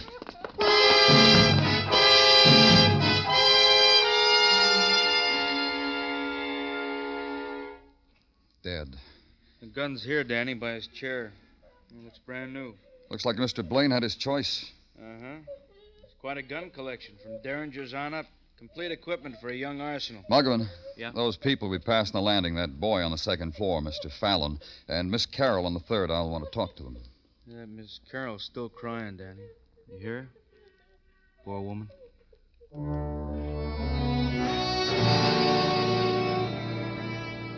And stand for a moment and consider the virulence of death.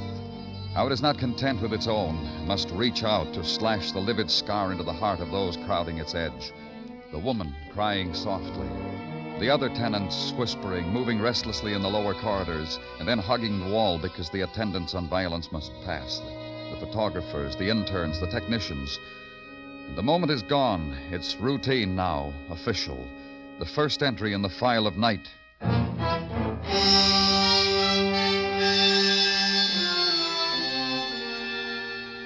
The next morning, gather it into a neat stack on your desk and sit down to it, and be surprised at the opening door and the quick presence of the woman you had marked for later interrogation.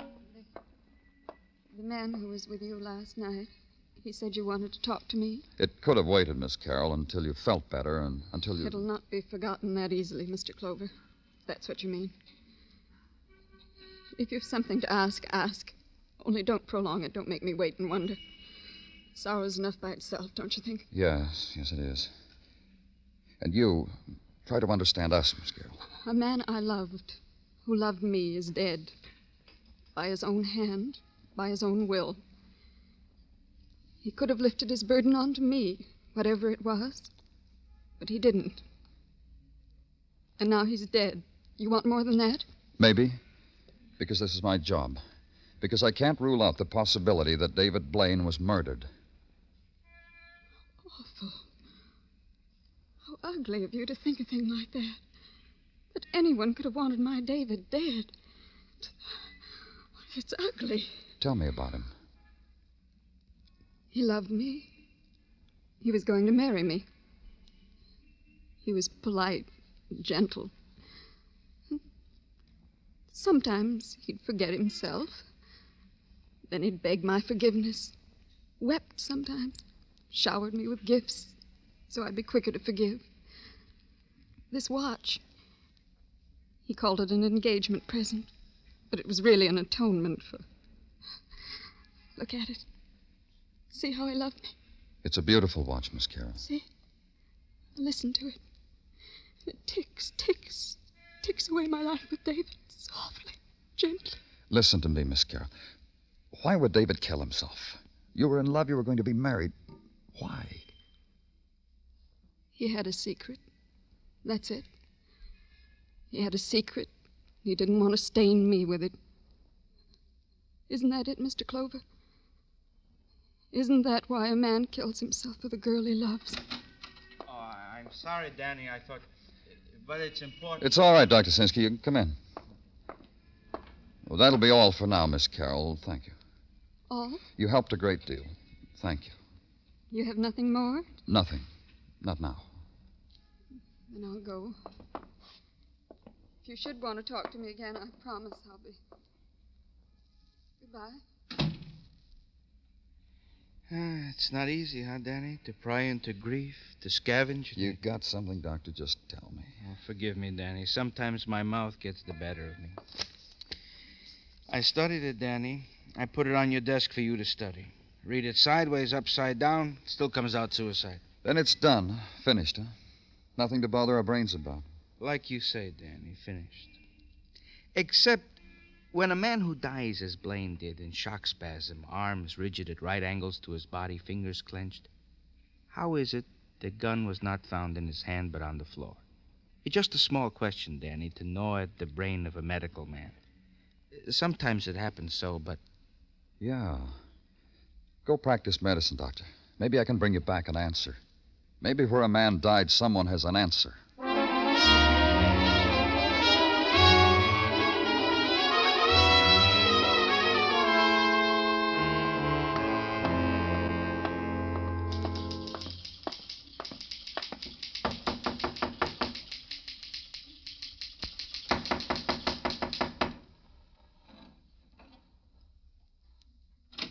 I'm busy right now. Your name, Richard Fallon?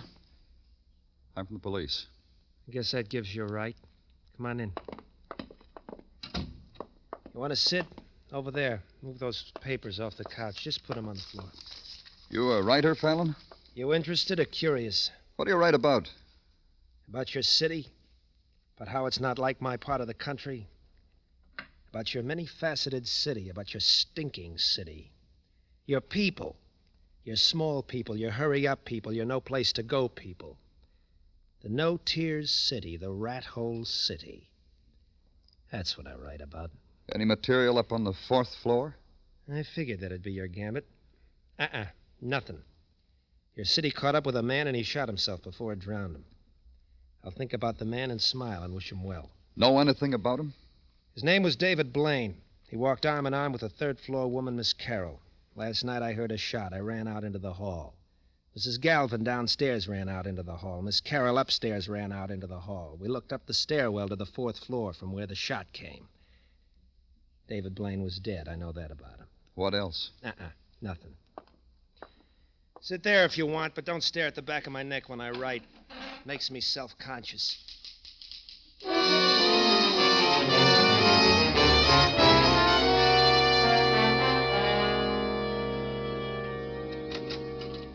My gratitude for permitting me my 10 minutes at the water cooler, Danny. Feel better, Gino? Goes without saying.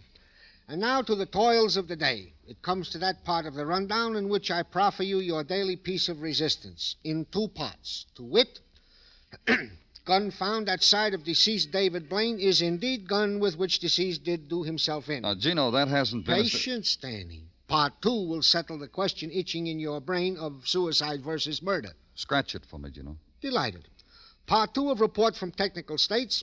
Impossible for any tenant to have shot said deceased, made an escape down the fire escape, arrived in the hallways in time to look up and yell, "Man dead on the 4th floor," in your presence. Add to this the double whammy I have held out on you. Give it to me, Tartaglia. Piques you, huh, Danny? The lakemen assigned to such duty have come up with that David Blaine did indeed lose upwards to 50 grand by sour bets in the stock market. This in the period of the last month.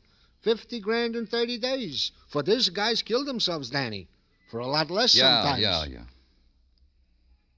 All right, close the file on Blaine. There's nothing more to... Danny Clover speaking. They switched me to you. You the man on that Blaine thing? Yes. What about it? Who are you? Blanche Hemby, mister. 1834 East 59, room 11. You said Blaine. What have you got? What have I got? I got he was murdered, mister.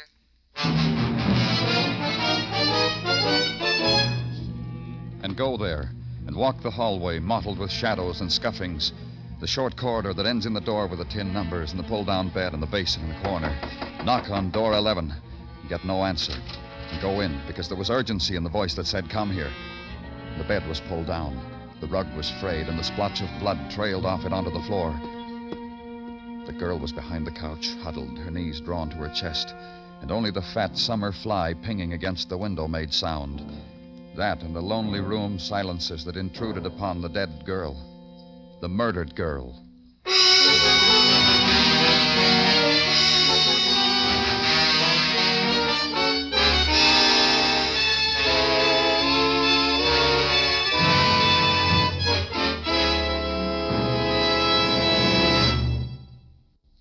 For refreshment while you work, for enjoyment anytime, chew a stick of Wrigley's Spearmint Gum. When your mouth feels dry, when you're warm or tired, Wrigley's Spearmint is really refreshing. The lively, full-bodied, real mint flavor cools your mouth, moistens your throat, freshens your taste. And the chewing itself gives you a little lift, helps you feel your best and do your best. So for chewing enjoyment plus pleasant refreshment, chew delicious Wrigley's Spearmint Gum. We now continue with Broadway's My Beat, written by Morton Fine and David Friedkin and starring Larry Thor as Detective Danny Clover.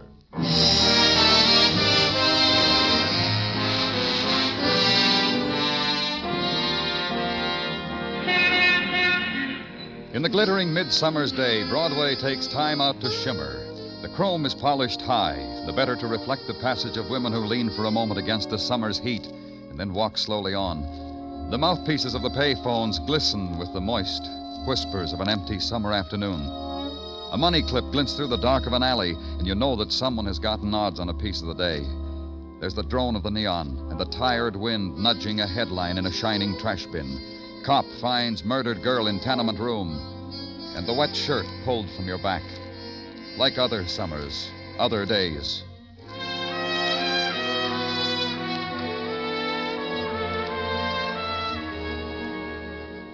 Where I was, in the corridor between my office and the show-up room, that had happened before, too. Only the names of the dead were different. Blanche Hemby. I got the rundown on her you wanted, Danny. What'd you get, Muggerman? Oh, I'll have to slice it off fast, Danny. I'm due at the show-up. A woman there, Mrs. Westfall, real eager to identify a prowler she dreamed last night. I'll walk you down. This girl, Blanche Hemby, frequent visitor. Got her name on her guest book maybe 5 times. For what? Oh, nothing sensational. Brawl over a hairdo with another dame in a bar. Phonograph screaming. Her screaming, disturbing the neighbors. Beat a guy's head open with a bottle because he called her a gimme-gimme girl. Things like that. Any tie-up with David Blaine? I noticed around the bars where she had the trouble. The tenement where she lived, the place she was working at 2 weeks ago. They fired her? No, she gave notice, Danny, 2 weeks ago. Said she was sick and tired working for nickel tips behind the hamburger counter. She had better, she told him, a lot better. Bit a hole in her time card, threw it on the griddle, walked out. Work anywhere else? See anyone else? No, I checked that, too. Blanche slept away the days in her room. 3 times a day she got up to phone for beer, once a day for sandwiches. Here I am. I'll check with you later, Danny. Yeah. How do I know where I got it? Why don't you leave me alone? Muggerman. That kid up there. What about him, Danny? Some punk, probably. That's the boy who was the tenant on the 2nd floor where Blaine was murdered. Get him, Muggerman. Bring him up to my office. Sure, Danny, right away.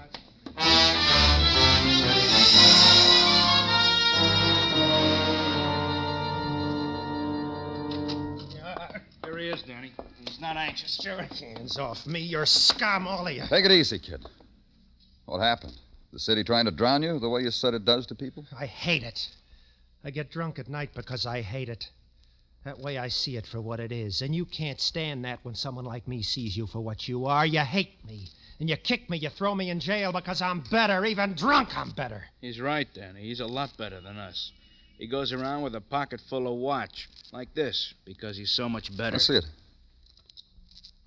Where'd you get this watch, Richard? I held out my hand and I begged, and a kindly person dropped it right into my begging hand. Where'd you get it? I told you. I walked the streets and it fell into my hand because I was crying and lonely and sick for home. Miss Carroll, your neighbor, has a watch like this. You steal it from her? You steal it, Richard? Lock him up, Muggavan. A watch exactly like the one Regina Carroll owned. Her engagement present from the man now dead, presumed a suicide, suspected murdered. If it were Miss Carroll's watch, what was Richard Fallon doing with it? It was a simple question, and Richard couldn't answer it. So call Miss Carroll. Get no answer. So open the plush box that held the watch.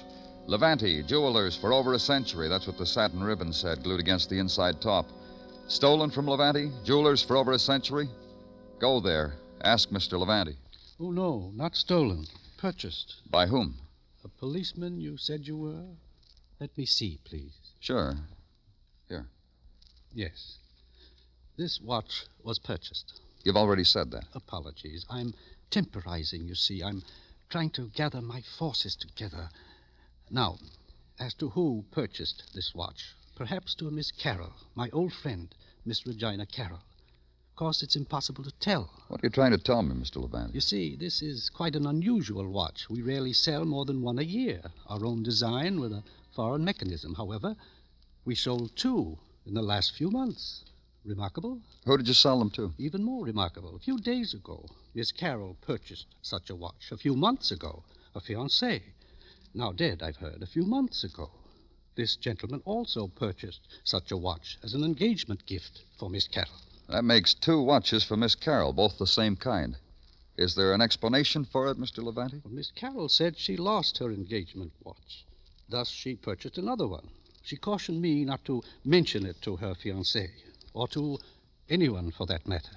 But now, you, a policeman, Mr. Blaine dead, well, you don't think I'm going back on my word to an old friend, do you? Miss Carroll is your old friend? Her dad and I were close. I toddled Regina. Poor woman. You mean about her fiancé? About all of them. What do you mean? There were 4 of them, you know. 2 at college, 1 when she was a sophomore, 1 when she was a senior. Then about 10 years ago, a young man, since quite successful in groceries, has a nice store for select customers on Madison. Chap named Mason, I think. Miss Carroll was engaged 4 times, huh? She's 37, you know. She doesn't look it, does she? Still a beauty. A bygone day kind of beauty, if you know what I mean.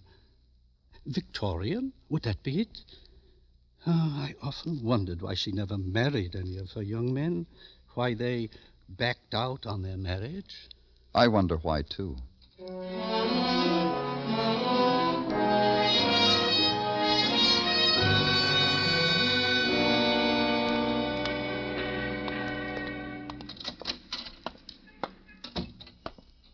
You need some help, sir? I'm looking for a Mr. Mason. All right, I'm Mason. I'm Danny Clover, police. The first name's Pete, Danny. You got a couple of minutes? Any time for you, fellas. I need a couple of minutes to recuperate anyhow. Mrs. Smythe just had me on the floor. Oh? She comes in here with her French poodles, 3 on a leash. Maid and chauffeur trailing in back. Orders a dozen... Well, did you ever hear anybody say bagel with a broad A? She wants a dozen boggles. I don't understand her. Finally, she tells me what she wants is receptacles for a delicacy known as locks. How did she say locks? Locks, the chauffeur said. What can I do for you, Danny? You were once engaged to a Regina Carroll, weren't you? It was an experience. I'm not sorry for it. Who broke the engagement? You've got to ask that because it's important for the police to know, right, Danny? I broke it. Why? Why? That's a question I often ask myself. Sometimes my wife asks me. And I'll tell you what I answer. Go ahead. Regina was a girl just like the girl that married dear old Dad. Close to the wedding, I discovered this is not the type of girl I wanted. Personally, the girl that married my dear old dad, my mom, nagged my father to an early grave. Mom and Regina, two peas from the same pod. Go on. I'll tell you about Regina. I figure she has a picture in her head of a husband in a smoking jacket with satin lapels and a curved pipe and a fireplace. I don't fit the requirements. Personally, I like polka better than cribbage. Uh-huh. What else? Well, Regina, how she dressed. Pretty, you understand. But she made her own fashions, which she never changed. Ribbons, dresses choked against the throat, and always a little too long. She slipped on the ice once, and I told her she had pretty legs. She slapped me. That's what about Regina Carroll, Danny. That enough? Plenty. Thanks. Thanks a lot.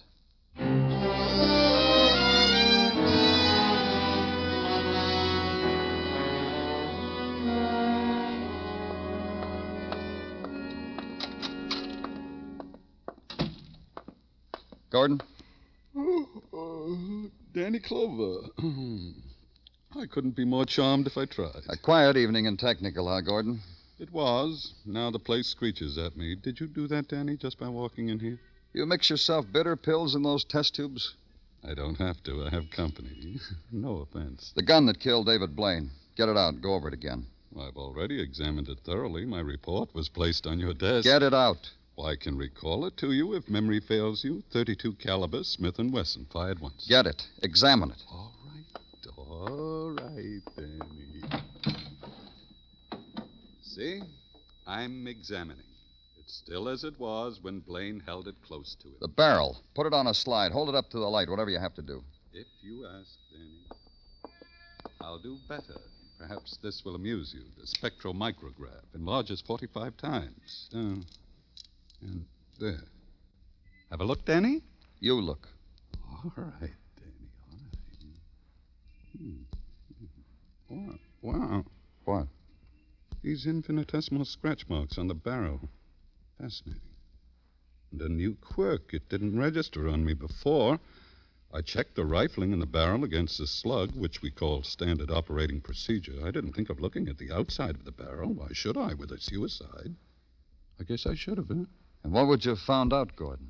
That the man killed himself with a silencer on his weapon. Now, that's what I call taking quiet pleas a shade too far, huh, Danny?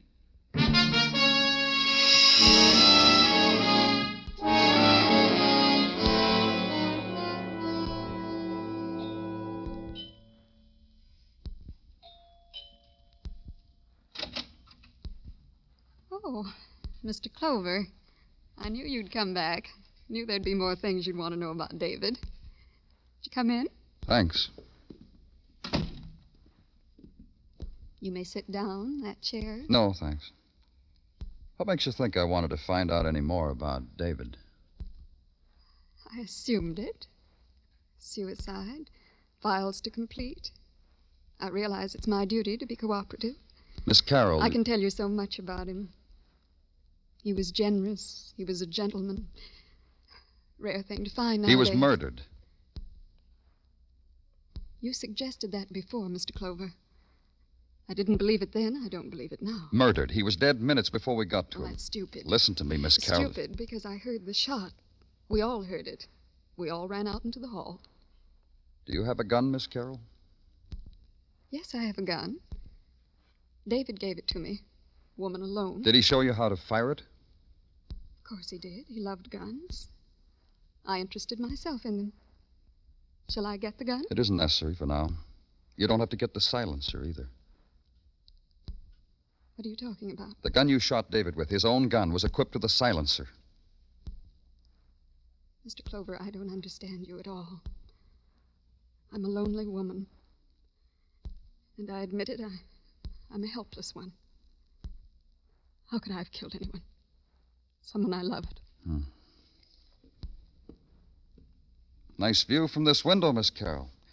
You could stand here, see Detective Muggavan and me coming, fire a blank cartridge from your gun, run out into the hall. Look up, and everyone thinks the shot came from the floor above, from David Blaine's apartment. Mr. Clover. Do you admit it, Miss Carroll? No. No. I want to show you something. Here. Look at it, Miss Carroll. A watch, just like the one you're wearing. didn't kill him. David Blaine broke his engagement to you, didn't he? I didn't kill him. The kind of woman you are, proper and proud. You gave him back the watch. But what to tell your friends? Tell them that someone else walked out on you the way 3 other men did? A proud woman like you?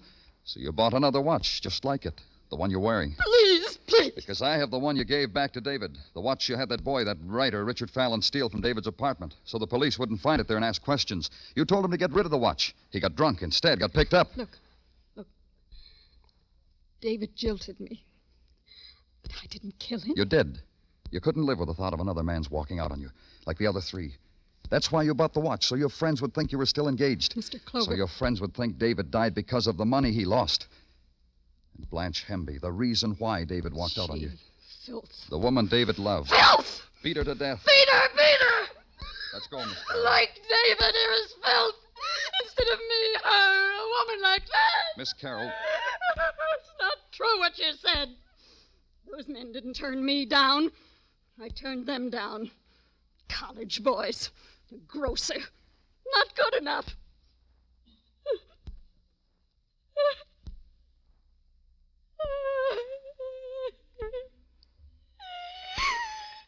It isn't true. It isn't true. They did walk out. Why? Take me away. Put me someplace. I don't want to look at anyone. I can't look at anyone.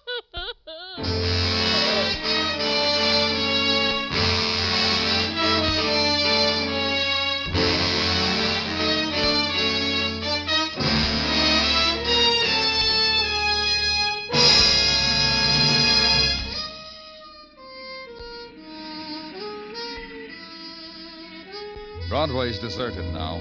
Maybe it's the heat. Maybe it's just that people get tired and want to go home because Broadway threw sand in their eyes.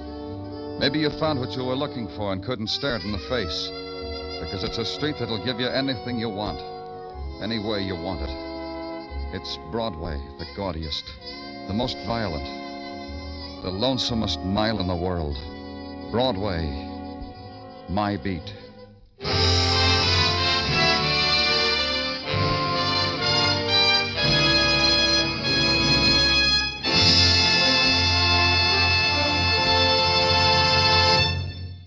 Remember, friends, for refreshment while you work, for enjoyment any time, chew a stick of Wrigley's Spearmint Gum. There's lots of lively, real mint flavor in it to cool your mouth, freshen your taste, and sweeten your breath. And chewing Wrigley Spearmint helps keep you fresh and alert. You feel better, work better, get more fun out of doing things. So indoors, outdoors, at work or play, always keep delicious Wrigley's Spearmint Chewing Gum handy. For refreshment while you work, for chewing any time, chew a stick of Wrigley's Spearmint Gum. The makers of Wrigley's Spearmint Chewing Gum hope you've enjoyed tonight's story and that you're enjoying Wrigley's Spearmint Gum every day. We invite you to join us next week at this time when Detective Danny Clover returns again with Broadway's My Beat. Broadway's My Beat, brought to you by Wrigley's Spearmint Gum, is produced and directed by Elliott Lewis with music composed and conducted by Alexander Courage. The program is written by Morton Fine and David Friedkin and stars Larry Thor as Detective Danny Clover with Charles Calvert as Tartaglia and Jack Prussian as Muggavan. This is CBS, the Columbia Broadcasting System.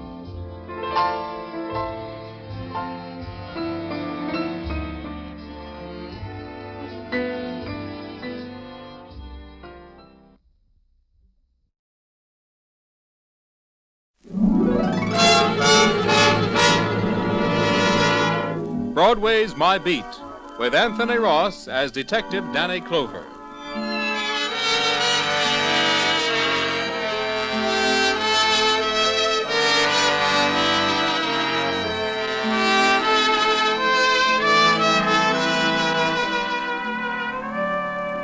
Broadway's My Beat, from Times Square to Columbus Circle. The gaudiest, the most violent, the lonesomest mile in the world. That's the street I'm walking. I was heading for the courthouse one day, thinking of a phone call I got from Judge Summers. Said he could use a cop with the wisdom of Solomon. I met the judge in his chambers, wondering why he had picked me. Why you, Lieutenant Clover? Huh? Because I have a problem for a cop who can think like a judge, Danny. For a cop's pay or a judge's, Your Honor? A young woman is in New York looking for her father, Danny. He disappeared 10 years ago. She's applied to Missing Persons Bureau, and she doesn't know it yet, but they've located him. They don't know what to do about it, so they've asked my advice, and I'm asking yours. Oh, I don't get it, Judge. If they found him, what's the problem? Human relations. Her father was located a prisoner in Sing Sing. Served 10 years. Tomorrow he comes out on parole. He insists that his identity be kept from his daughter, that she be told her father is dead. But, Judge, how does this... where do you or I... Where do we come in, Danny? Mm-hmm. Well, let's say through sheer sentiment. You see, I was the judge who sentenced him, and you were the arresting officer. Oh. Who's the prisoner, Judge? Nelson Jennings. Remember the case? Nelson Jennings? 10 years ago? Yes. A writer. Manslaughter. Got in a fight with a drunk at a nightclub. The drunk died of a heart attack as the result of the fight. Yeah, it comes back. He was night clubbing with his wife. A no-good stew at the next table passes an insulting remark to Mrs. Jennings. Well, what guy wouldn't haul off, Judge? I always did think you gave Jennings a pretty hard ride. His victim died a pretty long death, Danny. Yeah. I'll admit, though, I may have been a bit severe then. But today, Danny, in a similar case, I suppose I would be inclined to temper justice with mercy. This daughter, Judge, who's looking for him now, you mean she actually hasn't known her father's been in the big house for 10 years? That's right. From what I'm told, she grew up believing her father dead. That's the way that Jennings wanted it.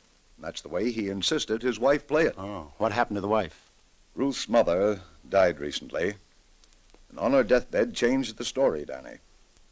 Said Jennings was alive and somewhere in New York. But she still kept the real truth from the girl. How old is the girl now? She's 20. She was 10 when all this happened. Judge, what is it you want me to do? Danny, I want you to talk to them both. Now, a daughter wants her father. The father prefers to be dead, his past unrevealed, so his child won't be stigmatized. He's paid his debt and feels that the law owes him this one request. Now, where is our responsibility, Danny? It's a hard decision. You visit them both and decide. Do what you think best. I'm leaving it up to you. Judge Summers, you told me you wanted a cop with the wisdom of Solomon. That's right. Well, I'll sure need it. You say Jennings is due out tomorrow, Yes. And I hope he never violates his parole and that he's learned to control his temper. And where can I find the daughter? On your beat, Cleveland Hotel. Ruth Jennings. Judge. Yeah? What was it Solomon finally did decide?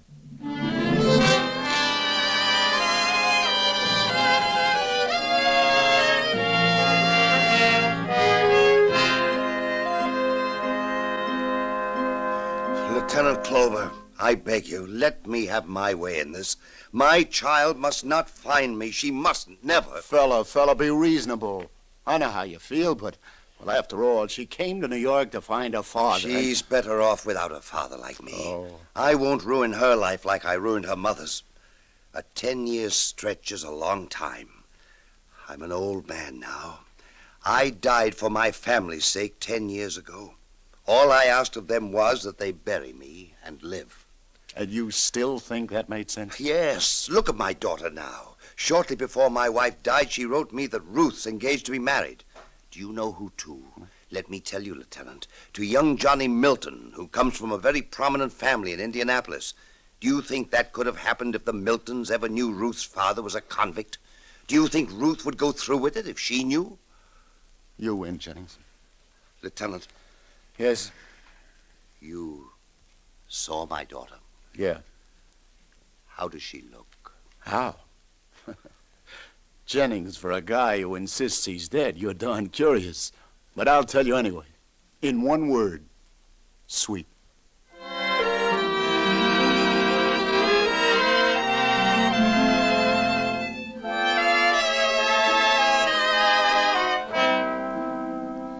You're sure, Lieutenant Clover? There's no trace of my father anywhere? I'm sorry, Miss Jennings. Nothing turned up yet. But, what made you think he was in New York? Oh, just a feeling. Mother used to take trips to New York. Never told me why. Left me with Grandma. And when she came back, she'd be crying. Mm-hmm.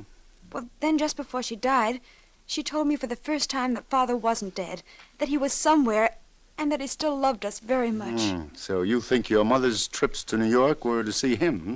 Yes, there's some mystery about it all.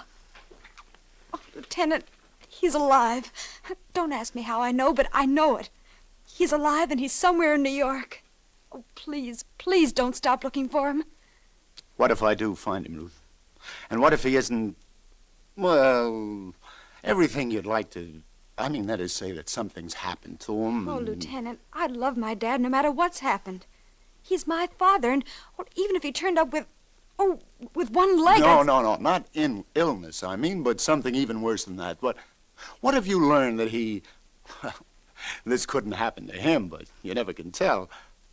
What if you found out, say, that your father's been in prison? In prison? Yeah. I mean, would that make a difference? Would you prefer to return home without finding that kind of a father? Oh, of course not. I think I'd love him even more then, because he'd need me more. Oh, a father's a father. Oh, what about the man you're going to marry? What if he learned? And his folks? Maybe all your wedding... Johnny and I are in love, Lieutenant. Even if his parents would be shocked, it couldn't make any difference to him. And if it did, I'd never want to marry him because, well, then he wouldn't deserve my love. Oh, Ruth, you can't imagine how glad I am to hear you talk like that. You've got a right to know, Ruth. You mean he's alive? My father's alive? Mm-hmm. He's been in Sing Sing for the last 10 years. He got out just yesterday on parole. 10 years? Oh, poor Dad. No. Really, an accident. See, your father's no criminal, Ruth. He hit a man who insulted your mother, and the man died of a heart attack. Any real husband would have done just what your father did. You've got nothing to be ashamed of. He just got a tough break. You see, the judge... Then we'll be together. Something told me I'd see my father again. No, Ruth, I'm afraid you won't. What do you mean? Why not?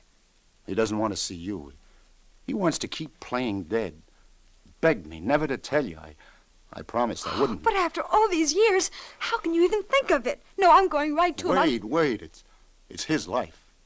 And that's the way he wants to live it, for your welfare. But now that I'm about to get married, all the while I thought I had no mother or father to advise me. And now that I have a father, oh, if you'd only see my Johnny, give me his consent. Ruth, all I can say is that it would kill your father to know that you knew. After these 10 years, he's built it up in his mind. And you've got to humor his wish. Well, maybe someday he'll come to you on his own, but till then... How does he look, Lieutenant? Gray. Daddy, gray? Do you remember him at all? Oh, yes. How? How do you remember him? Young. Oh, if I could only see him again, if just for a moment.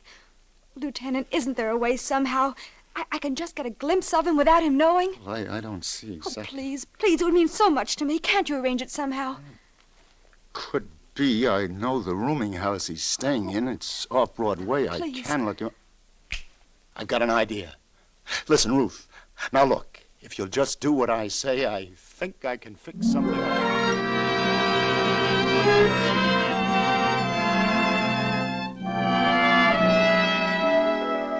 What did you say, Lieutenant Clover? I said, would you like to just sort of catch a glimpse of your daughter, Mr. Jennings? You know, sort of meet her, but without her knowing who you really are? Yes, go on. Well, then drop in at the Broadway Automat at 6. I'm having a bite with her there. Just stop at our table a minute. I'll introduce you as an old friend of mine. Make it Bert Freeling. I'm afraid... She's leaving town tomorrow. She's giving up the hunt for her dad. Here's your one chance. She might recognize me, but I don't think she will, do you? She was only 10 at the time. She's a young lady now. That's right, Jennings. It's been 10 long years. I have changed a lot, Lieutenant, haven't I? Yes, you've changed a lot, Mr. Jennings. So she'd never... That is, I don't see what harm if I was just to sort of bump into you two at the table for a moment and you introduced me as someone else. Exactly. I don't know. I don't think I could stand it. Let me think it over. My head's pounding. Let me think it over.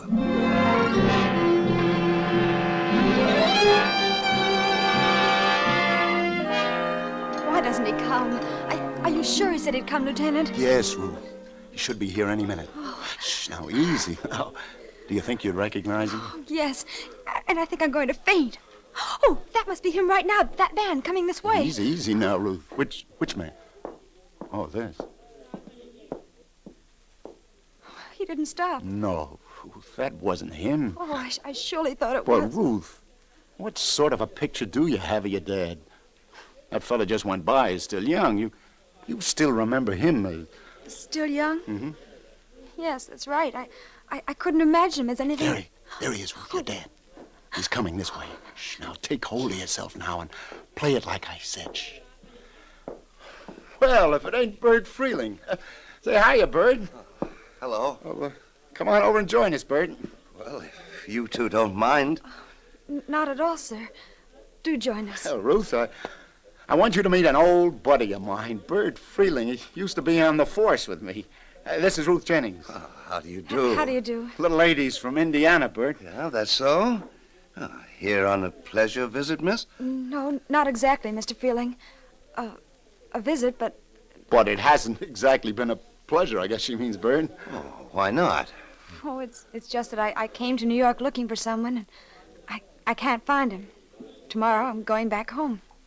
And that's that. I'd rather not talk about it, Mr. Freeling, if you don't mind. Oh, I'm sorry, Miss Jennings. She needs cheering up, Bert. I'm taking her to a nightclub this evening. Nothing fancy. Hey, wait, what are you doing tonight?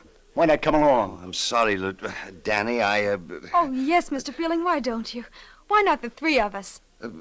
What exactly is troubling you, Miss Jennings? Who are you looking for? Well, come along tonight, and maybe I'll tell you. Oh, why do you want me along? Well, because you're a friend of the lieutenant's, and he's been so kind to me. Because you've seen the type of gentleman that I'd like to talk to on my last night in New York. You can't back out after that now, can you, Bert? It's a date then, tonight. The three of us.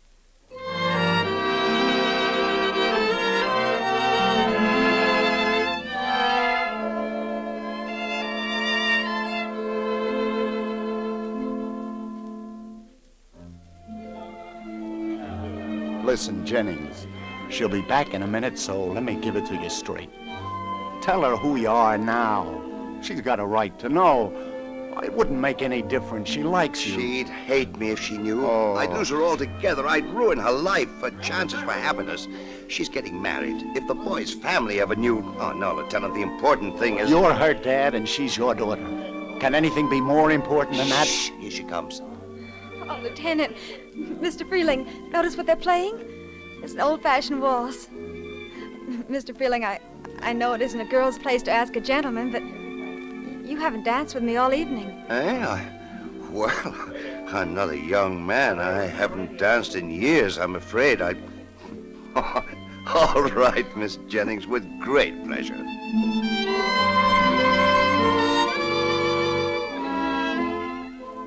I'm so happy you came along with Lieutenant Clover tonight. Why, Ruth?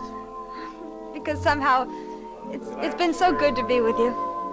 I somehow felt that I'd known you all my life. Ruth, Yes? I'd like to kiss you. I'd like that very much. Please do. I hope you didn't mind. I'm an old man. I could have had a daughter your age. I had a father your age. I'm sorry about your father, Ruth. I mean that story you just told me about your reason for coming to New York. What do you think my chances are of finding him someday, Mr. Freeling? From what you've told me, pretty slim. I don't think you ever will. I feel a bit faint, Mr. Freeling. I'm sorry. Please take me back to the table.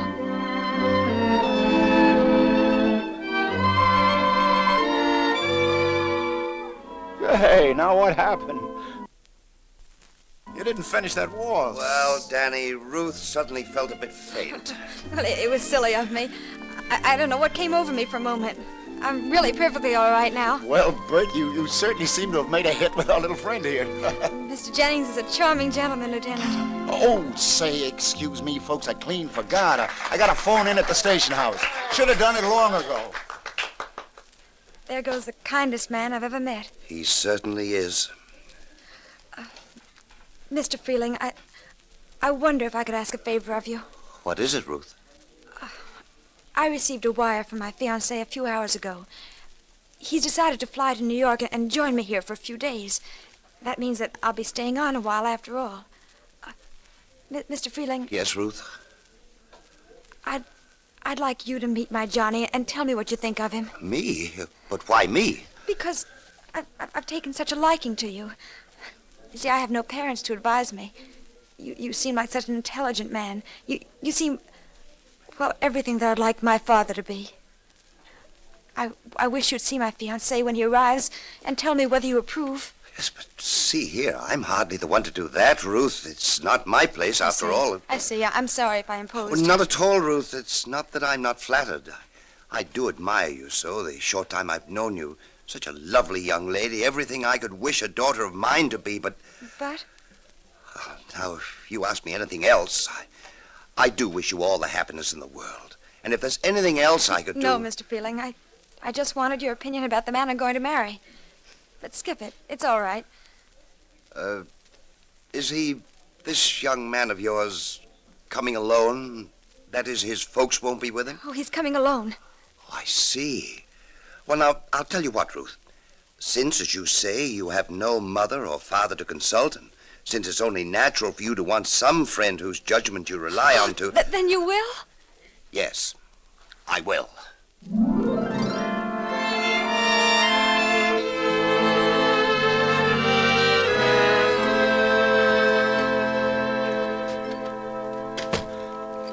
Well, Captain, I got that matter that... Clover, I understand you got that matter that Judge Summers called you about straightened out. It was the best I could do, Captain. Don't you approve? I'm not sure, Lieutenant. Hardly the way Missing Persons Bureau would have tackled it, but since Judge Summers seems pleased, then that's that. Well, what angle's worrying you, Captain? Clover, if the girl's boyfriend finds out who this Mr. Freeling is, he'll leave her flat. And if Nelson Jennings ever learns you've wised up his daughter to his real identity, against his wishes, he'll flatten you. Well, no solution could have been perfect, Captain. I believe that I Where's her boyfriend due in town? Well, sometime this afternoon. Oh, now, look, Captain, I've made two people happy. You're still out on a limb, Clover. A girl isn't entitled to know her own father. And he isn't entitled to see his daughter after 10 long years in stir. I brought them together for a while, so what? He doesn't know, she knows, and they're real pals. It was the best I could do under the circumstances, but it was something. Almost a happy ending. Clover speaking. You'll never guess who the pie wagon just blew in, Lieutenant. Yeah? Who, Sergeant? Friend of yours, Nelson Jennings. Nelson Jennings? Yep. Beat up a complainant named Frank Black. Booked him on assault and battery. Assault and battery? Had 5 years for violation of parole. The poor guy... Oh, no. This same thing happened 10 years ago. Now it started all over again. He'll go back to prison.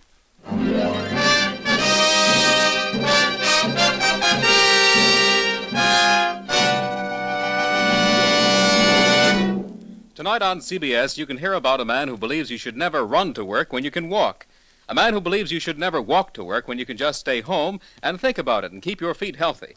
His name is, of course, Mr. Jack Benny, and he will be heard on the same CBS stations to no one's great surprise, but to everyone's delight.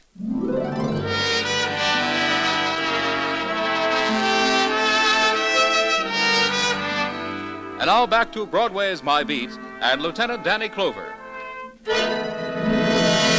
Why did you do it, Jennings? Oh, leave me alone. You must have had a reason. Why? You invade a hotel room at the Cleveland, take a poke at a guest named Frank Black. He calls the police. What happened? He claims he doesn't even know you. Why did you go there? What did you have against him? Who is he? What did he ever do to you? Oh, leave me alone. Leave me alone, Lieutenant. Do you realize what a jam you're in? It'll mean 5 more years for parole violations. Come on, talk, Jennings. Tell me for the love of heaven, and maybe somehow I can help you. Oh, everyone's at me. Everyone wants to know, but it's no use. Talking won't help. Send me back. Send me back.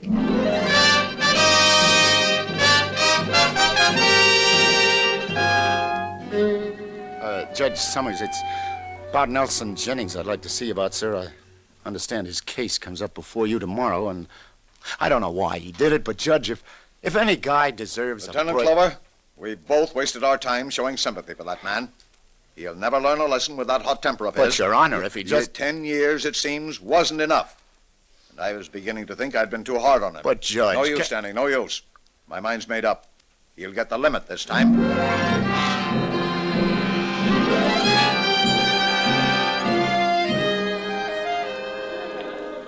couple of those perfectos, Sally. Right, Lieutenant Clover. What's up? You look low. No mood for conversation, lover. Get that gratitude. And just when I was just about to throw you a little dirt on that Nelson Jennings case, too. Well, then I love you very madly. Come on, give. Well, remember you were in here a little while ago asking me what do I know about a guy stopping here named Frank Black? Yeah, sure, I remember that. The guy who had Jennings arrested? Yeah? And I answered you, I didn't know anything about him. Didn't even know what he looked like. Go on. Well, when you described him to me, nothing clicked. Yeah, go on. Well, now something clicks. What? A man of that description bought a cigar off of me here yesterday, and he was very inquisitive. So? Well, I don't know whether this will help you any, Danny, or how it fits in, but, well, this guy asks me questions like, is Miss Ruth Jennings registered at this hotel? What? He did? Well, go on, Sally, I'm listening. Well, I tell him, yeah, she is. And then he says, is her father named Nelson Jennings? Naturally, I says, search me. Oh, and lover, then he I says, think I'm beginning to do a slow 2 and 2. hey, where you off to, Danny? What's up? I'll see you, lover, thanks. I gotta add it up at the station house, see if it comes out 4.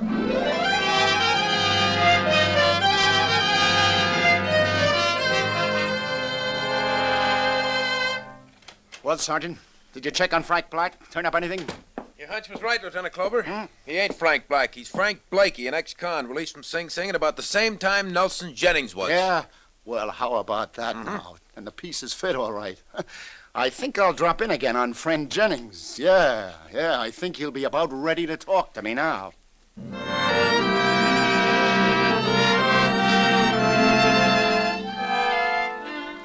Come on now, Jennings, fella B, you may as well give now.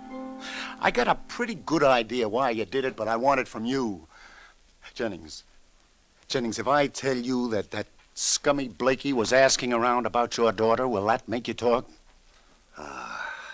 And I guess you have it, Lieutenant. He was trying to blackmail you, wasn't he? Yes. And to think he was the one prison inmate I trusted. He knew the secret I was trying to keep from my daughter. Well, this morning I got a phone call from him, threatening that unless I come across, he'll tell my daughter just who her missing father is and to expose my prison record. So I went to his room to argue him out of it. I saw red, Lieutenant. Will I be sent up again? I don't know, Jennings. I'm not the judge. You should have reported to the police, but I'm with you 100%. I'll see that all your evidence gets in. Who knows? Maybe the judge will temper justice with mercy anyway. Keep your fingers crossed.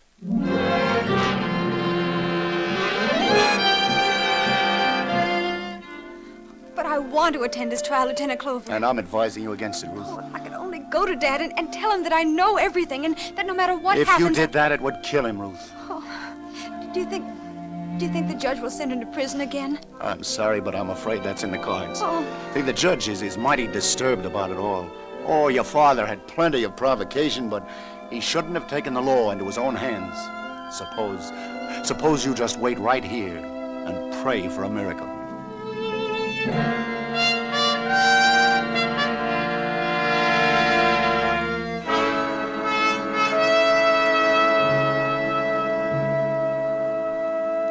And so, to sum up, Your Honor, in view of this felonious assault by Defendant Jennings against the person of this innocent complaining witness, the state of New York feels confident that Your Honor will remand the defendant to state prison, there to serve his remaining 5-year sentence as fitting punishment for this vicious, this reprehensible violation of his parole. Is that the state's case? It is, Your Honor. Is Detective Lieutenant Danny Clover in the courtroom? Lieutenant Clover. Yeah? Will you step up here to the bench a moment, Lieutenant? Oh, sure, Your Honor. Yes, Your Honor. Danny, recently I turned this man Jennings over to you for the judgment of Solomon. Yes, sir. You did a good job on that. Now, I'd like to know your opinion of this case before me. I'm inclined to discredit Blakey's story and to believe Jennings, to hold Blakey on charges, to view the whole act as just provocation, amounting to self-defense, as though a gun were being held at his head. And with respect to Defendant Jennings... Yes, Your Honor. To temper justice with mercy. What do you say, Clover? What do I say? You do that, Your Honor. You do that.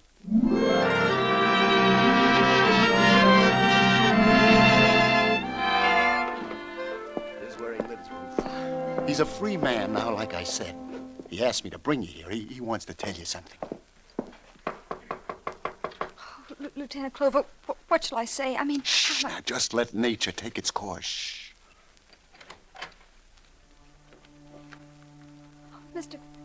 Mr. Freeling... No, Ruth. Not Mr. Freeling. There's something I've decided to tell you at last. You see, I'm... Daddy! Ruth! Daddy, I've known all along. Ruth, oh, my darling. Lieutenant Clover. Oh, Danny, how can I ever thank you? Oh, Lieutenant Clover, yes, you've been so wonderful. Don't thank me. Thank Solomon.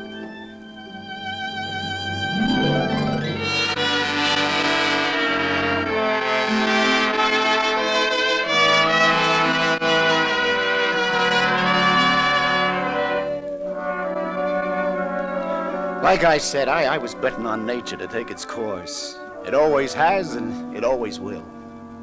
A warm May breeze now filtering down the side streets. Nah, you won't see Mayflowers growing anywhere along Broadway, but somehow other things do bloom once in a while, even here. Like, well, kindness where you least expect it. Yeah, even here along the gaudiest, the most violent, the lonesomest mile in the world. Broadway, my beat.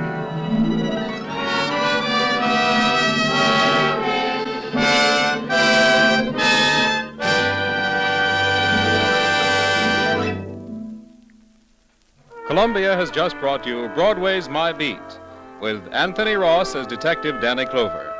Jean Carson was Sally, Nancy Franklin was Ruth, Charles Penman was Jennings, and Julian Noah was Judge Summers. Others in the cast were Paul Luther and Art Carney. Today's broadcast was written by Joseph Roscoe, produced by John Dietz, and directed by Bruno Zerato, Jr. The musical score was composed and conducted by Robert Stringer. This is Bern Bennett speaking.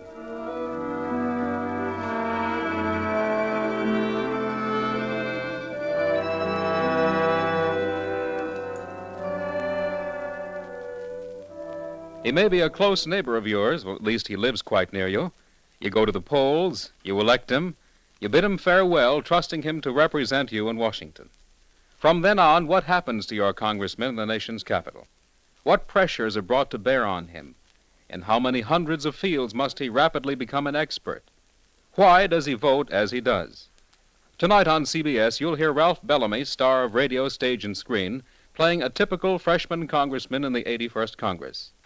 His story will be a drama taken from interviews and talks with many regular congressmen, with Washington experts, with politicians, with voters like yourselves. This CBS documentary unit drama, The People's Choice, starring Ralph Bellamy, will come to you tonight over most of these same CBS network stations. Now stay tuned for the Family Hour, starring Miss Ginger Rogers, which follows immediately over most of these stations. This is CBS, the Columbia Broadcasting System. Broadway's My Beat, from Times Square to Columbus Circle, the gaudiest, the most violent, the lonesomest mile in the world.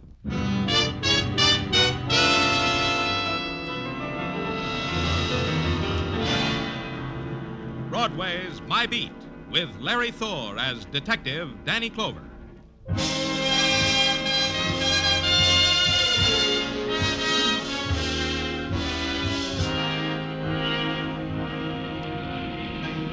Broadway. It's a mob and a big voice that darts from doorways and screams in your face, then skirls off into the quiet streets. It's a panic in neon where misery and packaged pleasures are commodities, sometime on installments. It's a place that dares you. One way or another, it'll rock you to sleep. It's Broadway, My Beat.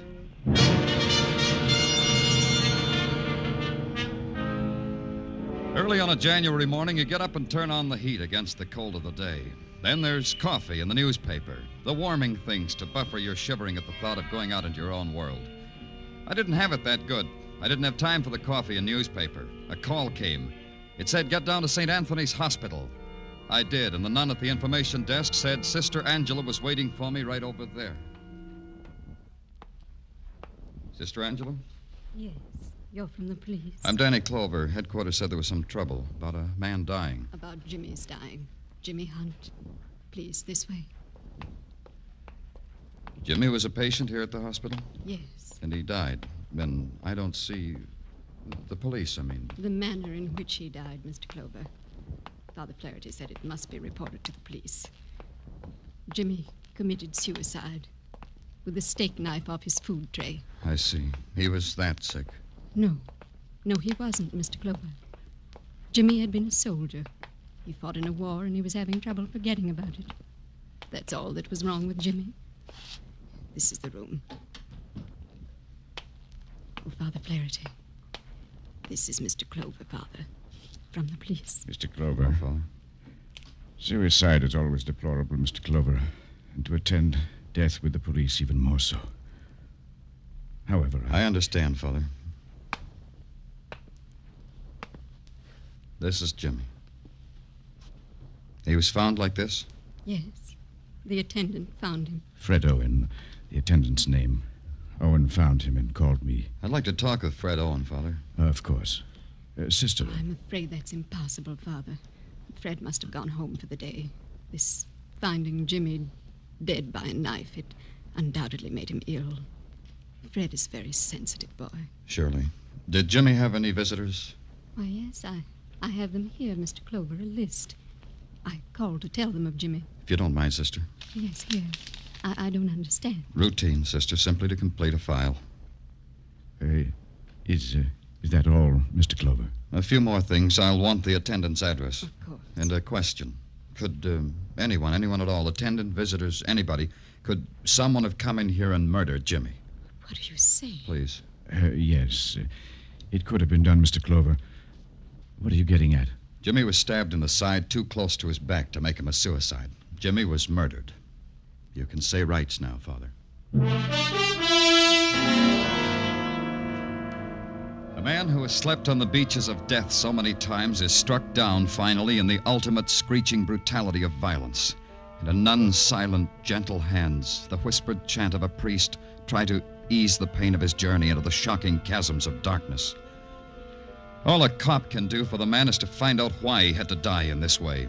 So the cop calls at the address of one named Fred Owen, finds him not at home, hasn't been home, don't know when he'll come home. Then the cop sends out an all-points bulletin on one named Fred Owen. Then the cop calls on the first of a murdered man's visitors list. Who is it? It's Danny Clover of the police. You're here about Jimmy? Please come in. The girl was slender, her face delicate with an almost wistful expression. But it was her eyes, gray and soft, as if the color had been strained through gauze. Please sit here. Thank you. They called me from St. Anthony's. They told me about Jimmy, Mr. Clover. They told me. Then you're Virginia Scott. Yes. I'm glad you came to me, Mr. Clover, because I can tell you things about him no one else knew, not even the doctors. I understand why he killed himself. Shall I tell you why? Jimmy didn't commit suicide, Miss Scott. He was murdered.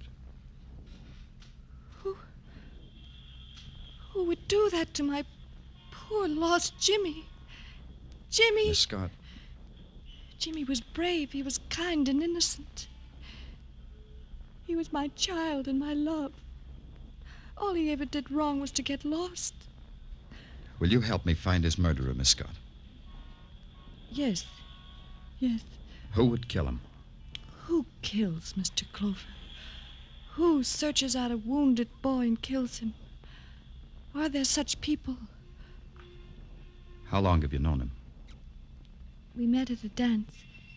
His company was going overseas. I didn't know anyone there, but Jimmy asked me to dance, and I fell in love with him.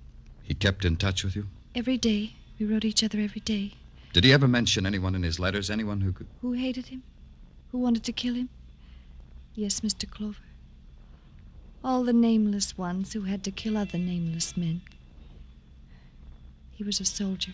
Virginia, Don't try to find words, Mr. Clover. The words that heal pain, are there such? You can do one thing for me, though. Anything? The letters I wrote Jimmy in the hospital, they were love letters. Every day I couldn't visit him, I wrote him one. May I have them? Letters? There weren't any. What? But they were all I could ever give Jimmy. I know he'd keep them. They have to be there. I'll find them, Virginia. I only ask this. I know you'll understand. Why didn't you marry Jimmy? Why? Why burden him with more?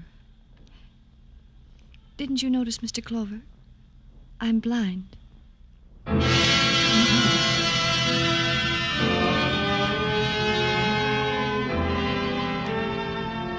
She said it gently and smiled and offered me her hand. Then I left.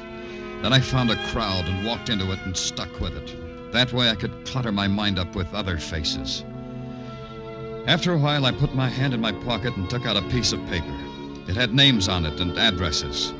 Under Virginia Scott's was a man's name, Mickey Bianco. The address was a pool room on 16th Street off 8th Avenue. Where do I find Mickey Bianco? You're in my way. Yeah, oh, sorry.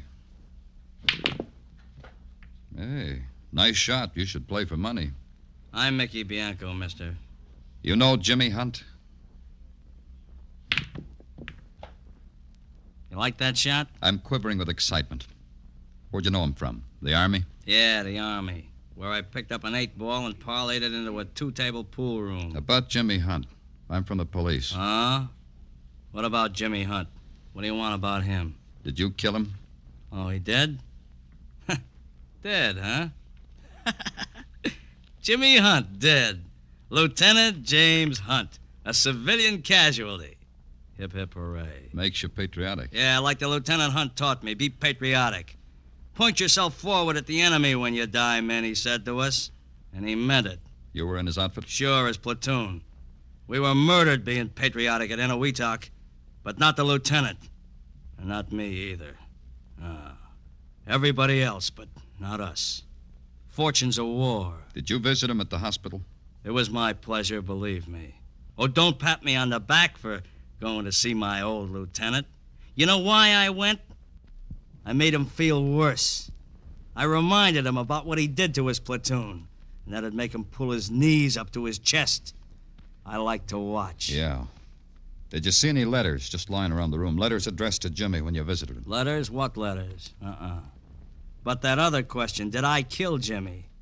You know, I should have thought of doing it, but I didn't. Hand me the chalk, policeman. The shaded lamp that hung over the pool table gouged a cone of saffron light out of the shadows. And trapped in the twist of light were frayed banners of smoke and whispers and aimless dust, and the silhouetted outline of Bianco's face and hands. Then the sharp click of wood on ivory, the pleased titter spilling out of Bianco's mouth. And this, too, can be the requiem for a dead man. It stayed with me all the way to headquarters, where a report was to be filed, where questions were to be asked. And questions you ask of Sergeant Tartaglia. Sometimes he has answers. And the answer to that one is in the positive negative, Danny. Be kind to me, Tartaglia. Sometimes I don't understand things. What is a positive negative? Oh, easy. Positively, we have found no trace of Fred Owen. The reports from the boys looking for Fred Owen are negative. This makes valid the use of the double... Yeah. What about the letters? The letters Virginia Scott wrote to the boy in the hospital. Have you found them? Oh, no, Danny, no. No, we haven't found the letters. We searched the effects of the deceased. We checked with Sister Angela and with Father Flaherty. No letters. Does it make a difference, Danny? Danny Clover speaking. Mr. Clover, I'm sorry to bother you. Oh, I told you any time, Virginia. Something strange has happened. A phone call just came, and a voice said I would die. What? It said if I didn't want to die, I'd better get some protection. What does it mean, Mr. Clover? It means lock the door and bolt the windows. I'm coming right down. Danny? Get a squad car, Tartaglia. Don't stand there. Get it.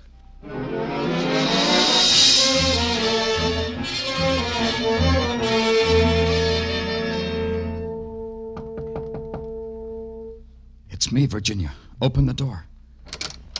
You came so quickly, Mr. Clover. Has anyone... No, there's been no one. I've just been sitting here listening to the sounds of the street. You know, Mr. Clover, when night falls, it has a sound. Shall I turn on the light? No. Is there any other entrance to this apartment? Yes, the kitchen.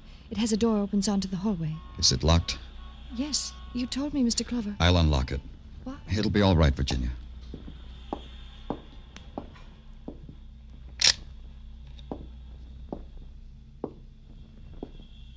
We'll leave this one open, too. Where were you sitting? Over here near the window. Sit there now. I'll stand over here. Why would anyone want to kill me, Mr. Clover? I don't know. Maybe because you're all that's left of Jimmy. If they want to kill me, why did they tell me to get protection? It doesn't seem logical, does it? Maybe it's not. Shh. I hear someone, Mr. Clover. Don't move. Mr. Clover? He's heading for the fire escape at the back, Mr. Clover. I can tell by the sound. You'll have to come with me, Virginia. I can't leave you here. Just hold my hand. There he is, down at the bottom of the fire escape.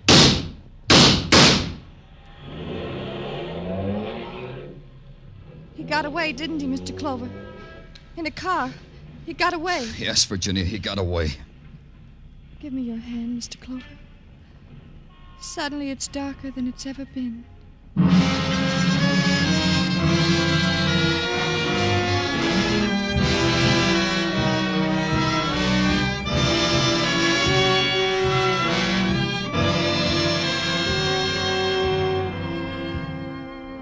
You are listening to Broadway's My Beat, written by Morton Fine and David Friedkin, and starring Larry Thor as Detective Danny Clover. CBS invites you to hear Senator Brian McMahon on the Capitol Cloakroom over most of these same CBS stations later tonight. Senator McMahon is chairman of the Joint Congressional Committee on Atomic Energy, and when he is interviewed tonight by CBS newsmen Eric Severide, Bill Shadell, and Griffin Bancroft, this will be the first detailed discussion of the hydrogen bomb and its implications by a high government official since President Truman's historic announcement earlier this week. That's CBS Capitol Cloakroom later tonight.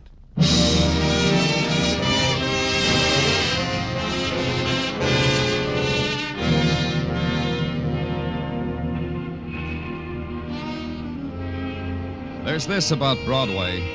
It has a bag full of free illusions, in every color, every size, guaranteed against fading, warranted against shrinkage. Want an illusion, kid? Just reach in the bag. There's more where that one came from. There's the illusion that Broadway can break its heart. And here's one in the classy, all-plastic 1950 model, laboratory tested. The illusion that Broadway can shed a tear. That's the one you'll want for the murder of a sick soldier boy, for the girl of his heart and his dreams, the song of a girl with sightless eyes. Hug it close to you, kid, because it's fragile. Danny! Danny, what's the matter? Danny, you look sick. No. Well, it's something different from sick. Hey, Danny, can I get you a glass of water or something? What do you want, Tartaglia? Danny, I just want you shouldn't look like that. What else do you want, Tartaglia? Ah, now, Danny, don't be like that. I know how upset you are because of the boy, because of how they tried to kill that blind girl. I don't figure it, Danny. If they wanted to kill her, why did they tell her to get protection? Maybe it wasn't her they wanted to kill. No? Hey, then that means it was... Danny, I got it. The killer set it up that way because it was you he wanted to kill. Hey, Danny, we got to do something. Answer the phone, Tartaglia. What? Oh, yeah, Danny, yeah. Danny Clover's office, Sergeant Tartaglia speaking. What? Yeah, right away. Danny. What was it? That was Dan Tobin, desk sergeant, the 29th Precinct. They got Fred Owen. He gave himself up. He's confessed to the murder of Jimmy Hunt. Hey, Danny, take your overcoat. You catch you got the cold.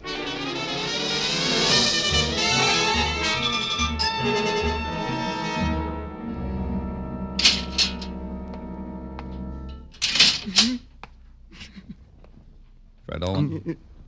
You killed a man, huh, Owen? You killed Jimmy Hunt. Why? Killed him. Tell me about it. That's why you came here, wasn't it? You want to tell someone about it? Tell me. I'm Danny Clover. I'm a policeman. I'll tell you You're a policeman. You'll make me suffer for what I did to Jimmy. I killed him, and I've got to suffer for it. I've got to feel what Jimmy Now, felt. take it easy, Owen. Just tell me how you did it. With the knife? With a knife. Go ahead. Mr. Clover, did it hurt him much? I don't think so. I cut up his food for him so he could feed himself, so he wouldn't have to use a knife. The doctor always warned me not to let Jimmy use a knife. You see, the doctor was afraid that Jimmy would do what he did to. Huh? What did he do, Owen? I was feeding him, and then I suddenly remembered something I had to do. Yeah, what? Thing I forgot. It wouldn't have happened. It didn't have to happen. Then you remembered. Is that when you stabbed him? As if it had been with my own hand. You see, Jimmy liked me to read to him while he was eating, and I forgot to bring a book. And so I left to get it. I left Jimmy with the knife. Are you trying to tell me that Jimmy killed himself and you left him alone with a knife? As if it had been with my own hands. I killed. It was my fault that Jimmy's dead. My fault. I killed him as surely as if I'd plunged the knife into him. I tried to break through the wall of tears he'd built around himself, but it was no good. I tried to ask him about Virginia's letters. He didn't know anything about them, he said. And it was another lash of the whip he held over himself. I finally broke his heart by releasing him from the dismal, bitter shadows of the cell he'd begged for. And then I took a long walk in the cold, unspoiled air. Then I knew I had to get back to it. The third name on the visitors' list was Madge Taylor, whose address was a brownstone between other brownstones on West 53rd. I climbed the steps that led to its doors with the cracked stained glass. Hey, man, looking for someone? Yeah, Madge Taylor. Is she here? Come in, man. Well, come in. You want me to freeze? You're Madge Taylor? Yeah, right in there. What the old battle axe that runs his flat don't know won't hurt her. Anyway, it's cuddlier with the door closed, huh, man? Such a nasty draft in that hallway. Madge, I'm Danny Clover of the police. Huh? Let's have a drink on it, shall we, Danny? They told me you visited a man in the hospital, a man named Jimmy Hunt. Friend of yours? It's funny what I said? It kills me. I thought you were... All you want to know is, did I murder Jimmy Hunt? Isn't that it? Why did you visit him? I'll tell you why. You see me, how I am? Charge it up to Jimmy Hunt. Send him the bill. You were in love with Jimmy Hunt? The lieutenant? The wonder boy with the loose marbles? Are you kidding? I never saw him in my life till I found out he was brain sick in that hospital. I don't... I'll draw you a diagram. I was in love once with a kid, a soldier kid, my husband. Lieutenant Jimmy Hunt killed him. Killed me, too, at the same time. Because the lieutenant thought it was dandy. Kids should be killed. This the lieutenant liked. You still want to know why I visited him? No, Madge. I've heard it once. When you saw him, did he have any letters? How would I know? All I care about Jimmy Hunt was that he should die. Slow, a long time dying. Yeah. Stick around, Madge. Don't go away. You out of your mind? I love it here. I never had it so good. It's a free ride on a roller coaster, man.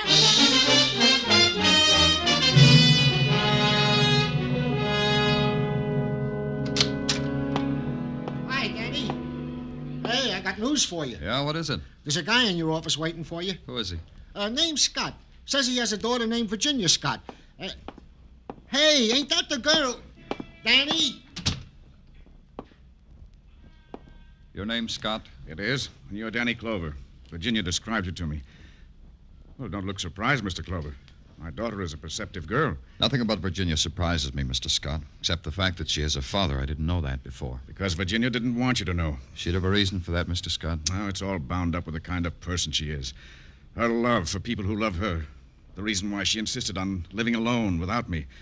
The reason why she didn't want me mixed up in this affair. She thinks you had a motive for killing Jimmy? She knows I did. That's why I'm here. Well, perhaps you'd never have found out, but that's why I'm here. To tell you I had a motive for killing Jimmy. Which was what? I hated that boy. Hated him for what he was, for what he could do to people.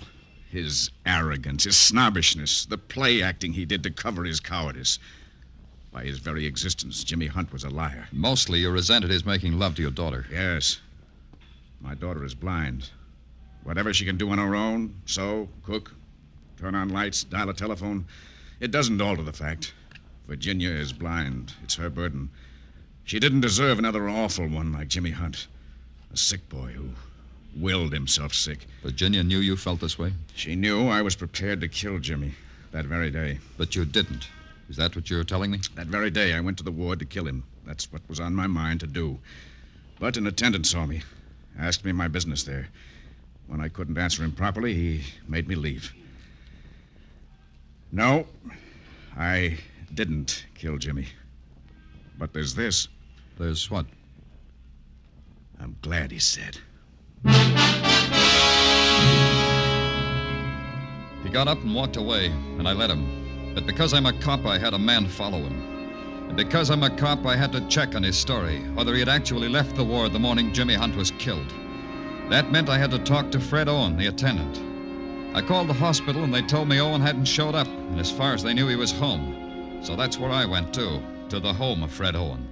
His landlady was a kind woman. Fred'll be right back, Mr. Clover. Would you like to wait in his room? Yes, please. Next room down on your right. Thanks. I'll find my way. Wait, I'll go with you. Turn on the fire. Sometimes it gets cold here in Fred's room. Can't understand it. A nice gas fireplace like this, and Fred likes to sit here in the cold. There. Don't that make a nice fire? Yeah, cozy. Yeah, this is a real cozy room. Now, Fred decorated it himself. I allow him to hang pictures. Lots of landladies don't allow hanging pictures. Nice pictures. All girls. It's man's privilege. Girls with veils over their eyes. Girls with their eyes closed. Sightless girls. Yeah, and here's one with a man on it with a girl holding his hands over her eyes like he's going to surprise her. Fred. Oh, hello, Fred. I was just telling I'm Mr. happy you're here, Mr. Clover. I'll make some coffee. Thanks, but I don't care for any Fred. I'll just leave you two gentlemen alone. I know how gentlemen like to talk sometimes without ladies. You like my room, Mr. Clover? I was just admiring your pictures. Yeah, I like them too. But all these girls, their eyes covered. They can't see you. I know. Some men hang pictures of girls. Well, you know, because that's the kind of men they are. What kind are you, Fred? I'm an ugly kind of man. My face, I mean. I know I am. Girls never look at me on the street. Even when I stare at them and set my mind that they should look at me. They look away even when I talk to them. Virginia doesn't, does she? No. Oh, no. When she comes to the hospital and I say good morning to her, she smiles and talks right to me. When she doesn't come to the hospital, she writes you, doesn't she, Fred? Oh, yes, of course she does, because she loves me. Maybe you don't believe that, Mr. Clover. But I'll show you. Here. This'll show you that she loves me. Her letters to me. Go ahead, take one of them out of the envelope and read it. I'm not ashamed of our love. Yeah. She loves you all right, Fred. But look at this. Yeah? You've crossed Jimmy's name out wherever it's mentioned and written in your own. Well, of course I did. Don't you see, Virginia's very clever. She wrote those letters to Jimmy, but she knew I'd get them. I knew Virginia wanted it like that. And Jimmy was sick, you know. He thought Virginia really meant them for him. So you stabbed him. You really did kill him, didn't you? Oh, I had to. He was getting worse and worse about Virginia all the time. Why didn't you tell me that when I talked to you in the cell, Fred? Because I'm clever, too. Yes, you are. That was a clever trap you set for me in Virginia's apartment. No, you're wrong. I wasn't clever then. You got away. Put down that knife, Fred. It won't hurt, Mr. Clover. It didn't hurt Jimmy. You said it didn't. Now give me my letters. I don't want blood on Virginia's letters. Here are your letters, Fred. The letters! You threw them in the fire! The letters! Oh, they're burning! Help me! Help me get my letters, will you? I can't touch them. Help me, please! Help me, will you? Help me, and I'll kill you! You need help, Fred. Only you need this first.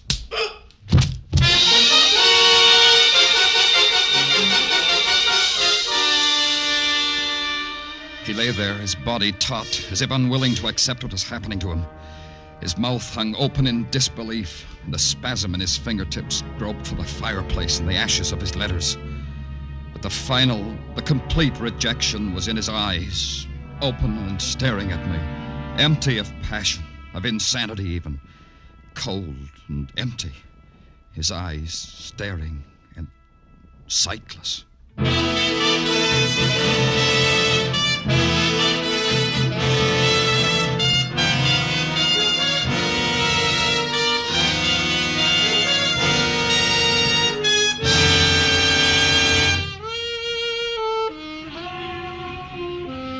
Broadway's having itself a time. It's cocky, and it's needling people to step over the line. It's making a big muscle and daring the nighttime.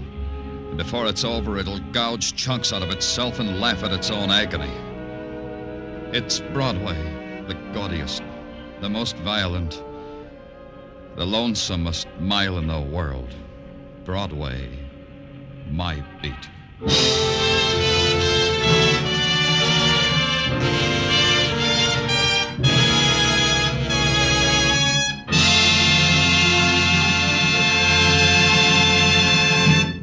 Broadway's My Beat stars Larry Thor as Detective Danny Clover with Charles Calvert as Tartaglia. The musical score was composed and conducted by Alexander Courage, and the program was produced by Elliott Lewis and directed by Gordon T. Hughes. The cast tonight included Peggy Weber, Ted Von Eltz, Mary Jane Croft, Georgia Ellis, Jerry Hausner, and Jack Edwards. He's a jack. He's a knave when it comes to spending a nickel. He's an ace in the business of making America laugh. And now, he's a king of hearts. Yes, the name is Benny. And this Sunday night, Jack Benny will formally be named America's King of Hearts for 1950. Mary, Dennis, Phil, Don, and Rochester will be on hand. And no king ever had such a group of jokers. Join us on all of these CBS stations this Sunday for the Jack Benny Show. Joe Walters speaking. This is CBS, where the Goldbergs are every Saturday night. The Columbia Broadcasting System.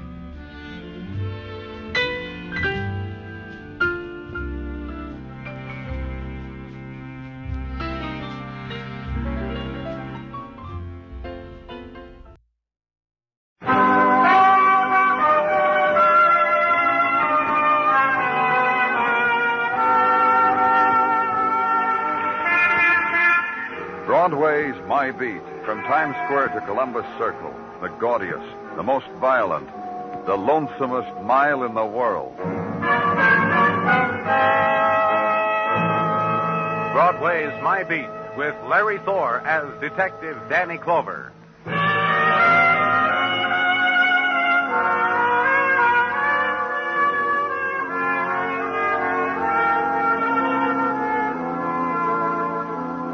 On the days before Christmas, Broadway dances along to carols that flow from sequined loudspeakers. The kids mash their noses against the plate glass, lick it, and watch. And it's all there. The mechanical clown, the tin man dancing a jig on a tin box, the toy army precisely to scale with the latest equipment, mechanized. And eyes are bright with desire and hope. It's the one time in the year when odds are better that dreams will come true. So make a wish on a neon star.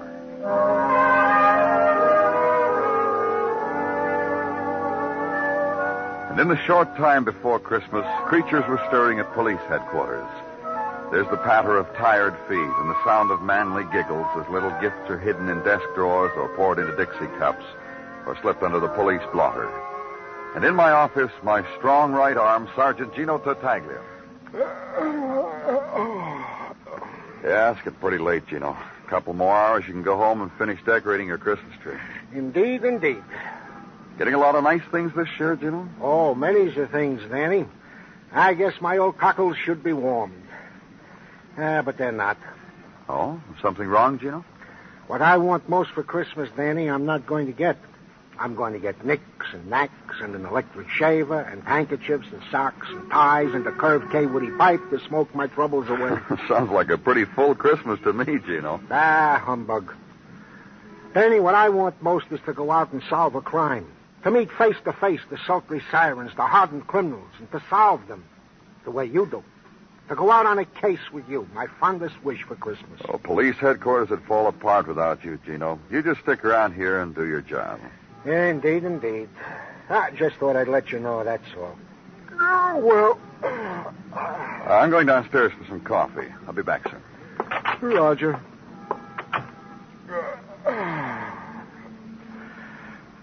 Face it, Gino. You're stuck in a desk.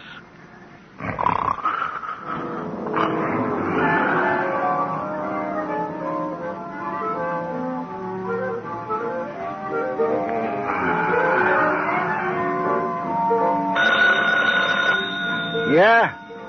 Oh, phone, Gino. Sergeant Gino Tartaglia speaking. Yes. Yes. Yeah, right away.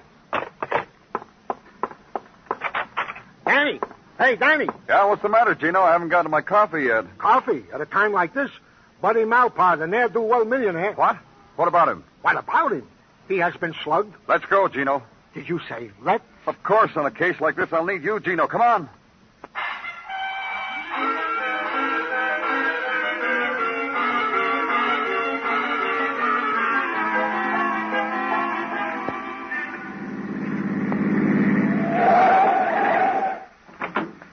This is his house, Danny. Let's go.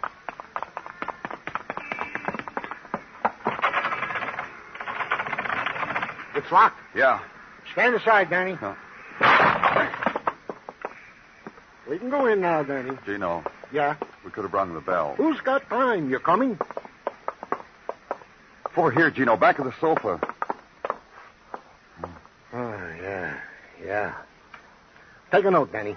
Yes, Sergeant. Buddy Malpar, the unconscious ne'er-do-well millionaire, battered and bludgeoned on the supraoccipital region of the cranium, back of the skull, Danny. Slugged on the supraoccipital by assailant unknown. From the size of the lump on Buddy Malpar's heretofore refined head, conclude that said lump was administered by a blunt weapon 3 millimeters by 5, of irregular contour and lead pipe consistency. You got that, Danny? Yes, Sergeant. Hold it. I got a P.S. To wit, luxurious apartment of said ne'er-do-well millionaire, one Buddy Malpar, ransacked and left in disarray. P.P.S. The butler of said household will have his work cut out for him. Shall I phone it in now, Sergeant? Don't move. Huh?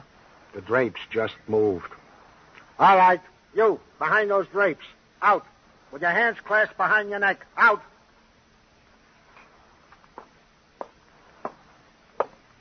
Good evening, gentlemen. Goody. Danny, it can't be. It can't be what, Gino? This man, this hider behind drapes. It can't be. Are you? It is he. Danny, may I present Mike Schreck, the bald-headed miracle detective from Philadelphia. Merry Christmas, gentlemen. Merry Christmas to you, Mike Schreck. I assume you gentlemen are of the police of this city? I present to you, sir, Lieutenant Danny Clover, and myself, Sergeant Gino Tartaglia. Tartaglia, eh? That name has a familiar ring. Oh, perhaps because I was an innocent abroad on the guided In the Footsteps of Mike Schreck tour in Philadelphia last summer. I blew myself to it with my vacation money. No, it's not for that I remember you, sir. It's for the word that has come to me that you are indeed the brains behind the brains of the New York police force. Oh, come now, Mr. Schreck. You mustn't believe all Oh, I could have used you, sir, on my famed widow Chalcedony's case. When having trailed the desperado across the 1.83 miles of the Philadelphia-Camden Bridge, I was caught in the seductive toils of... The machine gun brain of the man, Danny. The memory for details. To have made a part of him the size of the Philadelphia-Camden Bridge. Gentlemen, enough of nostalgia. To work. It was I who phoned this in to you. Being now on the trail of Lance Lash, master criminal of them all, I was led to this place, only to find Buddy Malpaw, the ne'er-do-well millionaire. Oh, but hush. The man is coming around. What happened, man? Tell us what happened. You are... Gently, sir. You are among friends? We're from the police, Mr. Malpaw. Try to tell us what happened. Well, I'll try, fellows. I had arranged such a pleasant evening. A date with Rima 9. Oh, not the Rima 9 from Bolivia, but the Miss Rima 9 who is staying at the Stacy Arms. Go on, Mr. Malpaw. Rima was to meet me here at 9:30. However, at precisely at 9, the doorbell rang. I went to open it. There was no one there. No one? No one. A prank, I thought. I started back into the apartment. Suddenly, the pain, the awful pain screaming through my skull. It was no prank, I assure you. No, Where is it? Where is it? Where's what, Mr. Malpaw? It's gone. It was here in this case. It's gone. What's gone, Mr. Malpaw? I prized it more than the jeweled scimitar of Genghis Khan. The jeweled scimitar of Genghis Khan? The jewel... What's going on here, Sergeant? Read your notes, man. Read your notes. And watch the sergeant as he considers the attitude of the distressed man, the desolation of him, the sergeant's compassion, understanding. The most precious thing of Malpaw's life, the jeweled scimitar of Genghis Khan, was gone now, vanished, lost, strayed, stolen, purloined. The sergeant's gentleness and the knowledge of it caught up with Malpaw, took hold, displaced everything until it was only emptiness, void, vacuum, space, nothing. And finally, the ne'er-do-well millionaire's rejection of it. And turn now, and Sergeant Tartaglia nods sagely. Open the door for him. And leave.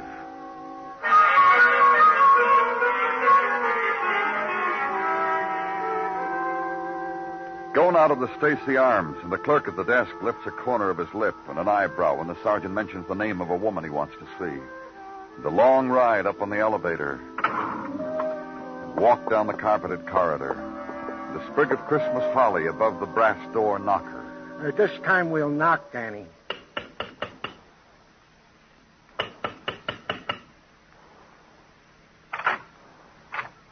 Hi, fellas. Please come in.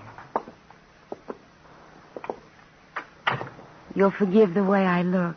We're from the police, Miss Nine. Yeah, we got some questions to ask you. A piece of finery I picked up at Côte d'Azur. I always wear it at this hour, the wishing hour. You may call me Rima. I'm Gino. He's Danny. It's about Buddy Malpaw, Miss Nine. Yes. He was beaten and robbed this evening. You may sit here beside me, if you wish. None of this sultry siren stuff, Miss Nine. Didn't you have a date with Mr. Malpaw this evening? Yes, I did, at 9:30. That check, Sergeant. What time did you get to the Malpaw mansion? At 9:30. I rang the bell and rang it. No one answered. I was so disappointed. With an educational evening like that in sight. Educational? Buddy was going to show me the jeweled scimitar of Genghis Khan. The real one, not the replica. Oh? There's a replica? At the Museum of Far Eastern Lore, I often go there in my idle moments and browse around the Far Eastern things. You're a strange one, Rima. Yes. Please go on. That's how I met Buddy at the museum. Fate plays strange tricks, doesn't it, Gino? Yeah. Now, if you'll pardon me, fellows, I must change. Well, go right ahead. We'll just make ourselves... Let's go, Gino.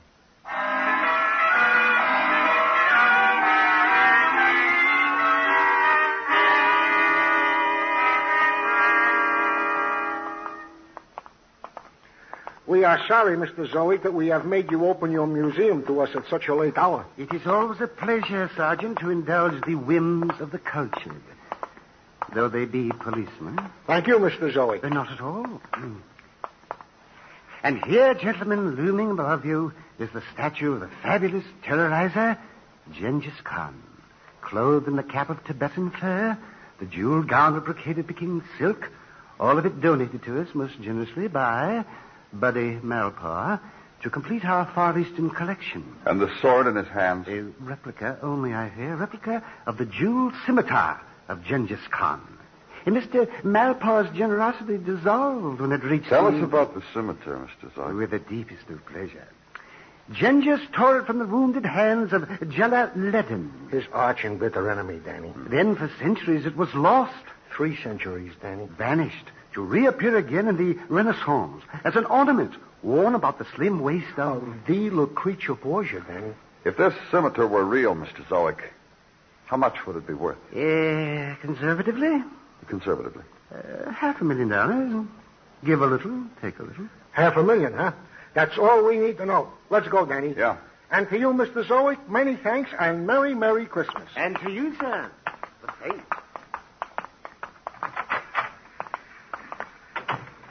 $500,000, Danny. No wonder Mr. Malpa, the ne'er-do-well millionaire. Gino, hit the ground. Hit the... Gino, you're... Yeah. Help me, Danny.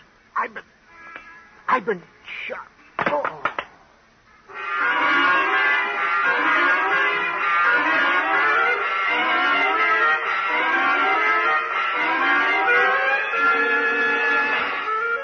You are listening to Broadway's My Beat, written by Morton Fine and David Friedkin, and starring Larry Thor as Detective Danny Clover. It's so delightful it's become a Christmas tradition with Amos and Andy. Tomorrow night, again, Amos will be heard explaining the meaning of the Christmas spirit to his little daughter, Arbadella. It wouldn't be Yuletide without this special bit Amos and Andy contribute to the season's atmosphere, so be sure to hear it again over most of these same CBS radio stations tomorrow night on Amos and Andy.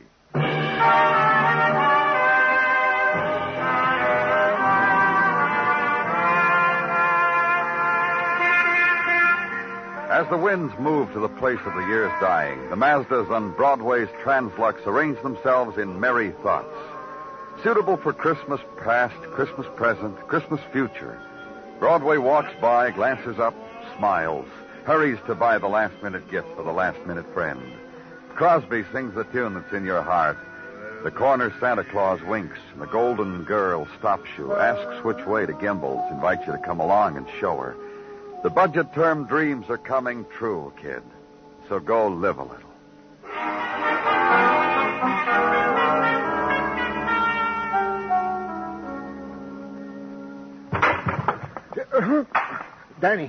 Danny, I've been shot. Oh, no. I must have been dreaming. Where was I? Oh, yeah, I was shot.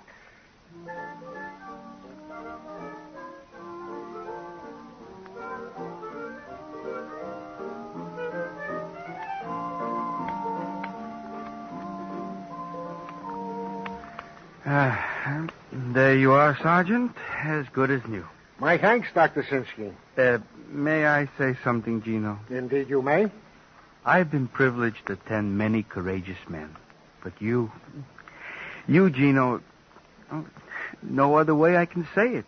I stand in humility before you. Ah, Dr. Sinsky, you shouldn't say those things. He's right, Gino. Dr. Sinsky's only saying what all of us feel. We've already initiated proceedings for an award for bravery beyond the call of duty. Danny, Dr. Sinsky, dear true friends. I know not what to... May I? Go right ahead, son. Thank you.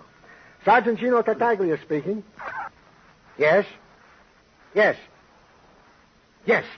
That was my trick. Evil has come to him. Get me a squad car. But Gino, never mind the hole in my head. Danny, a squad car.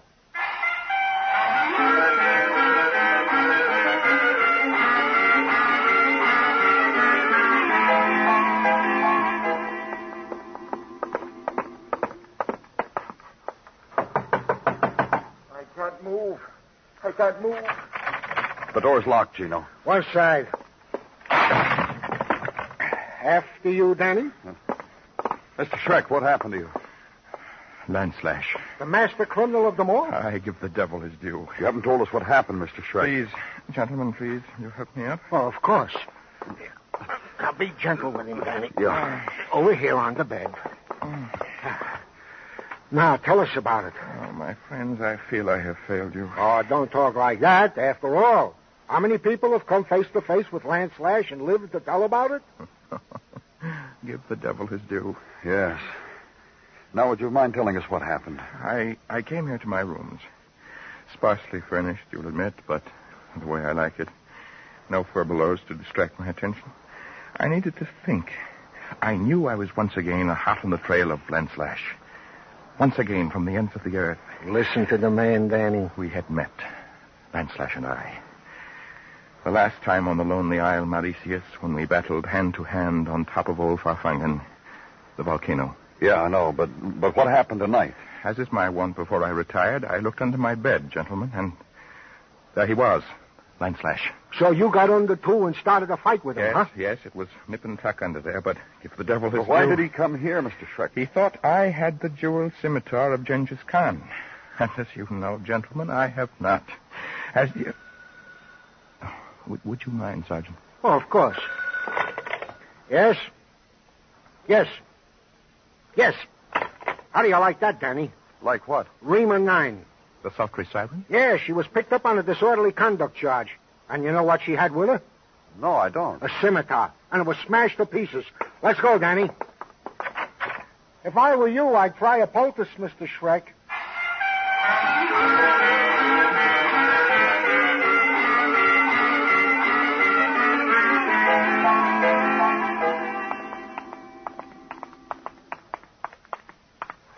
Open it, Danny. Yeah. Well, Rima, what have you to say for yourself? This! You! Take it easy, Rima. Just relax. Kicking will get you nowhere. A wildcat, Danny. You! All of you! That's for you! Easy, girl. Easy. That's it. That's a good girl. That's a baby. You have strong arms, Sergeant. Don't take them away. The boys say they picked you up screaming on a street corner. Why were you doing that, Miss Nine? They tell you about me banging their empty heads together till they rang out the season's greetings? They mentioned it. Now you tell us why you did all that and right before Christmas. You know why. That piece of mail-order carving knife masquerading as the jewel scimitar of Genghis Khan. Not the genuine article, huh? Not the genuine article, huh? He says. It was a fake! A dirty, rotten, so-tired... Don't scream, Angel. We're all nearby. Okay, so it was a fake, Miss Nine. Where'd you get it? What's that got to do? Only this. You rang Buddy Malpau's bell at 9 last night. You slugged him, stole the scimitar. Now you're hurt because it's a fake. Charges pile up, huh, Sergeant? Assault, theft? Indeed they do, Rima. Book me for anything you want, lover. Just so you bring in that woman-beating cab driver. Huh? The cab driver. I get in this cab. Tell him to get me to the airport in a hurry.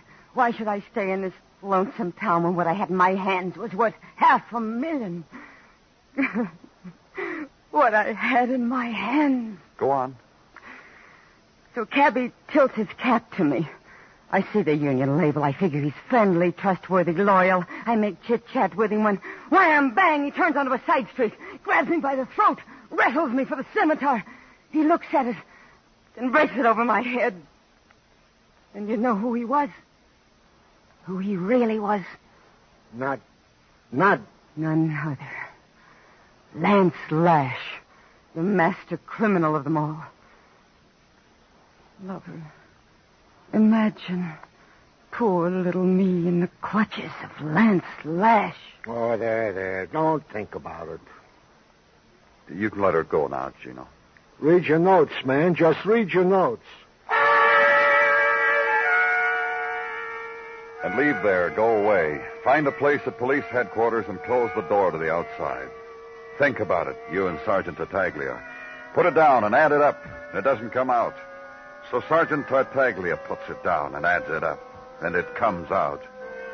Go to a place now, back to the museum, and tell it all to a man you talked to before. I can't believe it. I just cannot believe You it. better believe it, Mr. Zoid, because that's the only way it makes sense. That's right. If the scimitar stolen from Buddy Malpau was a phony, then the one the statue of Genghis Khan is holding is the real one. The ingeniousness of the man Malpau. What better way to keep his treasure safe than to put it before the eyes of the world? We want to see again, Mr. Zoid.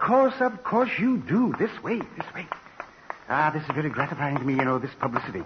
People from all walks of life now drop in to catch a peek of the statue of Genghis Khan holding the scimitar. And just 10 minutes ago, I had to warn a cab driver to keep hands off. A cab driver? Yes. Interesting fellow, too. Interesting face. We better hurry, Danny. Yeah. Yes. Yeah. Now, look. I don't understand. Genghis Khan. He's dressed like a cab driver. He's holding a city guidebook in his hand. The scimitar is gone. It's impossible. Maybe, but it's happened. The cab driver changed clothes. Maybe we can catch him, Danny. Yeah.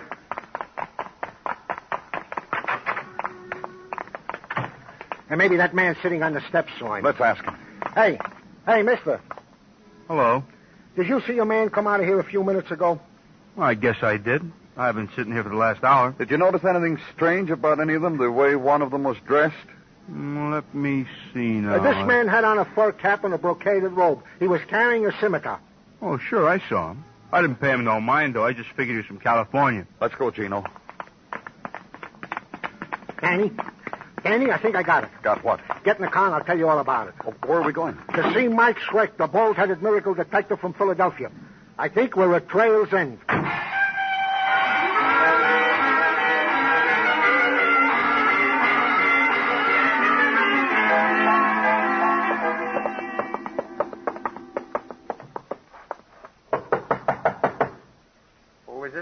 It's Lieutenant Clover, Mr. Schreck, and Sergeant Tartaglia. I'll be with you in a minute.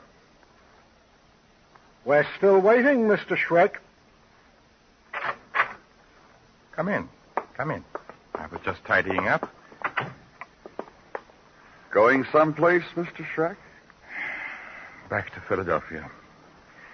I'm afraid Lance Lash has outwitted me again. Oh, has he now? Yes, but I'll get him.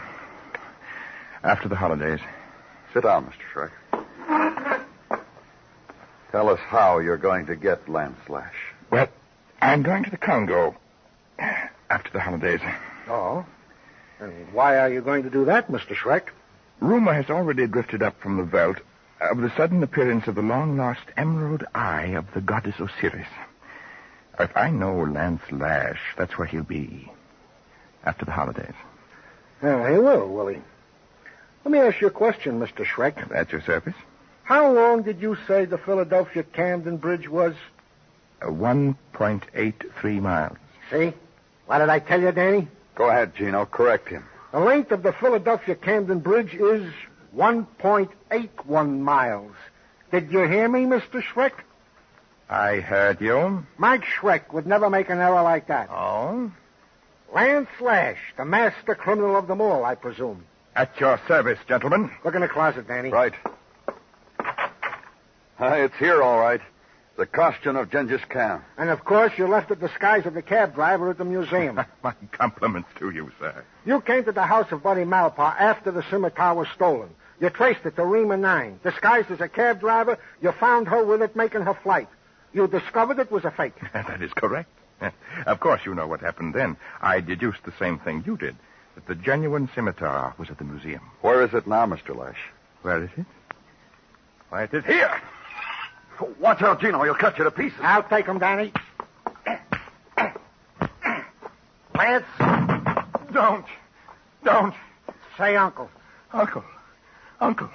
Yeah. Look, Danny. See? I removed this bald-headed toupee, and what do we have? A full head of hair. What a phony you are, Lance Lash.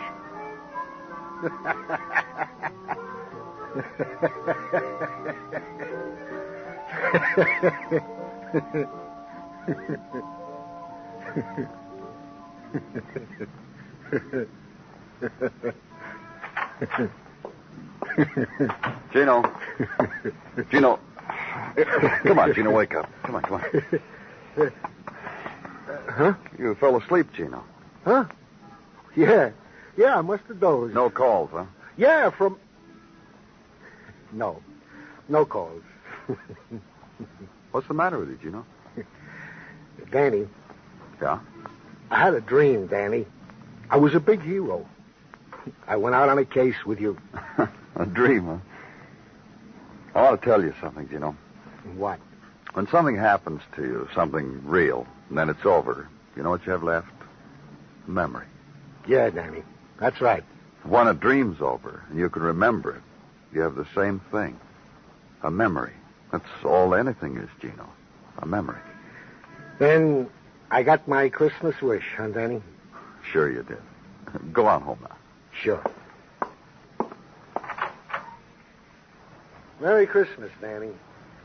Merry Christmas, Gino.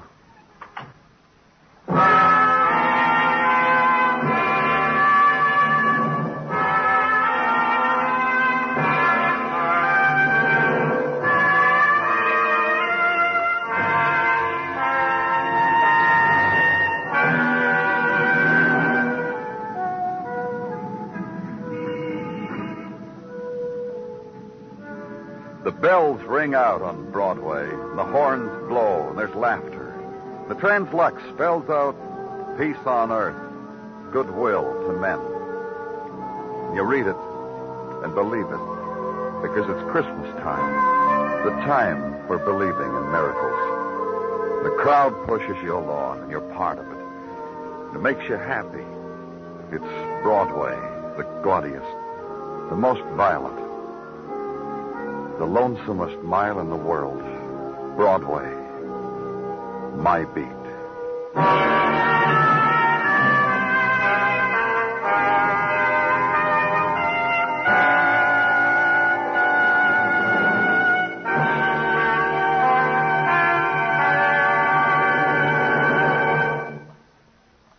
Broadway's My Beat stars Larry Thor as Detective Danny Clover, with Charles Calvert as Tartaglia and Jack Crucian as Muggavan.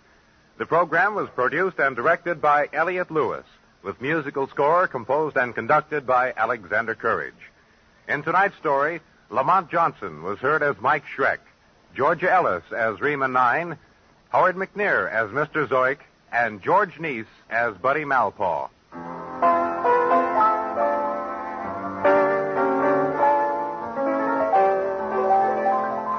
Ships loaded with vital cargoes for our men at the fighting front are swinging at anchor for lack of radio officers.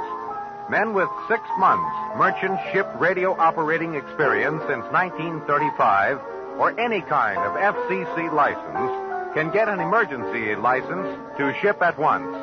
Write, phone, wire, or go now to American Radio Association, 5 Beekman Street, New York City.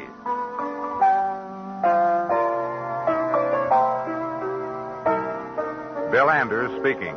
And remember, the comedy treat that can't be beat is Jack Benny Time, Sunday nights on the CBS Radio Network.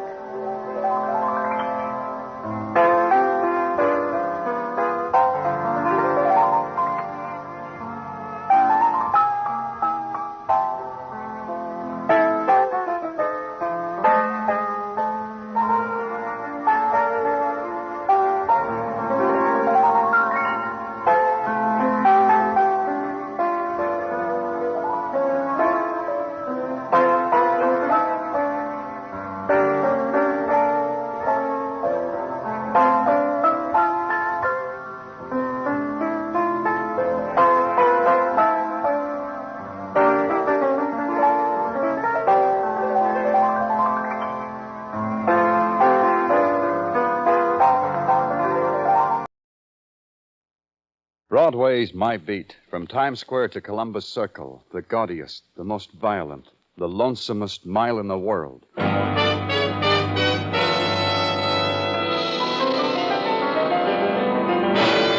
Broadway's My Beat, with Larry Thor as Detective Danny Clover.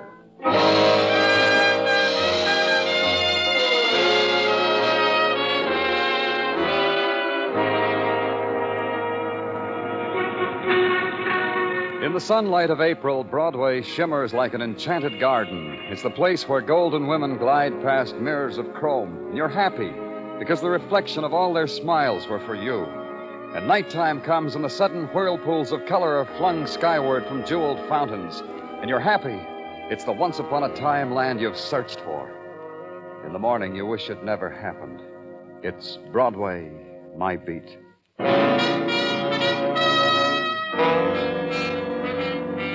It was 11:30 at night, and I was on my way home from headquarters. I didn't make it. A squad car picked me up at 43rd Street, and a man told me my working day wasn't over. They were from the technical lab. They were on their way to the scene of the crime, which was on Coney Island, which was where they were taking me. Which is where I went, to Coney Island, through a crowd gathered around a roller coaster, and to a man who was waiting for me. Hi, Danny. What's up? Guy there in the third seat of this car. Dead, Danny. Uh-huh. Stand. Who stabbed him, Muggavan? Out there in the faceless crowd. You don't know, huh? Not an idea. Except that somebody sat behind him and pushed a knife into him. Witnesses? Nope. And maybe this guy screamed. Who pays any attention to a scream on a roller coaster? Who found him? Him. Yeah, me. I found him. And you're who? Frank Kershaw. I run this ride.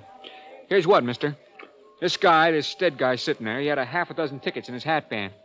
End of each ride, I just went over to him, took a ticket. Didn't disturb him. Didn't you notice something was wrong? Oh, people react different to roller coasters. To him, I figure it's restful. I didn't disturb him till he ran out of tickets. Then I disturbed him. Uh-huh. And I found out I couldn't disturb him. And I yelled police. That check, Muggavan? He told me just that, Danny. Identification on this man? Uh-huh, yeah, his wallet. Name, Thomas Stafford, address, here, rooming house in Brooklyn. Employed as a bonded runner for one Gerald Fuffman, jeweler. Gerald who? Fuffman. We turn it over to the technical boys now, huh? And as we performed the rites that come after violent death, the great amusement park wound down and became still, and the distant song of a carousel was washed out to sea. And the crowd shivered against the rising mist and against the memory that death had walked the carnival, that somewhere on the midway its wing had touched them. In the morning, I had a call to make to the place of one Gerald Fuffman, Esquire, jewels, etc. That's what it said on the window. Inside, Gerald Fuffman, Esquire, was very elegant, very etc. Welcome to my establishment. Make yourself comfortable, browse, indulge, etc., etc. Thank you, I will. If you permit me, I could be of rather remarkable assistance. What you had in mind, was it for an amant, a girl, a mother, a wife, a souvenir of 20 years' splendid service in your splendid factory? That would be nice. Could you make a replica of this in diamonds? Dear boy, I can make a replica of anything in anything. Baby shoes, a lover's broken heart, a suit of armor, etc., etc. Take another look. I have. It's a badge. A police badge. My dear boy, I don't know quite how to put this, but I'm afraid my establishment is quite beyond a policeman's means. You put it very neat. That leaves us nothing to talk about except maybe Tommy Stafford. Tommy? But how could you have known? Known what, Mr. Fuffman? I was just on the verge of reporting it to the police. Tommy has absconded with $100,000 worth of jewels, a pearl necklace, priceless baubles. Oh? Oh, yes. Last night at 8 o'clock he was to deliver them to Madame Sybil in Coney Island. He and his co-messenger, Ed Drosco. They never appeared at Madame Sybil's. They vanished. Tommy Stafford is dead. What? Dead? Tommy? Tommy. Stabbed to death on a roller coaster. Oh, that's horrible. So unnecessary. It makes everything so desolate, so... etc., etc. You say Tommy and this Ed Drasco were to deliver the jewels to Madame Sybil? Yes. She had already paid me a $10,000 deposit. Last night she was to pay me the rest on delivery. She phoned me that the messengers hadn't come. I told her to be patient, that they would most assuredly make the delivery. I didn't know. I didn't know. Ed Drasco, do you have his address? He roomed with Tommy. You think Ed killed the boy? You think he killed him and stole the jewels? I don't know. What do you think, Mr. Fuffman? I called headquarters and told them to bring in a man named Ed Drasco. Then it was back to Coney Island again.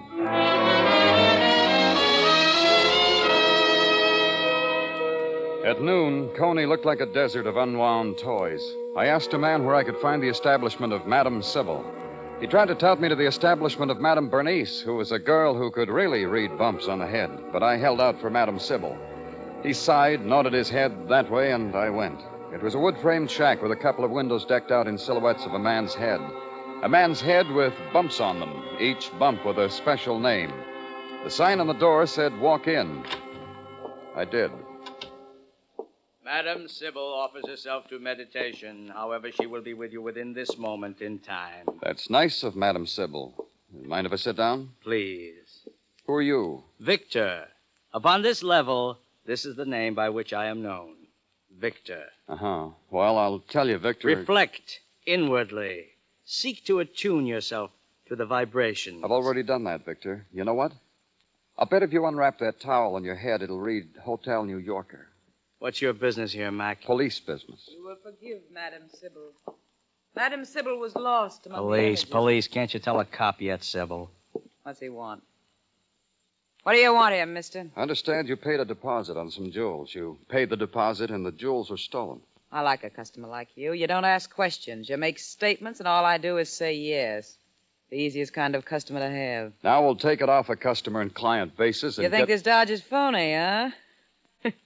How right you are. Look at him. Look at Victor. Put your towel on straight, Victor. Let me help you. Hold still. Oh, cut it out, will you? And the grease paint. Every day he forgets to cover one ear. Ever see a man with two different colored ears? Turn around, Victor. Let him see. Okay. Look, mister, I always level with the law. I'm going to show you who I really am right here in this wall safe. Because I like to level. No secrets from the police. Sybil Spence, that's who I am. See? The jewels, Sybil. They in the safe, too? Want to look? Yeah. Yeah, I do. Nothing, huh? See? On the level. How is it that you can afford $100,000 worth of jewelry, Sybil? Because I got $100,000. More than that. 9 concessions right here in Coney. I got money. There's a law. And why this corny little pitch, reading heads? I like it. There's a law. The rest of the story, Sybil. Like in the papers, I paid a down deposit. Fuffman sent the jewels. Fuffman says, I didn't get them. Tell him, Victor. Tell the police. She didn't get them. Then neither Tommy Stafford or Ed Drasko showed up. Tell him, Victor. Neither one showed up.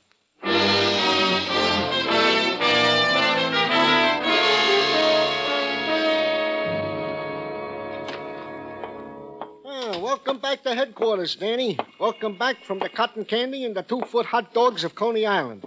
After these heavenly pleasures, it must be rough to get back into the swing of things with us mere mortals. Rough. Oh, here, I brought you some pinwheels. Oh, gee, Danny, thanks. Gee, Danny, when you blow on them, don't they make a ring around the rosy of pretty colors? They're for the Tartaglia children, Tartaglia. Huh? Oh. Well, of course they're for the Tartaglia children. Whose else children? For a minute you had me. Well, Tartaglia? Well, leave us lay aside our childish pleasures and get down to the affairs of the moment, huh, Danny? If you insist.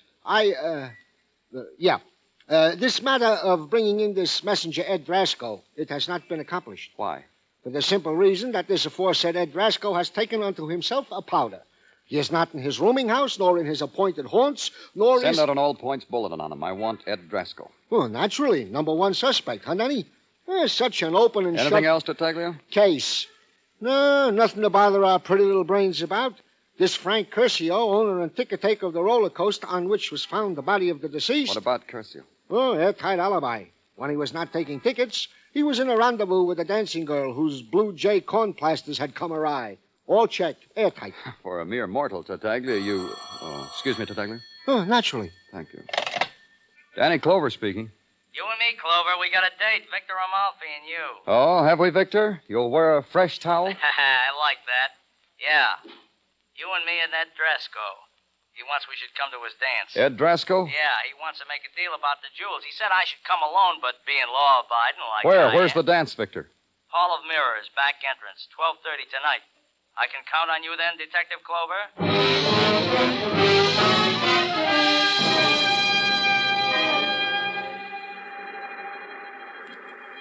Hello, Detective. Victor, Drasko made contact with you yet? He said he'd be here. I haven't seen him. I've been waiting here, but I haven't seen him. Tell it to me again. Why should Drasko contact you? So simple. A guy steals $100,000 worth of jewels, double-crosses his employer, kills his buddy. The jewels are hot, he can't get rid of them, so he makes a deal with the madam and me, $25,000. Why did you call me? Well, like I try to impress you on the phone. I'm honest. I'm double-crossing a killer. I call in the cops. You'd like it some other way? Yeah, I thought this Hall of Mirrors was closed. There's someone in there. Maybe Drasko. Come on. You first, Victor. Yeah, I know where the lights are. You better follow me, Detective. A guy can get lost in here. Is that you, Victor, or a mirror? Now there's 6 of you. I'm the third one from the left. Come on. Victor. I'm right beside you. Drasko must have brought a gun. Hey, we're standing here like ducks. With an advantage. How does he know which of us is real and which one a reflection? What are you waiting for, Detective? He's shooting. When are you going to pull your gun? Yeah, I'll do that. Victor, but what'll I shoot at? That way. That way. The shot came from right there. Shoot! Shoot!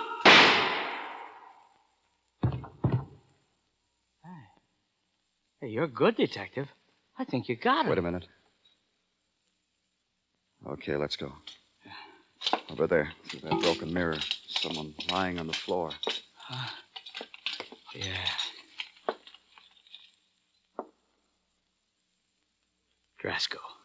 Yeah, that's Drasko, all right. How do you know? I saw him at the jewelry store. Hey, you're really good, Detective. One shot, and you kill a man. The case is over, huh? Wait a minute. I'll see. Well, what's to see? Oh. Looking for the jewels. They on him? They're on him, huh? It's all over, huh? For Drasko. But he lied to you, Victor. No jewels, huh? No jewels. How do you figure it, Victor? A man dies for a lot of jewelry he didn't have.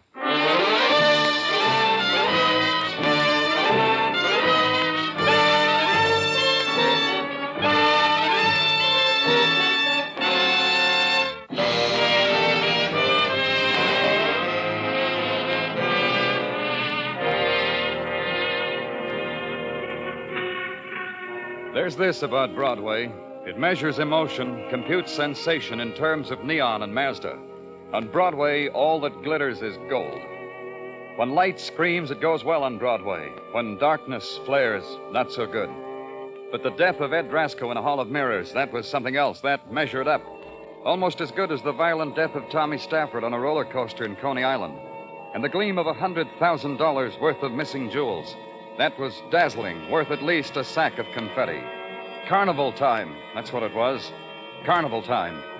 Or, as Sergeant Gino Tartaglia put it... Danny, you add this all together and it comes out a 3-ring circus with 3 rings. Yeah. Meet the clown, Tartaglia. What are you talking, Danny? You're a hero. You kill a thief or murderer, thereby solving a previous murder. In the book, that makes you a hero. Clown is for laughing at whom? Maybe Drasko didn't need to be killed. What are you talking? You find him with his gun in his hand. Previous to that, bullets were flying amongst the mirrors in your general direction. At a time like that, you're going to stop to ask yourself, should I or shouldn't I? I was eager, Tartaglia. If I hadn't been so eager, a man would still be alive. A man we could talk to, so we could be sure. Danny, before you go any further with this selfish torture, explain to me this business of eager. If I played it smart, if I'd shown myself, maybe Drasko wouldn't have been so quick with his gun. I could have waited to take him. By the way, where is his gun? In technical for a routine check. Registry, fingerprints, and all the so forths and so forths the technical does with a gun. Yeah. The list of the missing jewels, is it out? It is out, Danny, which brings me to the tidbit of the day. A tidbit which will bring a smile to your gloom, a ray of sunshine to your... Just a tidbit, Tartaglia. Of course. We are just in receipt of information, Danny, that Paul Otis is honoring the tank in the Coney Island precinct with his presence. I can't tell you how happy that makes me. Wait, let me finish, Danny, before you make another bitter remark. It seems that on a routine perusal of the belongings of said Paul Otis was found on him a diamond brooch which answers to the description of a diamond brooch on the list of the missing jewels. See, Danny? See how wrong you are to doubt me when I am just what the doctor ordered?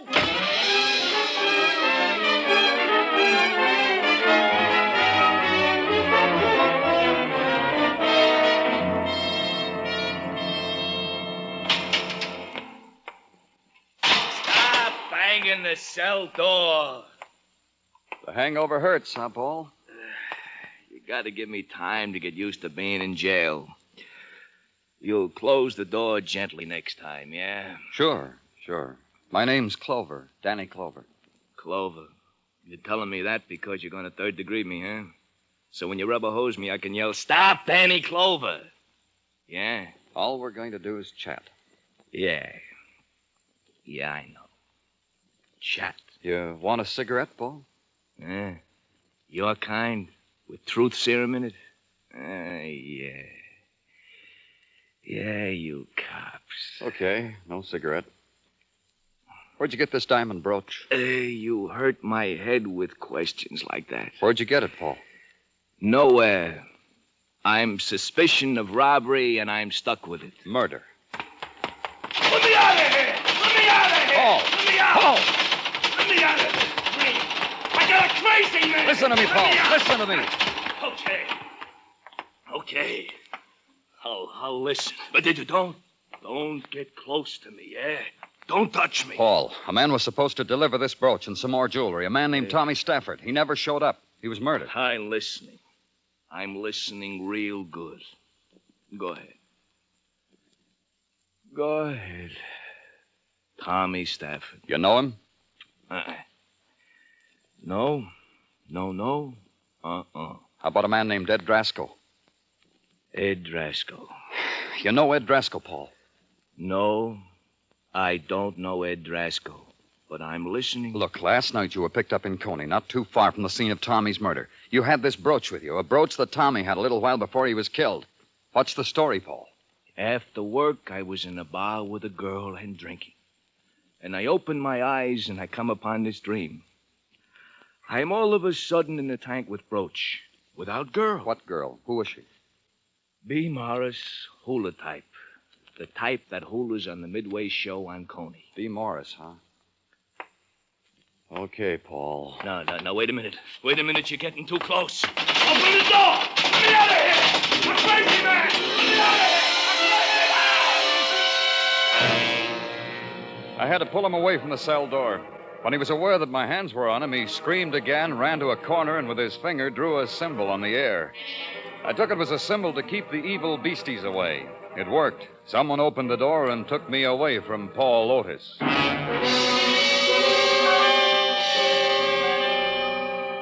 In the early afternoon light, the Midway at Coney is a tattered circus poster peeling off an alley wall. The color is drained from it, and the attractions don't care if you do or don't. Back of the fat man who wanted to guess my weight was another man who wanted me to go back with him into an Arabian Night for only 2 bits, 2 dimes and a nickel, $0.25. Back of him were 6 tired harem girls on a platform yawning through recorded-type music from a Coney-type loudspeaker. For the price of admission, he pointed out B. Morris, the one with the biggest yawn. I found a chair inside the tent and waited for her.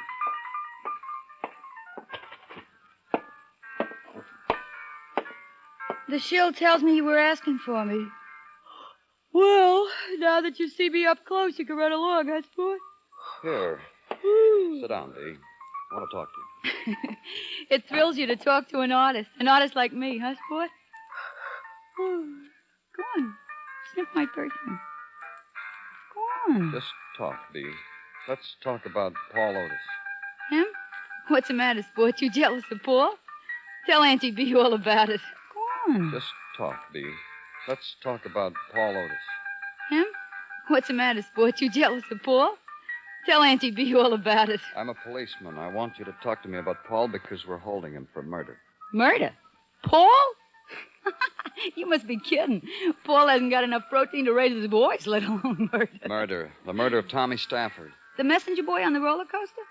Why would poor little Paul want to kill a poor little messenger boy? For a diamond brooch, maybe? To impress you, maybe? Those would be good reasons. Except Paul hasn't got it in him to think him up. Maybe you ought to know, B. We found the brooch on him. Along with the bottle tops in his pocket, we found a diamond brooch. You know him so well, B. Where would Paul get a thing like that? I'll tell you. I'll tell you for free. Maybe he got it the same place I got these diamond earrings. Look at him. Go ahead. Bite into him.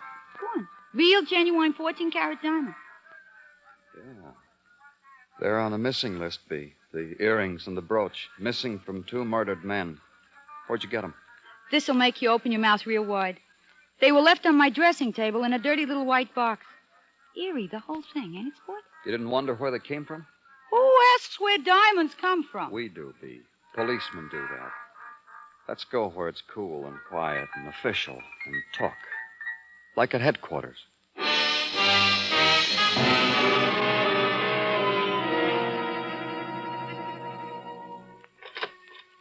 Danny? Huh? Here, Danny. I brought you a nice piece of chicken cacciatore I pilfered from my lunchbox you should gnaw on instead of your fingernails. I'm not gnawing on my fingernails, Tartaglia. Literally, no. But figuratively, I can see your brain devour them to the hub. Go ahead, take the chicken. You eat it, Gino. Thanks a lot, Danny. Oh, hey, Danny. Now what? With chicken on my mind, I forgot to tell you. Forgot to tell me what to tell you. I got the report back from Technical about the gun. Quick, huh? All right, what does Technical have to say? Here. You hold the chicken. I'll read it. Okay. To Lieutenant Detective Danny Clover, from New York Police Department Ballistics Division. Subject, gun. Type of 38 caliber police positive. Registry, none. Fingerprints, none. Signed, Marvin Mickbar, New York Police Department Ballistics Division. Huh? Signed, Marvin Mickbar. No, the part about the prints. Huh? Oh, fingerprints, none. Hey, Danny, how could this Ed Drasco have his mitts on the gun, then leave no fingerprints? Huh, Danny? You got a good question, Gino. Here, take your chicken back. It was the best question of Tartaglia's brilliant career. How could Drasco have shot at me and left no fingerprints on the gun he held in his bare hand? It was a good question, because it could contain within itself a good answer. It could answer why Paul Otis and B. Morris had stolen jewels on them. It could answer the murder of Tommy Stafford and maybe even the death of Ed Drasco. And for the answer to a question that already has an answer, you go to a clairvoyant, to someone who reads head bumps like Madame Sybil's in Coney Islands, to her prop boy, Victor Amalfi. Madame Sybil offers herself to meditation. However, she will be with you within this moment. It's a detective. Salam, detective. Same to you, Victor. Where's Madame Sybil? Like I told you, in the back room, meditating. If you're here as a client, you'll have to wait for the madam. If you're here to pass the time of day, likewise. You're 2 times wrong, Victor. I want you and Sybil for murder. You make a hobby of this? You point a finger, say you're a murderer, and this makes a murderer, huh? You got one yesterday, Clover. How many you need to make you happy? You and Sybil. All right, I'll humor you. Whom is whom we have murdered? Tommy Stafford, maybe? Ed Drasco, maybe? Drasco? Ha! You need an aspirin, kid. $100,000 worth of jewels for a measly down payment of $10,000. Good profit, $90,000. And all it cost was the murder of 2 messenger boys. I could get you bicarbonate. Cheap at the price, huh, Victor? And so easy. You take Stafford on the roller coaster, stick a knife in his back. Sybil takes Drasco somewhere else, puts a bullet in him. What'd you do with the jewels? Put them in the safe after I left? Let's take a look at the safe, huh, Victor? A little thing. One little thing. I read in the papers you got 2 birds with stolen diamonds in their mouths. Diamonds the madam bought and never got. You must know about that, Victor. You planted them. You planted them on Paul Otis and B. 2 people whose business it was to be near the scene of the crime. It almost worked. Now let's look at the safe, huh? First you have to get by Victor, detective. That ain't gonna be easy. Let's try, shall we, Victor? Are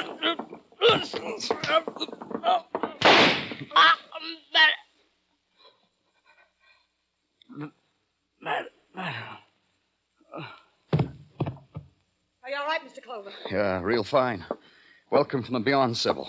Tonight the Zodiac said kill Victor. I'm glad it was Victor. I'm glad it wasn't you, Mr. Clover. When I pointed the gun, I've never pointed a gun before. Lucky. Yeah. Okay, Sybil. Give me the gun. What for? Ballistics will want to match it against the slugs in the body. But you saw me shoot Victor. The gun. All right. All right, here. But you saw me. I killed him. What do you need the gun for? Ed Drasco. I'm not real sure, understand, Sybil, but I'm waving a finger at you. This is the gun that killed Ed Drasco. What are you talking about? You killed Drasco. The paper said you killed Ed Drasco. You did, Sybil. It figures that way. Drasco was dead even before I walked into the Hall of Mirrors because his fingerprints weren't on his gun. You can't make fingerprints by resting a gun in the open hand of a dead man. You're not trying to trick me. So it figures, Sybil, like I said it did. It was you shooting up the Hall of Mirrors. Not trying to hit anyone, just shooting it up so I'd take a shot in the dark and just happened to kill Ed Drasco. Mr. Clover, Where are the jewels, Sybil? In the safe? They weren't in there the last time we opened it. Let's see now. Open the safe. Go ahead, open it.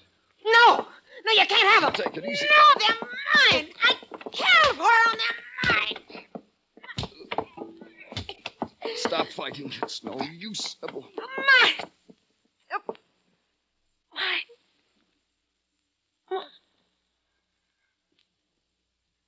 They're not mine, are they? Let's go, Sybil.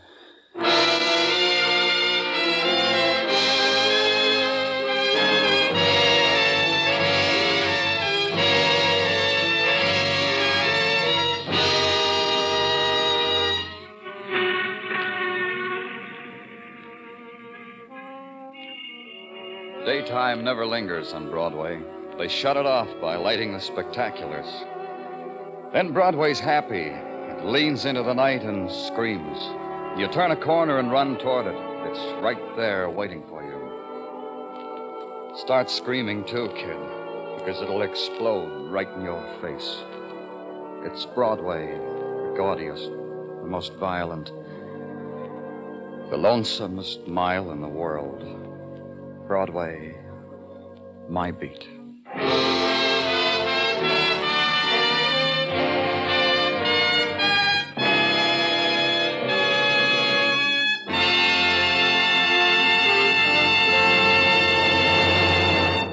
Broadway's My Beat stars Larry Thor as Detective Danny Clover with Charles Calvert as Tartaglia. The program was produced and directed by Elliott Lewis. The musical score was composed and conducted by Alexander Courage. Included in the cast tonight were Byron Kane, Betty Lou Gerson, Sylvia Sims, Jerry Hausner, Jack Crucian, and Peter Lee.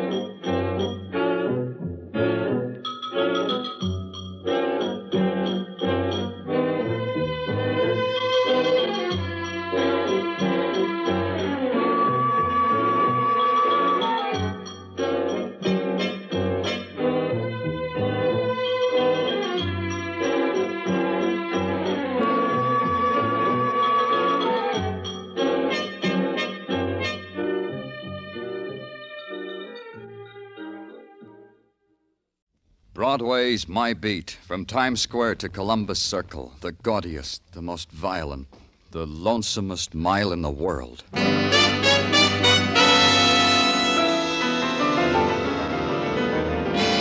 Broadway's My Beat, with Larry Thor as Detective Danny Clover.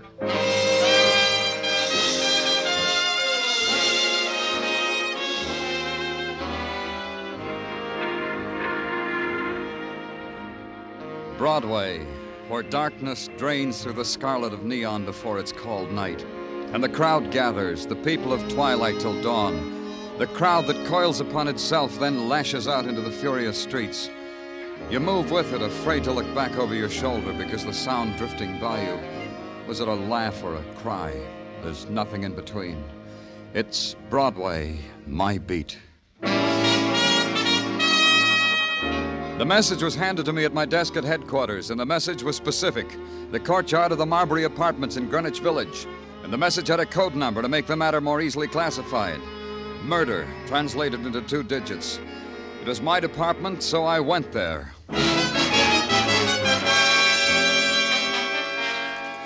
The courtyard, surrounded by slabs of building.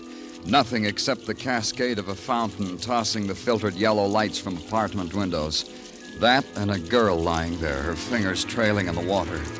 And a woman standing beside her being angry about the whole thing. Well, I see you finally got here. I finally did. Who are you? Now it starts. Who am I? What am I doing here? What's this all about? How much of this is going to be in the papers? Probably all of it. You called the questions. Answer them. Viola Walker, owner-manager of the Marbury Apartments. Look it up.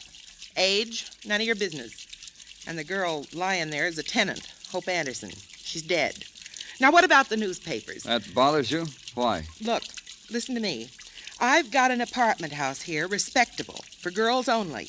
Sure, they can have men callers at certain hours. Who am I to warp young women by no men callers? But respectable. Understand that, mister. The newspapers... The girl. Hope Anderson. I told you that. She's dead. I told you that, too. Yeah, you did, and I believed you. Now try me on how come you're here. This way. I was on the balcony of my apartment, that one up there. I was sniffing the moonlight. I looked down on the fountain because it goes with the moonlight. Hope Anderson lying there didn't go with anything at all. Go on. I came down, saw what happened. Then I posted a notice on the bulletin board, no one allowed in the courtyard tonight. Then I called headquarters. Look, mister, don't you want to look at that? The gun lying there? I saw it. How come you didn't see it? Yeah. Equipped with a silencer. More about the girl, Miss Walker. How do I know? She roomed in apartment 6 with, let me see, Jackie Logan. And... Jackie Logan, tell me about her. Sure. She roomed in apartment 6 with Hope Anderson. And she's been out all night. Now listen to me. If the newspapers get this, it'll give my apartment house a bad reputation. Death by violence creates its own after patterns of behavior. For some, the pattern is desolation, the paths of shock, then anguish, then emptiness. For Viola Walker, it was none of these. An animal had crawled into her backyard and died. For her, it was simply a matter of removal. But a policeman has no choice. For him, the pattern is known, laid out, to be followed. So I followed it. The body of a girl who was once Hope Anderson was taken away. The gun that had killed her was turned over to the experts of death, the men in technical. And the policeman went back to the Marbury Apartments to talk to the good friend of a dead girl. Yeah, Mr. Clover, I was Hope's friend. Girls like Hope and me, we don't have a friend in the world, so we nail onto each other. That makes it bearable. And now that Hope's dead, how will it be, Jackie? Unbearable? For a while. Maybe for a long time. Want me to brew you some instant coffee under the hot water faucet? Sometimes it comes out good. Thanks, I'd like some. You'll have it in an instant. What I always say is what I always like about this town is you can always get hot water. This can get to be something desired, something hoped for. Here you are, Mr. Clover. Thanks. Oh, that's good. I missed mine this morning. Yeah, me too. Tell me about Hope, Jackie. Hope was a girl like me, only more attractive, more sought after, as the saying goes. And she did have other friends. Well, yeah. All right, let's start with them. I'd say there were 2. That's right, 2. And they were? Like in a novel, Mr. Clover. An older man and a young man. The young man with a fire inside him that could burn him up, the older man with a fire that was dying out. Rivals for the favors of Hope Anderson. I phrase it this way because I read novels in my leisure time. They're so lifelike. And their names? Care for another cup of instant coffee? Only their names, Jackie. There's something else you should know about Hope. And me, Mr. Clover. We never discuss names. Manners, education, how they treat little animals, bank accounts, but never names. Sure you don't want any more coffee? No. But do something else for me, Jackie. Keep thinking about the names. And when you remember them, maybe it'll be better all round if you come to me at headquarters.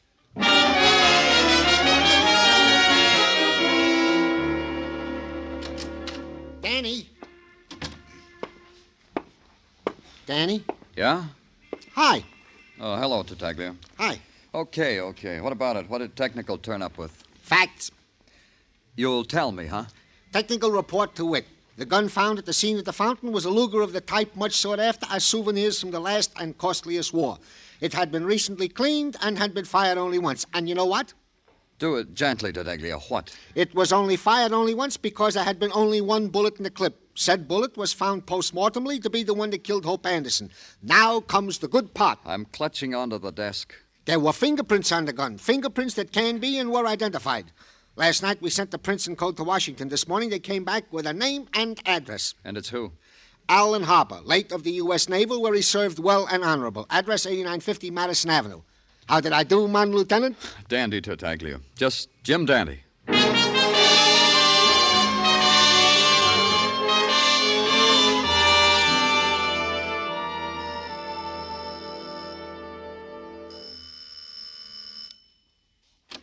Yes? What is it? The doorman told me to ask at this apartment. I'm looking for Allen Harper. Alan is not here. Didn't the doorman tell you that, too? He did, but I need to find out for myself. I'm from... If you're a friend of Alan's, believe me when I tell you that he's not here. If you're not a friend, it would be rudeness to prolong this, wouldn't it? You didn't let me finish. I'm from the police. Oh, Alan's in trouble, then. I didn't say that. Let's talk inside, shall we, Mr... Philip Warren. I'm Alan's stepfather. Inside, Mr. Warren? Oh, yes. Yes, of course. Alan's mother is my wife. Perhaps if you told me what you want with Helen... You could make it easier for her? Exactly. Why do you think you need to do that, Mr. Warren? What frightens you about my wanting Allen Harper? Why, only that when a policeman comes to one's door, one assumes there has been violence in some greater or lesser degree. Violence? Did I hear violence, Philip? Oh. This gentleman is from the police, Vera. Mr. Danny Clover. Mr. Danny Clover, my wife, Mrs. Vera Warren. The police? It's about Alan, Vera. Mr. Clover came to the door and said he was looking for Alan. I tried to find out why, because I wanted to spare you. Spare me from what, Philip? I'm sure Alan never in his life did anything his mother could be ashamed of. What do you want with Alan, Mr. Clover? Is he here, Mrs. Warren? No. You may look for yourself if you find it compulsory not to believe me. Where is he? I don't know. That can't surprise you, Mr. Clover. Alan is a man. Vera. Let Mr. Clover speak himself, Philip. He hasn't finished. You were saying, Mr. Clover? I was saying, where would Alan hide if he were wanted for murder? You see, I knew. I felt it. I felt it was something that... What could you have felt about Alan, Philip? Alan is my son. I only meant... Nothing, Vera. Nothing. You said murder, Mr. Clover. Whose murder? Hope Anderson's. Oh, yes, I read about it in the papers. And you think Alan murdered that girl, this Miss Anderson? His fingerprints were on the gun that killed her. Nothing. Nothing will make me believe my boy is a murderer. And I don't know where he's hiding. Hiding, that's your word. May Alan forgive me for using it. Vera. Show Mr. Clover to the door, Philip. I'm sure we have nothing else to say. Yes, Vera. Come, Mr. Clover. Please, please. Mrs. Warren, if you know anything... Show me the door, Warren.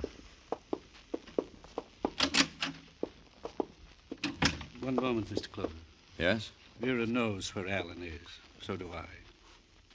Why are you telling me, Mr. Warren? Because I believe it will go better with Alan if you find him. The life of a fugitive is not a savory one, Mr. Clover. The boy should have given himself up. The boy must have been... Where is he?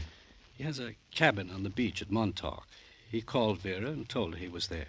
Vera told me, and I'm... Where in Montauk? It's rather remote, hard to find.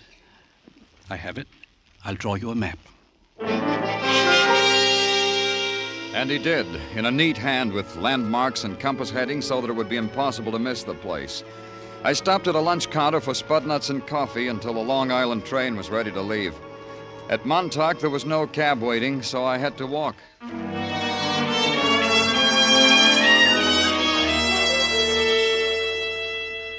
The beach was narrow and pebbled, hugging the slow curve of the ocean. And to the left, the high sand dunes, here and there flecked with the remains of an early season's bonfire. It was warm for early spring, and no movement but the pound and heave of surf and the spray. It was a speck down the beach. In a while, it became a cabin, and a figure standing there before it, a man dressed in flannel shirt and dungarees, no shoes. I walked up to him. Hello. Hello. Beautiful day, huh? Fine day for walking. Yeah, it is. You're Alan Harper? All right. Yeah, my name's Harper. Police? Uh-huh. You shouldn't have run, Harper. Whatever your story is now, it's a bad story. It's bad from the beginning. What happened? You and the girl, Hope Anderson. What reason did you have for killing her? None. That's why I didn't kill her. That's why my story's bad. I'll listen to it. She had just told me she was in love with me. Just then, at that moment, she made up her mind, and she was sure of it. And just then, at that moment, she died. How? Shot. I guess it was a funny popping noise. Hope fell, then something clattered at my feet. A gun, a Luger, somebody threw it there. I picked it up and tried to fire at someone who was running away. Nothing. No more bullets. There's someone. Did you see? Oh! Alan! The picture held for an instant, the boy clawing at his chest and the life spilling from him. And the pain, sharp and precise and focused, that pinched at my shoulder and flared out. And it wavered, dissolved. And I thought, lying there looking at the single pebble that somehow was in my outstretched hand, how red it was, how orange, how it spun like a million spinning lights. And there was nothing. Nothing at all.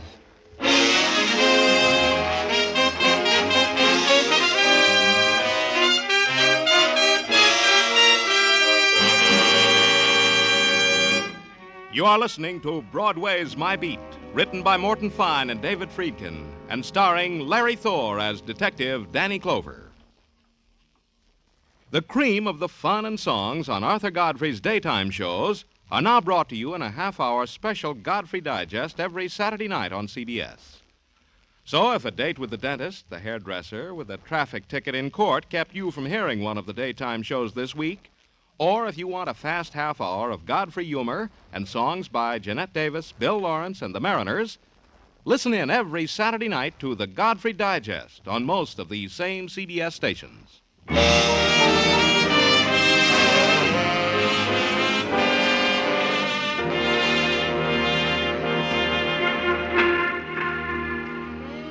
Broadway is a carnival of shadows that walk the neon midway and scream when they've been cheated of an attraction. They bought it, they paid for it, it belongs to them, to the ravenous shadows. They told me Broadway felt that way about me. It made Broadway's front pages, they told me, how a kid found me on the beach at Montauk lying under a web of seaweed. How the body of Alan Harper was torn out of the fingers of the hungry tide. They told me how I'd been taken to a small hospital overlooking the sea. And Broadway was wounded because a spectacle like that should have been played in Broadway's own gutter. Then a quiet voice told me I had a visitor, Sergeant Gino Tartaglia.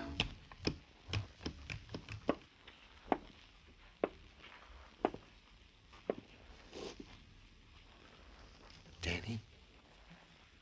Danny, speak to me. Good morning, Sergeant Tartaglia. Good morning, Lieutenant Clover. I hope you are in the mood for a visitor from the beyond. From the beyond? Yeah, from all the way beyond Manhattan. All my life I lived in New York. I never realized such a place like this existed in the outskirts. You can speak up, Tartaglia. I'm not dead. Danny, how can I tell you how glad I am to hear that from your own lips? I've been visiting here for 2 days now. This is the first time they let me see you. There ought to be a law. What do you got in that package, Tartaglia? Oh, a get-well confection from Mrs. Tartaglia. Last night she went to the Mixmaster and beat up an old Italian recipe that makes people get well. Here, Danny, it's for you. Thank Mrs. Tartaglia for me. Wilco. You feel up to official business, Danny, in the physical wreck you are in? I'm up to it. The question is, are you? Oh, sure, Danny, sure. I'm in the pink. Well, let's get down to official business. You need not think, Danny, that we have been lax at the department during your regrettable absence. We have been on the ball. Congratulations. Thank you. We have found, for example, that the footprints leading to the dune from which your assailant shot at you and the deceased Alan Harper, said footprints have been obliterated beyond recognition by the sands of time. That's a big ball. What else? The bullets extracted from you and the said deceased Mr. Harper have no similarity to any bullets, living or dead, that have been used in the commission of any previous murders or attacks. Jolly. Anything else? No, nothing, Danny. Except that the funeral of the deceased Mr. Harper is taking place this afternoon at 2 o'clock in the Orwell Cemetery. Oh? Go tell the nurse I want my clothes, Tartaglia. Danny, you got it in your mind to leave here? You can't do that. You are pale and wan and weak. Get my clothes, Tartaglia. I have to go to a funeral. Outside of Montauk, it began to rain, a misty drizzle that seemed suspended, melting the houses and movement and sky into a sodden blur. And it held. Later, when we'd gotten back into the city and Tartaglia let me off at Orwell Cemetery, the rain seemed to have let up some, but it was still there. The wet, the chill, the grayness. At the gate, a man answered my question by pointing to a small group of people gathered about a mound of newly turned earth. I waited. Then, when they moved away, when there was only one figure standing there, a woman, then I walked up to her. A woman with eyes closed against the shape of her son's final identity with the world. Mrs. Warren. Mrs. Warren, I didn't have a chance to tell you how sorry I am. I'm Danny Clover, Mrs. Warren. We've met. I was at your home. Yes. Yes, I know you, Mr. Clover. You want to talk to me, don't you? There's no hurry. Consider it this way, Mr. Clover. Grief isn't a simple thing.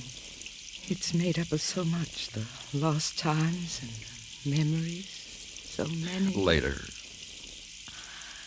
And there's this, all mixed up with it. The only thing in my heart that I know the words for.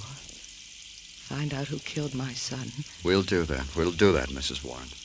You see, when he came home, when Alan came home from the Navy, he found Philip there. Philip, my husband. I had married again. I didn't tell Alan. That's why Alan moved up to that cabin in Montauk? I tried to get Alan to like Philip. Philip understood. Did everything to make... Well, it was difficult. And Alan's friends. This is the thing we have to know. Somewhere, someplace, your son touched another person, and because of it, he was killed. I don't know. After Alan met Philip, it seemed he didn't trust me. His friends were his secrets. How about Hope Anderson? She was his friend. Your son told me that.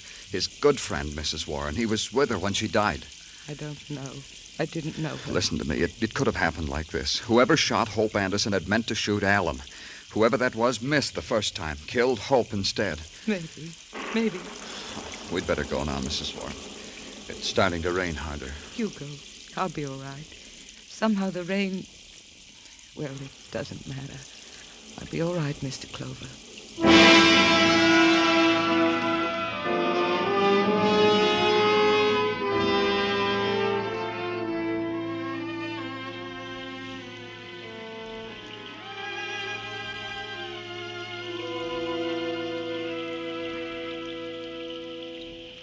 Hold still, Danny. I don't want the knot in your tie should look sloppy.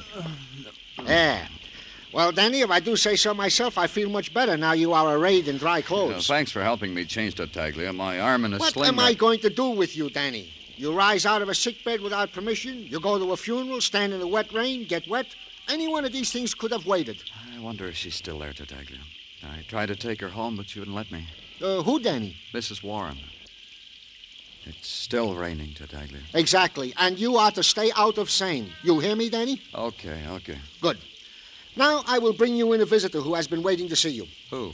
A dame, a lady, by the name Viola Walker. Why didn't you tell me she was here? I thought it was more imperative you should get in the dry... Okay. I said I'd bring her in. You, go right in. It's positively outrageous the way a citizen is treated around here. How long do you think you can keep a citizen waiting? After all, you're only a public servant. You could write a letter to a newspaper, Miss Walker. You see? You see how you treat us? The innocent victims of injustice, the downtrodden. I plead for you, Miss Walker. Who could have done you an injustice? Give it a name. Jackie Logan. That's the name. That's the thing that did it to me. Jackie, what did she do?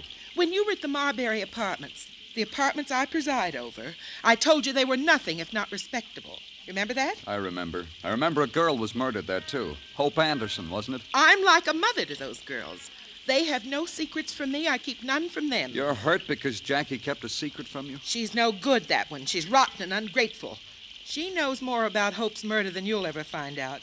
I wanted you to tell me about it, to talk it over like mother to daughter, so that we could both share it with you police. Thanks.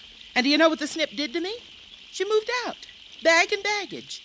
And when I pleaded with her to come back, do you know what she did to me? You'll tell me anyway, won't you, Miss Walker? She slapped me and scratched my face. See? Look at this horrible scar. You've got to arrest her. Where is she? I made a point of finding that out. She's at the Kearney Hotel in the Bowery. A dirty, pest-ridden flea bag. Imagine. She left my elegant apartments for that. All right, Miss Walker. You can go now. But I'm not finished. I said you could go. Get out of my sight, Miss Walker.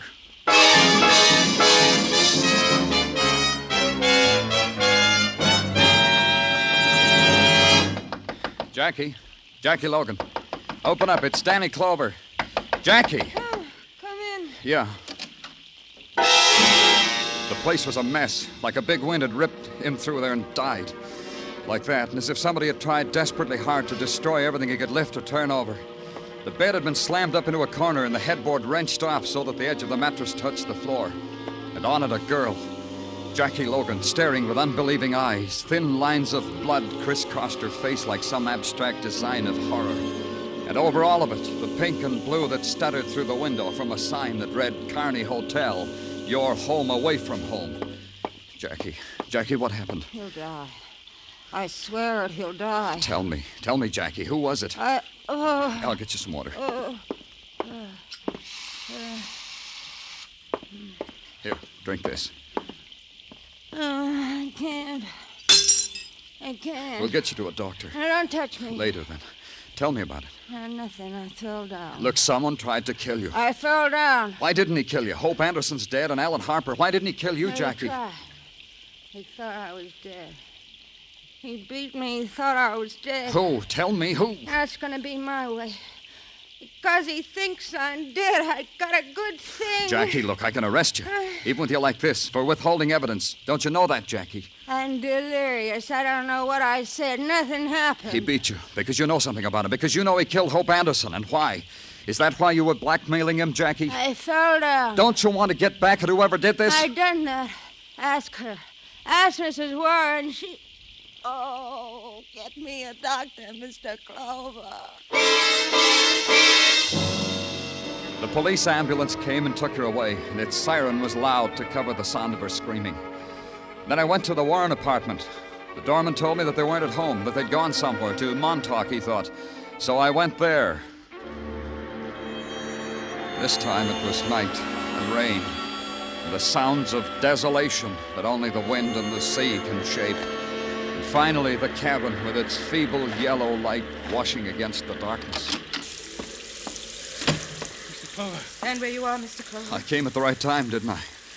Mrs. Warren, maybe you'd better give me that gun. No, I was just showing it to my husband. See it, Philip. This is a souvenir of war Alan brought back. A Japanese revolver. It's clean and loaded. Alan was always a good boy. Neat. A good boy. Talk to her. Take it away from her. She doesn't know what she's doing. Don't try, Mr. Clover. Why don't you go over there and dry yourself by the fire? Mrs. Warren, I was just telling Philip that my son built that fireplace with his own hands, stone by stone. I've been showing Philip things that were a part of my son's life. Mrs. Warren, I've just left a girl who said she told you something over the phone, Jackie Logan. What did she tell you? She sounded very ill, as if she were in great pain. She was. She'd been beaten so hard that whoever did it thought she was dead. No. Oh, no. What did she tell you, Mrs. Warren? Was it that she was blackmailing your husband? What are you talking about? Are you out of your mind? You think us all out of our minds, don't you, Philip? Mr. Clover, me. How did you know that, Mr. Clover? I didn't, but it fits. Viola Walker came to me. Told me to arrest Jackie because Jackie'd slapped her face and left her bored in bed. When I saw Jackie, I knew it was more than that. Viola wanted in on something. Blackmail. Maybe she should have seen what blackmailing did to Jackie. But Philip saw, didn't you, Philip? Oh, there are so many things to kill you for, Philip. For wanting a girl my son loved. You didn't mean to kill Hope Anderson, did you, Warren? Of course he didn't, Mr. Clover. Not the girl, but my son. And finally he murdered Alan, tried to kill you, and that poor girl, Jackie. Oh, Alan. Watch her, Mr. Clover. This gun, Philip. Alan's gun. I'm going to kill you with Mrs. it. Warren. Mrs. Warren, give it to me. Don't stop me. Not that way. Give it to me. He's getting away. I said I'd kill him, and he's getting away. The gun. Warren, stop! Don't be a fool, Warren. All right, Mrs. Warren.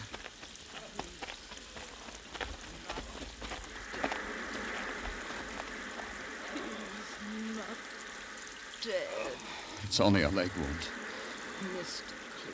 Clover. Uh-huh.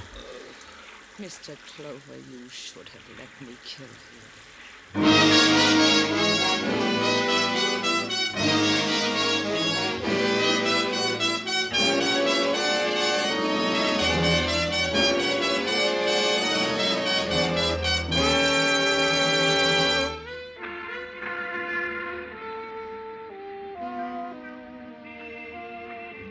Broadway, where the buildings of the night lean against the darkness in crazy, tilted angles.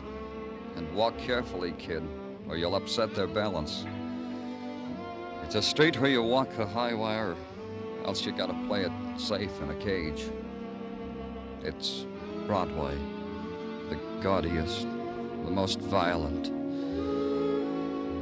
the lonesomest mile in the world. Broadway, my beat.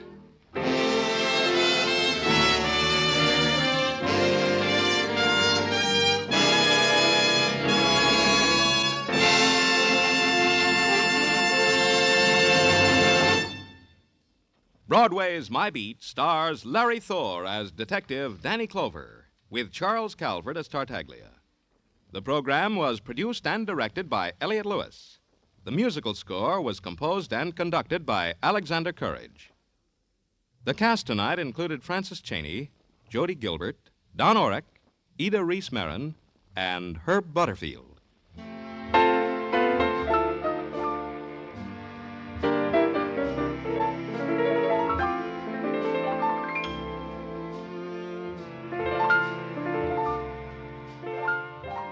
No one has ever devised a satisfactory get-rich-quick plan.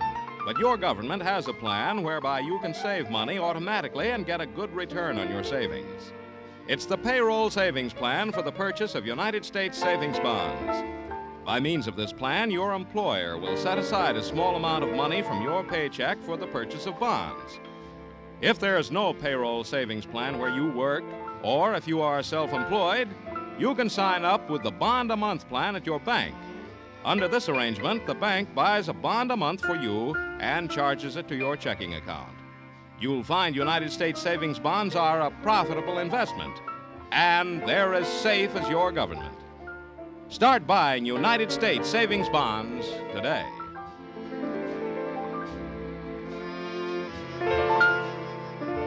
Joe Walters speaking. This is CBS, where you dance to the music of Vaughn Monroe Saturday nights. The Columbia Broadcasting System.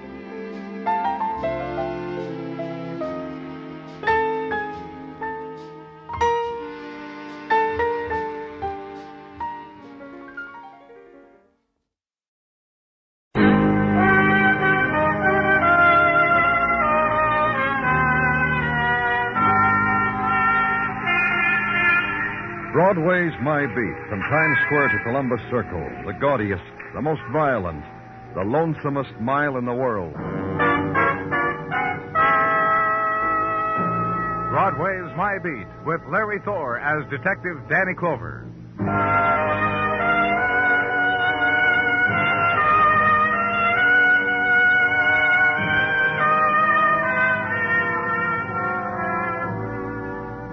The interval comes to Broadway when a nighttime of April summons its spring warmth, its frayed winds, its broken plumes of light, begins the slow drift from the avenue.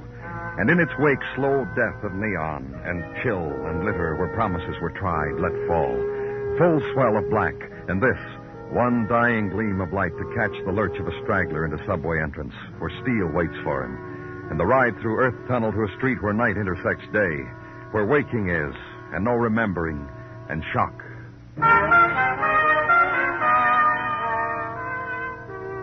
And it becomes this, 5 o'clock time, the time when river pours its sullen grays into the night sea, the place where I was, summoned by harbor police to a cabin cruiser drifting the East River, ebb of April night, the slow windings of mist, and walk the deck of a derelict boat. Several salty items for you, Danny. A harbor police fella filled me in. Now I'm in a position to do the same for you. Thanks, Dennison. Don't mention it. This slick little tub we're on, for instance. You ken her length? Huh? Salt jive I picked up from Sergeant Gorkin, who went to sea as a kid in an oil can, the East River, and had an... You were going to reveal her length to me. Oh, yeah, I was. 40 feet.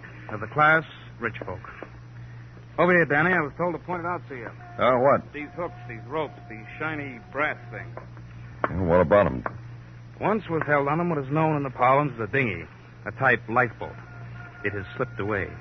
Harbor police is combing the river for it. I haven't found it. And this, on the deck. Yeah, now we're on familiar ground. A trail of blood leading to a cabin where there's nothing but a splotch of sand. Nothing, nobody, nowhere. 40 and no one to enjoy it. A thing. Huh, Danny?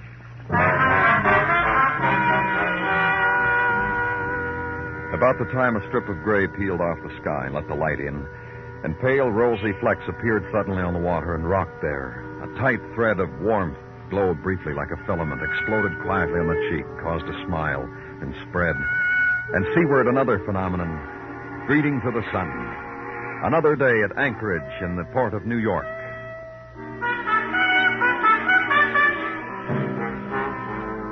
Then work to do. Call on Port Registry. Check the name of the cabin cruiser Pitcairn. Learn this. Pitcairn, owned by a Mr. Barton Russell of New York. Address 2056 Park Avenue. So squad car ride through early morning streets. City at yawn time. Sweep off the pavement time. Stretch and scratch the back of the head time. And to the sunny street known as Park Avenue. Find the address you're looking for. A maid in a starched uniform and a smile that wilted long ago bid you identify yourself, bid you enter, bid you wait. And later, the descent down the curving staircase of a woman who bid you good morning. And please be seated, Mr. Clover. Oh, thank you. Now, is my husband in jail? No. What makes Oh, it's happened when Bart goes out without me. Jail prone. That's my boy Bart. By himself, he's a walking misdemeanor. Now, tell me, where is he? What's he done? We don't know where he is, Mrs. Russell. You mean you men have graphs down at headquarters which show statistically when Bart will turn up? And he hasn't shown up and you're in a dither? The harbor patrol picked up the Pitcairn drifting. No one was aboard. There was blood. And Bart was aboard and got loaded. Or whoever he was with got loaded. And gave himself or herself a nasty crack. Will you listen? No, you listen. I'm not going to be awake at 7 o'clock in the morning to be told about a new antic. Bart has a case book of antics. It's usual that I don't have to face him until 10 o'clock. And it doesn't worry you, does it? What doesn't worry me, Mr. Clover? The fact of the boats being adrift, the blood, the possibility that something's happened to your husband. All right, Mrs. Russell.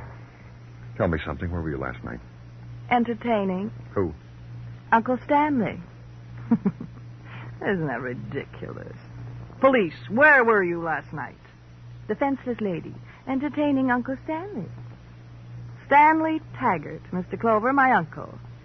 He's in town, and he came to call last night, and we chatted.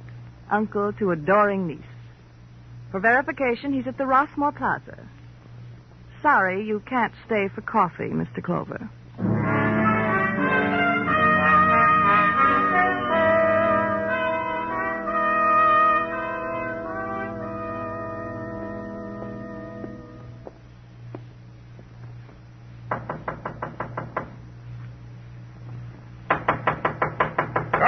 Come in, she's open. You don't mind I didn't get up out of bed, did you, son? Kind of cozy. Uh-huh. Sure, cozy. They being so nice, laying your breakfast right across your chest so gentle-like. You Stanley Taggart? Well, this fine morning, I know I'm Stanley Taggart. And who would you be this morning, son? Danny Clover, police. Come over here bedside and lay it on me real easy, son. Mm-hmm. Nice badges you folks put out here. Back in Utah. Oh, forgive me, son. You want to buy the breakfast? You just dig in anywhere. No, thanks. This ham melts. Just melts. That's all. Tell you how it is, son. I haven't been in your town long enough to do anything bad. I didn't say you had, Mr. Taggart. But you're police, and you're thinking it. You're thinking it. You were with your niece last night. You see now, yesterday afternoon I hit your town. I signed in here, dumped my duds, go call it on my pretty niece. Listen to her pretty talk. Remember the pretty times when I dangled her on my knee. Was her husband there? Now, son, don't lay it on me like that. You know Bart Russell wasn't there. You any idea where he was? You want to scooch up on my bed and make yourself cozy while I tell you about Bart Russell? Tell me. Bart's the kind of a man like me can have a feeling for. Admiration, respect. Fine man, huh? The salt. You find a piece of earth anywhere at all, field, hill, or valley. Bart's the salt of it. Your niece feels different about him. Ah, my niece. Carol's a young girl. She's got a child's ideas about a man. She doesn't understand how a man like Bart enjoys the moment he's living in. That sweet and precious little moment that happens to young men. You're making me flow on about Bart. You haven't told me you're interested in him, son. We found his cabin cruiser drifting in the river this morning. No one on it. It doesn't sound like Bart to do that to his boat. He loves that pretty boat. The dinghy was missing. There was blood. We can't find Bart Russell. You saying something happened to Bart? You say... We don't know. How about you, Mr. Taggart? I know this. Something like that happened to Bart, I'm going to cry me a pool of tears. I'm fond of Bart. Tell you what, son. You come back some other time. Do that for me, son.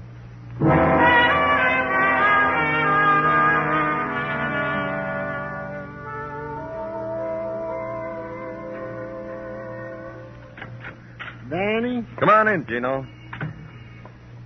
Hell, what's up? Is that all you have to say for yourself? Huh? No good mornings, no how are yous, no... Good morning, Gino. How are you? Not well, thank you. Oh, I'm sorry to hear that. This morning, when Mrs. Tartaglia got out of bed and opened the window to let the spring in, she turned to me and smiled, reached over, pinched my cheek. Gino. I merely said, Mrs. T, let us have flapjacks for breakfast. She said, get them yourself, and walked out the room with a flounce and a hug. Please, Gino. What did I do? I'm sorry you're not feeling well, Gino. What have you got for me? Items. Yes, you please. Item 1. Mr. Barton Russell, owner of the mansion on Park Avenue, has indeed showed up at the pokey from time to time on various finable charges, mostly making a nuisance of himself at hours when decent people are asleep. Go on. Item. A check of the background of Mr. Russell reveals that he is on his second marriage. Divorced? Widowed? What? Divorced. Quietly, 2 years ago in Reno, by a lady whose name before and after marriage to Mr. Russell was and is Miss Julia Walsh. She still live in the city? Central Park West. Whose exact address I now give you. Well, you're doing very well. Child's play. Go on, Gino. Item. At the divorce, Mr. Russell did settle a huge amount of money and property on his first wife, the exact amount of which has been difficult to ascertain. However, let us content ourselves for the moment with the word huge. If you say so. Also, an item. The missing dinghy from the good ship Pitcairn was found bumping against the pier on the East River. No one in it. Any signs No of... blood, just a couple of oars. Just an empty boat. Danny Clover speaking. Denison, Danny. You're on your way to Pier 12, East River. I am? Why? Got the boy you're looking for. In very bad condition, Danny. I'll see you. Yeah, right away.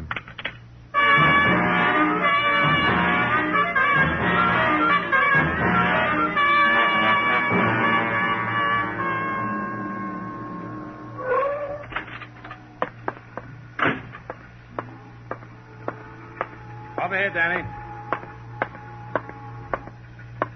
Well, like I said... Yeah, okay, Dennison. Harbor Patrol again, Danny.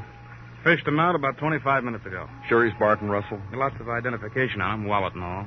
Lots of, these, too. Explains that blood. Stabbed on his boat, dumped, and the killer got away in the dinghy, right? Maybe. With you, everything is maybe. Listen, Dennison. Bart Russell was stabbed. He was murdered, Danny. You know what my comment is? Positively.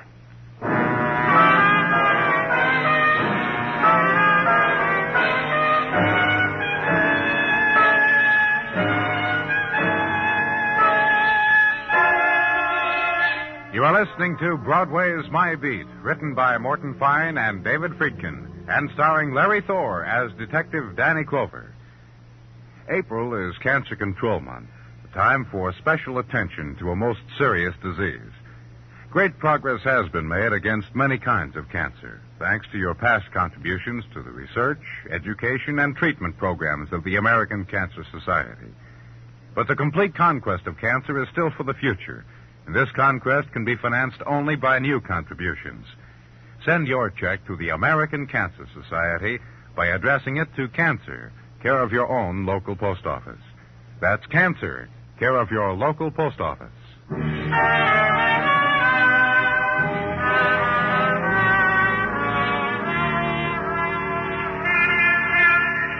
When springtime finally happens, Broadway walks a street dappled with sunshine. It's the breeze sighing in from the river, touches you, and starts the special dream you can enjoy while walking, having to do with the far places and small golden bells, curve of ocean, and sudden swift flight of an orange-colored bird. The season of being young again and search again. Give up to it. Except there's the job, the rent to pay, buy the beer, leave the tip, meet the installment. So walk into the springtime breeze and make the promise. Next year, it'll all come true. And the new day in the place where I was compounded of this: velvet drapes and statuary, crystal goblets in glass cases, grand piano, gold pendulum clock, carved furniture, and sunlight which revealed no dust. And Miss Julia Walsh. Yes, of course, Bart Russell was once my husband. First and last. Oh, lucky me. The fact that yesterday he was found murdered, Miss Walsh, what does that... Friends of mine have died before. Would you believe it? Just 6 months ago, a very dear friend of mine just didn't get out of bed one day, known as dying with Then your former husband's death doesn't do anything to you, huh? Listen, you. My station in life for 6 years was being wife to Bart Russell. He suggested to me one day a divorce. I placed one hand on my hip, my head to one side, and with the other hand I snapped my fingers. I said, which meant awfully good idea. Divorced him just because he asked you to, is that right? After, of course, he handed me the list of properties I would then own, besides various moneys, all of which would make me wealthy and without the need of a husband ever again. Well, that was 2 years ago. Approximately. After the chat we had, I went off to Reno and without the blowing of horns became a single woman. I haven't seen Bart since. About your married life with him. Tell me about it. While I was married to him, I was proud and eager to be his wife. Another woman intruded. Time to say goodbye, you know. Cheerio, dear boy, and thanks for the lovely marriage, you know. And no regrets? Pride, of course. I was wounded.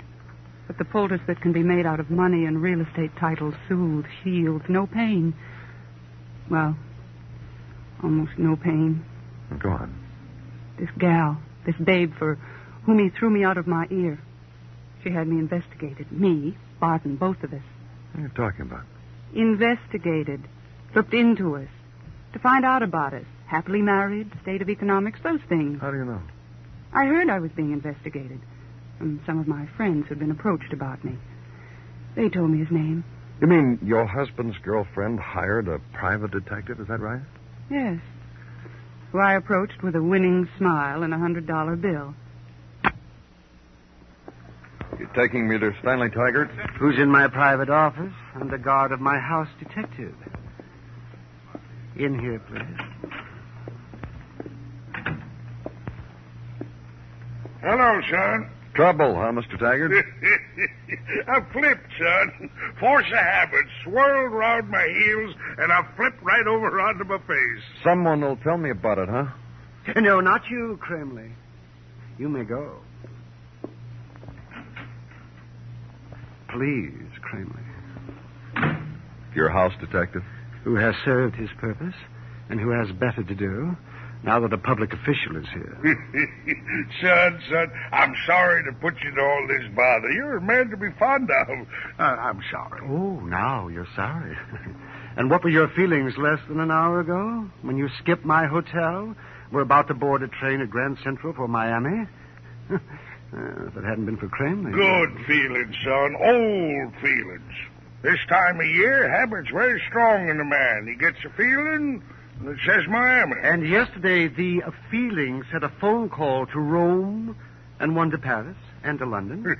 And Topeka, son. That's where I got the warmest hello. Yes, and not pay for them, nor for the room service at all hours, nor for the valet, nor for Havana cigars, nor I for... tried to explain it to you, son. I got the money to pay for those nice things. I'm sugared with money. Then why didn't you pay your hotel bill? Well, it's just the season hit me, and the old habit welled up. He just welled up. I'll tell you what he's talking about. You do that, son. Yes, I will. This hotel bulletin of the hotel's owners' association. And this, Bulletin of Hotel Detectives, dated June 1951. Pamphlets dedicated to the apprehension of deadbeats. Like Mr. Taggart, eh? Now, these pictures of him when he registered as Stan Lowry at the Mule Bark in Kansas City and beat them for the bridal suite. And as a Lowell Stanley at the Bella River, Indianapolis, I believe, where he beat them for the silver anniversary penthouse and a catered banquet. Let me see that. A picture of a girl here, Mr. Taggart. Says you worked it together. 100 hotels, 100 aliases. How is a man to... Be quiet a minute, Mr. Shields. The girl, Taggart. Wouldn't have had the sparkle to it without her. She in the penthouse and me in the presidential suite. Made quite a team. Let's go. I sure got crummy habits. Yeah. Come on, son.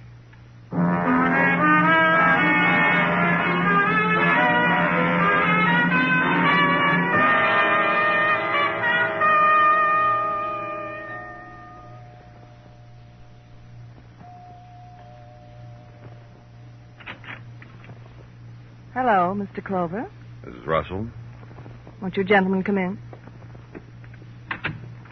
Shall I bother to tell you, Mr. Clover, that I've canned the maid, so you can't have coffee today either? That's okay. How do you feel about it, Dennison? Mrs. Russell will be the fifth person today who didn't offer me coffee. What's the matter? Aren't you liked? No. Poor you. Well, doesn't leave us much to talk about, does it? I'm the kind of guy who doesn't talk much without a formal introduction. Don't bother. He's Detective Dennison, Mrs. Russell. Hail and farewell. And you're a new widow, so you got moods, so you don't want to see anybody, right? Let it go at that. On his way to jail, your Uncle Stanley told me to say hello to you. What do you mean on his way to jail? From the time we picked him up to the time we booked him, that interval is known as on his way to jail. Cop talk. Somewhere in there, he said to say hello to you. What was he picked up for? He tried to run out on a hotel bill. He did what? And when he was picked up by the house, Dick, Uncle Stanley was wearing 2 suits, his socks in his coat pocket, his shirts and underwear tied around his middle. All he left the Rossmore Plaza was a suitcase with a pawn ticket in it. Oh, he's a rascal, isn't he? Very lovable. And he sent you here to go his bail, is that it? To go his bail? My. Matter of fact, you know what came with Uncle Stanley? Do I have to throw a fit to get rid of you, too? Don't throw a fit, Mrs. Russell. Just take a look at this. Bulletin of the Hotel Owners Association. Who wants to look at that? Now, show her a picture, Danny. Ladies always like to look at their own. That was a long time ago. Everything's changed now. Yeah, you lost a husband. That's a big change. Listen, Mr. Clover. Uh-huh. I told you about Bart. A boy with antics. He pulled the biggest one of his career. He got killed. What am I supposed to do? Simple. Tell us whether his murder was meditated or premeditated. You kidding? Look, Carroll, you're a con girl from way back. Working the hotels was only a side thing with you, so don't get coy with us. You're a slob, you know that? Okay. Only don't get coy. I had a talk a little while ago with a man named Tom Hudson, Mrs. Russell. Tom Hudson, the most studious private investigator of them all. Fellas. What? You know how it is. How is it? A girl goes to marry. She's got to do a little research. Find out about her fella. Oh, sure, all the time. Girl meets boy, girl hires private cop, girl finds out marriage status and bank account.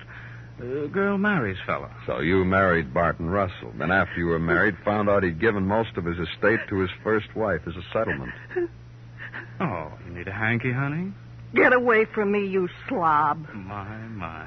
You want to do something for me? You want to do something real nice? Lie down on that couch over there and fold your hands.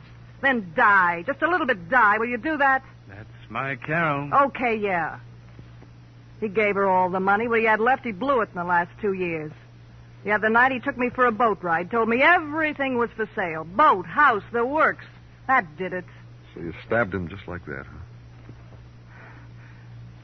Well, Well, what? I got mad. And Uncle Stanley was your alibi, huh? Can you imagine a knucklehead like that? With a pocket full of loose C-notes, you couldn't resist beating a hotel bill? Come on, Mrs. Russell. Here's your coat, Carroll. Yeah. Wrap me around in mink, fellas. Either of you fellas got a girlfriend like a mink coat? No? Guess I'm just wasting my time. Shall we go?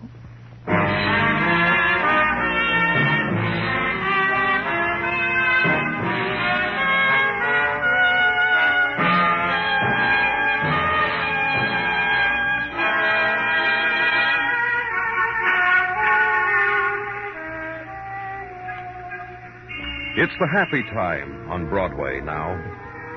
There's easy laughter, and a hot trumpet skirls its song out into the grinning mob, and a man dips his hand in a trash can. It's the journey you made because you had no choice, the excursion to end of all the streets in the world. It's Broadway, the gaudiest, the most violent, the lonesomest mile in the world. Broadway, my beat.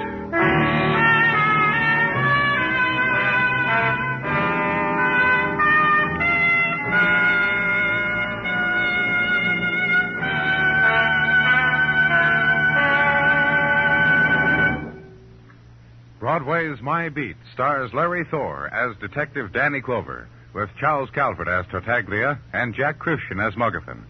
The program is produced and directed by Elliott Lewis, with musical score composed and conducted by Alexander Courage. In tonight's story, Mary Jane Croft was heard as Carroll, and James McCallion as Dennison. Featured in the cast were June Whitley, Alan Reed, Edgar Barrier, and Howard McNear. Bill Anders speaking.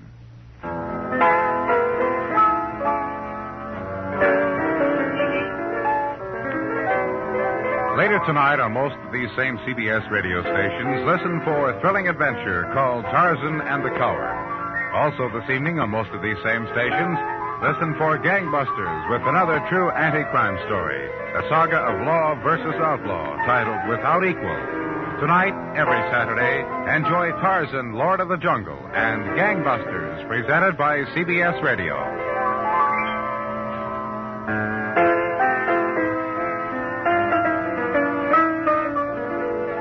America now rides to the tune of 25 million auto radios and listens most to the CBS Radio Network.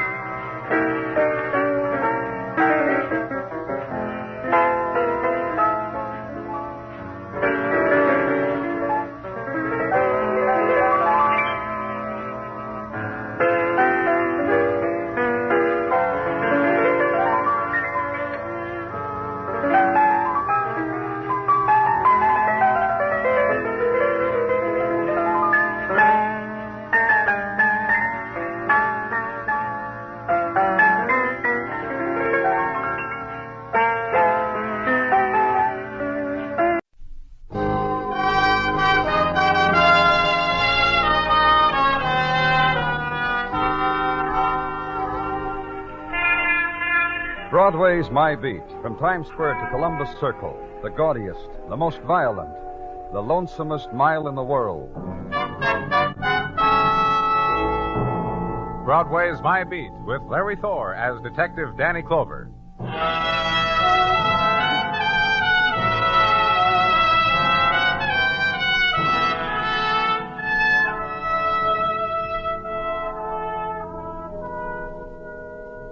In summer's deep night, Broadway has gone home. The seesaw of color is gone. The riot of night sounds is stilled. The sleeping dream is the order of the hour. And on the streets, glitter and mist. And across the curves of city and sky, a new day waits.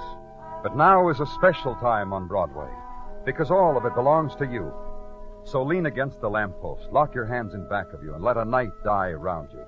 And soon a newspaper will drift and be trapped against your leg.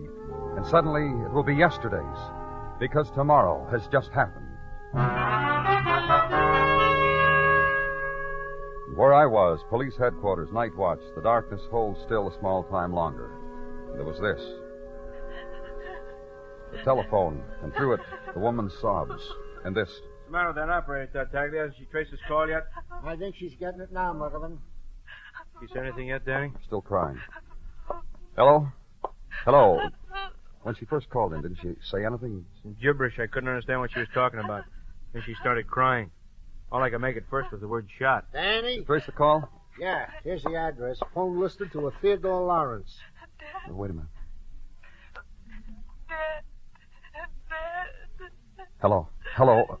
Hello? Here, give me that address. Here. Let's go, Muggerman.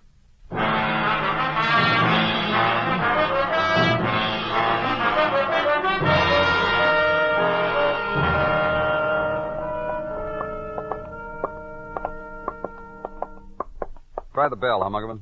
Huh? The bell, there. Oh, sure.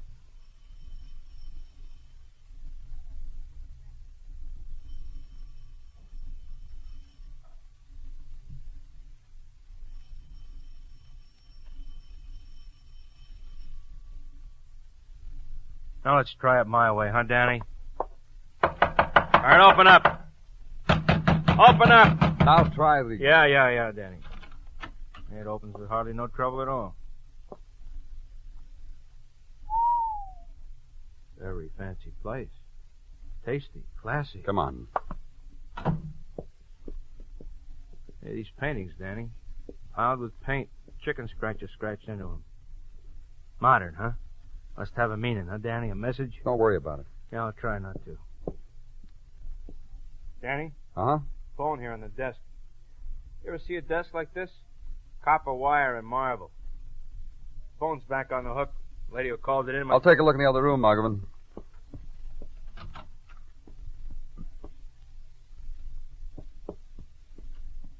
Muggerman! Second, Danny. Hey, what I found on that desk. You found the jackpot, huh? Just him and no crying lady. Shot with a .45, I figure. Yeah, it had to be at least a .45. Close. He's dead. Maybe not more than an hour, I'd say. What'd you find in the desk? Here. Bills, circulars from book clubs, private book societies, all addressed to a Theodore Lawrence. Danny? What? All that fancy art out there, the oil pictures, the carved stones, the silk nightcoat the man's wearing, monogram. Well, Mr. Lawrence was killed. He was a well-to-do fella, huh? A rich fella. I'll call it in, huh, Danny? Through the window, the first sunlight, mixing with civilization. Hey, Cap! Cap! And closer. This is Detective Muggerman, operator. Give me homicide. And it started all over again. Leave it. The ride home, the small walk, slow walk from squad car to doorway and corridor and numbered door. Pull down the bed, sleep. Noon, rise and swelter, shower and swelter, office and air conditioning and swelter. And Detective Muggerman. Got some things here, Danny. Okay. Dead man positively identified as Theodore Lawrence. Fingerprints. A small parade of friends at the morgue, elbowing to be first in line to look at him and dab the handkerchief and say, poor Ted. You talked to any of his friends? I got some names and addresses, most of them women. All dressed real nice. From $100 up for basic garment, I figure. I mean talk to them, information. I tried to. Lips quivered. Just said that Ted was a good fella. That he was rich. That he was too young, too sensitive to die. And why'd it have to happen to him? Okay, what else have you got? Well, we know who was crying over the telephone. Oh? A woman named Grace Austin. Prince? Yeah. Police record, what? No, I worked in the war industry during the last war. Prints on file. Here's what we have on her as of 7 years ago. Yeah. Grace Austin, married, no children, height 5 feet 4 inches, weight 126, age 22. Make her 29 now. You only say that because you rapidly figured 22 and 7. Yeah, 29. I'll speak to the commissioner in your behalf. Well, don't just sit there. Do it. Muggerman, Oh. The heat, Danny. Did you check and see whether Grace Austin still lived at this address? Not yet. I'm just on my way from getting this info, so... I'll do it now. Oh, never mind. I'll do it myself.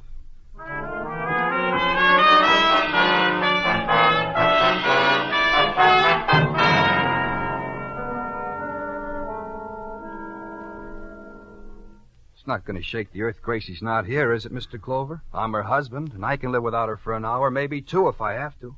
So if a husband can do, why should... Where is she, Mr. Austin? You notice what a nice morning outside? You happen to notice in the papers they're celebrating the nice morning with July clearance sales? Now, if you were a woman, if you were Gracie... That's where your wife is, huh, Mr. Austin, shopping? Once in a while, she likes to buy things for herself. Comes home, takes old off, puts on new, models for me. Once in a while, it starts all over again with us. Brand new. Because Gracie buys things that turn her into a brand new doll. Mr. Austin. No, you. You, Mr. Clover, the police. You talk now. What do you want with Grace? You know a Theodore Lawrence, Mr. Austin? What do you want with my wife, Grace? Look, just answer. Yeah. Seems to me I know a Lawrence. There's a man named Lawrence around sometimes. Where? Athletic club over on Park. I work out there a couple of times a week. The weights, handball. Sometimes the jerseys play the no jerseys. There's a guy, Lawrence. Teddy, they call him. Teddy's always on the team that don't wear jerseys. That's how much I know of Teddy Lawrence. Athletic club on Park Avenue? I got a record in the hammer throw from college. Also guard on the football team. Some of those Park Avenue boys were in school with me. They admired. They remembered. Gave me a guest card to their velvet club. Don't cost me a cent. That's how come me in Park Avenue. Now, what do you want with my wife, Grace? Theodore Lawrence was murdered last night. Doesn't change the question. It stands for the police. A woman called into headquarters last night. All she did was cry. Then she said, Dad, Dad, Dad. Gracie? We traced the call. It checked out with a Theodore Lawrence. We went there, found Lawrence, shot, murdered. Gracie? This morning, the police lab reported fingerprints belonging to a Grace Austin were found on the phone and all over Lawrence's apartment. Were you with your wife last night, Mr. Austin?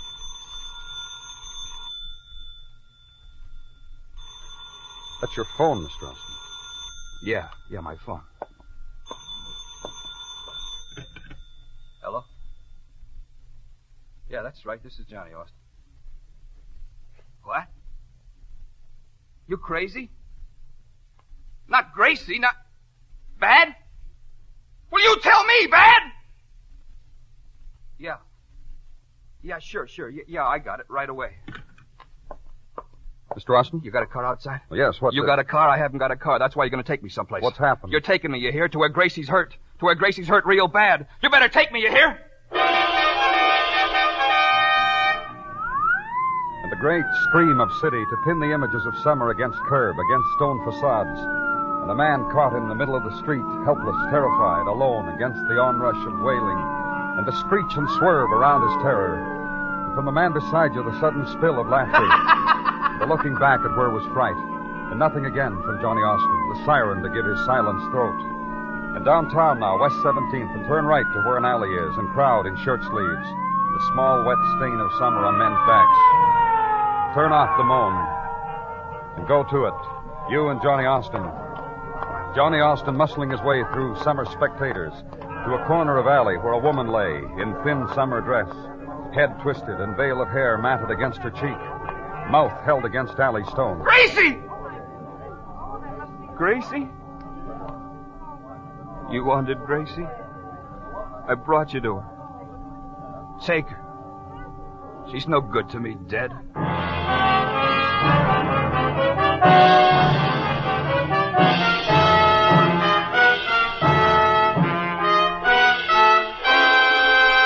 You are listening to Broadway's My Beat, written by Morton Fine and David Friedkin, and starring Larry Thor as Detective Danny Clover. Later tonight, don't miss CBS Radio's Gangbusters program. When a fugitive makes a deal with a shady character to hide him out, he learns that some things can be worse than prison. It's an actual case history taken from police records, one that'll hold your interest all the way. So listen for Gangbusters later tonight on most of these same CBS radio stations.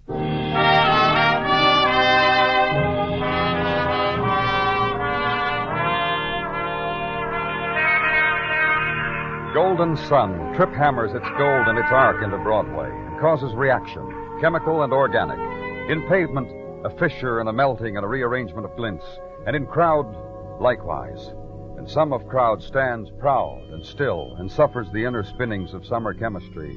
And others of crowd scurry from it to the dark places and the cool.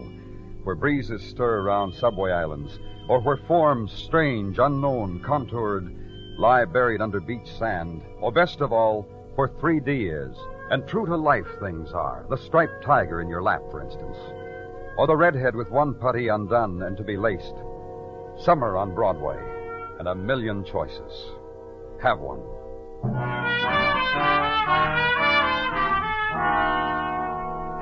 And at headquarters, the droning that in another species comes from the rubbing together of wings. But from the species Sergeant Gino Tartaglia comes from rolled-up sleeves and secret summer joys, which one can tell by the change of rhythms. Happy, Gino? Like a blossom on a twig. Oh.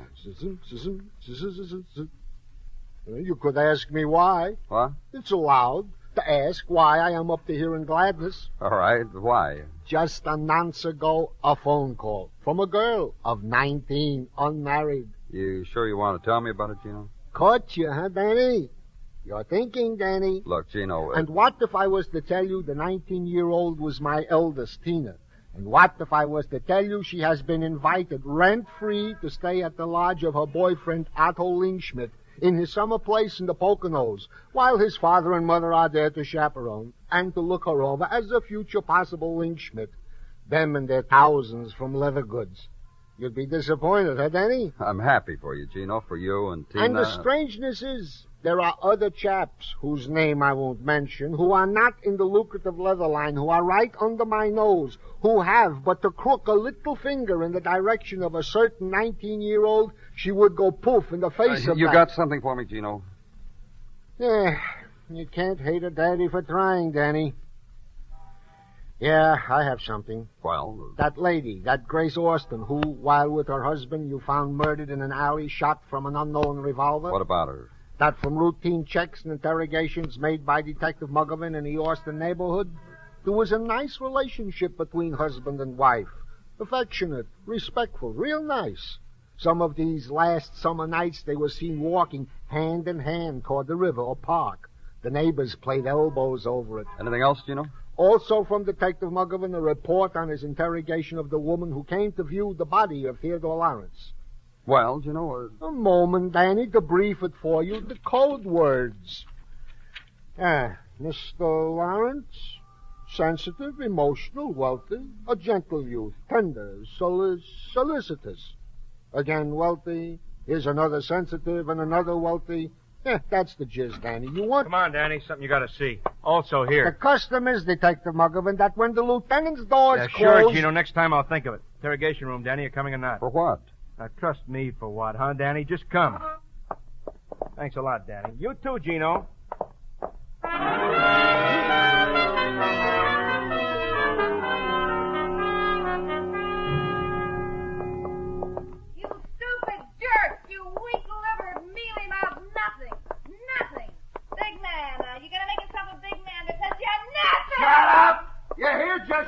Muggavan, what? Mr. and Mrs. Eddie Babcock.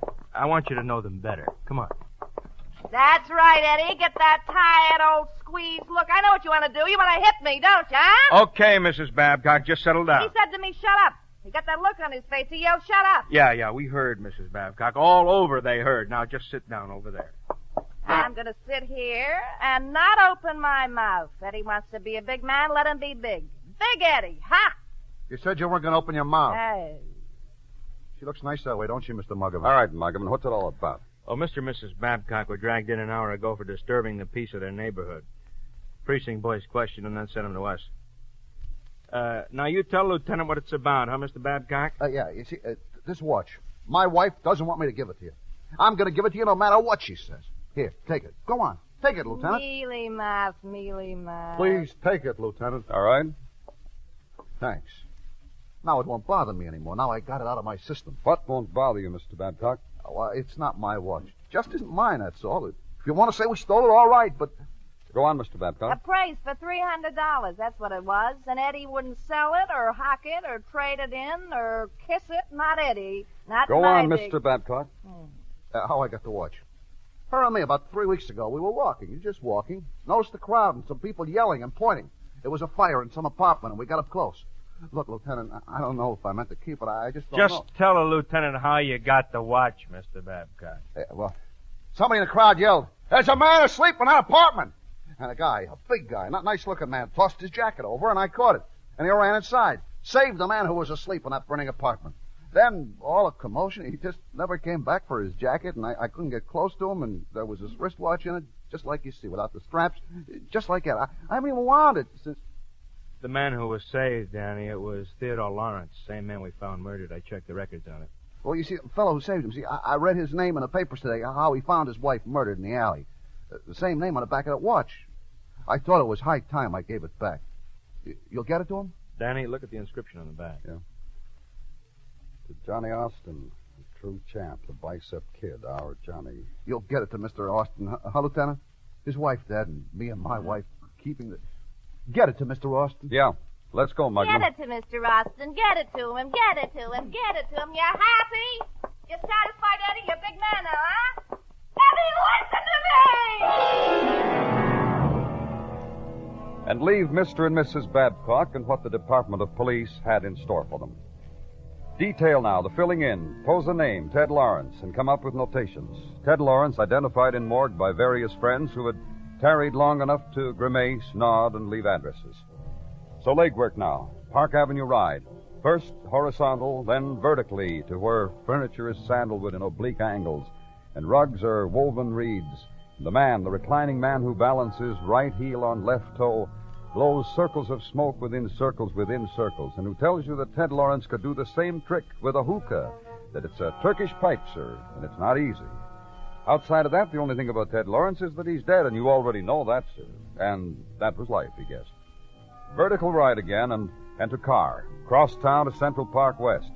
And a girl who wears horn-rimmed glasses with silver-coated lenses, so she can see your eyes, but you can't see hers, she tells you. Who reads poetry aloud to music, and who makes you wait while she does. Then tells you Teddy Lawrence was way ahead of her, mister. Just a guy to meet and wonder about and make a wish about, that's all.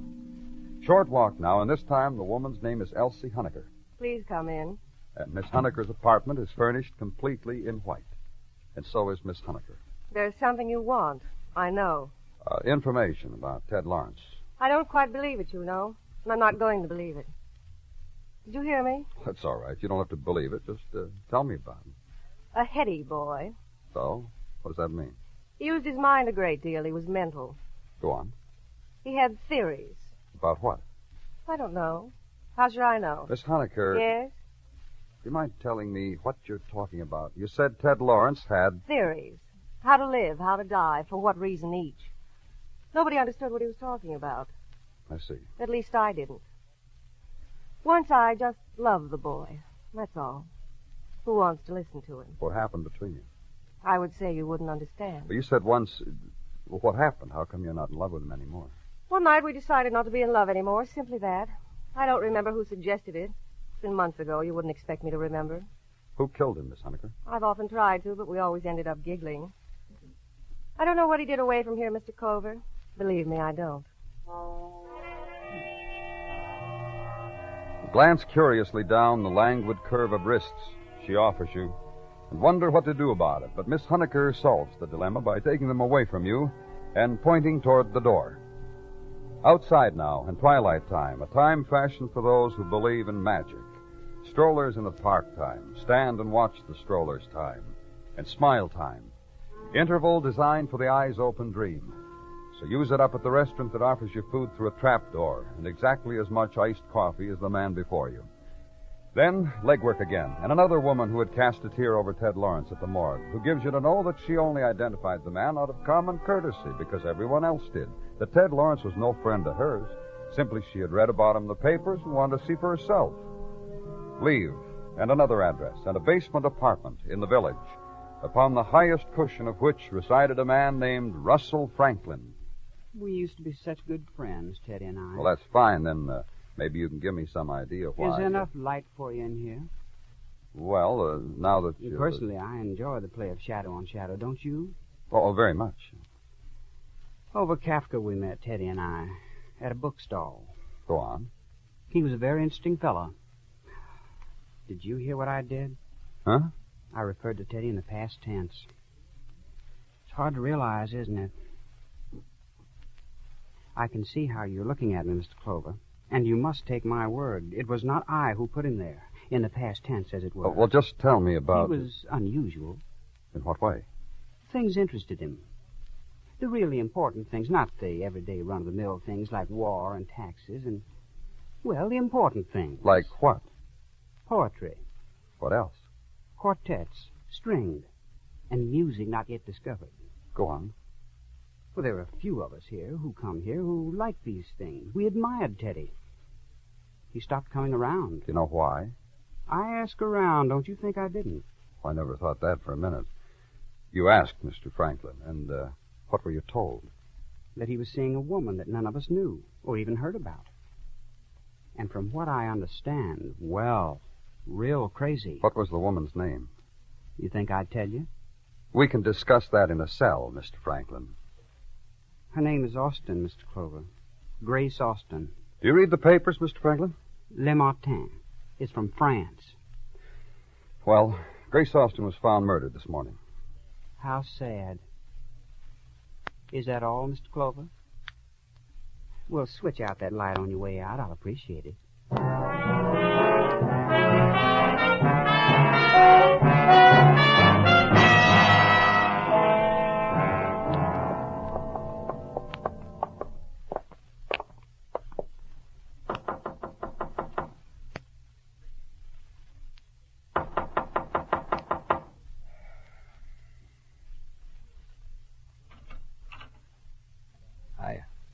Hello, Mr. Austin. This is Detective Muggerman. Hi. Hi. Mind if we come in? Fourth floor. Thanks a lot. Look, I'm in no mood to clown. That's good. We want you to tell us again how come you knew Ted Lawrence. Well, He played handball without a jersey. Remember? You told Lieutenant Clover that. Yeah, that's right. And that's how you met him, huh? He walked up to you one day at the club and said, let's have a game. Yeah, that's right. I remember now. I served first. Only time I ever won service. Give me the watch, Muggerman. Yeah. Here. Yours, Johnny? Read him what it says on the back, Danny. Oh. To Johnny Austin, a true champ. Sure, it's mine. Well, why are you so coy about being a hero, Johnny? How'd you get the watch? It was in your coat pocket the night of the fire. Oh, thanks. Glad to have it back. Yeah, we got your coat out in the car. You can get it on the ride downtown. What are you talking about? That's how you met Ted Lawrence, wasn't it? Pulled him out of a fire. That's how come... Stinking watch. I broke the band. In my pocket because I was going to get it fixed. You want the watch? Keep the watch. It's worth a couple of $100. I told you, I didn't feel like clowning. What did Ted Lawrence do for you for saving his life? Lieutenant asked you a question. Paid me off. How? Gave me a few $100. A couple of meals at his joint. You bring your wife along? Sure. Say, what? Yes? What have you fellas got in your mind? I'll tell you something, Johnny. I took a call when your wife phoned in to headquarters. She was crying. She was crying a lot. I don't know what you're talking about. Clover, I don't know what your friend's talking about. You know. I told you your wife was at the Lawrence's apartment, that she found him dead. That's right. She did. You told me. And she called headquarters. Yeah, I remember now. Did your wife come home after that, Johnny? You kidding? Yeah, Danny, you kidding? Your friend's a big clown. She come home? Sure, if you want an answer. Hey, we want another one, too. What time did you kill your wife? What? Well, not that it makes any difference because we know what time. We just want to see how good our coroner is. She was killed late last night. That's what our coroner said.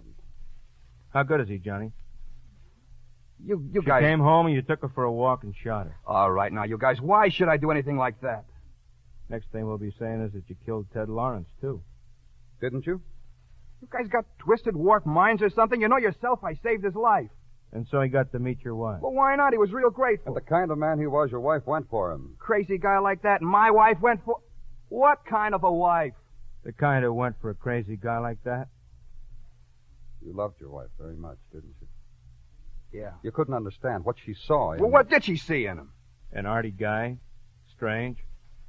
I can't figure out what. Me either. You killed him. Coming in my house and talking like he did, and Gracie looking at him and taking it all in. You saved his life, and then you killed him. And all of a sudden they were talking secret talk between them over my head. And you killed him? Yeah. And your wife. We've been married 8 years. It was real good. My wife was a good swimmer, and I was in one gym playing handball. She was in the ladies' gym playing volleyball. We had wonderful times together.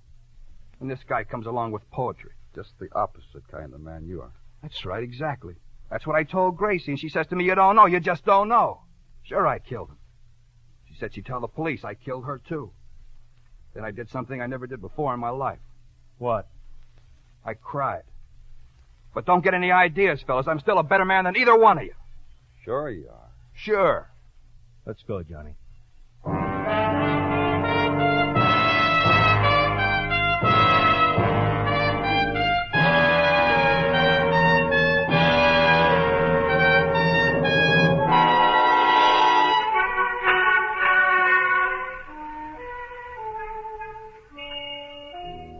It's quiet now on Broadway. It's the 4 o'clock in the morning hour, the hour without color. But in a while, dawn will dip down, and there will be fury again, and roar again, and crowd. The restless wandering, the puppet dance, the running after nothing at all. It's Broadway, the gaudiest, the most violent, the lonesomest mile in the world. Broadway, my beat.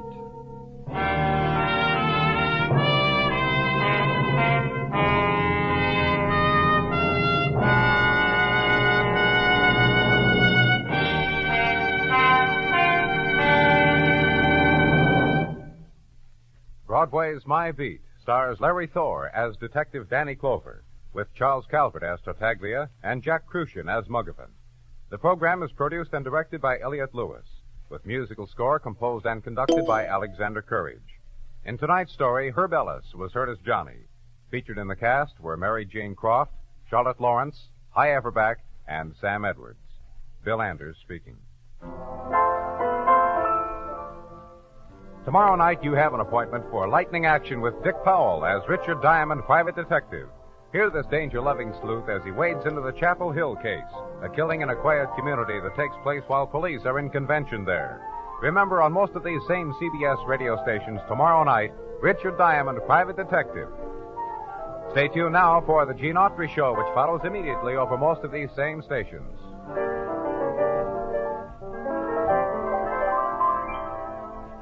And remember, for thrilling dramas of escape, listen Sunday nights to the CBS Radio Network.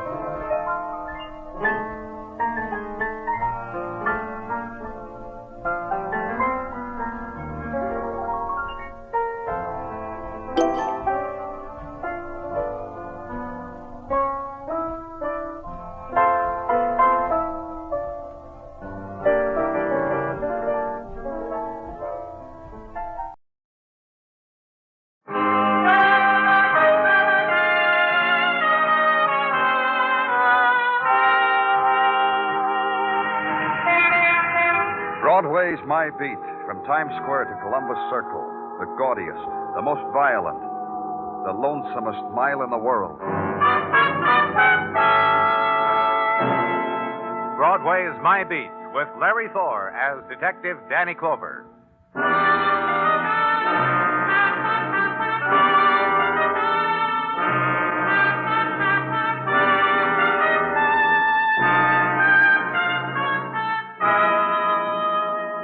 When Broadway leaps into the nighttime, the sound is a thing compounded of trumpet and machine and hiss and a gaudy laugh.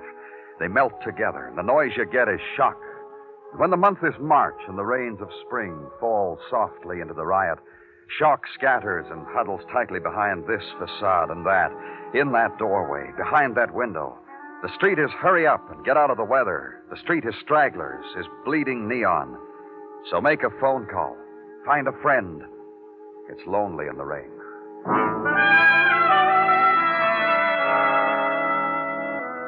There were ceiling-to-floor windows where I was to enjoy the view, high above the city and look out over it, blurred now by the spinning raindrops, the penthouse apartment, and violent death on the 40th floor with its own private entrance, and Detective Muggavan kneeling over it. It's a way to die, Danny. With a .32 slug, I'd say. Shot in the back. Of course, it's frowned on by 100% sports. Who is he, Muggavan? His name's Gordon Merrick. You know, Angel Merrick. I hope he makes Angel where Merrick, huh? The show backer with a golden touch. Isn't that what the columnists call him? Yeah. They'll think of a better one after tonight. Well, let's have it, Muggavan. What happened? Well, pretty definite when he was shot. A hotel like this times everything. Calls, requests for room service, you know. Merrick called down for champagne at 11:30. And a table service. For a two? Well, would you drink champagne alone on a rainy night in a place like this? Sure, for two. Waiter brought everything a half hour later at midnight. No answer. Walked in, saw Merrick lying there. Any callers of the desk knew of? Anybody could get on the public elevator to the 35th floor, get off, take the private elevator to here. No way of checking. That painting underneath him looks like he grabbed it when he fell. I don't blame him. All I got that resembles that picture I had to cut out of a magazine and paste in my locker.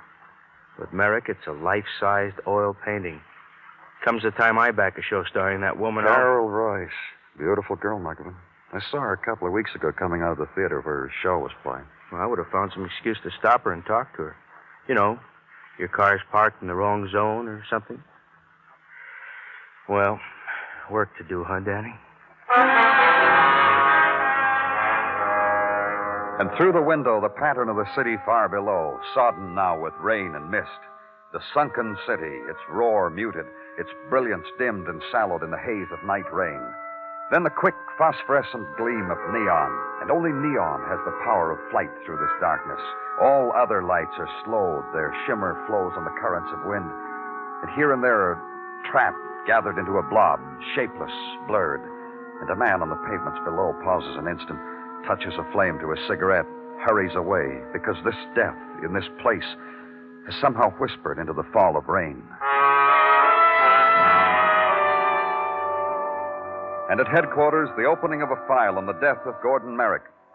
The image of the woman's portrait to whom he spoke is dying gives you the first entry.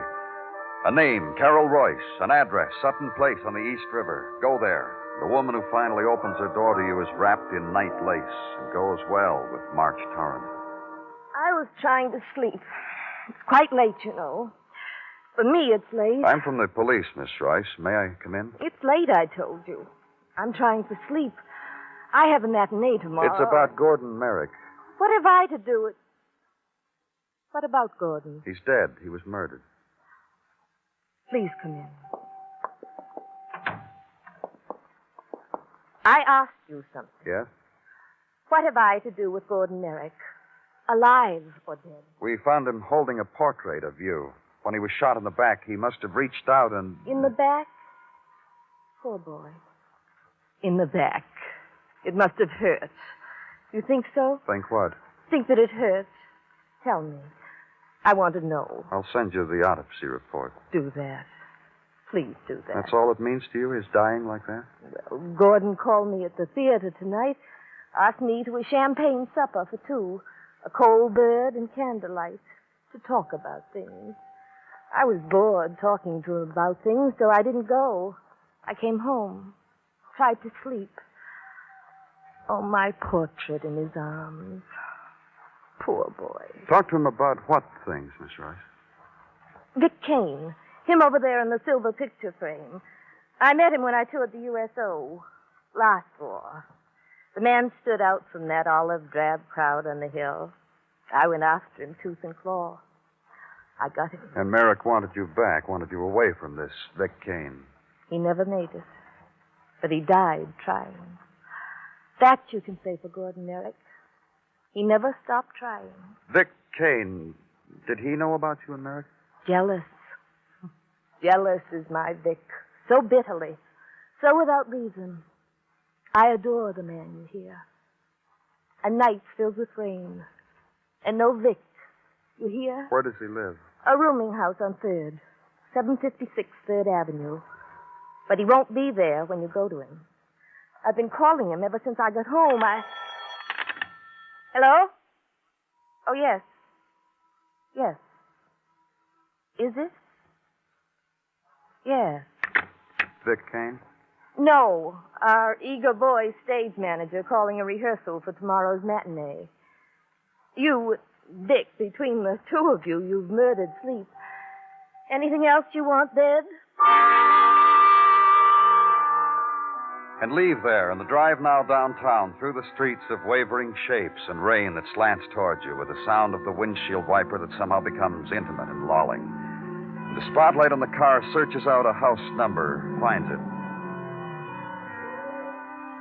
Be told Vic Kane is not at home. But why don't you wait, sir? That chair over there in the hall, sir, is for waiters. So wait. The hall is a place of built-in draft and a picture of a tiger at bay and a rug becoming one with the wooden floor. Wait. And in an hour...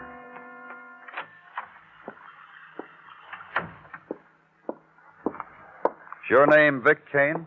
Who are you? Police. Danny Clover. Waiting for me? That's right. Could have waited in my room, mister.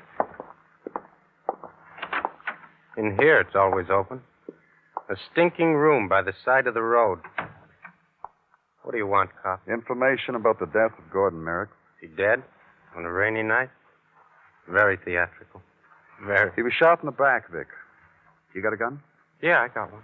32. You want a pat-pat on top of your head and admiring, don't you? You just tell your boss I said you're real good. The 32 it is. Get it? Sure.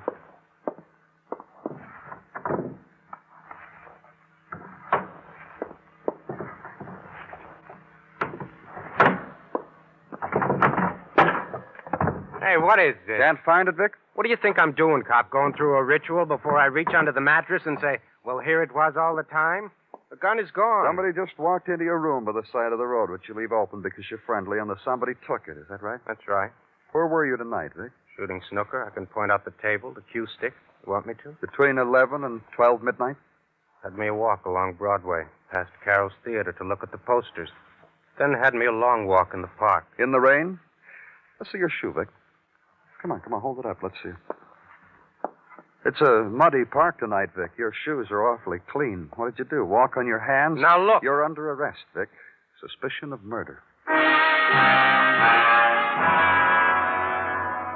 And deliver him to homicide, to the death handlers, for further questioning, further probing.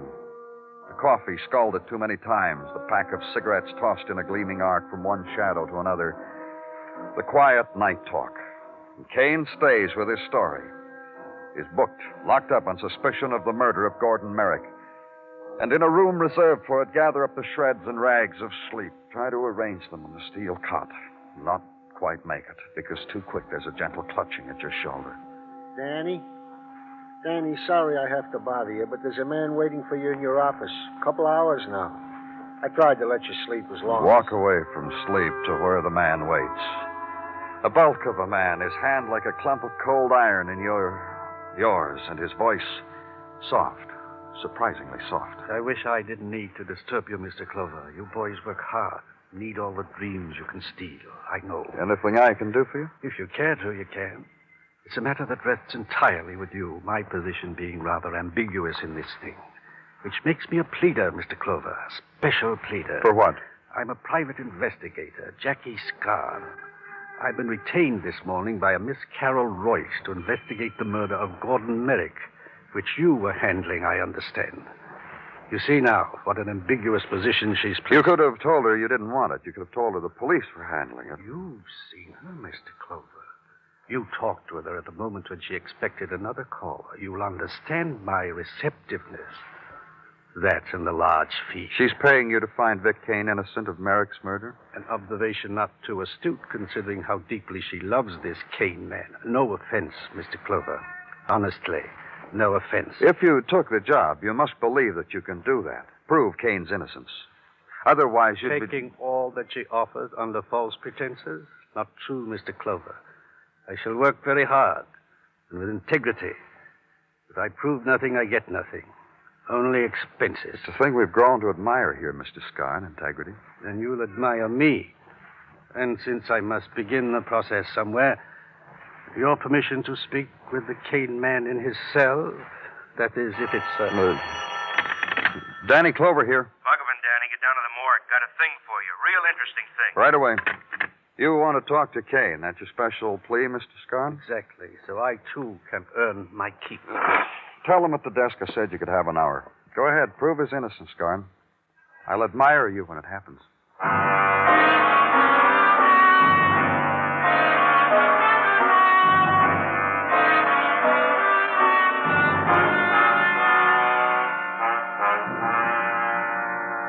Over here, Danny.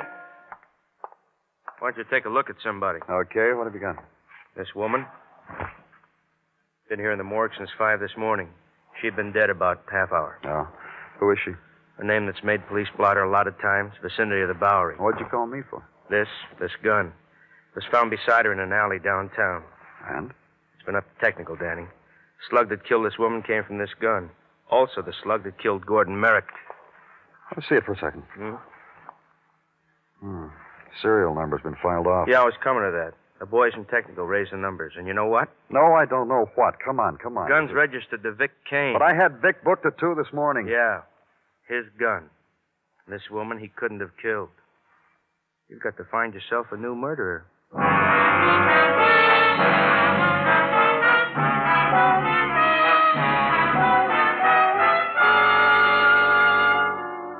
You are listening to Broadway's My Beat, written by Morton Fine and David Friedkin, and starring Larry Thor as Detective Danny Clover.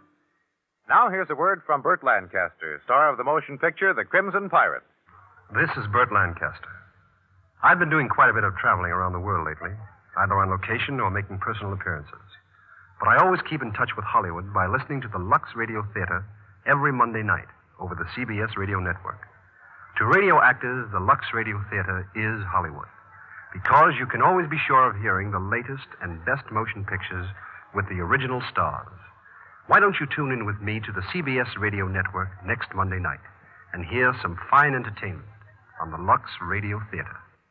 This Monday night, it's Barry Fitzgerald, Ann Blythe, and Dennis Day in Top of the Morning on most of these same CBS radio stations.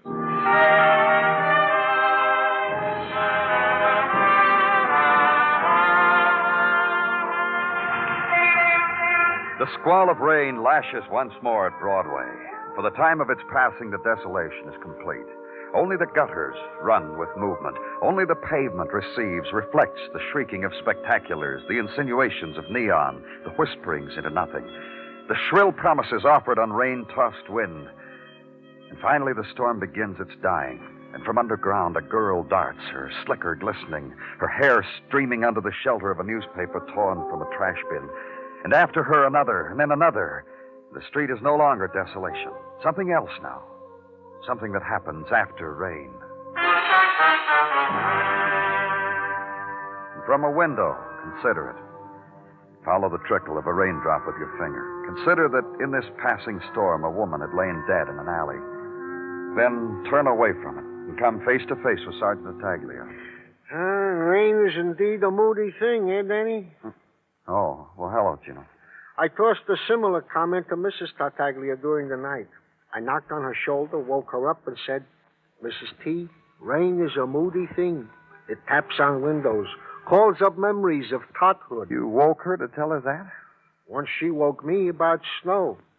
We have an understanding about things like that, Danny. I'm glad for you both. I shall tell Mrs. T you didn't mind I woke her up. Thank you, Danny. And me, Gino. What do you have to tell me? And then the woman found dead with the same gun which did murder one Gordon Merrick. What about her, Gino? A woman, Sophie Henry by name. A frequent caller at her precinct pokey. A frequent instigator of brawls, friendly riots, etc., etc. A record up to here, Danny. Anything in it about a connection between her and Gordon Merrick? None, Danny. Was gone over by the department with tooth and comb. No connection. Anything else? Her address, if you need it.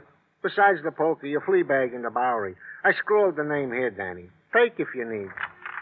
You're welcome. That boy we're holding for Merrick's murder, Danny. Vic Kane. What about him? Do we release? Not yet, Gino. There's still an answer I've got to find. Why Sophie Henry was killed with his gun.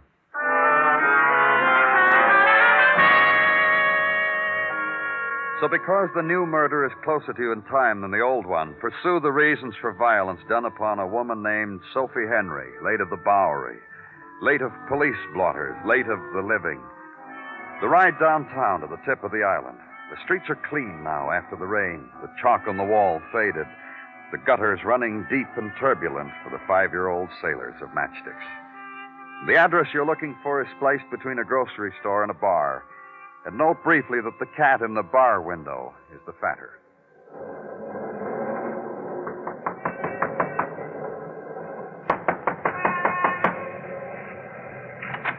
Yeppo. Good morning. I'm from the police. Name's You Danny. come right in here, boy.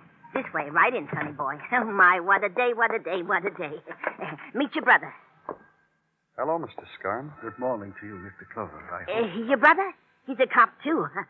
Ain't had 2 cops in here at the same time since the time Miss Flybusher threw a fit. I hope I'm not intruding into your jurisdiction, Mr. Clover. You got your job to do. And nobody's threw a fit today. Well, what do you sonnies want? I'm sure we're both looking for the same thing, Mrs.